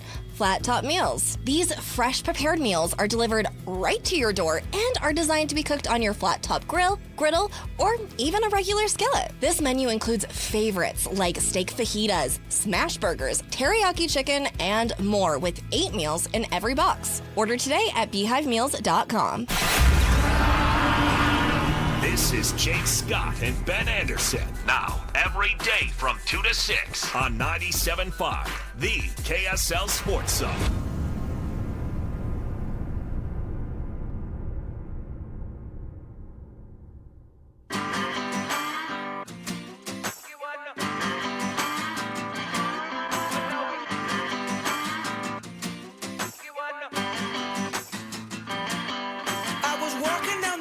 Out the corner of my eye, I saw a pretty little thing approaching me.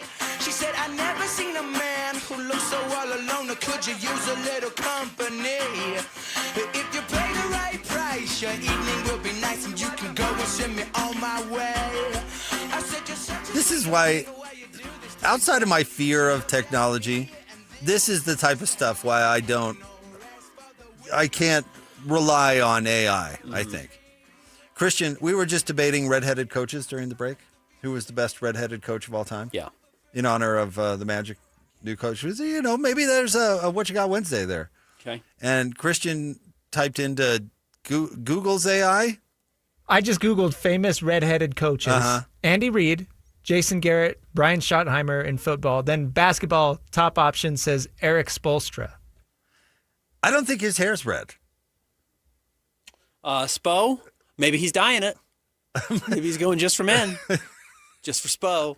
I don't think so. Nancy Lieberman. Redhead. Okay. Yeah. All right. Probably find more women. I don't think we'd get to 10 though. 10 might be difficult. Strangely, not a lot of coaches with red hair. Agreed. I Googled one and it said Red Auerbach, and I was like, I just think his name is Red. Name was Red. Now, maybe because when he was younger? Or is his name actually Red Auerbach? I'll be really disappointed if his name's actually like Charles or something. Someone get Mike Smith on the phone. Mike would know. His name's Arnold.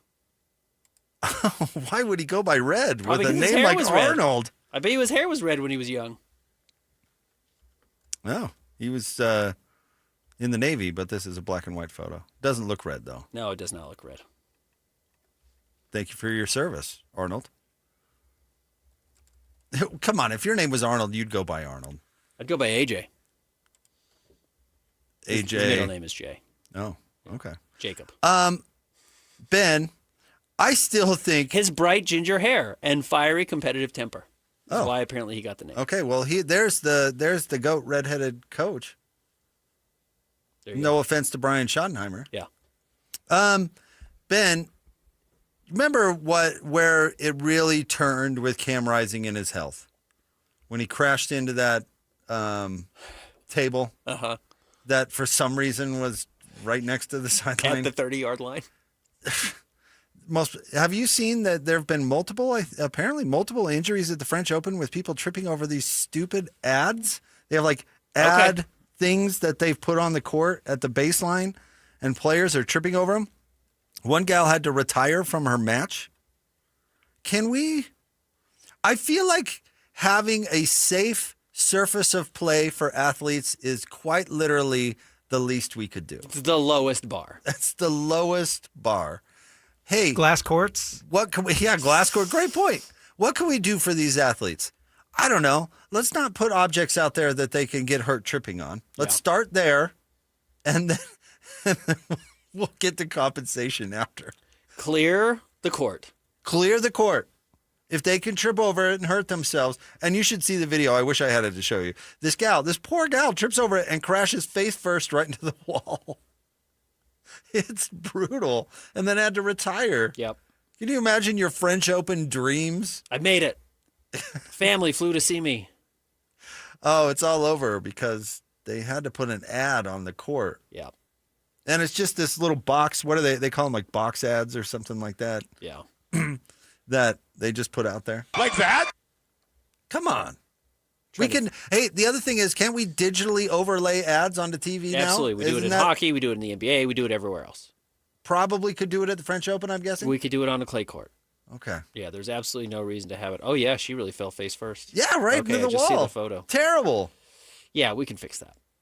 That seems like an easy solution. The glass court for the Big 12 tournament, only to have it replaced by hardwood for the actual championship game is enough to make me question Bert and his leadership. We're going to hear from Bert later at the top of the 4 o'clock That's hour. Brett Yormark, the commissioner of the Big 12. But that's as bad a decision as we've seen in a while. Okay, a lot of people are talking about Bert and his, hey, we're going to try it attitude. And I think where the Big 12 is positioned, that type of personality is probably a good thing. Uh-huh. But how do you avoid misses like that? I mean, because Like that's a wild swing. All right, we're going to make it cool. Maybe this will make it more valuable. Maybe we'll start this worldwide trend of these crazy floors. How do we avoid the massive fail? Yeah, you got to eliminate while those. Still kind of being, hey, I got ideas. Let's brainstorm this thing and let's figure out different ways to do this and that. How do we avoid the... That was the Quinn Snyder approach with Jordan Clarkson, and it turned him into the Sixth Man of the Year.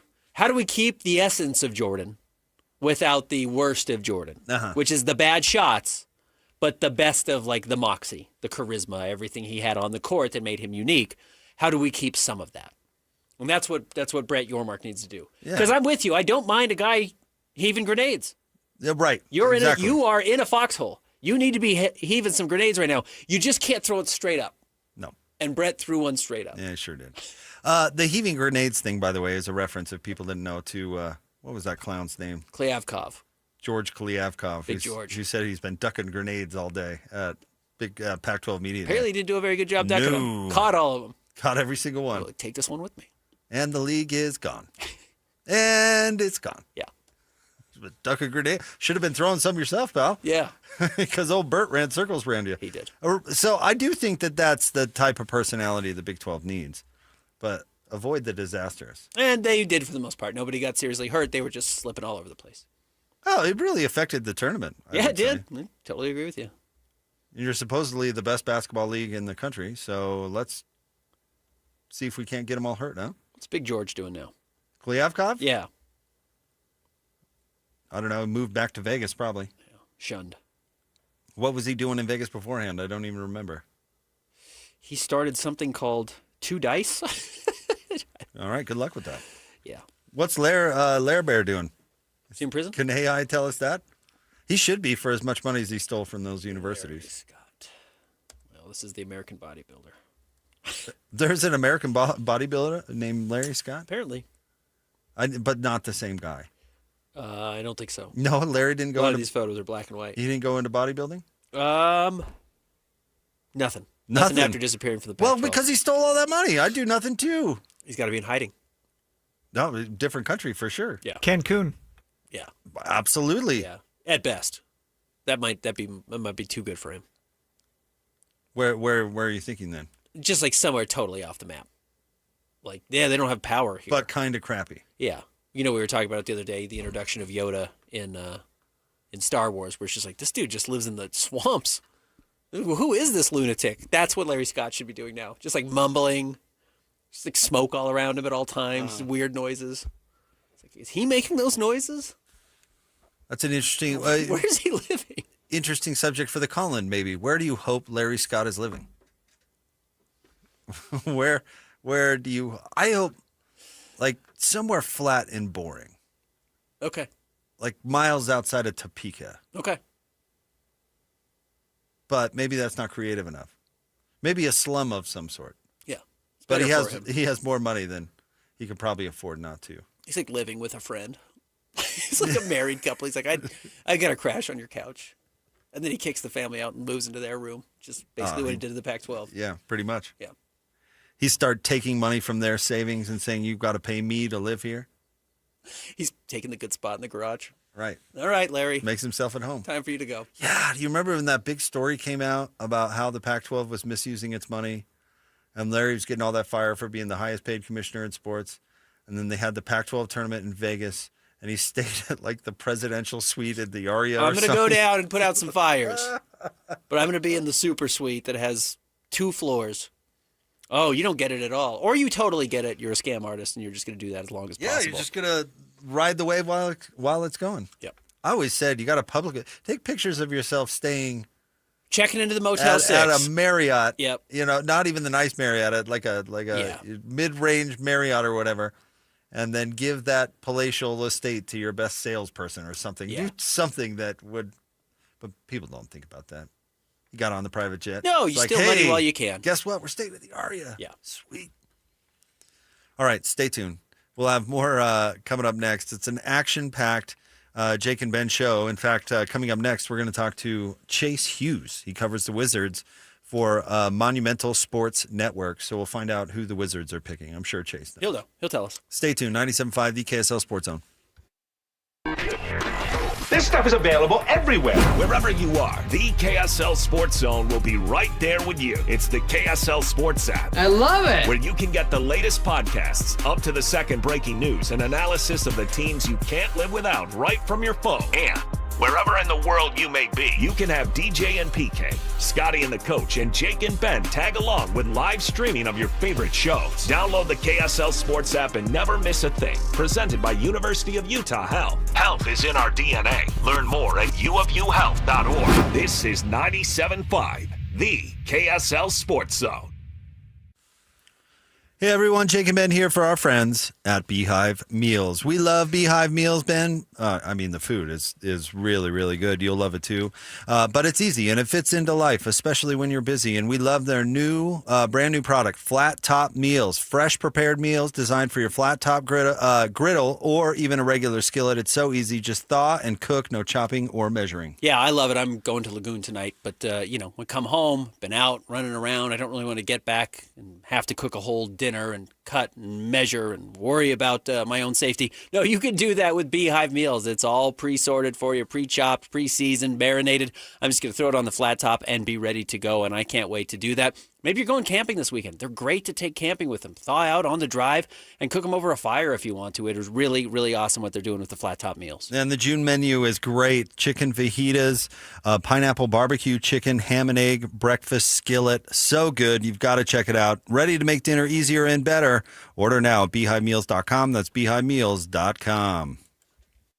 We're living through a monetary crime scene, and your IRA or 401k is a key victim. Hi, Dr. Ron Paul here. In 1971, gold was $35 an ounce. After the dollar was cut loose from it, inflation soared. And in just 9 years, gold hit $850. People who diversified into precious metals survived and thrived. Today, we're in a worse position because we face inflation and massive debt. Fortunately, gold is still an option. My trusted friends at Birch Gold Group can help you own gold inside your retirement account. Plus, you pay 0 penalties on the transfer. Start now by getting a free info kit on gold. Text the word SECURE to 989898. We're facing the same monetary chaos as the 70s with significantly more debt. Get your free info kit from Birch Gold. Just text SECURE to the number 989898. Have you ever looked in the mirror and just didn't feel like yourself anymore? Maybe your clothes didn't fit the way they used to, or you don't like how you look in them. Honestly, it's more than that. It's how you feel walking into a room, avoiding photos, skipping events, not feeling as confident at work or even with your spouse. Over time, that starts to wear on you. But here's the truth. Losing weight is one thing. Feeling confident again and keeping it off, that's what really matters. At SLC Fat Loss, we help people lose 20 to 40 pounds naturally in about 60 days without injections, crazy workouts, or prepackaged meals. More importantly, we show you how to keep the weight off so you can feel comfortable in your clothes, confident going out, and actually like what you see in the mirror again. Alex Curie here. I dropped 65 pounds in just 60 days. That was 2 years ago on Salt Lake City Fat Loss. I've kept it off. You can do it too. SaltLakeCityFatLoss.com. Many clients lose 20 to 40 pounds in about 60 days. Schedule a free weight loss consultation and start to feel confident again. Go to SLCFatLoss.com. That's SLCFatLoss.com. Results may vary. Fire up summer with Mountain Land Supply. Right now, when you purchase any Blackstone Select griddle or pizza oven, you'll score a $50 Mountain Land gift certificate. Plus, you'll be entered to win B's Sweet tickets for Wednesday, July 22nd. Don't miss your chance to upgrade your backyard cooking and enjoy a night at the ballpark in style. Visit Mountain Land Supply today for the hottest Blackstone deals of the summer. Offer valid May 1st through June 30th, 2026, or while supplies last. Purchase any Blackstone Select griddle or pizza oven to receive a $50 Mountain Land gift certificate and 1 entry to win B's Sweet tickets for Wednesday, July 22nd. Limit 1 gift certificate and entry per customer account. You do not have to be present to win while supplies last.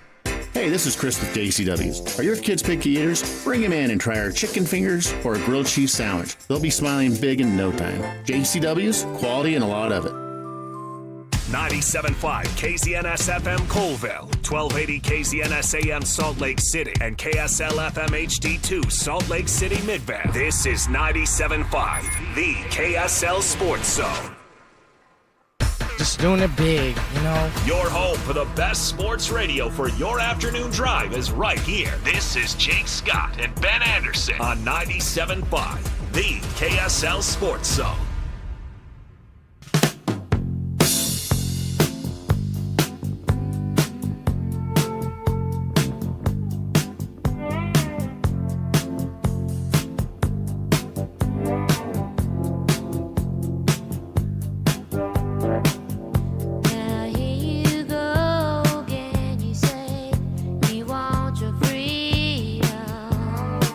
Jake and Ben, 97.5, the KSL Sports Zone. Ben, the NBA draft is 3 weeks away? 3 weeks from Tuesday. How about that? Well, let's find out exactly what the Wizards are going to do because, of course, our next guest knows. He covers the Wizards for Monumental Sports Network. He's Chase Hughes with us here on Jake and Ben. What's going on, Chase? Not a whole lot. Thanks for having me. Yeah, we appreciate you jumping on with us. All right, Chase. Well, looking at how the lottery unfolded, Wizards go number 1, Jazz go number 2. What do you think was the immediate thought in the heads of Wizards fans after they saw John Wall take home the top overall pick? I think there was elation and a sigh of relief that in their eyes, a lot of their eyes, that they finally got lucky in the lottery. And I was trying to tell them or prepare Wizards fans before the lottery that, like, look, the Wizards did technically get lucky in the lottery 2 years ago when they stayed at second and were able to draft Alex Sarr. There's no guarantee. You could look back at rebuilds, especially under, I guess, now the former system of lottery odds. There's no guarantee that you're going to get luckier than that or as lucky as that again. So, just be prepared to get the 4th or 5th pick. So I think they were very pleasantly surprised when, of course, the Wizards got first overall. What do you think they'll prioritize? I mean, there's I think a lot of people think 2, maybe 3 players at the top of this draft. Are the Wizards the type are going to really look at fit or take the best player, or what do you think? I think they'll take the best player. I think you have to do that when you're drafting this high. I mean, I study the league, obviously, in the draft, and I could give you so many examples of it going both ways. Teams prioritizing position at the top of the draft and it being an epic failure. A great example. Vlade Divac just recently said that the reason why they didn't take Luka Doncic is because they already had a point guard when he was in charge of the Kings. Obviously, not a great decision. The other side of the coin would be the Warriors when they took Steph Curry. Already had Monte Ellis and Jamal Crawford on their roster. They didn't need a 2-guard who could shoot, right? Or who could score, and the rest is history. So I think you got to take the best player available. The Wizards like to have guys who can dribble, pass, and shoot. They want to play a 5-out offense, but I think you can get that in either Darren Peterson or AJ DeBonsa. So I think it's going to come down to who's the best fit for their culture, in terms of personality, in terms of how much they love the game of basketball, because they really believe in player development and feel like those are the types of intangibles that guys have to maximize their potential. Will Dawkins is the top executive in Washington. He's had a few drafts under his belt now. Trey Johnson, Alex Sarr, Bilal Coulibaly. Those guys all have plus wingspans. Those are very long players, but they kind of have different skill sets. Do you think he's looking for length? Do you think that's maybe a feather in his cap he generally tries to look for? Absolutely. Positional size is something that you hear him say a lot. He comes from the Oklahoma City Thunder, and the philosophy there is just to have big lineups. It's I think something that it's very intuitive that, of course, that raises a player's ceiling when they have positional size. If they're bigger than the guy who's guarding them, then usually the star players are like that. But also I think it raises a guy's floor. The Wizards 4 years ago drafted a guy in Johnny Davis, 10th overall out of Wisconsin. And from the very first game I saw him in the summer league, I was like, this guy is too small and too slow. So I think it sort of raises your floor if you're big for your position, ideally athletic for your position, because even if you're overwhelmed at first, over time, you're going to realize that you have advantages you can play to. If you don't have those advantages, it's very hard. So I think the Wizards prioritize that for a reason. But again, you're looking at the top of this draft, all these guys, particularly Peterson and especially AJ DeBonsa, can say that they have positional size. Chase, if you don't mind, we're going to put you on hold for just 1 second. We're getting a little feedback with the audio. So hold on 1 second. Christian's going to reconnect. We're talking to Chase Hughes, by the way, covers the Wizards for Monumental Sports Network. I will tell you for sure, NBA teams look back at what other teams in front of them have done historically and the types of players they like, trying to get any sense of who that will be. And honestly, it probably does. I mean, the nice thing if you're a Wizards fan is that could be either AJ DeBonsa or Darren Peterson, both big, long guys, or not big, but very long players. But AJ really seems to fit that MO. But Cam Boozer does not. Cam Boozer does not at all. So, but Caleb Wilson does. Caleb Wilson really does fit the big, long player as well. I'll be curious. Washington, for the first time in a while, is really interesting. I mean, they're trying to turn the corner just like the Jazz. In fact, Chase joins us again. Chase Hughes covering the Wizards for Monumental Sports Network. What's the overall vibe of the fans reacting to the other moves the Wizards have made? We were just talking about how the Wizards are kind of in the same position as the Jazz, where made moves at the trade deadline that indicate that kind of losing for the draft is over and they're going in a different direction. I think they were very surprised at first. I think Wizards fans understood what the Wizards were trying to do, as you outlined very well. And so they were surprised when the Wizards traded for Trae Young and Anthony Davis because it didn't really mesh with what they expected. But I think over time it became clear that the Wizards at some point were going to have to add some veterans. They cleared a bunch of cap room. They looked at the offseason, didn't like what they saw in terms of the free agents expected to be available, and just decided to strike early. So we'll see if it works out. Obviously, neither of those guys is a perfect player. Anthony Davis, has had trouble staying healthy. Trae Young has trouble protecting the ball, but when they're healthy and when they're on, they're very good. And so I think Wizards fans understand that it's time for liftoff with their rebuild and that those guys can help lead the way. What type of an owner is Ted Leonsis as far as his engagement with the team? Is he somebody who says, you got to win, we want to win, that's why we're making trades for a Trae Young and for an Anthony Davis, and does that impact, you think, what they do in the draft of maybe a desire to win sooner rather than later? I think he's a pretty patient owner. I think most people would use that word to describe him and point to his previous GMs and how long he kept them. Ernie Grunfeld in particular took over in the early 2000s, built a good team, didn't work out, and he was allowed to tear it down and do it all over again. That's pretty uncommon, right? Ted Leonsis was very patient with Tommy Shepard as well across 4 years. And so I think he's been patient with this rebuild as well. But, every rebuild has a natural end. I've been kind of pointing out to Wizards fans along the way, like usually it's year 4 that teams get off the runway. If you look at teams like, for instance, like the Rockets, the Magic, the Cavs, they all won 40 plus games in year 4. It's ahead of schedule if you do it in year 3, like the Thunder. And it's behind schedule if you do it in year 5, like the Pistons and the Sixers. Of course, their GMs got let go because of that. So next year is year 4 for the Wizards. So I think the timing is right. But overall, I think Ted has been very patient as an owner. And I would also say I think he's done a nice job giving the front office the financial resources to succeed. I mean, they've really bolstered everything from their staff to their facilities over the last 4 or 5 years. So I don't think that's something you can criticize him for. We had the Jazz president of basketball operations, Austin Ainge, on the station earlier this week, Ben. And he kind of laughed at the idea of that report that surfaced that the Jazz were trying to trade up with the Wizards that came out right after the lottery, and he kind of laughed about the timing, certainly, of that. But I'm curious, do you have any feel on the Wizards? I guess, would they be willing to trade down? Would you be surprised if they did? Yes, they would be willing to. I think that's just pure due diligence. Speaking of the name Ainge, Danny Ainge, his father, probably liked Jason Tatum and would have picked him first overall the year that they got him. And they made some calls, found out the Sixers were willing to give him a first to move up. They moved back to third, still got Jason Tatum, right? So I think it's just due diligence to listen to offers. But I would be surprised. I mean, it's really rare. I mean, that was the last time the number 1 overall pick got traded.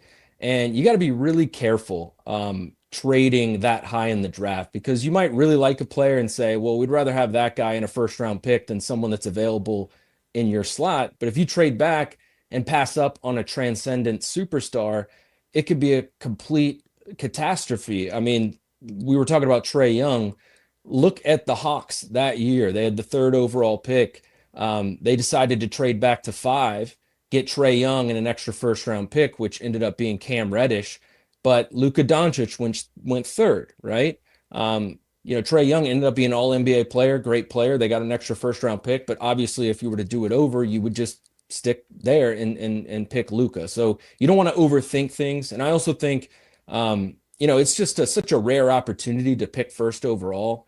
Like if you just think about like the guys in charge of the Wizards, they're lifelong NBA executives. This might be their only shot to be the decision makers for a team that has a number 1 overall pick in a draft like this. So I think for all those reasons, it's unlikely, but it has happened before. I just would be surprised if it did.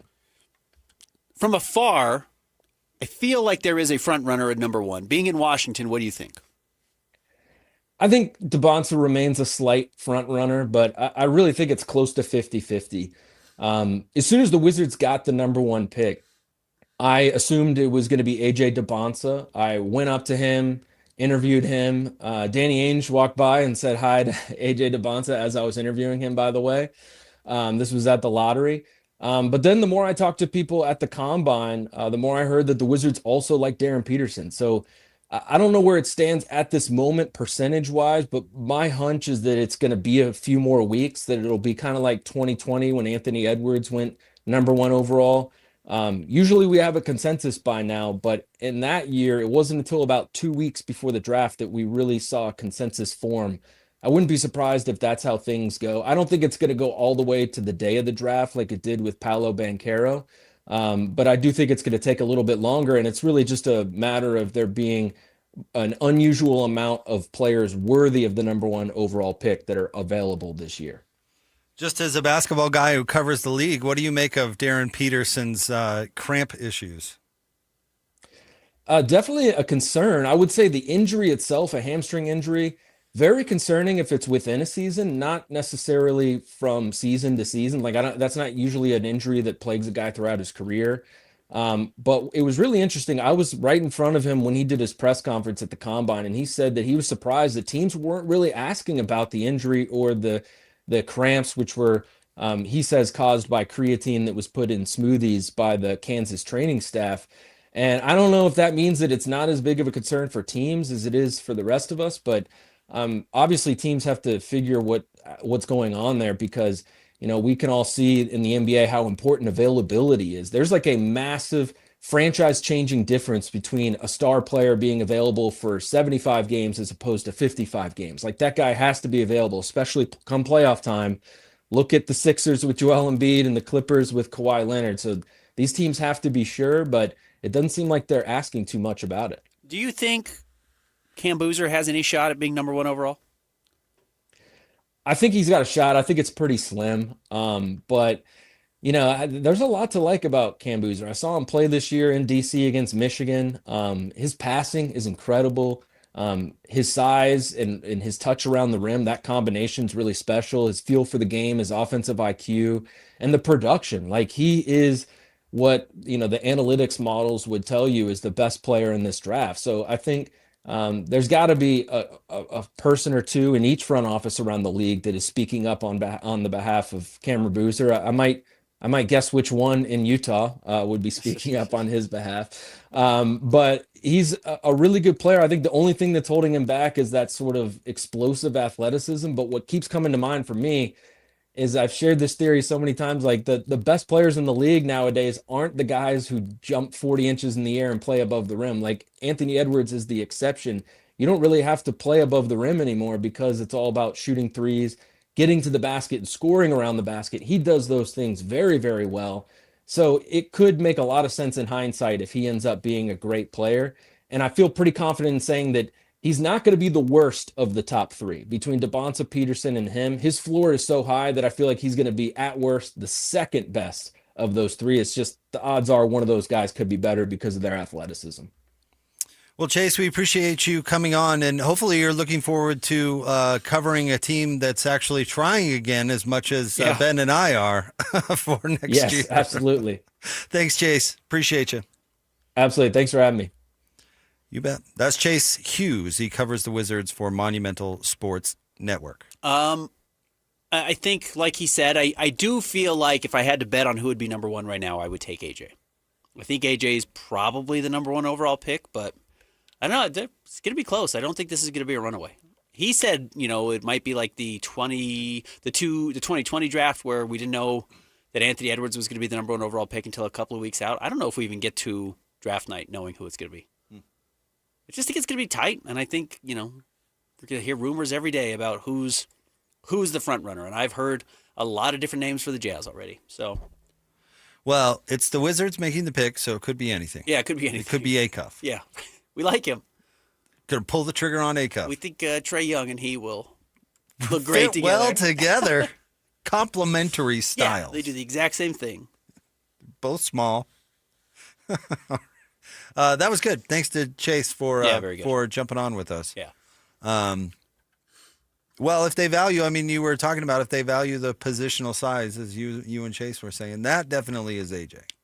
I think it's really hard if you're trying to parse things out and separate little minute things and look at a lot of nuance to get to the end of the line and not look at 6'9" with a 42-inch vertical who averaged 25.5 points in college and say, probably not him though. Yeah, right. At the end of the day, that much size, that leaping ability, it's just relatively safe, you know. And we'll there were some interesting quotes from AJ that we'll have to play, kind of his approach and what he thought he could have done at BYU that he didn't do, that I think are worth playing because these interviews will matter. And I'll be curious how teams respond to what AJ had to say. We've got SportsCenter up here in the background of the studio, and they were just talking about Adam Schefter reporting, like breaking news, that AJ Brown will be traded to the Patriots after June 1. Dude, Diana had that story like a month ago, dude. Yeah, right before her last kid was born. You're like a mile behind, dude. Yeah. Diana Rossini broke that news a long time ago. She tweeted that from a boat. Yeah, we heard about that a while ago. I just have a geotag of Sedona on it. What's going on here? I think the boat thing was when he was in Tennessee. So I think that was a while. She's an insider. You got to get that info quick, early. So Adam got scooped on that one big time by like a month. Yeah. All right. We'll have more. Someone get some photos of where Adam's been. More coming up next. How'd you get that info? Jake and Ben, 97.5, the KSL Sports Zone. And now, a look at traffic from the KSL Traffic Center. We've got early southbound slowing on I-15 in a couple of Salt Lake County spots from the south interchange to 90th South and from 106 South to the Bangor exit. Mountain View Corridor northbound is closed because of a wreck at the Rosecrest Road intersection in Harriman. Hey, the Ute Stampede Rodeo in Extreme Bowls is back. Save the date, July 8th through the 11th. Tickets are going fast. Don't miss out. You're not going to want to miss this one. UtesStampedeRodeo.com. Go to UtesStampedeRodeo.com. With your KSL traffic update, I'm Christian Esparza here on 97.5, the KSL Sports Zone. For Jazz fans, it's been a rough few years. Well, those days are behind us as the Utah Jazz finally struck gold in the NBA Draft Lottery. Picking second. As the Jazz prepare to draft a potential superstar with the number 2 overall pick, nobody will bring you better coverage of the NBA Draft than the KSL Sports Zone. For all the breaking news, high-profile interviews, and player analysis leading right up to draft night, keep it locked on your exclusive home of Utah Jazz basketball, 97.5. The KSL Sports Zone. I'm married with 2 kids. I'm a veteran. I own my own business. I'm a retired school teacher, and I've had thoughts of suicide. But, thankfully, my granddaughter made a point of checking in on me. Spencer noticed when I was distancing myself. One of my buddies, he was worried about me. Having someone when I wasn't myself. When I need it most. Help me live on. Live on. Live on. Connection can prevent suicide. Learn more at liveonutah.org. You've heard me say it before, Replenish Landscape Garden Products really has everything you need to make your lawn and garden work and look beautiful. Greg's here with me again. So many different products out there. I think people will find it convenient because they can come in, look at the specific product, get it loaded quickly, and get back home to get the job started. That's what our focus is on bulk and bag materials. Obviously, we're known for the compost itself, which has gained a great reputation. But our soil blends are excellent. We have the bulk box garden blend. We have 4 different colors of wood mulch, 5 or 6 different kinds of shredded bark, and just a variety of things, including sand and gravel. A lot of these playground chips and things are found in kids' playgrounds all over the valley. Find out why landscapers valley-wide use Replenish Landscape Garden Products. See them at 4660 South, 200 West in Murray. Go to their website at replenishcompost.com or give Greg and Mike a call at 801-262-5142. Replenish. It's good stuff. America First Credit Union has everything you need to get your money working. And for a limited time, new members get a $150 cash bonus for opening a checking account and $200 more for enrolling in and using direct deposit. If you're ready to do more with your money and get up to $350 cash, head to americafirst.com and become a member today. Subject to membership eligibility terms, creditworthiness, change, and conditions. Additional requirements may apply. Federally insured by NCUA. Equal Opportunity Lender. DJ PK and John from J. Brooks Jewelers. Do you want a ring that no one else in the world has? Here's something you need to know. That's right, DJ. At J. Brooks Jewelers, we're a full custom jewelry house, which means that we design and create your piece start to finish right here in Utah. From the first idea you may have seen online to the very final polish, everything is done in-house by our expert team of artisans. So when you work with our custom stylists and our highly skilled artisans, there's no mass production and no middlemen, just true craftsmanship and collaboration. We'll sit down with you and talk through your vision, show you design concepts, and bring your dream piece to life with precision and care. So whether it's an engagement ring, anniversary gift, or heirloom redesign, we love creating something that tells your story. So if you can imagine it, we can make it. So come see us today at J. Brooks Jewelers in Murray or Lehigh and begin your custom journey today. J. Brooks Jewelers, your locally owned family jeweler. Les Olson IT is trusted for businesses providing state-of-the-art printers, copiers, managed IT services, and licensed security systems for Utah. Work smarter with Les Olson IT. Les Olson IT. Not only do these guys give you the best jazz coverage in the market, they've got you covered with the Mammoth, the Cougars, the Utes, and the Aggies. This is Jay Scott and Ben Anderson on 97.5, the KSL Sports Zone.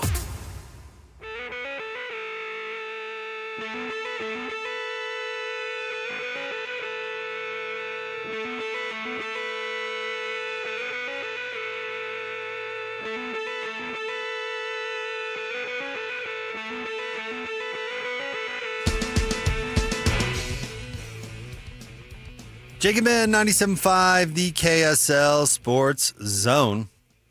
We want to remind you about Win Tickets Wednesday. Next week on Win Ticket Wednesday, your chance to win big every week with tickets. Let's see here, Ben. Britt Floyd at Maverick Center on Saturday, June 6th. Great seats still available. Ticketmaster.com.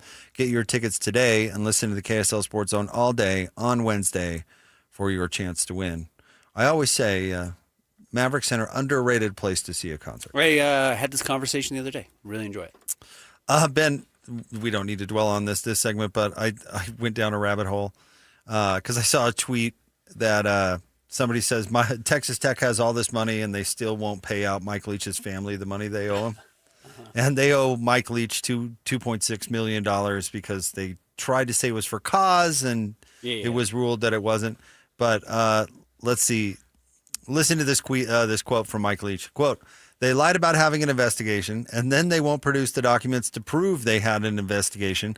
It goes to show you how former Texas Tech Chancellor Kent Hance and some of his little cronies, how sleazy those guys are. So let's go ahead and see it. And, of course, it's going to illustrate that they lied to the fans and everybody else, and then they continue to hide documents from everything from sexual assault to everything else," unquote.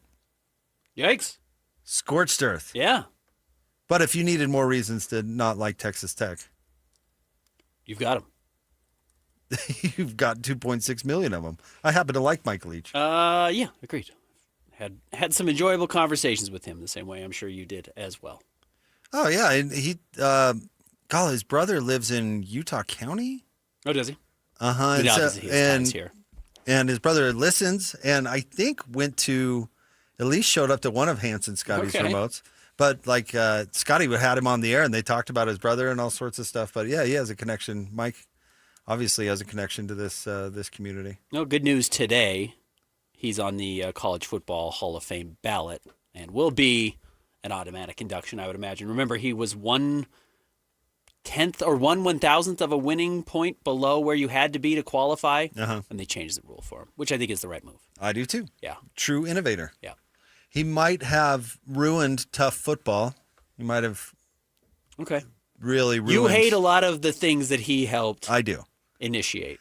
Well, I don't hate them. They're just gimmicky. It was a gimmicky offense that worked in smaller programs to help keep them competitive. What I didn't like was when big programs tried to do it and it totally negated their advantage. Like if you're USC, you don't need to do that crap. Why would you? In fact, it makes you soft team that doesn't play any defense. I don't mind it in certain environments. If that's your leg up, do it. If you're a USC, that cannot be your leg up. No. Why would you want it to be? In fact, it shouldn't be at Texas Tech either.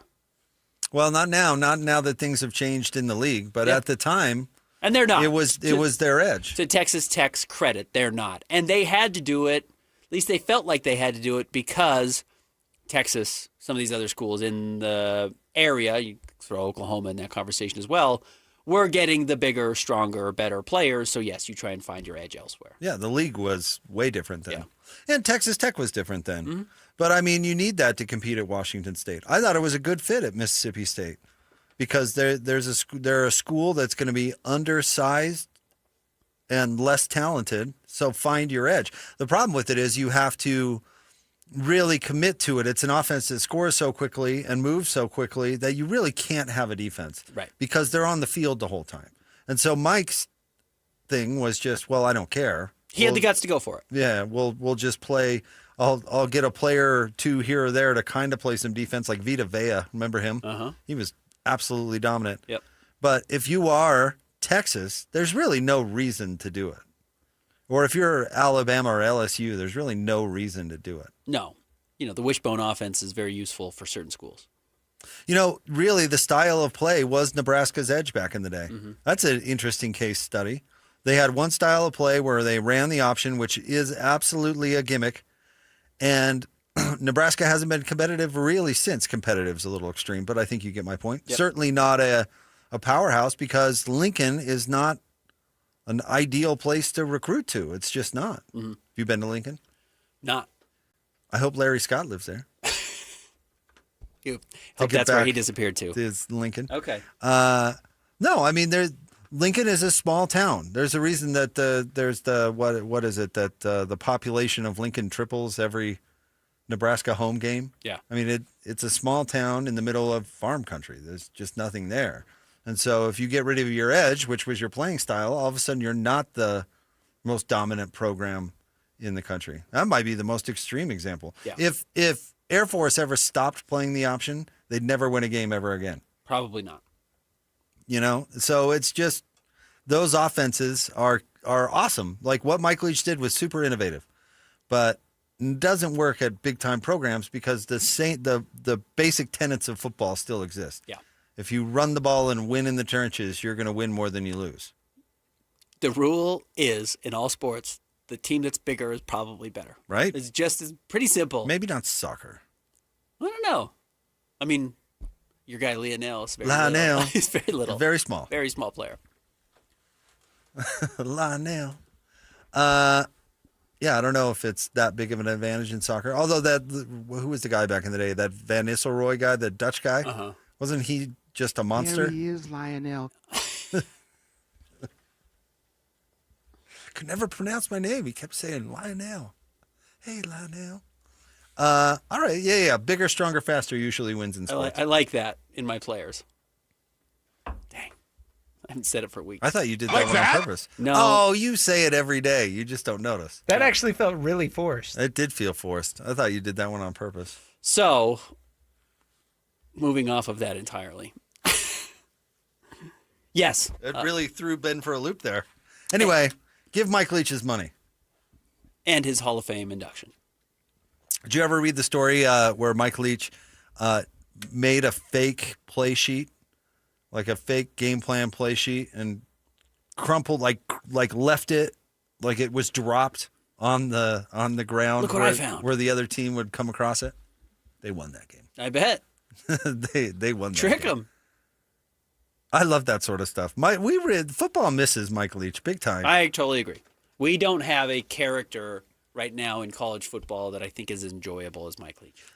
One thing that I loved about him is that he would take every cliche question and answer it the most literal way possible. Yeah. Which I always really found funny. Whether it was the mascots or whatever, who would win in a fight of the mascots, and he would break it down. I think that's his most famous example. Well, I more think someone would be like, oh, your team looked a little cold out there. And he'd be like, well, it was a little chilly. It was 28 degrees. Well, or no, if you use like your team was on fire. Actually, they were not. They were not combustible at all. We in one of my interviews with him, asked him how his summer was, which is just the like, hey, coach. Yeah. Welcome back. College football's going. And he probably answered it. Oh, he went into depth of where he went and being on these horse-drawn, not yurts, I can't remember what the word was he was talking about, and just how unique it is, and then the history of that as a mode of transportation and how important it was to the development. I was just like, oh, yeah, how's your quarterback looking? In fact, we're going to Big 12 Media Day, which is super cool. In fact, I think the whole staff is going. Oh, are we going? Yeah. I didn't know. Really? No, I did not. We're going. Do we know when? What, it's like the 9th or something like that? I'd have to. Of July? Like that. Yeah. Like that? Okay. Anyway. Are there any character coaches anymore that you're like, yes, I got to talk to Mike Leach? I mean, it was always something you looked forward to. I like our guy Willie Fritz from Houston, but he's not really a character. Kalani's kind of a character. Kalani's a little bit of a character. Morgan's a little bit of a character. Prime? Yeah, but he never talks to anybody. Yeah, you're not gonna Coach talk Prime. to Yeah, him. nobody's going to talk to Dion. He never talks to anybody. Except for the his like big press conference where you just get to hear the media that just love him to death. You remember that, Ben, when we went and it was in Vegas and the questions Dion had to field were like, so Dion, tell us, why are you so amazing? And was it easy to do or was it hard? Gundy was a bit of a character, but he's gone.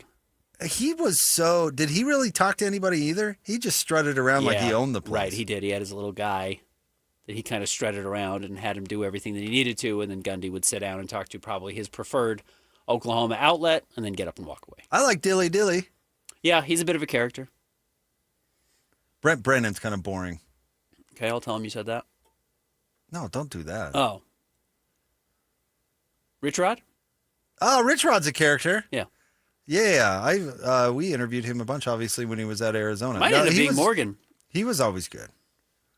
We're going to ask him about his girlfriend and his wife and why he's not at Rich Rod? Arizona anymore. No, I don't think we'll ask him that. We're going to leave that out? Rich Rod, not Morgan. Not Morgan. Just to clarify. Oh, sorry. No, I was still on Rich Rod. Morgan's a bit of a character, and this is his kind of first go-round in this role, so I bet he's going to have a lot of energy.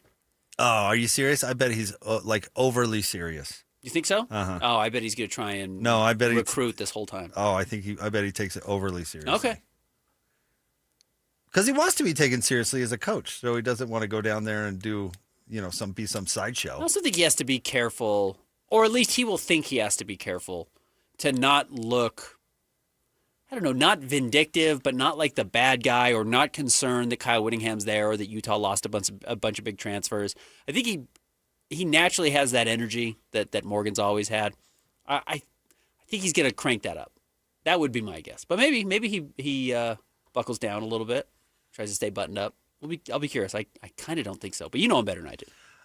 His radio interviews are all like always overly serious. But that might be on the phone. Yeah, maybe. Maybe see it in person in a pretty relaxed environment, which is what's nice about the Big 12 media days is that everyone kind of chills out. Everybody relaxes.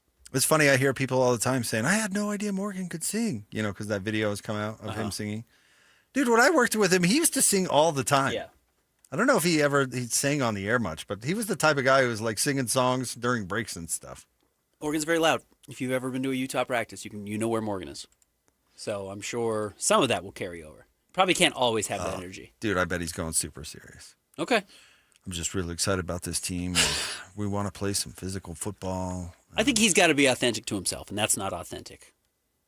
Oh, he can be serious, though. Well, you can be serious. You talk about him at practice. He's very serious. He is not a goofball at practice. He's not goofing around, but he's loud. He's not loud, going to be quiet. But he's yelling. He's not cracking jokes. Yeah, we'll see. He definitely has his serious side. Yeah, I'd be surprised if he's like not a clown. Well, he was funny on the air. He would quote, he'd do movie quotes and stuff like that. He's got a big personality. Yeah. I just don't think you remember. Man, I've known Tim forever, right? And people can hear Tim Lacombe with Scotty G, and Tim obviously has a big personality. When he was a coach, Ben, you interviewed him when he was a coach. Tim Lacombe. Hey guys, thanks for having me on, and we're really looking forward to this weekend's game. To Tim Did you? As a coach? No, he would. Because coaches it's a serious job. They put on their serious hat when they're, doing interviews with media. Plus, I do think there is the fear of stepping in it. Sure. Absolutely. You don't want to be the headline of Big 12 Media Day because you said something wild. Right. I think Morgan's smarter than that. Yeah, but it's easier just to go boring. Then you're definitely not making headlines anywhere. We'll see. You do not want to be the splash of Media Day in a bad way. No, at all. Stay tuned. We'll have more Jake and Ben coming up next. Mitch Harper he's down at the Big 12 meetings, and he did an interview with Bert Yormark. We're going to play that at the top of the 4 o'clock hour. Plus, there was some sound from AJ DeBonsa that we should play next. I'm curious what your thoughts are. All right, stay tuned. Jake and Ben, 97.5, the KSL Sports Zone. There's something amazing about where we live. When a child needs help, our community doesn't look away. We show up. Primary Children's Hospital has been showing up for our kids for generations. Join the KSL Sports Zone and KSL 5, June 4th, for the Primary Children's Hospital Give-a-thon. Whether it's $5 or $50, your gift tells the family they're not alone. Donate today at kslsports.com. Primary Children's Hospital, the child first and always. Fire up summer with Mountain Land Supply. Right now, when you purchase any Blackstone Select griddle or pizza oven, you'll score a $50 Mountain Land gift certificate. Plus, you'll be entered to win B's Sweet tickets for Wednesday, July 22nd. Don't miss your chance to upgrade your backyard cooking and enjoy a night at the ballpark in style. Visit Mountain Land Supply today for the hottest Blackstone deals of the summer. Offer valid May 1st through June 30th, 2026, or while supplies last. Purchase any Blackstone Select griddle or pizza oven to receive a $50 Mountain Land gift certificate and 1 entry to win B's Sweet tickets for Wednesday, July 22nd. Limit 1 gift certificate and entry per customer account. You do not have to be present to win while supplies last. If you've tried Beehive meals, you know how easy they make dinner with their classic slow cooker meals. Now, they're bringing that same convenience and flavor with a brand new option. Flat top meals. These fresh prepared meals are delivered right to your door and are designed to be cooked on your flat top grill, griddle, or even a regular skillet. This menu includes favorites like steak fajitas, smash burgers, teriyaki chicken, and more with 8 meals in every box. Order today at beehivemeals.com. It's the 40th anniversary season of the Larry H. Miller Utah Summer Games at Southern Utah University in Cedar City. And Friday, June 5th is the opening ceremony presented by State Bank of Southern Utah. Doors open at the Eccles Coliseum at 8 p.m. for the anniversary show with live music and Southern Utah's best fireworks show. Buy tickets at tbirdtickets.com and come early for the block party presented by KSL 5 TV starting at 5 p.m. It's the Larry H. Miller Utah Summer Games opening ceremony Friday, June 5th in Cedar City. Is your financial advisor managing your risk or just a spreadsheet? Hi, I'm Jeff Jr., founder of Trajan Wealth. Many financial advisors rely on target date funds, which are one-size-fits-all portfolios that don't know your name, your family, or your goals. And that passive management can leave you dangerously exposed. At Trajan, we look at the whole picture, not just the stocks everyone else buys, but the private market opportunities most advisors ignore. And as fiduciaries, we build a strategy around you, coordinating your investments, tax strategy, and estate into one cohesive plan. Your financial life deserves more than just a generic portfolio. Real planning isn't a stack of statements. It's the confidence of knowing where your income will come from for the next 30 years. Good enough isn't good enough for your family. It's time for a change. Schedule your complimentary consultation today. Call 855-TRAJAN-1. That's 855-TRAJAN-1. Advisory services through Trajan Wealth, LLC, an SEC registered investment advisor. Private equity investments require accreditation. Other services through Trajan Estate and Trajan Tax. Additional disclosures at TrajanWealth.com. Only one type of burger. For every pallet. Fries are extra. Large in size. We've got the shakes. Going over the brim. Hey, this is Chris from JCW's. Put a positive, delicious spin on your day at any one of our 5 locations. In Lehigh, American Fork, Provo, South Jordan, or Harriman. JCW's, quality, and a lot of it. All systems go. This is Jake Scott and Ben Anderson. Now, every day from 2 to 6 on 97.5, the KSL Sports Zone.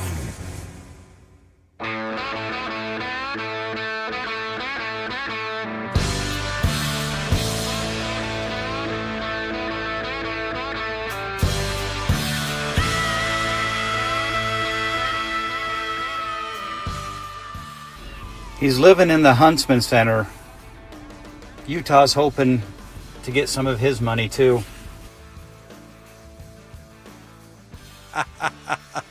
That's Gary, who used the call-in, which you're supposed to do, to answer the question, where do you hope Larry Scott is living now? Because we can't find him. Ben Googled him. I Googled him. And we don't know where he is. And we talked about how that's what you do when you steal money. You disappear. One big score, right? You go into hiding. And you go into hiding. So he's hiding at the Huntsman Center because the Utes need that money too. Yeah. It's a good place to hide. Always use the call-in feature.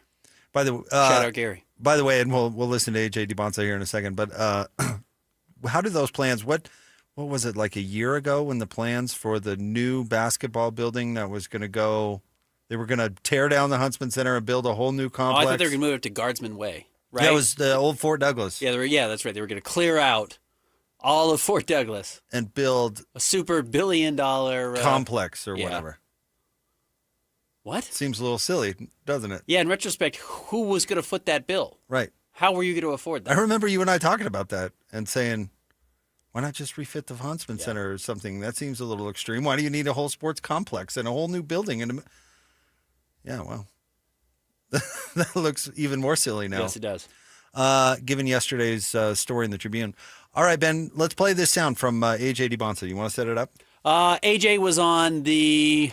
What's the podcast that has Steven Jackson and Matt Barnes? All the Smoke? All the Smoke. AJ I've went never on listened to that podcast. All the Smoke. And I still knew the name. That's good. That's good marketing right there. Way to be aware of what's going on. I haven't listened to it in full more than a couple of times when they've had like a jazz person on. I was writing a story. But I generally think they do a good job. I think they're pretty interesting, and they're pretty good about... They're just like true old head guys. They really will push back on young players who get ambitious by being like, oh, yeah, well, the NBA is really good. But AJ kind of leads them into this situation specifically. I'm curious what you think about AJ's thoughts on how things went at BYU. Yeah, what's really crazy is I really would have averaged 30. But in the beginning of the season, and this is kind of like what a lot of NBA players told me, like, I know you need a team to win. So, like, in the beginning of the season, I was kind of, being, I think, too passive. Passing the ball, trying to get everybody involved. And I kind of dropped my average. But as a scorer, like, what am I looking at? I've learned that, not to look at the initial defender. I'm looking at help side, but college, you got dudes sitting in the paint, triple teams, tilts, a whole bunch of everything. So I kind of relied on my mid-post game a lot. Just because you can't really double out that situation. If you do, it's 3 points. 7 points a quarter. You can average 30. That's easy. Well, yeah, I know that now. Yeah, I'm not making that mistake again. Yeah. So essentially what he says there at the end is, it was a mistake for me to not average 30 points a game. Now, he didn't blame anyone at BYU. He blamed himself. He said, I'm not making that mistake again of not trying to get his points earlier on. And again, I think he thinks that probably would have been better for BYU. I guess my question is, do you agree? Oh, I hate that take. I hate that. It's caused a real stir on Twitter. I do. I hate that take. First of all, I don't like the premise of saying I would have done this if it hadn't been for that. Yeah. Ben, I would have been a movie star if it hadn't been for my B- I got in theater in high school. Yeah. I never liked that line of thinking. Like that? Would you have? Would you? Yeah, and absolutely, you're there to win. That's one of the things we, meaning you and I, liked about his career at BYU. It really seemed like he was committed to win. He played. Yeah. He played what roles were asked of him. There's nothing wrong with getting your teammates involved. And by the way, NBA people notice things like that. This. Like that? Although, you know what? Maybe I gave NBA teams too much credit because they do look at box scores and averages way too much. So maybe this take is moot. But I would hope that an NBA franchise would notice that a player is making a priority of playing team basketball. Yeah. I have no doubt about it. So let's see. AJ, for his first 11 games at BYU, which is before they get into conference play, he averages, let me see if this will add up quickly enough. He has not yet broken the 30-point mark. But over his first 11 games, he averaged 21.1 points, 7 rebounds, 3.3 assists. Over his last, what would this be? Let me see if I can find out where he gets there. Over his final, it's going to be like 25 games of the season then. This is adding up quickly. Over his final 24 games this season, he averaged 27.6 points, 6.8 rebounds. What I like is his assist number went up to 3.9. He actually added a half an assist. 4 assists is really good in college. That's a great number. Now, BYU, I was pretty frustrated watching them because they were just a terrible passing team this year. But AJ being able to record or being the leading assist man, I would bet over these last 24 games at nearly 4 a game, is really impressive. I wonder if he's right about I should have the ball a little bit more and find guys around me kind of as a last-ditch effort versus get off the ball as soon as I get across half court and then try and get it back. I don't know. AJ DiBonsa had the ball plenty at BYU. He absolutely did. Yeah, he did. I can't even remember I have to go back and look at what Grizzlies coach this was, but I remember it was the Grizzlies, and it was when Pau Gasol played for the Grizzlies, and he came in and played against the Jazz, and the Jazz ended up winning, and Pau had a ho-hum game. I think he had 12 or 13 shots. I said to the coach in the scrum, I said, is 13 shots enough for Pau Gasol? And he said, Pau gets plenty of shots. That was his answer, and he was very irritated with my question. Pau gets plenty of shots. A.J. DiBonsa had the ball plenty at BYU. Yeah, and more so in the second half of the season after Richie got hurt. That's what I don't like about the take. Well, they'll never let that happen again. Will you? What team are you going to be on? What players are you going to play with? You really just going to dominate the ball if you end up on a team with Trae Young? I kind of doubt it. Yeah, this is the... You know what I mean? Like, I just don't like the finality of it. I kind of wonder if he's showing off for former NBA players. Very well could be. Yeah, absolutely. What I mean? Very well could be. And young guys do that. So that wouldn't surprise me in the slightest. But if there is a question about AJ, and I know some people point to the defense or the blocks or the steals or whatever, I don't suspect that's actually holding anybody back all that much. He's 6'9" and a freak athlete. He should be able to figure out how to do something impactful on the defensive end of the floor. I think it is if he's not a great shooter, which he was an okay shooter, 33% in college from 3. If he's not a great shooter and he has to have the ball a lot, what does that look like? I think that is the question teams are having because there are not a lot of guys who aren't very good shooters who dominate the ball. That's a hard combination. Guys who can shoot, though, probably over-dominate the ball a la Trae Young, who you're talking about, you know, and that's where you're trying to find whatever this middle ground is with AJ. Can he be really effective if he doesn't have the ball all the time? And if he has to have the ball all the time, but he's not a great shooter, what does that actually look like? I don't know. I don't think he has to have the ball all the time. I don't think so either.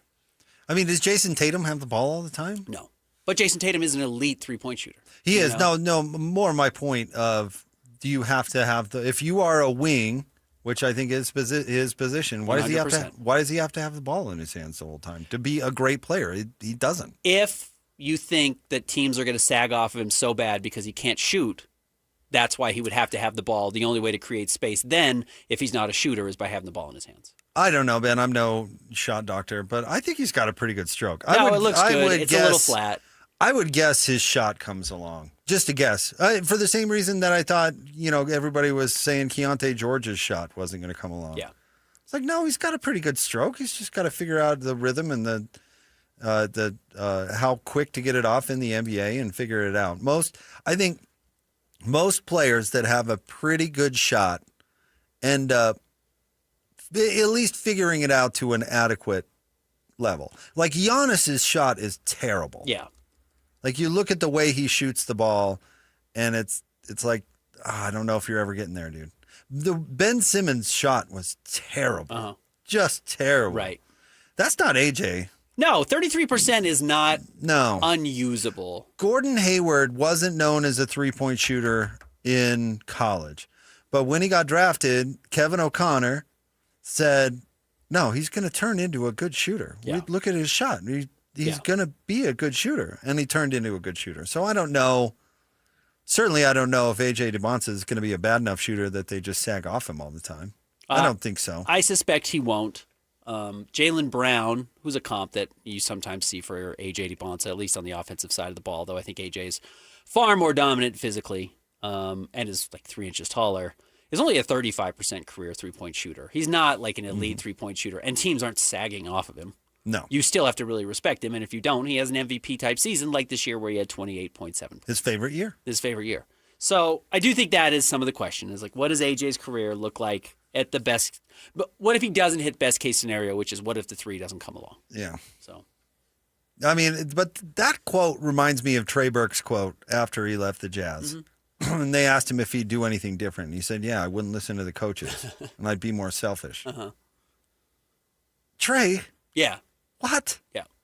So AJ's isn't that bad, but to say, I wouldn't have passed and I would have been more selfish, and won't they make that mistake again? Yeah, I don't like that. Now, if I'm AJ Like that? and I end up in Utah, and one of the things he did say at the beginning of that quote is he's talking about triple teams in the post. Mm-hmm. That's college. Defense is being really, tilted, but, designed to stop AJ. Put overload one side of the ball or one side of the floor that AJ's on, and make sure that they really have extra defenders, and he's seeing extra bodies, and he says, I just can't worry about where the help's coming from. Or I don't see that second defender. I'm only looking for where I can find a teammate. That really does not become a problem in the NBA for AJ, at least early on. Now, if he becomes elite, and I think he's going to be an elite scorer, my sell for AJ is that I think if you draft him, he's going to be the leading scorer on your team by year 3. I think that's really who he's going to be. Which nobody has that before you get drafted. Very rarely would you ever say that I think a player is going to turn into your leading scorer on your team. I do think that is what AJ's kind of biggest selling point is. But what, do you get a slant away from Keontae George or Lauri Markkanen or Jaren Jackson Jr.? Like, you can't really do that so much in the NBA. You could do it if he goes to the Brooklyn Nets, but you can't do it. Even for Washington, you're going to struggle if you do that. You can't hurt. You're not going to hurt the team by dedicating an entire defense right now to AJ DeBonta. If you end up in Utah, Jazz will be just fine. All right, stay tuned. We're going to let you hear from Brett Yormark, the Big 12 commissioner. Our very own Mitch Harper from KSLSports.com had a chance to sit down with him. We'll let you hear that conversation next. 97.5, the KSL Sports Zone. This stuff is available everywhere. Wherever you are, the KSL Sports Zone will be right there with you. It's the KSL Sports app. I love it. Where you can get the latest podcasts, up to the second breaking news, and analysis of the teams you can't live without right from your phone. And wherever in the world you may be, you can have DJ and PK, Scotty and the coach, and Jake and Ben tag along with live streaming of your favorite shows. Download the KSL Sports app and never miss a thing. Presented by University of Utah Health. Health is in our DNA. Learn more at uofuhealth.org. This is 97.5, the KSL Sports Zone. Hey everyone, Jake and Ben here for our friends at IFA. Listen, Ben, it hasn't gotten really hot yet, and we've had some rain. I haven't really had to water all that much, but you know what? Driving around town, I'm seeing brown lawns already. I'm seeing brown spots out there. And listen, it's not because of the water. There's some other stuff that you're not doing because your goal should be a healthy, thick, deep green lawn. And that's why the smart lawn owners out there turn to IFA. Yeah, we're in a drought. There's no doubt about it. We did not have a very good winter, but that doesn't mean you have to sacrifice the look of your entire lawn. Go check out the 4+ Lawn Care Program. It's everything you need to make sure your yard is a hit this spring and now going into this summer. Means you need to get ready to apply the IFA Spring and Summer Lawn Food. It's going to help you get healthy turf that stays green all summer long. It's the IFA Spring and Summer Lawn Food. Walk into the store and ask for it. Need to make those power moves with your lawn. That's why you install IFA's Weed and Feed for strong, dark green turf without a weed in sight. IFA's Weed and Feed, the ultimate lawn owner power move. Hey, and all these products we're talking about, they're used by, of course, golf courses, local sports fields, city parks all across Utah, and that same knowledge can be available to you. All you have to do is go to ifa.coop or stop by an IFA country store today. IFA, we're here to help you grow the things you love. It's another weekend full of games on the KSL Sports Zone. You're ready home for live local sports. Tonight, the Salt Lake Bees play Round Rock at 6 o'clock. Listen to Tony Parks on the call on 1280 The Zone. And tomorrow, the Utah Royals are in Portland to play the Thorns at 5 o'clock on 97.5 The Zone. The Bees and Round Rock will play at 5 o'clock on 1280 The Zone. And then the Bees and Round Rock wrap up their series Sunday at noon on 1280 The Zone. If you want to introduce your company's business to Utah sports fans, email Stephanie Palmer at spalmer@KSL.com. The biggest event of the year, Monster Jam World Finals, returns to Salt Lake City July 2nd through the 4th. The most trucks and all the best drivers in one place. Plus, the biggest 4th of July fireworks display in Salt Lake City. Don't miss the stars, stripes, and unbelievable family fun moments. Brought to you by O'Reilly Auto Parts and the Utah Sports Commission. Save 25% on ticket face value with a savings coupon for participating O'Reilly Auto Parts stores within a 25-mile radius. See savings coupon for details. Coming to Rice Eccles Stadium July 2nd through the 4th.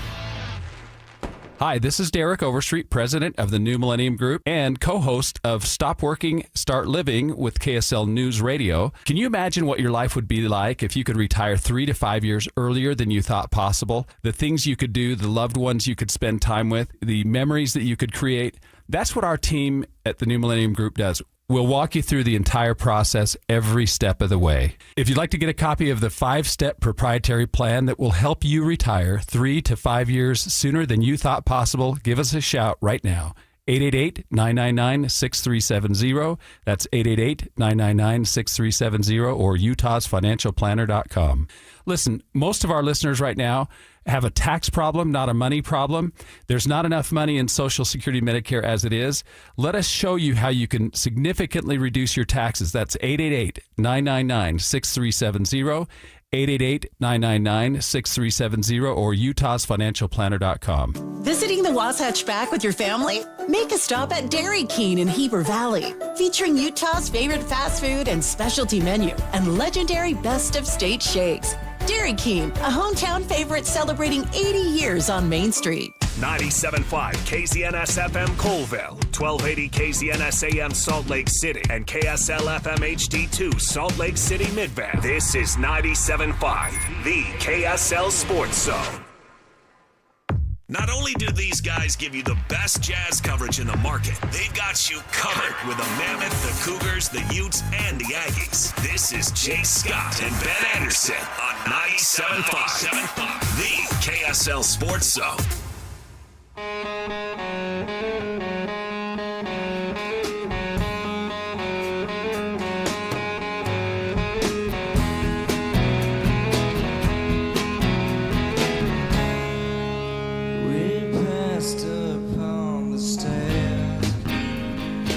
Jacob Ben, 97.5, the KSL Sports Zone. Hey, we're teaming up with Beehive Meals for the Beehive Meals Hero of the Week, honoring people that impact youth sports in our communities. Nominate the youth sports volunteer you know for the Beehive Meals Hero of the Week at kslsports.com/contest and listen every Thursday to this show. Jake and Ben, for the winner is the Beehive Meals Hero of the Week. Ben, Big 12 Media Day, not Media Days, Big 12 meetings have been going on, and we sent... I say we like I had anything to do with it. KSL Sports sent Mitch Harper down there, which has been great. We've been getting a lot of awesome content. We played the Kevin Young interview yesterday, which I thought Mitch did a really nice job. And he had a chance to sit down with the commissioner himself, Brett Yormark. So let's go ahead and play that conversation. For people that maybe just are watching this or listening, give it like an overarching theme of like what takes place at these meetings. They hear spring meetings, but what does it mean? I think in many respects it's a reflection on the last 12 months, where we've been, the progress we've made, while also looking forward. Our new fiscal year starts in July, so it's very timely that we kind of put a bow on fiscal 26 and look ahead. And we think about the priorities for the next 12 months. Where do we want to create value for our member institutions? We bring in many of our key stakeholders here. There's about 150 people here, from coaches, football, basketball, to our ADs, our board, to our different governance groups. And we have lots of different presentations from our media partners that help us recap the last 12 months and talk about how they're going to continue to elevate and amplify us moving forward. We always spend time with Charlie Baker, so he gives us an update on the last year with respect to the NCAA, some of the reform that they're going through and what changes they're making on a go-forward basis. We'll have Brian Seeley here this year, and he's going to reflect on the College Sports Commission and where we've been over the last 12 months. And we'll also have our lobbyists come in here and tell us a little bit more about what's happening on the Hill. And obviously today, a bill was introduced, one that we've been waiting for in the Senate, from Senators Cruz and Cantwell. And we look forward to having good discussion around that. So a lot takes place this week, but it's very, very productive. How would you describe the collaboration of the Big 12 members, the 16 teams or 16 universities right now, because that's been kind of a theme of the conference since this all came together. It seems like a unified front. Is that still the case? Very unified. I would say that we are a cohesive group, from ADs to coaches to board members. We share the same vision and mission for where this conference is and where we're going. And as commissioner, that's very comforting. There's no divisiveness. There's no agendas other than what's truly best for the conference and our member institutions, and that's what we're focused on. So with the Big 12 conference right now, you've been big on value creation. And how do you feel like, how bought in is these 16 members into creating value, particularly like BYU and Utah and then the whole league as a whole? Well, listen, I'm in the value creation business. And, for me, every day I think about how do I better resource our 16 institutions. And in doing so, we need to be creative and innovative and very proactive. And I've had meaningful discussions this week with our IDs on what that means on a go-forward basis. So for me, the number one focus when I think about the next 12 months is how do I better resource our institutions so they can continue to compete at the highest levels. The 2014 playoff is one that probably could add a lot of value to the sport in many respects. I remember last year at this time we were talking, and it was 5 plus 11, which is what was the discussion in the league coming out of Orlando. Why the change? Why now does the league support 24? Well, last year we talked about 16. And as you recall, I was not for any kind of AQs. And I was pretty outspoken about it. And thankfully that seemed to have gone away. And now this year, a year later, everyone's talking about 24. And I've spent some time studying what 24 means. There's still a lot of work that needs to be done. But in theory, I like it. I think it provides more access. I think it takes a little heat out of the system. So many of our coaches, rosters are being built all based on can we be one of 12? And how long are these schools going to invest if they're not making the CFP, candidly? But being in the top 25 brings a totally different dynamic to the industry, and I think it's something that we need to explore. Now, if we end up at 12 or maybe to 16 or 24, who knows? But 24, I like it in theory. I think it provides the right access. Too many good teams are being left out, and I think it's worthy of the work that the management committee of the CFP needs to put in. Having said that, I also got to make sure that the economics work. Because if we go to 24, we give up our champ game. Yeah. The champ game to the conference is very meaningful, both financially and strategically. Last year was one of the best champ games we've had in years. We set an all-time attendance record for a champ game, over 85,000. Our ratings were up double digits from the year before. So I've got to consider that also. And for me, it comes down to the value equation. If I'm going to lose something, what am I gaining in 24? And that's the discussion we'll have with our coaches and our board and ADs this week.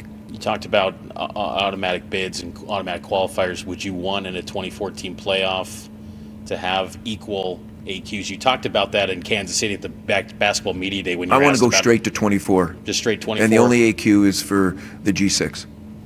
And do you think that can still create an opportunity where the Big 12 teams can, get a good number of Big 12 programs into that field? Well, if this year, if we had the 2014 format, we would have had 5 teams. And that would have been good for our business, good for our brand, great for our football profile. So it would have played out quite favorably this year for us. When you look at the playoff possibilities, and I'm curious there's reported a memorandum of understanding that the SEC and Big Ten hold the vote of that. What voice does the Big 12 and the ACC have in the formation of the next format? I mean, to the credit of the SEC and the Big Ten, it's been very collaborative. Jim Phillips, the commissioner of the ACC, and myself have had our voice heard.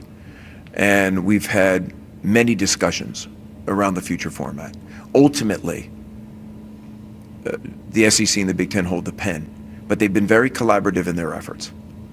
Do you see that having any potential impact on the interest in the regular season? I don't. I know there's a lot of people out there saying that, hey, it might compromise some of the engagement and viewership during the regular season, and I haven't seen any data to prove that out. In fact, I think it's the opposite. When teams still have a chance to ultimately be part of the CFP, they're going to stay engaged. If you look at the NBA, they added the play-in games, and those teams that were on the cusp maintained, the fan interest, that they had hoped to do, and ratings weren't compromised, and then you move into the playoffs, and if you think about the NBA this year, they're having one of the best rating season ever, both regular season and the playoffs. So I haven't seen the data that proves out that you're compromising the regular season in order to do something different with the postseason, so I welcome seeing it. would you be okay with 16 if that became the number that was maybe? If we agreed landed on? at 16 and there was no AQs other than the conference champions, I'd be very comfortable with that. But right now I'm focused on 24. But if we land at 16, it's better than 12 because it provides more access. Is the deadline again this December, or could Yeah. there be an extension? Yeah, December. Typically, it can always be extended, but it is December 1. You brought up the investment these football programs are putting into it.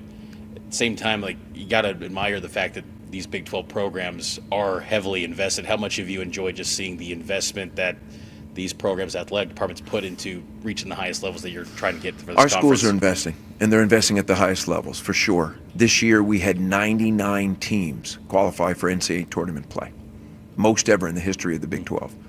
So that's indicative of the investments that are being made across all sports, not just football and basketball. So excited about our future, excited about the investments that are being made, and we're playing at a high level right now. And along with that investment is rev share. What's been this week or throughout this past year, year one of rev share, the feedback that you're getting from the schools on their experience navigating this? Well, listen, specifically when it comes to the CSC, if that's the question, it's a startup. I mean, it's not even 12 months old, and we'll have to make some necessary adjustments to the model in order to move forward in a very positive way. But you do that in any business. You start a business, you look at, after the first year, 12 months, what works, what didn't, and how do you get better. And we're kind of going through that same process right now with the CSC. So I look forward to discussing whatever adjustments need to be made with my colleagues. What's the likelihood of a participation agreement being signed? I know that was something you talked about in March that you wanted to see, but are you expecting that on the near horizon with these other leagues? Well, when I think about our conference, we want rules and we want enforcement. And I know our conference is prepared to sign the participation agreement. I can't speak for others. Sure. And I'm a big advocate of the participation agreement. You hear a lot of people talk about wanting rules and enforcement, and if you want that, then sign the participation agreement. And with the revenue share, I remember you talking about how maybe could be level the playing field a little bit with that cap. Do you think the cap can still be a thing? I mean, even Brian Thorne noted that with the outside forces, it's still kind of a little bit of a soft cap in a sense. When we signed up for the House settlement, we signed up for a hard cap. Yeah. That's what we signed up for, and it's become a soft cap. And that's being somewhat generous. I mean, in some respects, the cap has become the floor, and there is a lot of cap circumvention that's going on, and that's not what we signed up for. And I'll say it again: we want rules, we want enforcement. The House settlement, in theory, was supposed to create a level playing field, and it hasn't. And we've got to make the necessary adjustments to get back to a model that does create a level playing field and does not, allow cap circumvention to be permissible. Since you've been the commissioner, you've made it known, open for business, and you've also had other top priorities of making this league younger, hipper, and cooler. I know that's probably not the top priority, of course, with everything that's on your plate, but do you feel like people are buying in and voting yes, as you've noted, on the Big 12, the younger demographic, to where the next era, if you get to a 2014 playoff, this thing can become an even bigger business in the Big 12? Yeah, listen, I love where we are right now. I love our trajectory. I was telling someone earlier, when I got here, I looked at my journey having 3 different phases to it. First was stabilize the conference. We've done that.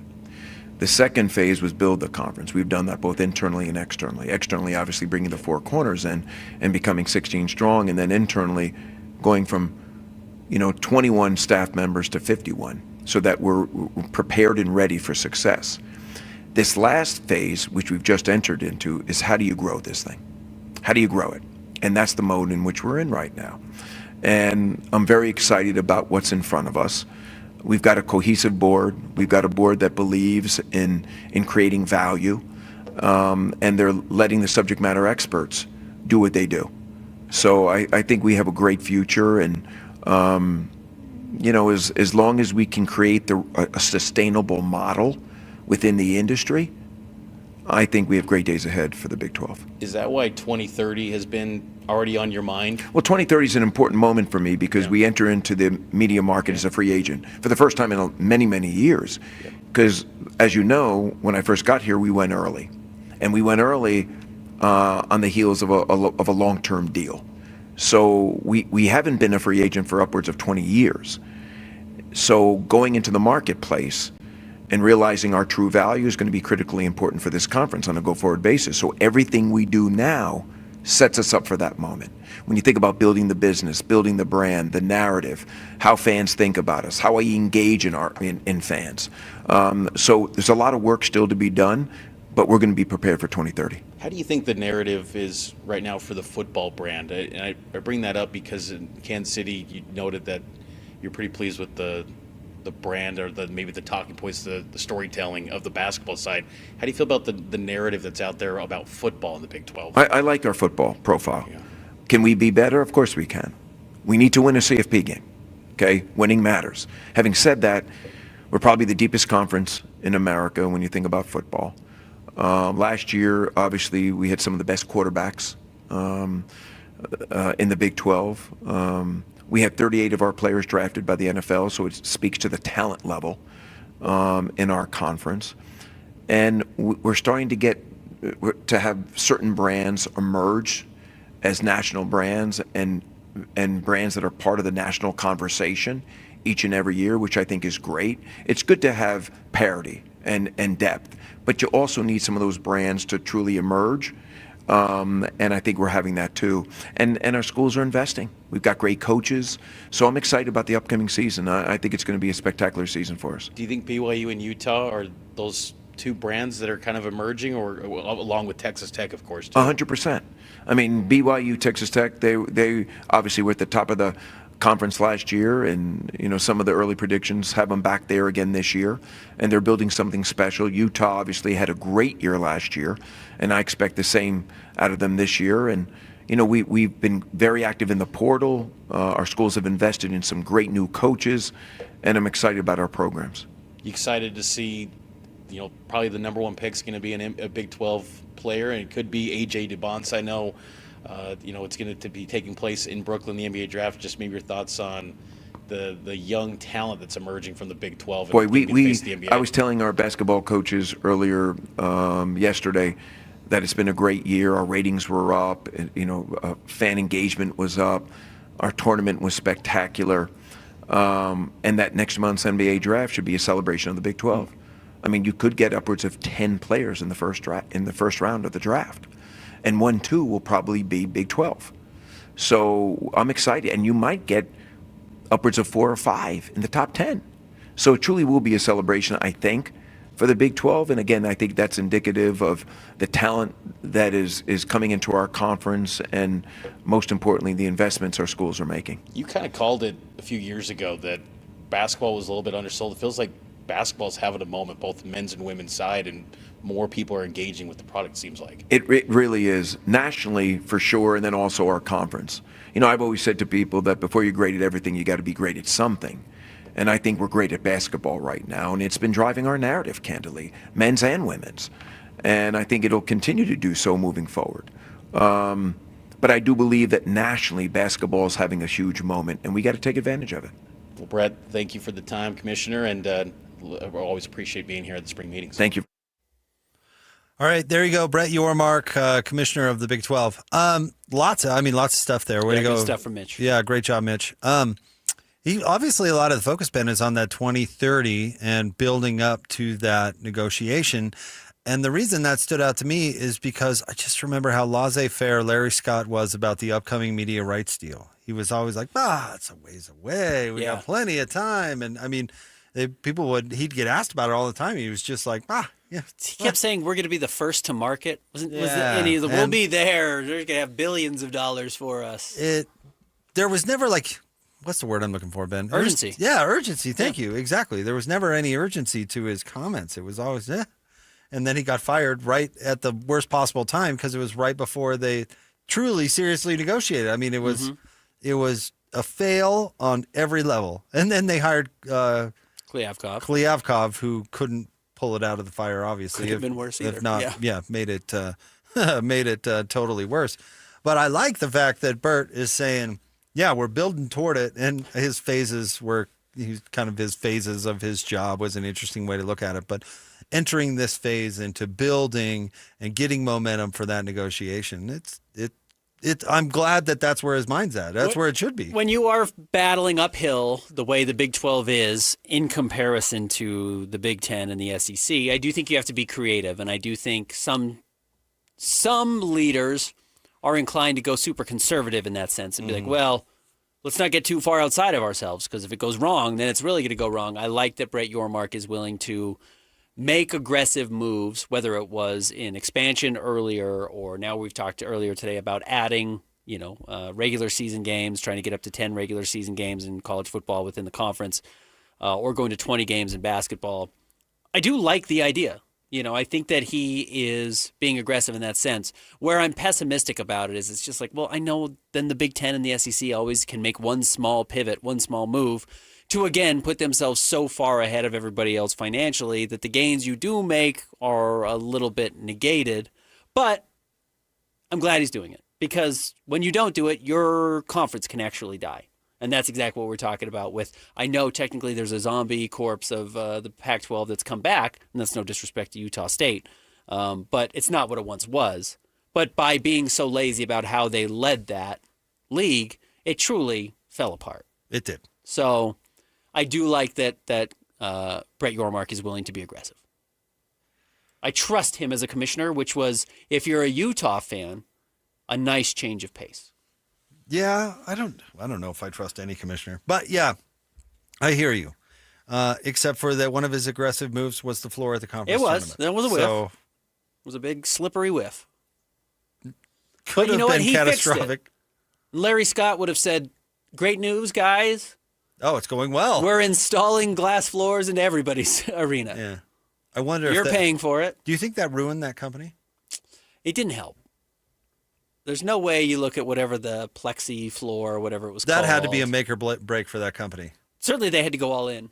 They had a chance to make zillions probably and revolutionize playing surfaces. Or now they've got to be bankrupt, out of business, right? ASB glass floor. Still very much with us? Let's see what they're selling. They probably manufactured some parts for that rocket that blew up yesterday. Do you remember how much it cost, the floor? No. $2.1 million. Yeah. Do it. I suspect they donated that one. Give it to them for free? No way. If I'm the Big 12 and I'm advertising your ASB glass piece of garbage, I'm not paying for that. Most companies don't do $2 million trade deals. Maybe they do. No, but it did get a lot of coverage. Negative coverage. A lot of coverage. negative coverage. Now they can't sell another one. And then they turned it into the stupidest floor. They went with gray. Remember that? Oh, yeah. It's just like, this thing has all these awesome capabilities. It can be fully customizable. We're thinking gray. It was the same design as the year before. It was the same floor. The same design. It was the same floor. Same floor. Yeah. The exact same one. They just used the one from the previous year, right? Well, no, the color was the same one as the year before. They had the customizable floor for the glass, and the design they used was the wood one they had the year previous. No, oh yeah, I got you. No, I'm saying when they replaced it for the final, yes, they did go back and get the last one. It was the exact same floor. I think you're right, yeah. But they hyped up how fancy this cool court was, and the design they chose. They could have literally done anything, and they're just like, oh yeah, make it look like the floor we had last year. The Brooklyn Nets should not be allowed to have a gray floor. I am totally with you. And you know what? I understand why they have the zany floors for the in-season tournament, but that's got to go too. Just have a logo that says in-season tournament on the floor and call it a day. Yeah, you can put a little trophy somewhere if you feel like you need to have the little trophy, or as I've said, change the out-of-bounds color. That would be fun if everyone's like, oh, look, this out-of-bounds color is abnormal or has stars or has something all around it that makes you recognize, oh, this is a slightly different game. It doesn't need to be dark purple or whatever all the random colors were. No. ASB, our friends at ASB Glass Courts, have not – they've tweeted once since March. It's probably smart.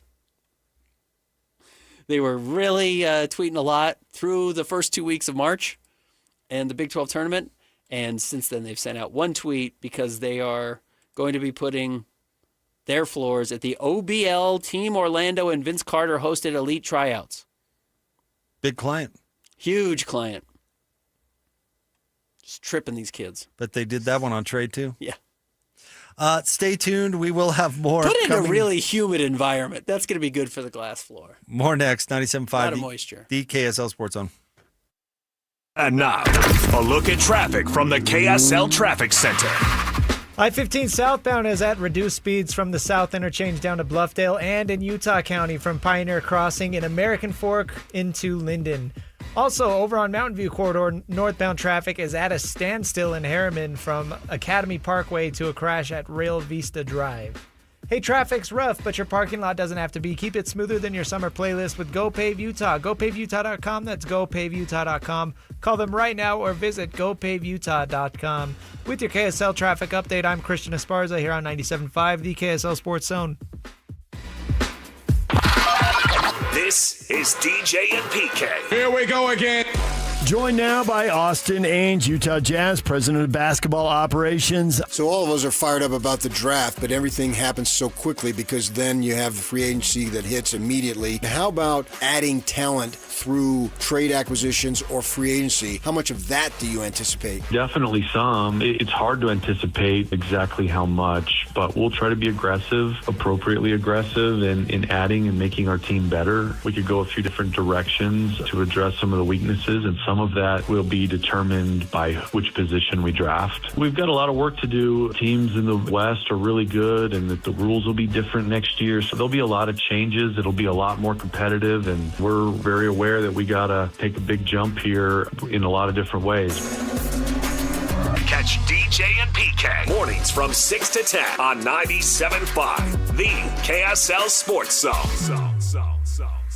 Hi, this is Derek Overstreet, president of the New Millennium Group and co-host of Stop Working, Start Living with KSL News Radio. Can you imagine what your life would be like if you could retire 3 to 5 years earlier than you thought possible? The things you could do, the loved ones you could spend time with, the memories that you could create. That's what our team at the New Millennium Group does. We'll walk you through the entire process every step of the way. If you'd like to get a copy of the 5-step proprietary plan that will help you retire 3 to 5 years sooner than you thought possible, give us a shout right now. 888-999-6370. That's 888-999-6370 or utahsfinancialplanner.com. Listen, most of our listeners right now have a tax problem, not a money problem. There's not enough money in Social Security Medicare as it is. Let us show you how you can significantly reduce your taxes. That's 888-999-6370. 888-999-6370 or utahsfinancialplanner.com. I'm married with 2 kids. I'm a veteran. I own my own business. I'm a retired school teacher, and I've had thoughts of suicide. But, thankfully, my granddaughter made a point of checking in on me. Spencer noticed when I was distancing myself. one of my buddies, he was worried about me. Having someone When I wasn't myself. When I need it most, Help me live on. live on. live on. Connection can prevent suicide. Learn more at liveonutah.org. Support comes from Amazon Business. You can't rely on guesswork to run your business. With Smart Business Buying, innovative AI tools optimize your purchasing experience, paired with delivery options built for business. Empower your team today. Learn more at amazonbusiness.com. Finding great candidates to hire can be like, well, trying to find a needle in a haystack, but not with ZipRecruiter. Its powerful technology actively finds and invites qualified candidates to apply to your job. So while other companies might deliver a lot of hay, ZipRecruiter finds you the needle in the haystack. See why 4 out of 5 employers who post a job on ZipRecruiter get a quality candidate within the first day. Try ZipRecruiter for free at ZipRecruiter.com/free. That's ZipRecruiter.com/free. ZipRecruiter. Celebrate America's 250th with our limited edition O'Reilly Brake Parts Cleaner. 2 for $8 at O'Reilly Auto Parts. O'Reilly Auto Parts. If you're struggling to hear conversations, TV, or the people you love, now there's an easier, more affordable solution without spending thousands. Audion Hearing makes high-quality, rechargeable hearing aids starting at just $98 with free shipping and dedicated one-on-one support in the comfort of your own home. No doctor's offices, no pressure. Clearer hearing delivered right to your door. Join over 1 million happy customers hearing life more clearly. Visit audionhearing.com. That's AUDIEN hearing.com. Check engine or ABS light on? Take the guesswork out of your warning lights with O'Reilly Veriscan. It's free. Ask for O'Reilly Veriscan. O'Reilly Auto Parts. Support comes from Amazon Business. Unlock smart business buying with fast, free delivery on millions of items and practical AI innovations that automate repetitive tasks so you can make smarter decisions faster. Learn more at amazonbusiness.com. Not only do these guys give you the best jazz coverage in the market, they've got you covered with the Mammoth, the Cougars, the Utes, and the Aggies. This is Jay Scott and Ben Anderson on 97.5, the KSL Sports Zone.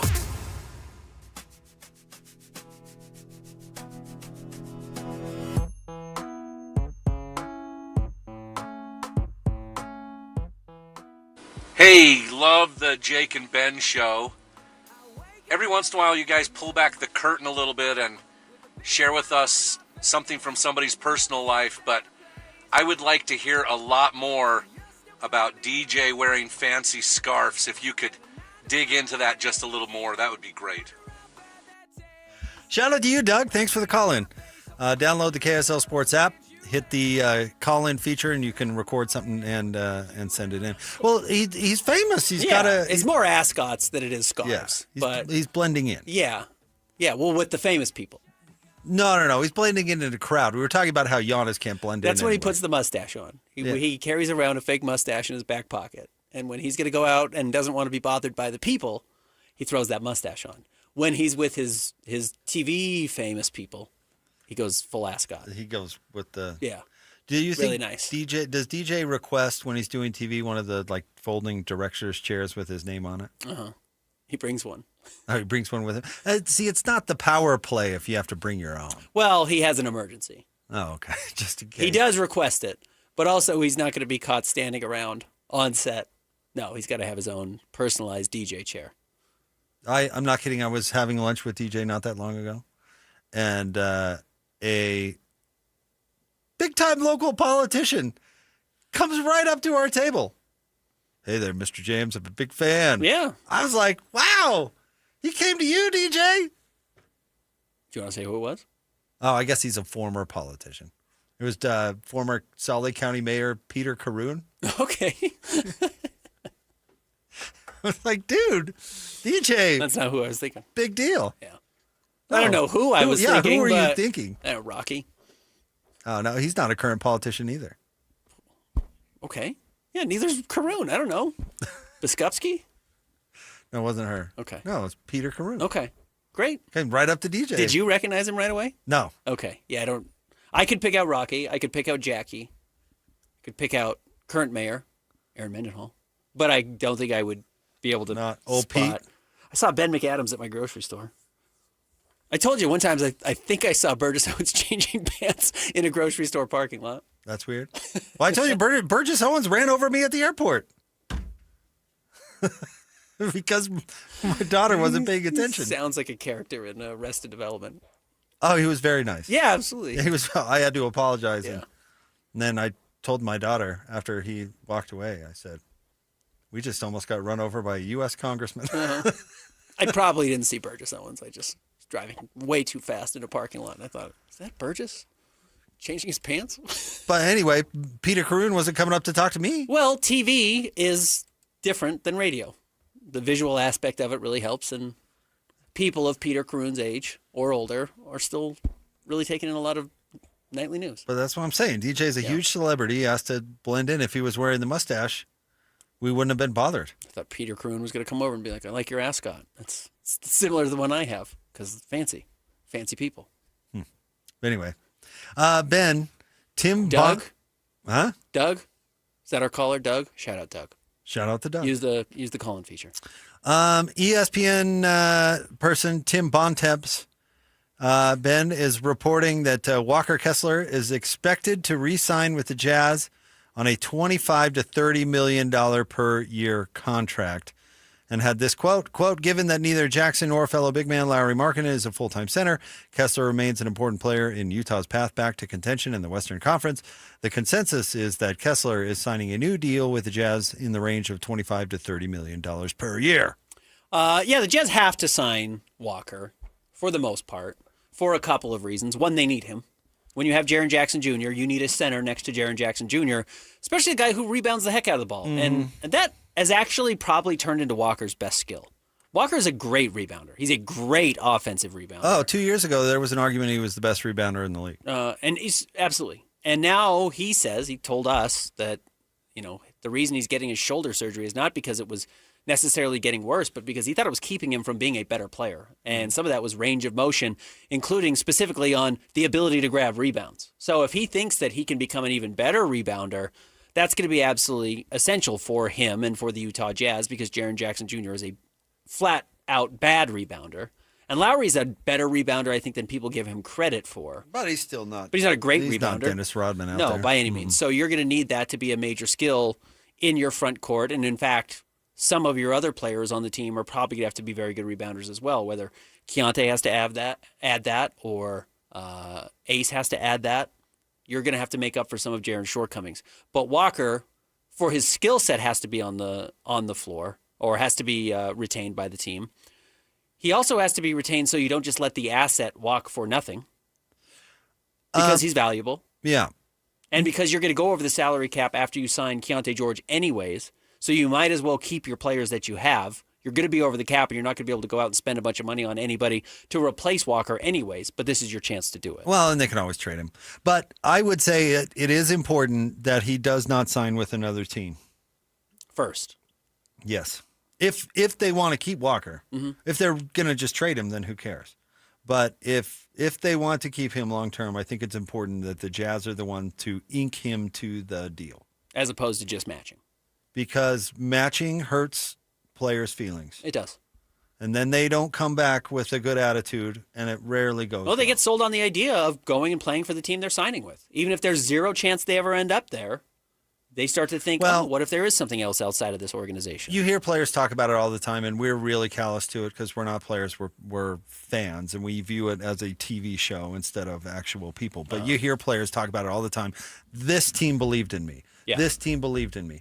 As soon as you make them go out and get their contract for themselves, the narrative then becomes, you didn't believe in me. Yeah, does this team believe in me? You didn't believe in me. And you may not think it's a big deal. It's a big deal. It is, yeah. It is a big deal. The players, the relationship between the player and the team, I guess doesn't have to be healthy, but it really goes a long way. You need to have a healthy relationship between the players and the team. Part of the reason I think the Jazz were willing to trade Donovan Mitchell, I think the relationship between the team and Donovan Mitchell had deteriorated. It broke down. It broke not down. Irreparable, but it was not as good as it had been. No.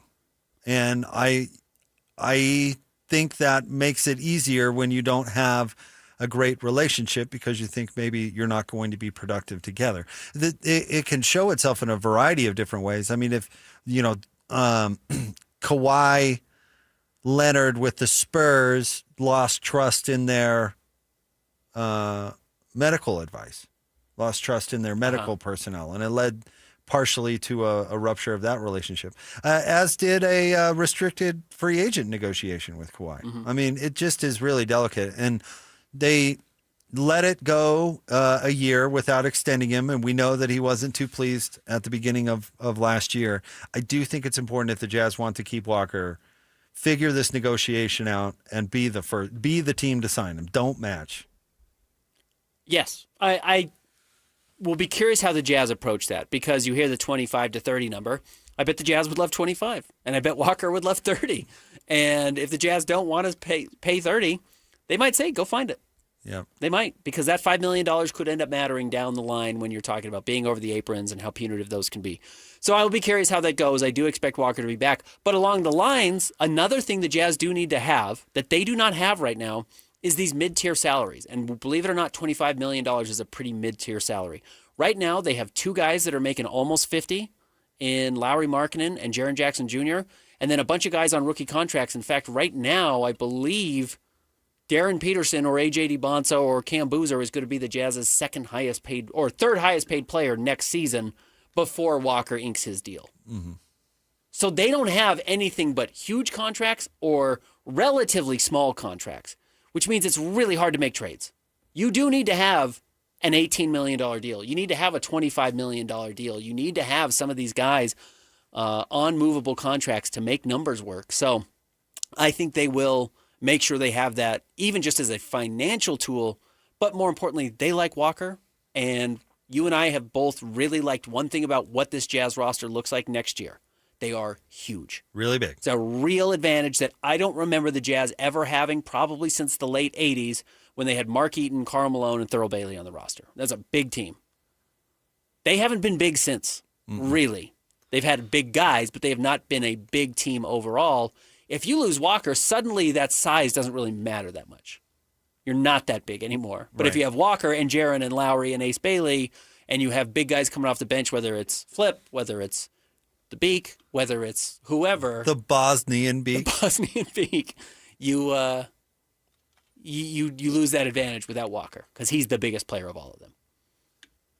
Yeah, I agree. I think they need Walker. Yeah. He's a huge part of what their basis of their identity is going to be. I honestly thought it was a bit of a risk to let him go into his restricted free agent year. I wonder now if they knew they were going to get Jaren Jackson Jr., if they wouldn't have tried to lock that up sooner. Yeah, that's probably true. Yeah.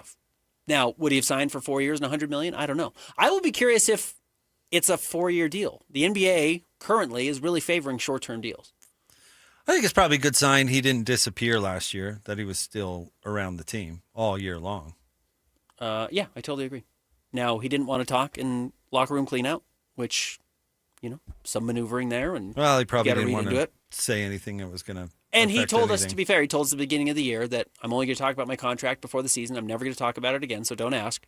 And then after he got hurt 5 games into the year and his season was over, we talked to him one more time, and of course we had to ask about the contract. Did you think that bothered you, or did that bother you, and how do you think it affected your contract? And he didn't want to talk again. I do not blame him for that. No, that's fine. In the slightest. But I fully expect him to be back, and I think the Jazz fully expect him to be back. And apparently ESPN fully expects him to be back. Knows the number. 25 to 30. Jazz would love 25. But I wouldn't be surprised if you end up at 3 years, 90 versus 4 years and 120. If he wants that top end.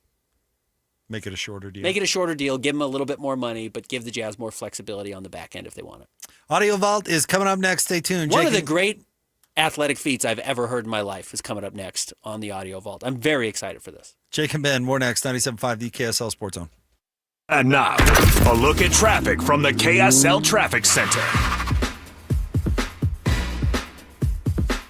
The crash on northbound Mountain View Corridor has been cleared in Harriman at Real Vista Drive, so both lanes are now moving forward. From South Salt Lake through the downtown area, expect reduced speeds on northbound I-15 going up to Davis County. Hey, traffic's rough, but your parking lot doesn't have to be. Keep it smoother than your summer playlist with Go Pave Utah. That's GoPaveUtah.com. GoPaveUtah.com. Call them right now or visit GoPaveUtah.com for more information. With your KSL traffic update, I'm Christian Esparza here on 97.5, the KSL Sports Zone.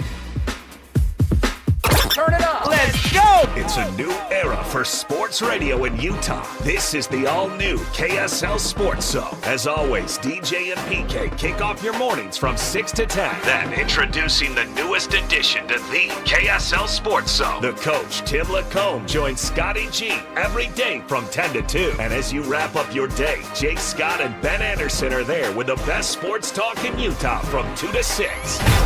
Live and local, all day, every day. Your home for the best sports radio in Utah is live, on air, online, and on the KSL Sports app. This is 97.5, the KSL Sports Zone.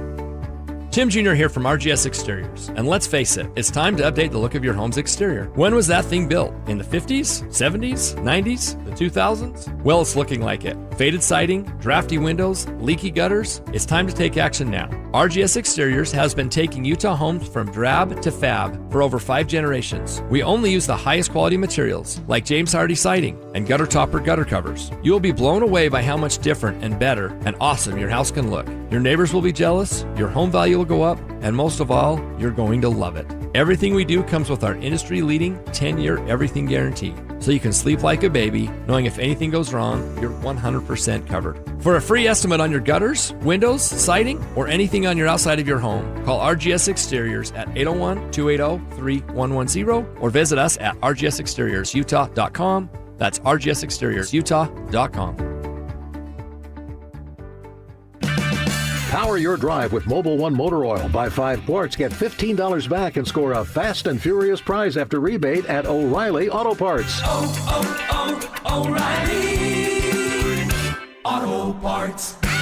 Support comes from Amazon Business. Free your team from time-consuming procurement tasks. Discover smart business buying where unmatched selection meets AI-driven tools to simplify complex processes so you can focus on what matters most. Learn more at amazonbusiness.com. Veterans and active duty service members, when your call to service ends, your mission doesn't have to. Go from GI to IT in just a few months at My Computer Career. Prepare for a high-demand career in cybersecurity, protecting people, systems, and institutions from real cyber threats. Cyber warriors are needed now. Will you answer the call? Go to mycomputercareer.edu/CWP to learn more. That's mycomputercareer.edu/CWP, an elite CompTIA certification partner. VA education benefits are available to those who qualify. Fire up summer with Mountain Land Supply. Right now, when you purchase any Blackstone Select griddle or pizza oven, you'll score a $50 Mountain Land gift certificate. Plus, you'll be entered to win B's Sweet tickets for Wednesday, July 22nd. Don't miss your chance to upgrade your backyard cooking and enjoy a night at the ballpark in style. Visit Mountain Land Supply today for the hottest Blackstone deals of the summer. Offer valid May 1st through June 30th, 2026, or while supplies last. Purchase any Blackstone Select griddle or pizza oven to receive a $50 Mountain Land gift certificate and 1 entry to win B's Sweet tickets for Wednesday, July 22nd. Limit 1 gift certificate and entry per customer account. You do not have to be present to win while supplies last. Britt Floyd returns in 2026 with their biggest show yet. The Moon, The Wall, and beyond. Experience the dark side of the moon, plus stunning lasers and visuals. June 6th at the Maverick Center. Tickets on sale now at Ticketmaster.com.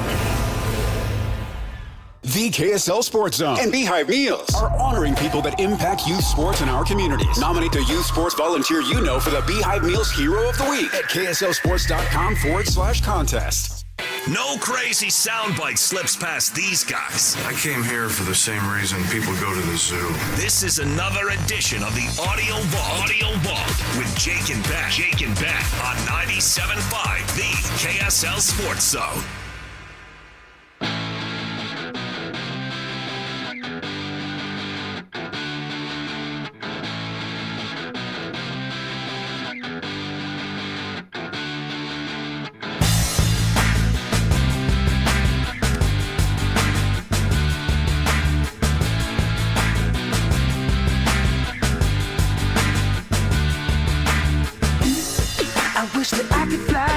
You know what, Christian? We had a listener once pick up Popeyes and bring it to us from the Air Force Base because we ended up talking about it. No, it was, well. You still ate it? I still ate it.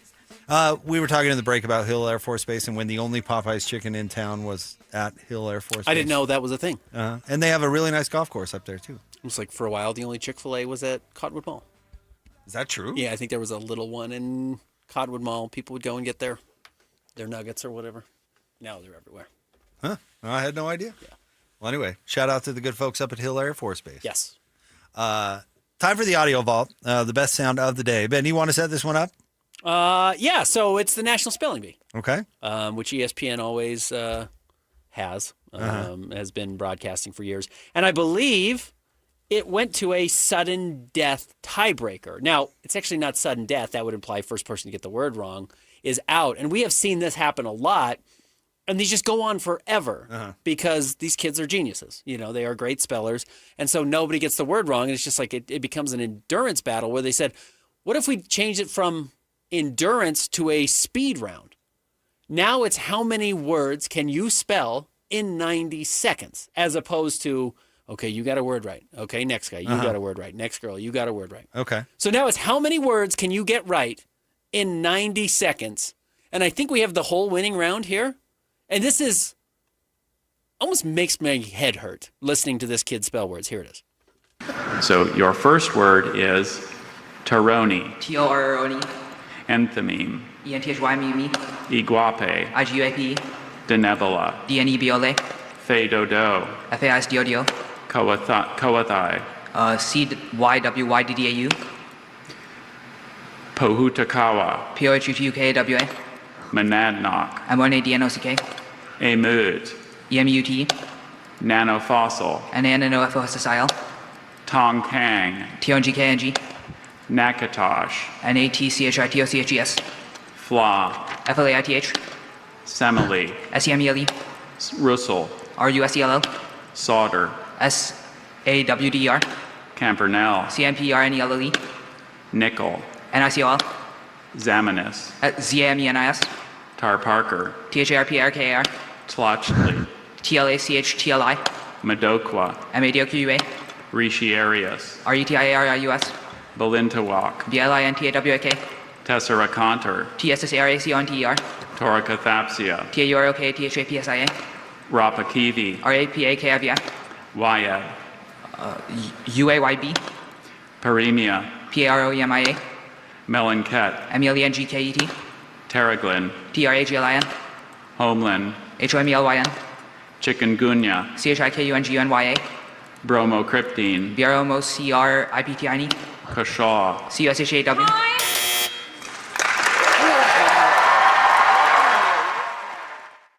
Okay, so that is a real feat. This is incredible. But my real problem is, why are these kids all then asking for the origin of the word? Can you use it in a sentence? Does it have any alternative definitions?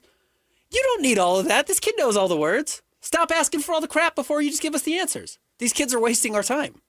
Well, I don't think this is normal. I mean, he did win after all. Yeah, he did. And second of all, that everybody knows that's just a time thing. Time right? waster. While you think about it.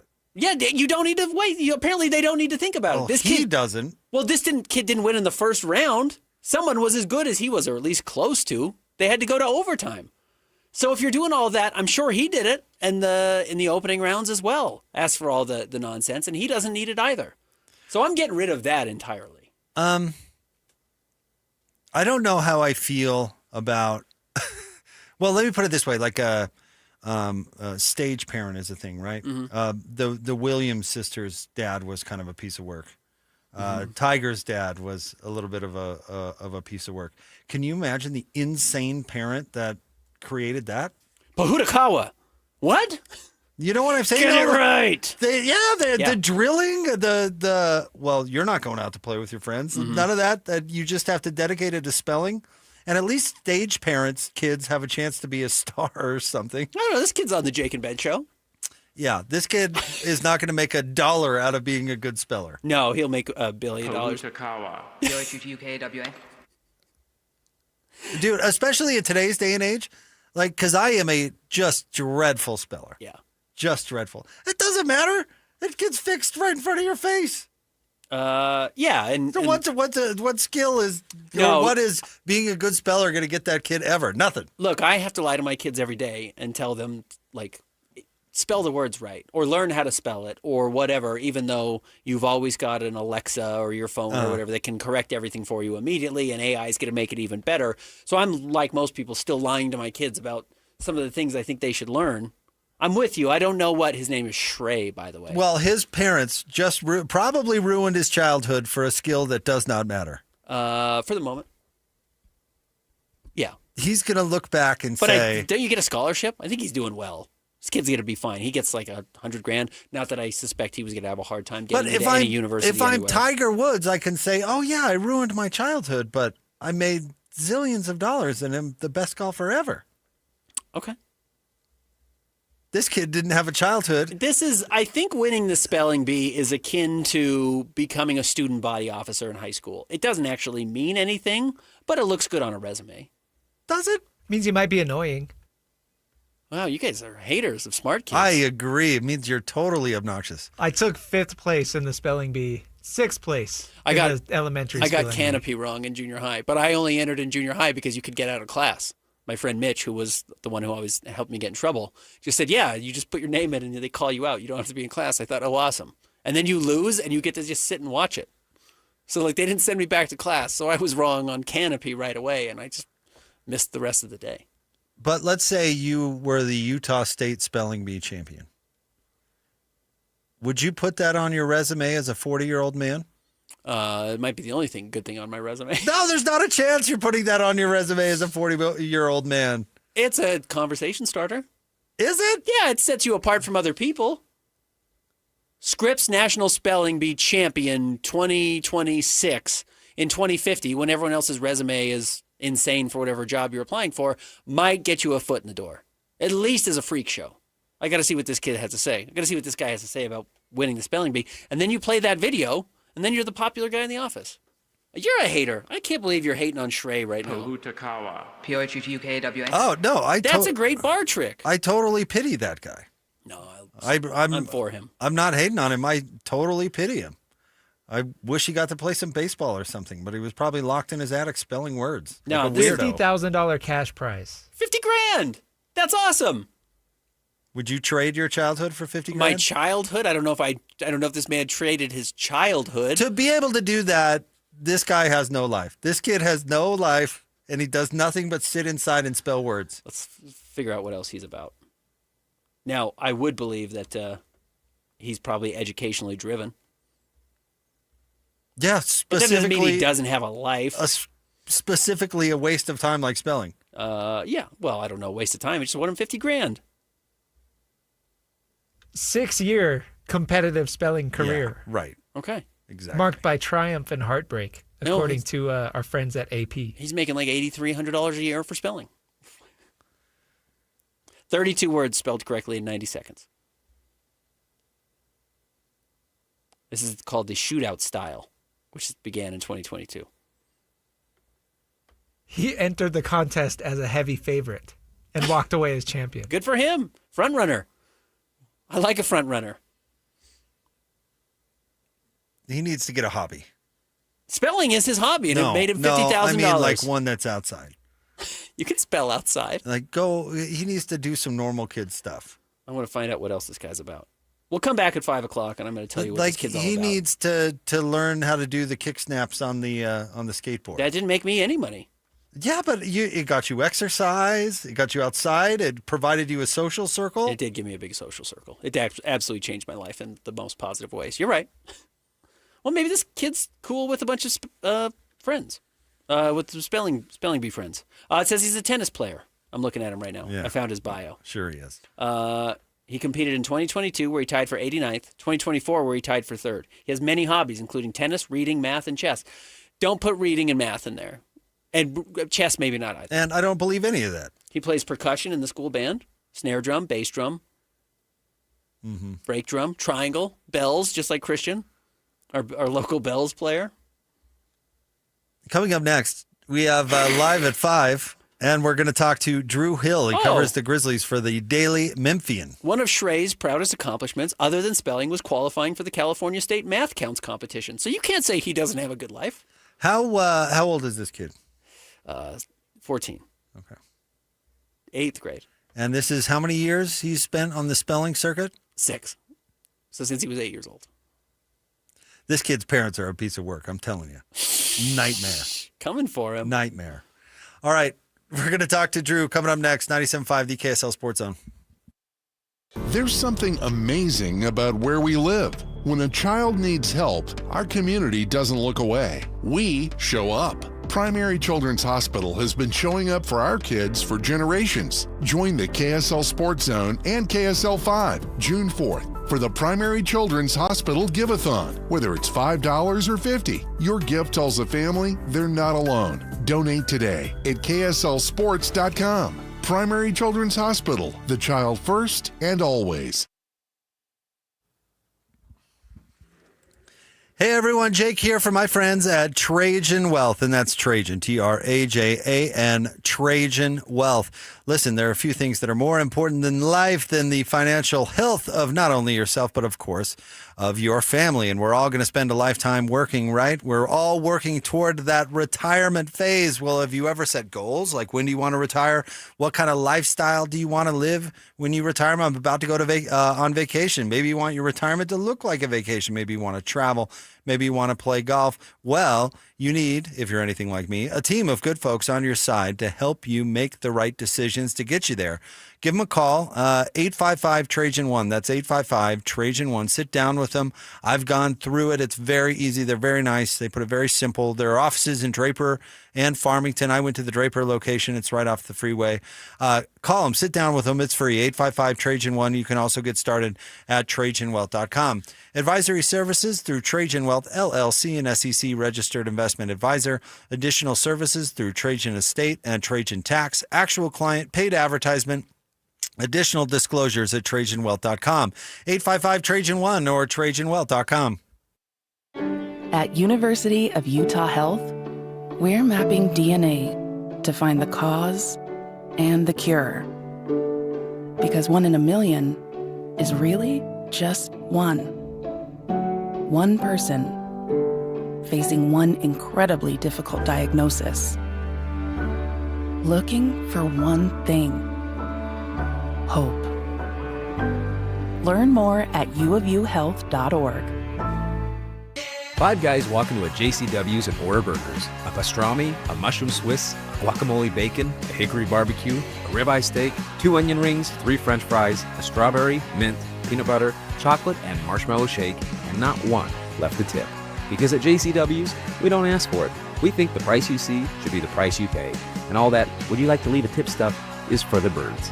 JCW's. Quality and a lot of it. Open in American Fork, Lehigh, Provo, South Jordan, and Harriman. Hey, Mammoth fans. The 2026-27 season tickets are on sale now. Be there for every goal, every hit, and every moment of the next season. Season ticket members get the best seats, the best value, and exclusive perks all season long. Call or text 801-325-PUCK. That's 801-325-PUCK to reserve your seats today. Don't miss a moment next season. Tusk up. You're the turf whisperer, the grass-cutting guru. Dandelions don't stand a chance on your watch. When it comes to your lawn, power moves are the only moves you make. That's why you just applied IFA's Weed and Feed for strong, dark green turf without a weed in sight. IFA's Weed and Feed. It's the ultimate lawn owner power move.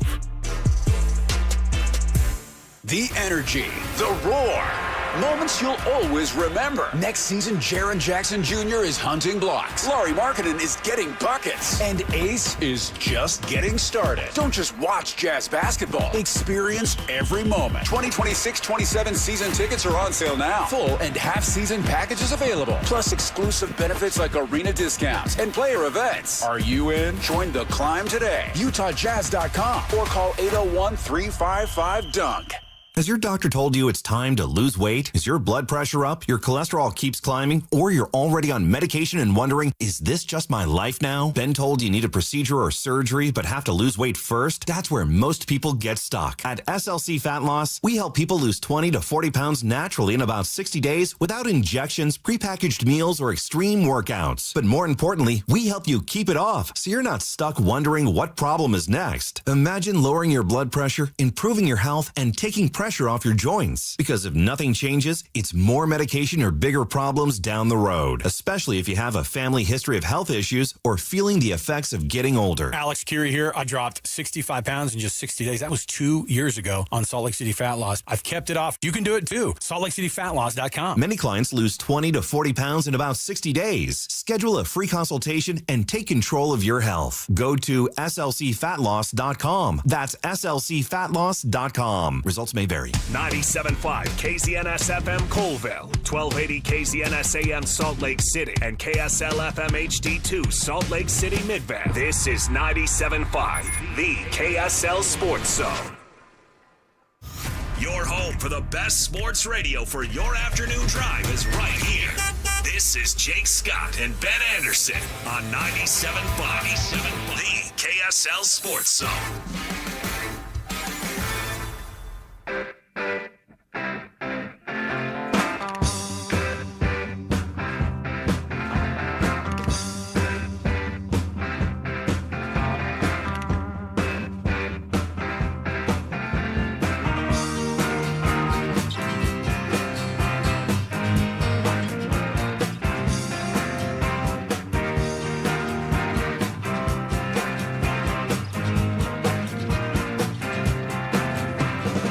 Jake and Ben, 97.5, the KSL Sports Zone. It is time for Live at 5, which is brought to you by our friends at Trajan Wealth. Call Trajan today, your local trusted financial fiduciary. Call 855-TRAJAN-1 or visit their website at TrajanWealth.com. Ben, the latest story at KSLSports.com is a really good one. I would suggest you read it. A write-up from Mitch Harper about his conversation with Big 12 Commissioner Brett Yormark, who was posted just minutes ago. And it's headlined, Big 12 Commissioner Brett Yormark, quote, BYU should have made the college football playoff last year, unquote. And we played that entire conversation for you earlier in the show. Biggest story of the day, Ben, probably the Western Conference Finals, which is now going to a Game 7. How much do you think is on the line in Game 7? And I don't mean for the season. Actually, Ben, it's a must-win. I mean for the NBA big picture. What do you mean? I think a lot of people think if Wemby wins this, it's Wemby's league for here on out. I think if Shea and the Thunder win this, by the way, Jalen Williams has been ruled out for Game 7 already, which is the right move. He shouldn't have played in Game 6. He shouldn't have played in Game 6 at all. He's not a distraction. He's a hindrance. It just wasn't productive. He's not even a decoy. He's unproductive, and you're working around his injury at this moment. So I think some people, are wondering if the Thunder get their second title and become the first team to win back-to-back titles, and really the first team to have 2 titles in the last 8 years, period. We've had 7 straight different champions. Mm-hmm. So, if they win this, they break that cycle. Big picture, does this have a long-term impact on the NBA? Other than we talk about who won the title? No, I don't think so. I think it is interesting that we have had different champions. I kind of like that. I like the parody of it all, I suppose. Like that? I think the finals will be interesting regardless. Agreed. Well, interesting, maybe not competitive. Yeah, we'll see. They I don't might not know be. how many the Knicks are going to win, but I know their fans are just awful and obnoxious and easy to root against. So that'll make it a little bit more interesting. And I think Oklahoma City and San Antonio are both good teams. I don't buy into Locke's thoughts that San Antonio is not going to lose another playoff series till 2030. I don't think so. Well, the system's not set up that way. No. Do you agree with me? I was talking about this last night with my wife. We were watching the game. The Thunder at this point last year felt more insurmountable than the Spurs do going forward. It felt like, to me, last year, the Thunder were setting up this run of being unbeatable, like Locke was talking about, with what he thinks is happening with Wemby. Because you saw Shea, J-Dub, Chet, deep roster, million draft picks. They're only starting to get paid now. It felt like if anyone was going to be able to go on a really sustained run, it would be OKC. I thought that felt more promising than even where the Spurs are today. Do you agree or disagree? I don't know. I'd have to give that some thought, honestly. I probably agree. So before we crown the Spurs as champions of the next 5 seasons, last year I think it seemed more likely that we were going to have a run of great one champion, and that's already maybe being dismissed tomorrow night. And then, of course, the other big story of the day, and will be for the next 3 weeks, is, of course, the NBA draft. And, in fact, let's talk some NBA as well as the draft. Joining us now, he covers the Grizzlies for the Daily Memphian. He's Drew Hill with us here on Jake and Ben. Hi, Drew. Hey, Drew. Hey, guys. How are you? We're doing well. How are the Memphis Grizzlies doing? We know they were the lone vote against the tanking changes yesterday. And for good reason. There were a lot of people who thought that they are getting the short end of the stick when it comes to the draft lottery, knowing that they can no longer get a top 5 pick from the Utah Jazz. Obviously, yeah, the feeling is that they got ripped off a little bit by the new rule system for sure. But they do have the number 3 pick in this upcoming draft, which is exciting and, frankly, something that this franchise needed, because the last few years have not been a very fun run for a team that otherwise had showed a lot of promise in the lead up to that. So I would say the people here are maybe a little bit sour given the news that came through yesterday, and especially the explanation of it. But they are also still excited about this upcoming draft and the idea of adding, one of these three prospects that looks to be, but really, really talented, potentially franchise-changing players.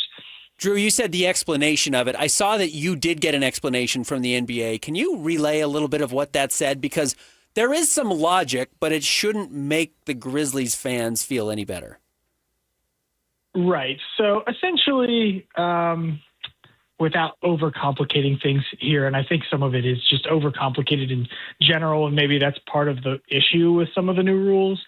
But essentially, the Grizzlies did not vote for this because of the application of the rules and not because of the rules themselves, because this would be retroactive, and obviously that would make this pick that they acquired from Utah apply based on the fact that Utah will pick in the top 5 this year and picked in the top 5 last year.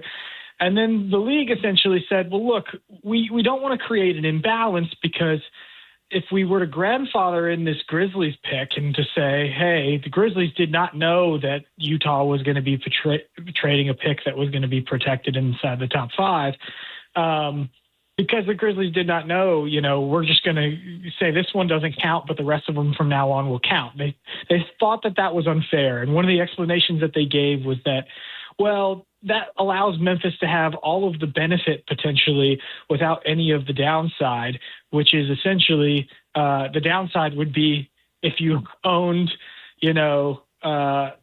next year, if the order was the exact same and it was Washington and then Utah and the Grizzlies were allowed to own Utah's pick completely unprotected, well, Washington would not be eligible under the new rules to have the number 1 pick. So Memphis, by these restrictions, would be granted the number 1 pick if they were grandfathered in.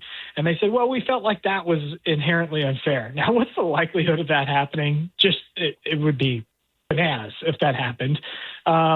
But also, they essentially said that the league viewed this as as a zero sum sort of thing. That they realized when they set out to make these new rules that surely someone was going to be unhappy with the result, just given the sheer volume of picks that have already been traded in the future. And that was essentially their explanation. Like, yeah, we knew it was going to be bad for some teams and it might be good for some other teams. But we felt like, it was still worth it just to get these restrictions through because they'll be of a good impact on the league. That's not what Memphis wanted to hear, obviously. Do you get any impression of who they might like to fall to them at 3? I would be shocked if it wasn't Cam Boozer. If you follow the way that the Grizzlies have drafted in the past, they're typically a team that's kind of known for drafting, I'm using air quotes here, like off the model, as in they will take the player that has the best analytical numbers, the highly efficient, highly productive college basketball player that may have limitations athletically or with size, and year over year over year, there's example of the Grizzlies doing this. And really, if you just go back to their full draft history since 2018, when they drafted Jaren Jackson, essentially 75% of the picks that they have used, and all of them but one inside the top 25, have been those high efficiency, high production college basketball players, and not necessarily the big upside swing. Now, at number 3, no matter who you draft, you're going to get a high efficiency, high production college basketball player. But there is one player who is the outlier in this scenario, and that's Cam Boozer, who is the statistical anomaly of all these players. Now, all 3 of the top, that top 3, and even to some degree Caleb Wilson, and if you want to call it a top 4, are really, really talented players. But if you go based on general impact stats, Cam Boozer kind of blows the other ones out of the water. So it doesn't mean Cam will be the best player, but it means he certainly fits the draft profile of the Grizzlies draft history. Drew, I'm really curious. Memphis is in a totally different spot than the Jazz and the Wizards ahead of them, where the Wizards went out and got Trae Young and Anthony Davis and are going to draft the number 1 overall player and try to make the playoffs next year. And the Jazz are obviously well set up after the Jaren Jackson Jr. trade and a relatively robust roster. Now you have the number 2 pick. They're trying to make the playoffs next year. Memphis probably doesn't realistically look like a playoff team for most people. So now they are navigating a true rebuild, though they're a few steps ahead, and getting the number 3 pick is huge. in a totally different environment where you can't really tank anymore. How do you think that changes their plans? Yeah, that's a really interesting question. Memphis has always kind of done things on the margins when it comes to trying to be smart from a front office standpoint. And, this trade exception that they created from the Jaren Jackson Jr. trade is a big example of that, right? They can afford to now take back bad money from other teams and try to continue to stockpile assets. And that's what's important in this Grizzlies rebuild right now. We talk about these restrictions and the rules and Memphis maybe not being happy with the way that they went. But I think one thing that'll be interesting to follow as you watch teams try to rebuild across the NBA is that now that the results of the lottery are probably going to be a lot more random, it almost becomes where in the past it was, whose pick do you own? Is it going to be a high draft pick? And now it's how many of those picks do you own, because you'll have a better chance of landing a high draft pick. It's about quantity now and less about quality given the lottery system. The Grizzlies are set up really well when it comes to quantity, right? They have as many first-round draft assets as any team in the league, I think, outside of OKC at this point going forward in the future, because they unloaded Jaren for all those picks and they unloaded Desmond Bane for all of those picks. And so they're going to try to build through the draft. It's going to be something that may be a little bit more difficult to do given the current structure, but I think it's still possible for them to do. They have a few players that they feel like are already potential franchise cornerstone type players. They may not have the high-end star upside, but Cedric Coward was first-team All-Rookie this year, was a really solid wing for them, who was perhaps the best rebounder on the team, not named Zach Edey. Edey obviously will play a big role in this. His health has been in question, but when he played last year for 11 games, he looked awesome and was really, really good. I think they feel great about the direction of those two players, and then we'll see where else they go from there. But now you have two players that are still very young that you feel very good about. You're about to add a third in the draft, and you have a cupboard full of draft assets that, might be spent differently than the way teams have spent them in the past. But I think actually kind of fits what teams are going to want to try to do moving forward when it comes to trying to acquire draft assets. What's the end game with Ja?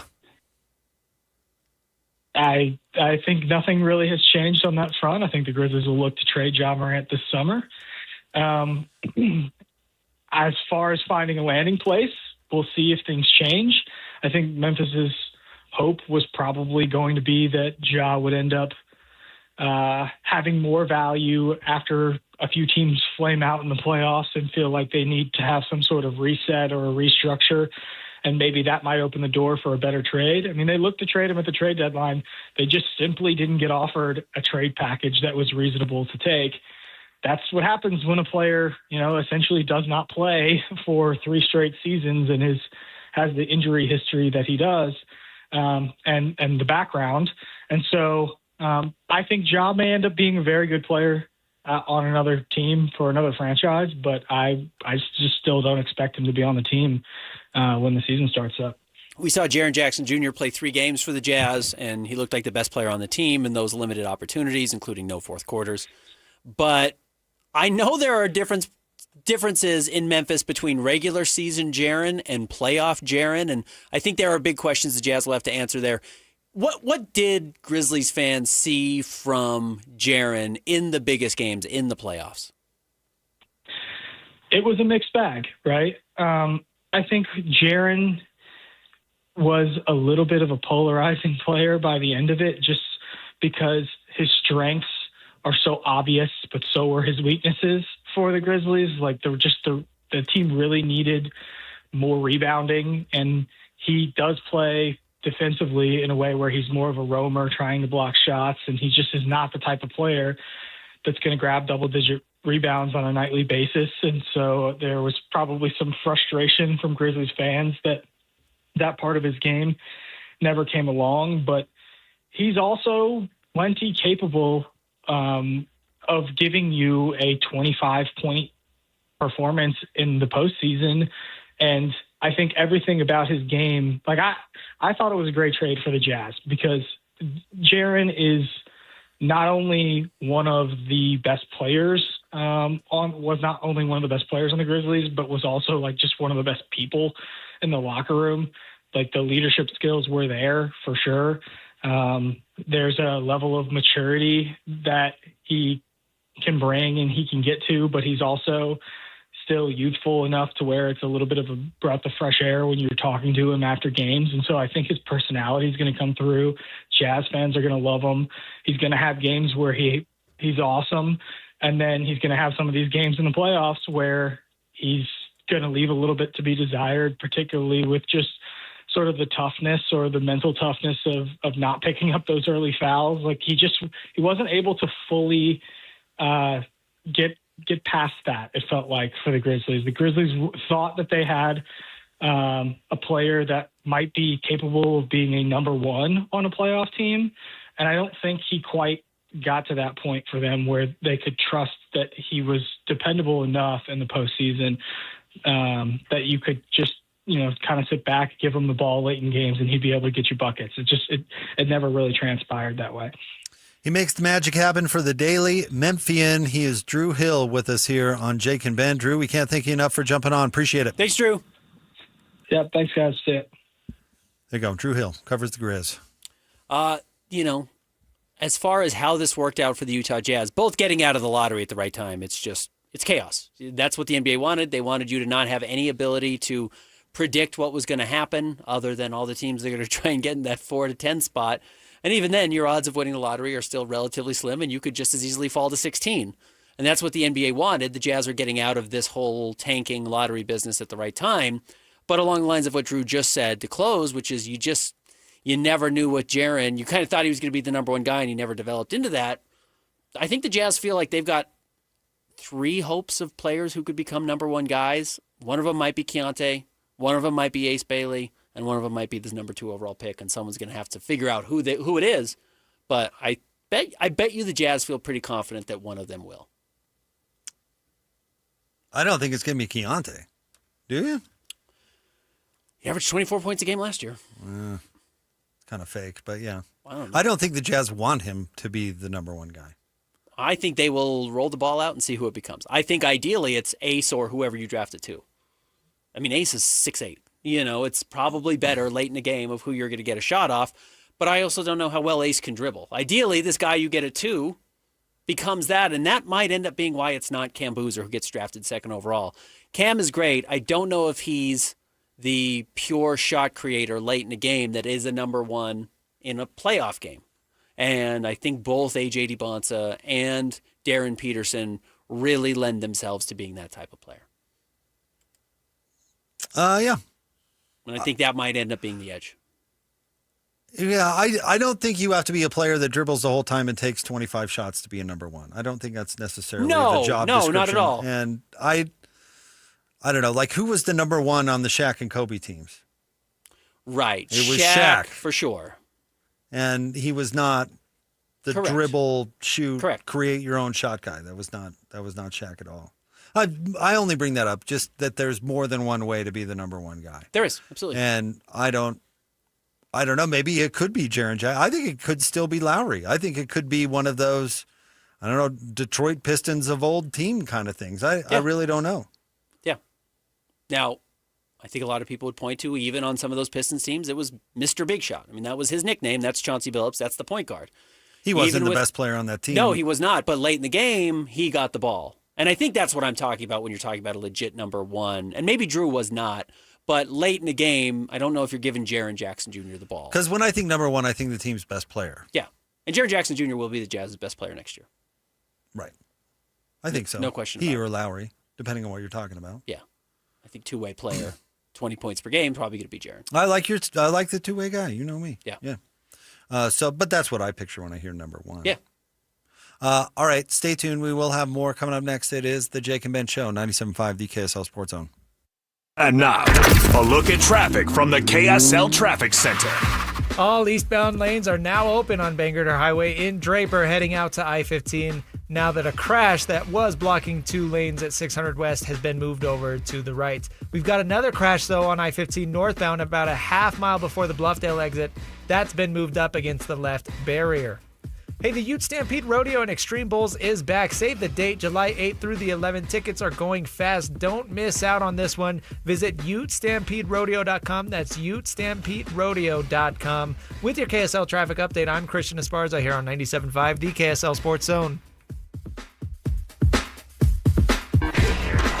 This stuff is available everywhere. Wherever you are, the KSL Sports Zone will be right there with you. It's the KSL Sports app. I love it. Where you can get the latest podcasts, up to the second breaking news, and analysis of the teams you can't live without right from your phone. And wherever in the world you may be, you can have DJ and PK, Scotty and the coach, and Jake and Ben tag along with live streaming of your favorite shows. Download the KSL Sports app and never miss a thing. Presented by University of Utah Health. Health is in our DNA. Learn more at uofuhealth.org. This is 97.5, the KSL Sports Zone.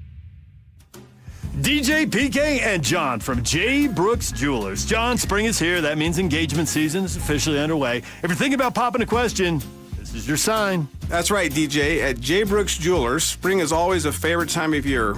We are honored to help couples find the ring that starts their forever story. So whether you're looking for something timeless and classic or completely custom and one of a kind, we'll walk you through the process step by step. We take the time to understand your style, your story, and of course your budget, because the perfect ring should feel like a reflection of you. So from selecting the right diamond, from natural or lab grown, to choosing the setting that brings it to life, we're here to make it simple and meaningful. So this spring, make your proposal unforgettable. Visit J. Brooks Jewelers in Murray or Lehigh, or online at jbrooksjewelers.com. And let's create a moment that she'll never forget. Visit J. Brooks Jewelers in Murray and Lehigh, or start your search online at jbrooksjewelers.com.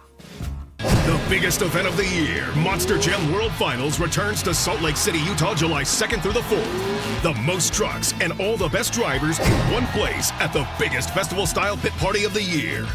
Plus, the biggest 4th of July fireworks display in Salt Lake City and a special World Finals stunt. Don't miss the stars, stripes, and unbelievable family fun moments. Monster Jam World Finals. Returning to Rice-Eccles Stadium. Brought to you by the Utah Sports Commission, BKD Tires, and Texas Roadhouse. If your teen is thinking about college but not sure what path to take, start at Huntsman Business Day at Utah State University, a one-day hands-on experience designed to help students explore a business degree in a real way, from leadership activities to business games. They'll get a clear picture of what they could study. It's free, it's on campus in Logan, and it includes lunch, June 11th or June 18th. Register today at huntsman.usu.edu/business day. Fire up summer with Mountain Land Supply. Right now, when you purchase any Blackstone Select griddle or pizza oven, you'll score a $50 Mountain Land gift certificate. Plus, you'll be entered to win B's Sweet tickets for Wednesday, July 22nd. Don't miss your chance to upgrade your backyard cooking and enjoy a night at the ballpark in style. Visit Mountain Land Supply today for the hottest Blackstone deals of the summer. Offer valid May 1st through June 30th, 2026, or while supplies last. Purchase any Blackstone Select griddle or pizza oven to receive a $50 Mountain Land gift certificate and one entry to win B's Sweet tickets for Wednesday, July 22nd. Limit one gift certificate and entry per customer account. You do not have to be present to win while supplies last. Utah roads have commuters, can-doers, and cross-country viewers. But wherever our vehicles are headed, they've got one thing in common. They're ready for the road. Utah's first response to wildfire is prevention, not intervention. So let's check our chains, keep our vehicles maintained, and fight roadside fires together. FireSense is the first response. Tim Daly Mazda Southtown has as low as 0% financing on many vehicles, including 2026 Mazda CX-90s, CX-50s, and the CX-70 PHEVs. That's right, 0% on your favorite new Mazda. Get your new Mazda CX-90, CX-50, or CX-70 PHEV for as low as 0%. It's happening now at Tim Daly Mazda Southtown in Sandy. APR for well-qualified buyers. OAC, 72 months at $13.89 per month per $1,000 financed with $0 down. Not available with any other offers. See dealer for complete details. Hey, this is Chris from JCW's. If anything rivals our burgers, it's our bacon. It makes the perfect combination with our guacamole, jalapeno, or our hickory barbecue burgers. JCW's, quality and a lot of it. just doing it big, you know? Your home for the best sports radio for your afternoon drive is right here. This is Jake Scott and Ben Anderson on 97.5, the KSL Sports Zone.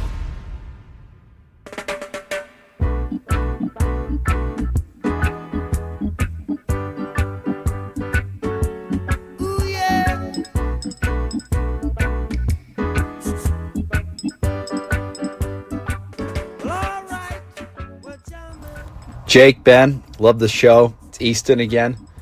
Idea, because I know Jake loves his nicknames. Something I've always called Chester, old Chet Holmgren, was String Bean Chetty. Why I called him that is because he's built like a string bean. He's lanky, and Devin Vassell is taking care of that right now. Or you could call him Diet Abraham Lincoln. Whatever you want, but that's my suggestion. I don't have a suggestion for Wemby yet. He looked like he was on The Sopranos when he was calling for people to start going with hard fouls, so we'll see how that is. Nobody for the Jazz yet, but hope you guys are having a good day. Thank you for the show, and next year Jazz and 7 next year for the championship. All right, Easton, bold prediction there at the end. I had never thought that that Chet looks like Abraham Lincoln. Probably does. I bet Abe Lincoln was a real ugly guy. We all know the one photo. He looks like Abe Lincoln if he had rickets or something. Much thinner. Yeah, he looks like Abe Lincoln if Abe tried to stick his face through a narrow doorway. Okay. It's pinched his face a little bit. Okay. Yeah. All right. Well, thank you, Easton. And yeah, Chester is terrible. Just terrible. We haven't spent a ton of time. We were just talking about this off the air because we're going to talk about the Western Conference Finals. We haven't spent a ton of time on the conference finals today, I think, Ben, because the game was so bad. Yeah, it was just a lousy game. It was not what you want. And I am glad that this series has gone to 7 because everybody who watched game 1 had this same result of, oh man, that's as good as playoff basketball gets. That's the drug of the NBA. That's what they want to sell. That's what they want to pretend is what happens every night. We know it doesn't. Truthfully, we haven't gotten many of those. I mean, we certainly never replicated what we saw in game 1. No, they've all been blowouts, right? Yeah, they've been relatively well decided. I don't think there's even been another final possession that decided the game. There's been some fourth quarters that were kind of close, but no, I don't think there's been another even let's see this situationally how they're going to play this. Well, let's see here. Game 1, 122 to 115 in overtime. Yeah. Game 2, 122 to 113, so not close. No. Game 3, 123, 108, not close. Game 4, 103, 82, not close. Game 5, 127, 114, not close. And Game 6, 118, 91, really not close. Yeah, not good. So we haven't had another good game like Game 1. While I'm happy to have 7 games, they have not been great. I'm really happy that we are bridging the gap, though, between last night's game and Wednesday, game 1. At least we have a long time. Yeah, at least we have some basketball to be played before then. But like everybody, I'm going to be very excited for game 7. I bet it's going to do very good numbers. It's on broadcast TV again, which is really nice to have. So I think that's been beneficial. And truthfully, the league does need this. The league does need a couple of young stars to sell, as LeBron is very clearly on his way out the door, and we'll see what Shea ends up looking like as a long-term star. I truly don't know. I don't know what to expect from guys long-term anymore. But obviously Wemby is on his way and has maybe arrived already. And then the NBA is really going to love having the finals in New York. I mean, they're just going to love having 2 of those games and sending everybody out and making a big production out of it. Yeah, I think so. It'll get a ton of attention. Yeah. I do hope it's a better game. I hope that both teams play well. I don't know if we've seen both teams play well yet at any time during the series. Even game 1, Oklahoma City didn't really play particularly well, even though the game was close. It'd be nice if we saw both teams play well on the same night. But honestly, Oklahoma City's banged up and Chester is so bad. I don't know. Yeah, Chet's going to have to actually show up in the series. He hasn't through 6 games. He just hasn't had a Chet-like game. Or maybe this is who Chet is. Maybe regular season he's fine, and he was better in the playoffs last year, but not ultra memorable. So, yeah, somebody's gonna have to step up. It can't just be the Shea show. Shea by himself is not good enough to beat the Spurs, even at home, because I think you're going to get something from either Steph Castle or Dylan Harper, and maybe both, and Wemby's going to come out and be Wemby. He's going to score 20. He does every night. And then Shea's going to give you what he does. He only had 15 last night, but usually 20 plus on relatively okay shooting. But they need a Caruso or a Lou Dort or a Chet or a Jared McCain, at least one of those guys, and maybe two of those guys to step up. That's where maybe there is a slim advantage of having home court advantage, that a Game 7 is at least a place where maybe the role players are better. Well, that's usually what happens with role players, is they are better at home, and that certainly has proven itself to be true in this series big time, because they've gotten some big performances from random role players, but it's mostly been in Oklahoma City. Now, one of the things that has drawn a lot of attention, I don't know if it's criticism, in fact, I think a lot of people are applauding it, is this has become a far more physical series, and it's physical without being a foul call every trip up the floor, which if you watch the Oklahoma City Thunder this year, that's kind of how the games felt. I'm glad they swallowed their whistle. They should in the playoffs. I don't know, it's how it's always been in the NBA. And yes, we do still see Shai Gilgeous-Alexander falling down a lot, but that doesn't mean it's a foul every time. In fact, he only got 3 free throws last night. He played 28 minutes. It's not like he played 35, but he took 18 shots. He's not getting a whistle. He's not living at the free throw line, and I do think it makes for a more enjoyable product. I agree. You mentioned LeBron. Can I throw my two theories by you where he ends up? Let's hear it. Real quick, as long as we're just chatting about the NBA. Yeah. And I'm trying to avoid chatting about a boring game. Uh-huh. He makes it to Cleveland in a trade for Jared Allen. Okay. You know what? Cleveland will trade Jared Allen to the Lakers for LeBron James. Lakers could do a lot worse. Oh, it would be a dang steal. It'd be a coup for the Lakers. I mean, that's exactly who they need. Luka needs to play with. And Cleveland would be dumb enough to do it. It's LeBron. We bring him gotta back. have him. Ship off Jared Allen. And they need to cut money. So it's either that or I'm saying he signs a Clipper as a free agent. The Jared Allen thing I hadn't thought of. I thought, there's been talks of Giannis and Evan Mobley and whoever they could get to move around. I do like the idea of Jared Allen. That makes a lot of sense for the Lakers. It would be a classic horrendous move from the Cleveland Cavaliers. But then LeBron could get his money too, because it would be a sign and trade, and the Lakers could give him pay some cash. him because Cleveland can't pay him, and then they get Jared Allen, who they would desperately. Jared Allen makes want. 28 next year, and that's probably right about where LeBron should be. Oh, LeBron should be a vet minimum guy, but he's not going to get 50, and he's not going to take the minimum. So you split the difference and give him you lowball him at $28 million. So Cleveland for Jared Allen, or he's signing with the Clippers as a free agent. By the way, wouldn't LeBron love to roll out there when the Cavs get eliminated in the second round of the playoffs next year? I took a discount. Not my fault. Not my fault. I provided roster flexibility. I love this. I love the city of Cleveland. Oh, you can hear it already. Yeah, I can absolutely hear it. It kind of writes itself. Yeah. So that's if he ends up with the Clippers or the Cavs specifically for Jared Allen. I can see it. That's my theory. Okay. Those are my predictions. I like it. No, I really LeBron. do like it. I don't know if Cleveland has any more picks to trade out, but I could see the Lakers suckering a pick out of them in the trade. For their All right, trouble. Jared Allen in a first. Oh, jeez. But I think LeBron wants to stay in LA so badly. If the Lakers don't want him, I could see him signing with the Clippers. Yeah. Because he does. He wants to stay in LA.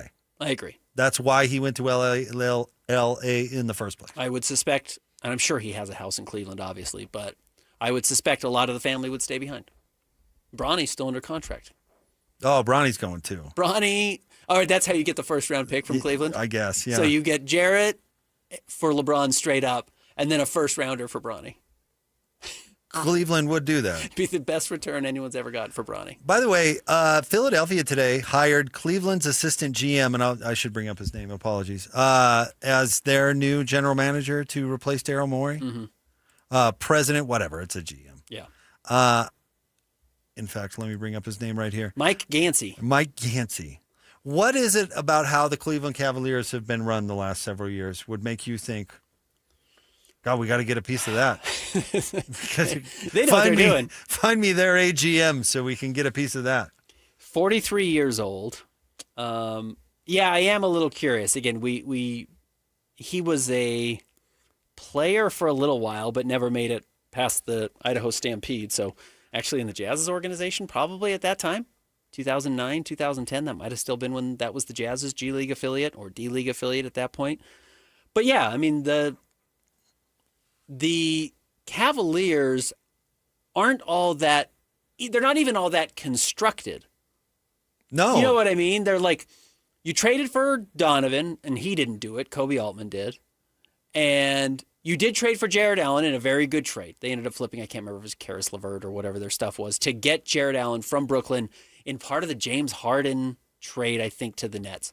They ended up coming out, I think, like bandits there. But like, yeah, you drafted Evan Mobley. You got the 3rd overall pick. You were bad. You got a pick.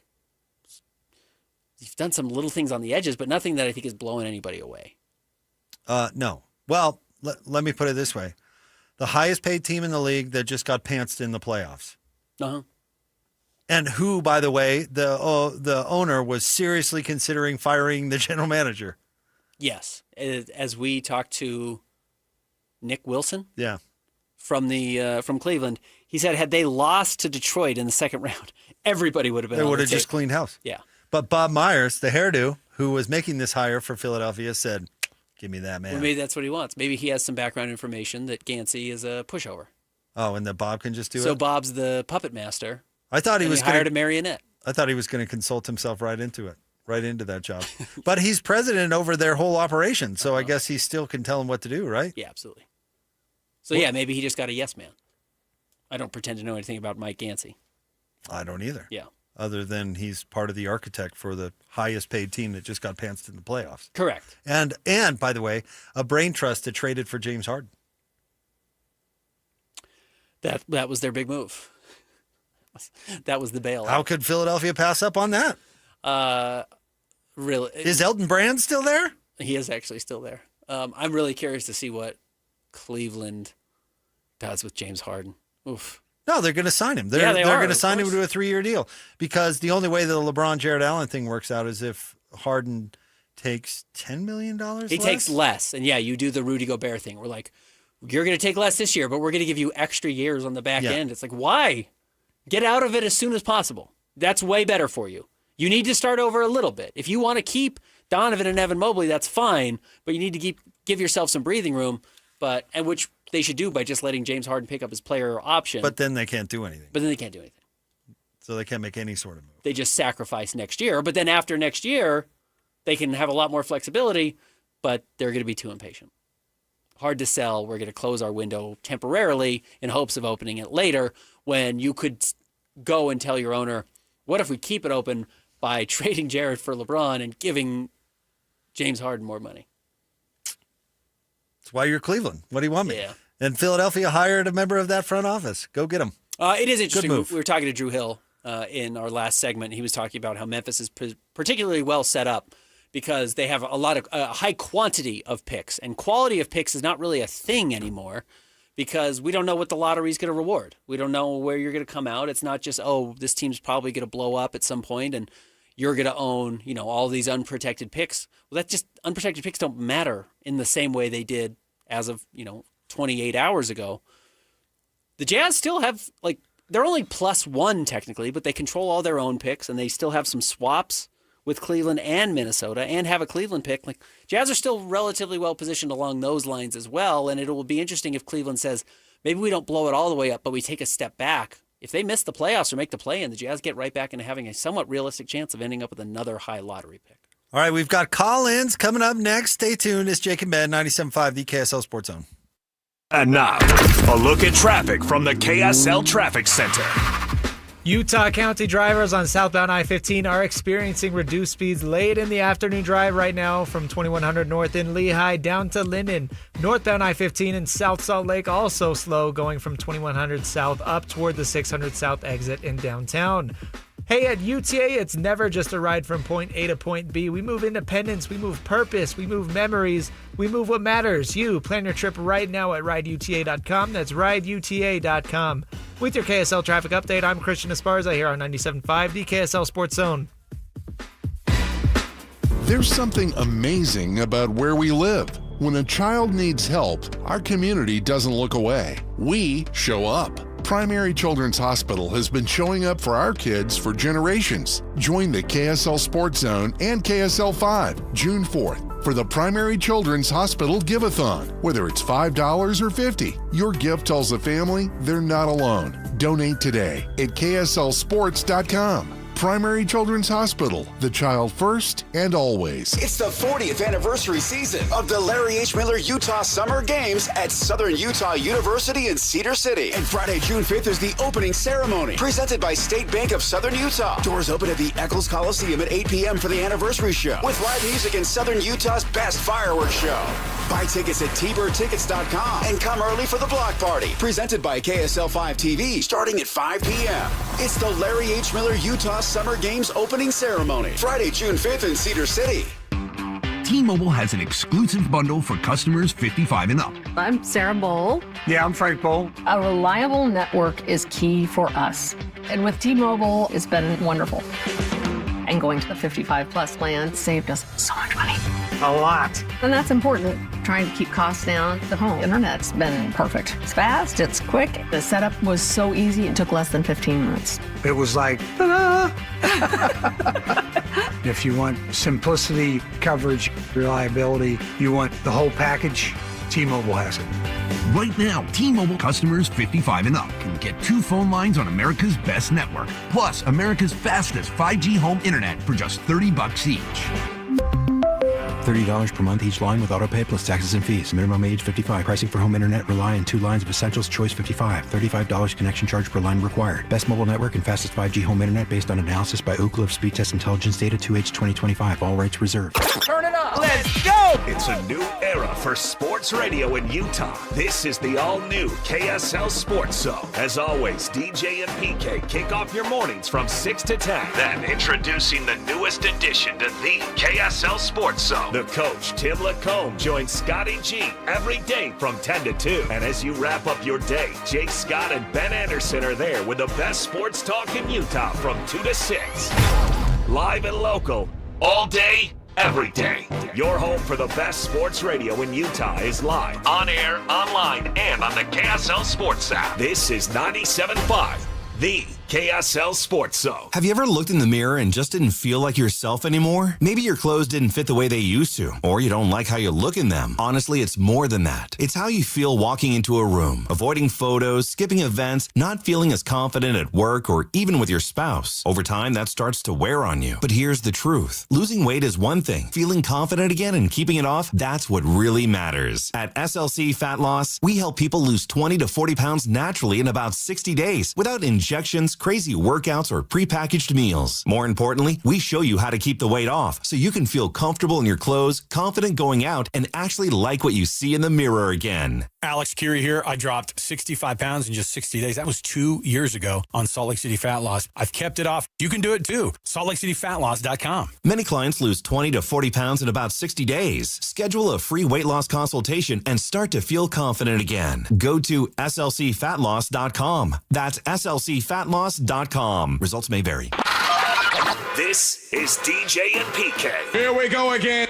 Joined now by Austin Ainge, Utah Jazz, president of basketball operations. In the past, we've seen the Jazz draft whatever it was, and they bring a lot of guys through. What is the cutoff there as far as getting guys to work out for you? The guys that we communicate that we're serious about will come in, but it's not a huge list. And the guys at this range of the draft, they come in and typically do an interview and then a little shooting workout, not live against other people. I would say the most important thing is we just get them to spend time with coach and us and have a dinner and have a breakfast and just really get to know them as people, because honestly, none of these players are ready-made. None of them are good enough right now. They all need to progress, and who they are determines that as much as their talent. Catch DJ and PK mornings from 6 to 10 on 97.5, the KSL Sports Zone. For over 30 years, Replenish Landscape provides the finest compost and hardscape products from bark, mulch, top dressing, and playground materials. Replenish products are perfect for flower, veggie gardens, and top dressings for your lawn. Visit replenishcompost.com. Replenish is good stuff. Your home for the best sports radio for your afternoon drive is right here. This is Jake Scott and Ben Anderson on 97.5, the KSL Sports Zone. Two amigos on the airways, talking sports. They got him made drinks and also loves his tie-dye. Ben's got style with his scarf. Oh my.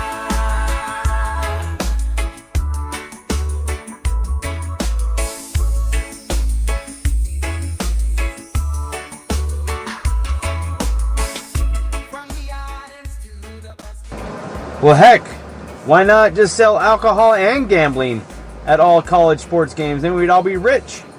Gambling and alcohol sales, that's the key. Like that?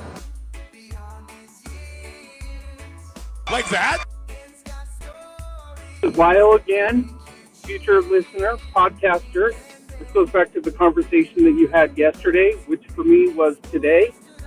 They do sell beer at Rice Eccles. We went to the Post Malone and Jelly Roll concert last year. We were able to get plenty of beers. This is for Jake Ben. Bye. All right, that was Lyle right there. Who was our first one? Nick. Thank you for sending those call-ins. We greatly appreciate it. And we were wondering about the beer thing as we were talking about yesterday. Lyle, who are you buying beers from? Are you sure it was a licensed vendor? Everyone's just like some dude with a cooler? Selling beers out of the bathroom. $14. And then I think Nick makes an interesting point. You know, it becomes all about, and he was kind of mocking, it becomes all about the bottom dollar. Bring in the gambling, the beer. You know, who cares, I guess, who you sell your soul to as long as you get the money. The Cleveland Cavaliers arena is half casino. That's for real. I mean, the Adelsons, who own the Dallas Mavericks, were trying to get, Governor Abbott? Yeah. Trying to get the Texas governor to agree to make gambling legal in Texas, casino gambling. So they could build a casino arena for the Mavericks to play in. Yeah, I know Lyle's being facetious, but teams are way ahead of them. That's exactly what they're doing. That's what they're doing. We have one more we want to play. This one is from Chris. Hey, this message is for Jake and Ben. This is Chris calling from the podcast, and just threw in my headphones, kind of normal Friday routine, throw on the show as it got uploaded, and my eardrums were assaulted by that terrible song, guys. I'm on board with some of the other AI songs. Big fan of What You Got Wednesday song, big fan of the closing song, but no, that's not it. Thanks, guys. Love you. Love you, Chris. Thanks, Chris. Good news for you. Ben also hates it. So do I hate it? You said I just thought you it was hated on it the nose. when we. I didn't say I hated it. When we initially I've played it. never hated any of the work from your band. That's I'm a so respectful partner on this show. So he doesn't like the theme song we came up with. Oh, that's all right. I liked it. You can't win them. I loved it, actually. It was my favorite song that you've written. I don't believe you. Not for a dang he second. He did call it AI. It's not. It's not. This is Jake's my band. Yeah. The band's name is I don't AI. even remember. Yeah. Its name is AI. But that's just to trick you. That's to throw you off. Oh, man. And by the way, it's like my most descriptive one. It says the name of the show. Yeah, it says right on. what time it's on. It's the Jake and Ben show. Dee-da-dee-dee-dee. I think my favorite, honestly, is either Bob Never Blinks, which I Do not take the night off. Still dearly Will not love. take the night off. And then, I don't know, the Nurks Knows one.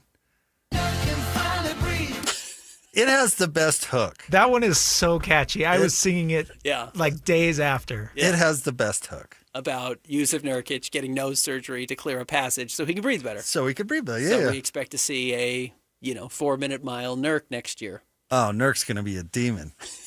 Because he could breathe again. He couldn't breathe for 3 years. That's what they told us. He got hit in the nose 3 years ago and has been dealing with it. And that's why he had to leave midseason, is to get it fixed. So now he's ready to go. Now he's ready to go. He can finally breathe. Like he's at an oxygen bar. It's very important to professional athletes. Yeah, not loving this one. Hot takes on the go. That's what it Only is. on Tuesdays. Bad jokes, that's me. Yeah. Big laughs. And then it gives the time. Yeah. It's right on the nose. And then it identifies the station. Sorry, Chris. We appreciate the call-in, This was promotional for when we moved to 2 to 6. You can always use the call-in. We invite you to please do so. And as you heard from a couple of guys right there, even if you're one of our friends from the future, our podcast listeners, just make sure you say, this is for Jake and Ben, so none of the other weasels on the station can use your great material. Think that, yes, you're listening to their show. We hope you're not. Yeah, well, don't say that. What? No, you should listen to DJ and PK and Scotty G and the coach. We just don't want them to steal our material. Steal our bits. Yeah, steal our brilliant listeners' takes. Yeah. Lyle, Doug, Chris, Nick. Who did I miss? Easton. Shout out. Yeah, shout out. Thanks Gary. for doing it. Thanks for communicating. We love it. We really do. I talked about this before, Ben, but I'm such a geezer. I used to be around when, call-in radio was a thing and phone calls and interacting with listeners. And I get that things change and radio changes, and there's a reason that, sports radio shows aren't caller-driven anymore. But I do miss the interaction because listeners do contribute great stuff. And the call-in is a really great way to do it because that way we can kind of choose when to pick and play it. And if you're not very good, we can put you on the cutting room floor. But Christian is pretty nice. We have literally never done that. Have we played them all? Well, I think we played every single call in we've gotten, at least that Christian has relayed to us. There's a few I'm sure. Bother telling you guys about. Don't curse, and we don't get too blue. This isn't one of those shows. But yeah, we'll use it. If it's good, we'll use it. Jake's out next week. So use it a lot. Use it a lot. Give me your best material. I need to react to it. All right, I need your help bad. We've got the 6 o'clock hour coming up next. Jake and Ben, 97.5, the KSL Sports Zone. Win big this Wednesday on the KSL Sports Zone with Win Ticket Wednesday. This week, win tickets to see Britt Floyd at the Maverick Center this Saturday, June 6th. Great seats still available at Ticketmaster.com. Get your tickets today and listen to the KSL Sports Zone Wednesday for your chance to win. Hockey fans, let your voice be heard with the Utah Mammoth Fan Forum. Visit the Utah Mammoth page on KSLSports.com to connect with the team, other fans, and our KSL Sports insiders. Start chatting today in the Utah Mammoth Fan Forum on KSLSports.com.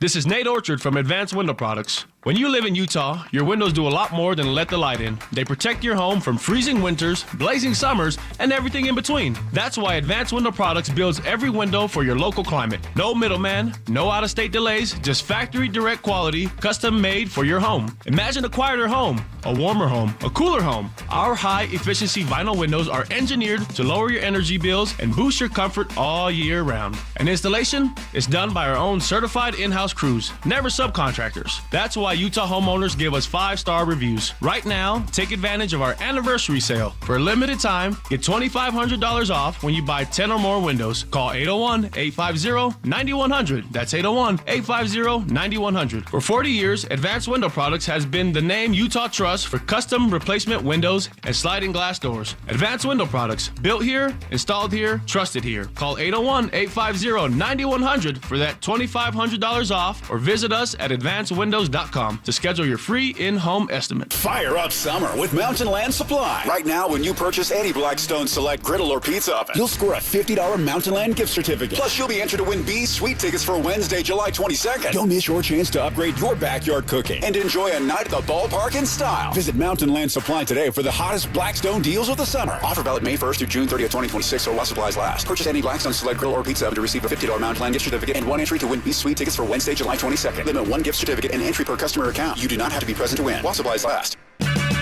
Check engine or ABS light on? Take the guesswork out of your warning lights with O'Reilly Veriscan. It's free. Ask for O'Reilly Veriscan.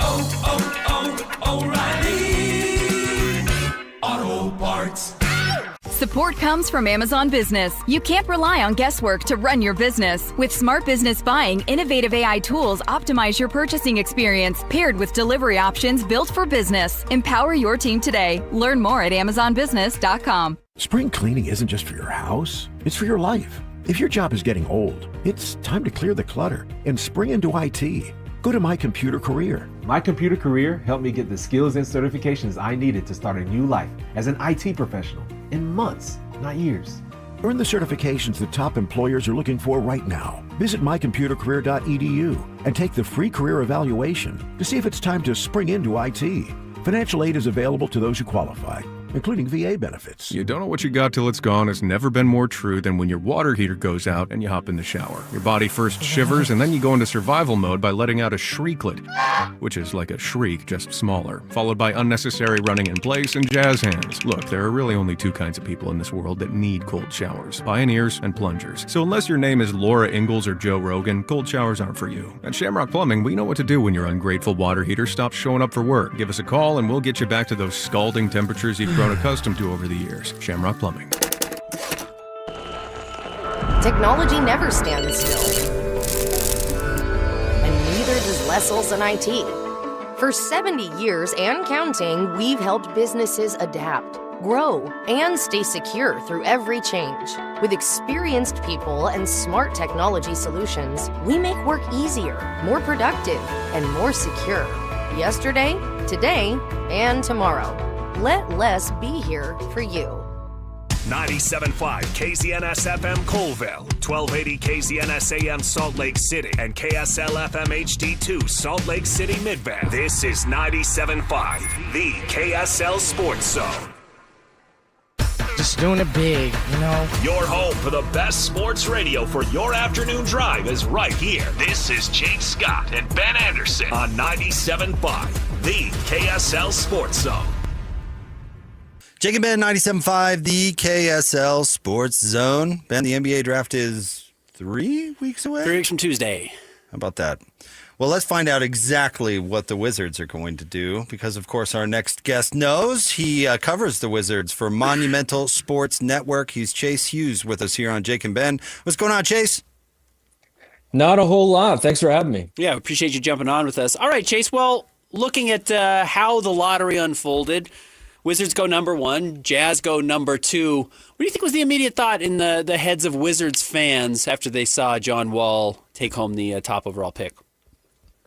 I think there was elation and a sigh of relief that in their eyes, a lot of their eyes, that they finally got lucky in the lottery. And I was trying to tell them or prepare Wizards fans before the lottery that, like, look, the Wizards did technically get lucky in the lottery 2 years ago when they stayed at second and were able to draft Alex Sarr. There's no guarantee. You know, you could look back at rebuilds, especially under, I guess, now the former system of lottery odds. There's no guarantee that you're going to get luckier than that or as lucky as that again. So, you know, just be prepared to get the 4th or 5th pick. So I think they were very pleasantly surprised when, of course, the Wizards got first overall.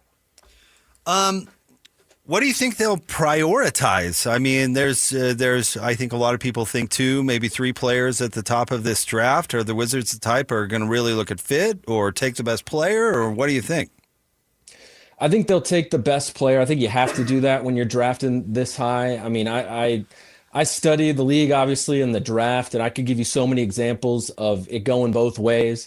You know, teams prioritizing position at the top of the draft and it being an epic failure. You know, a great example, Vlade Divac just recently said that the reason why they didn't take Luka Doncic is because they already had a point guard when he was in charge of the Kings. Obviously not a great decision.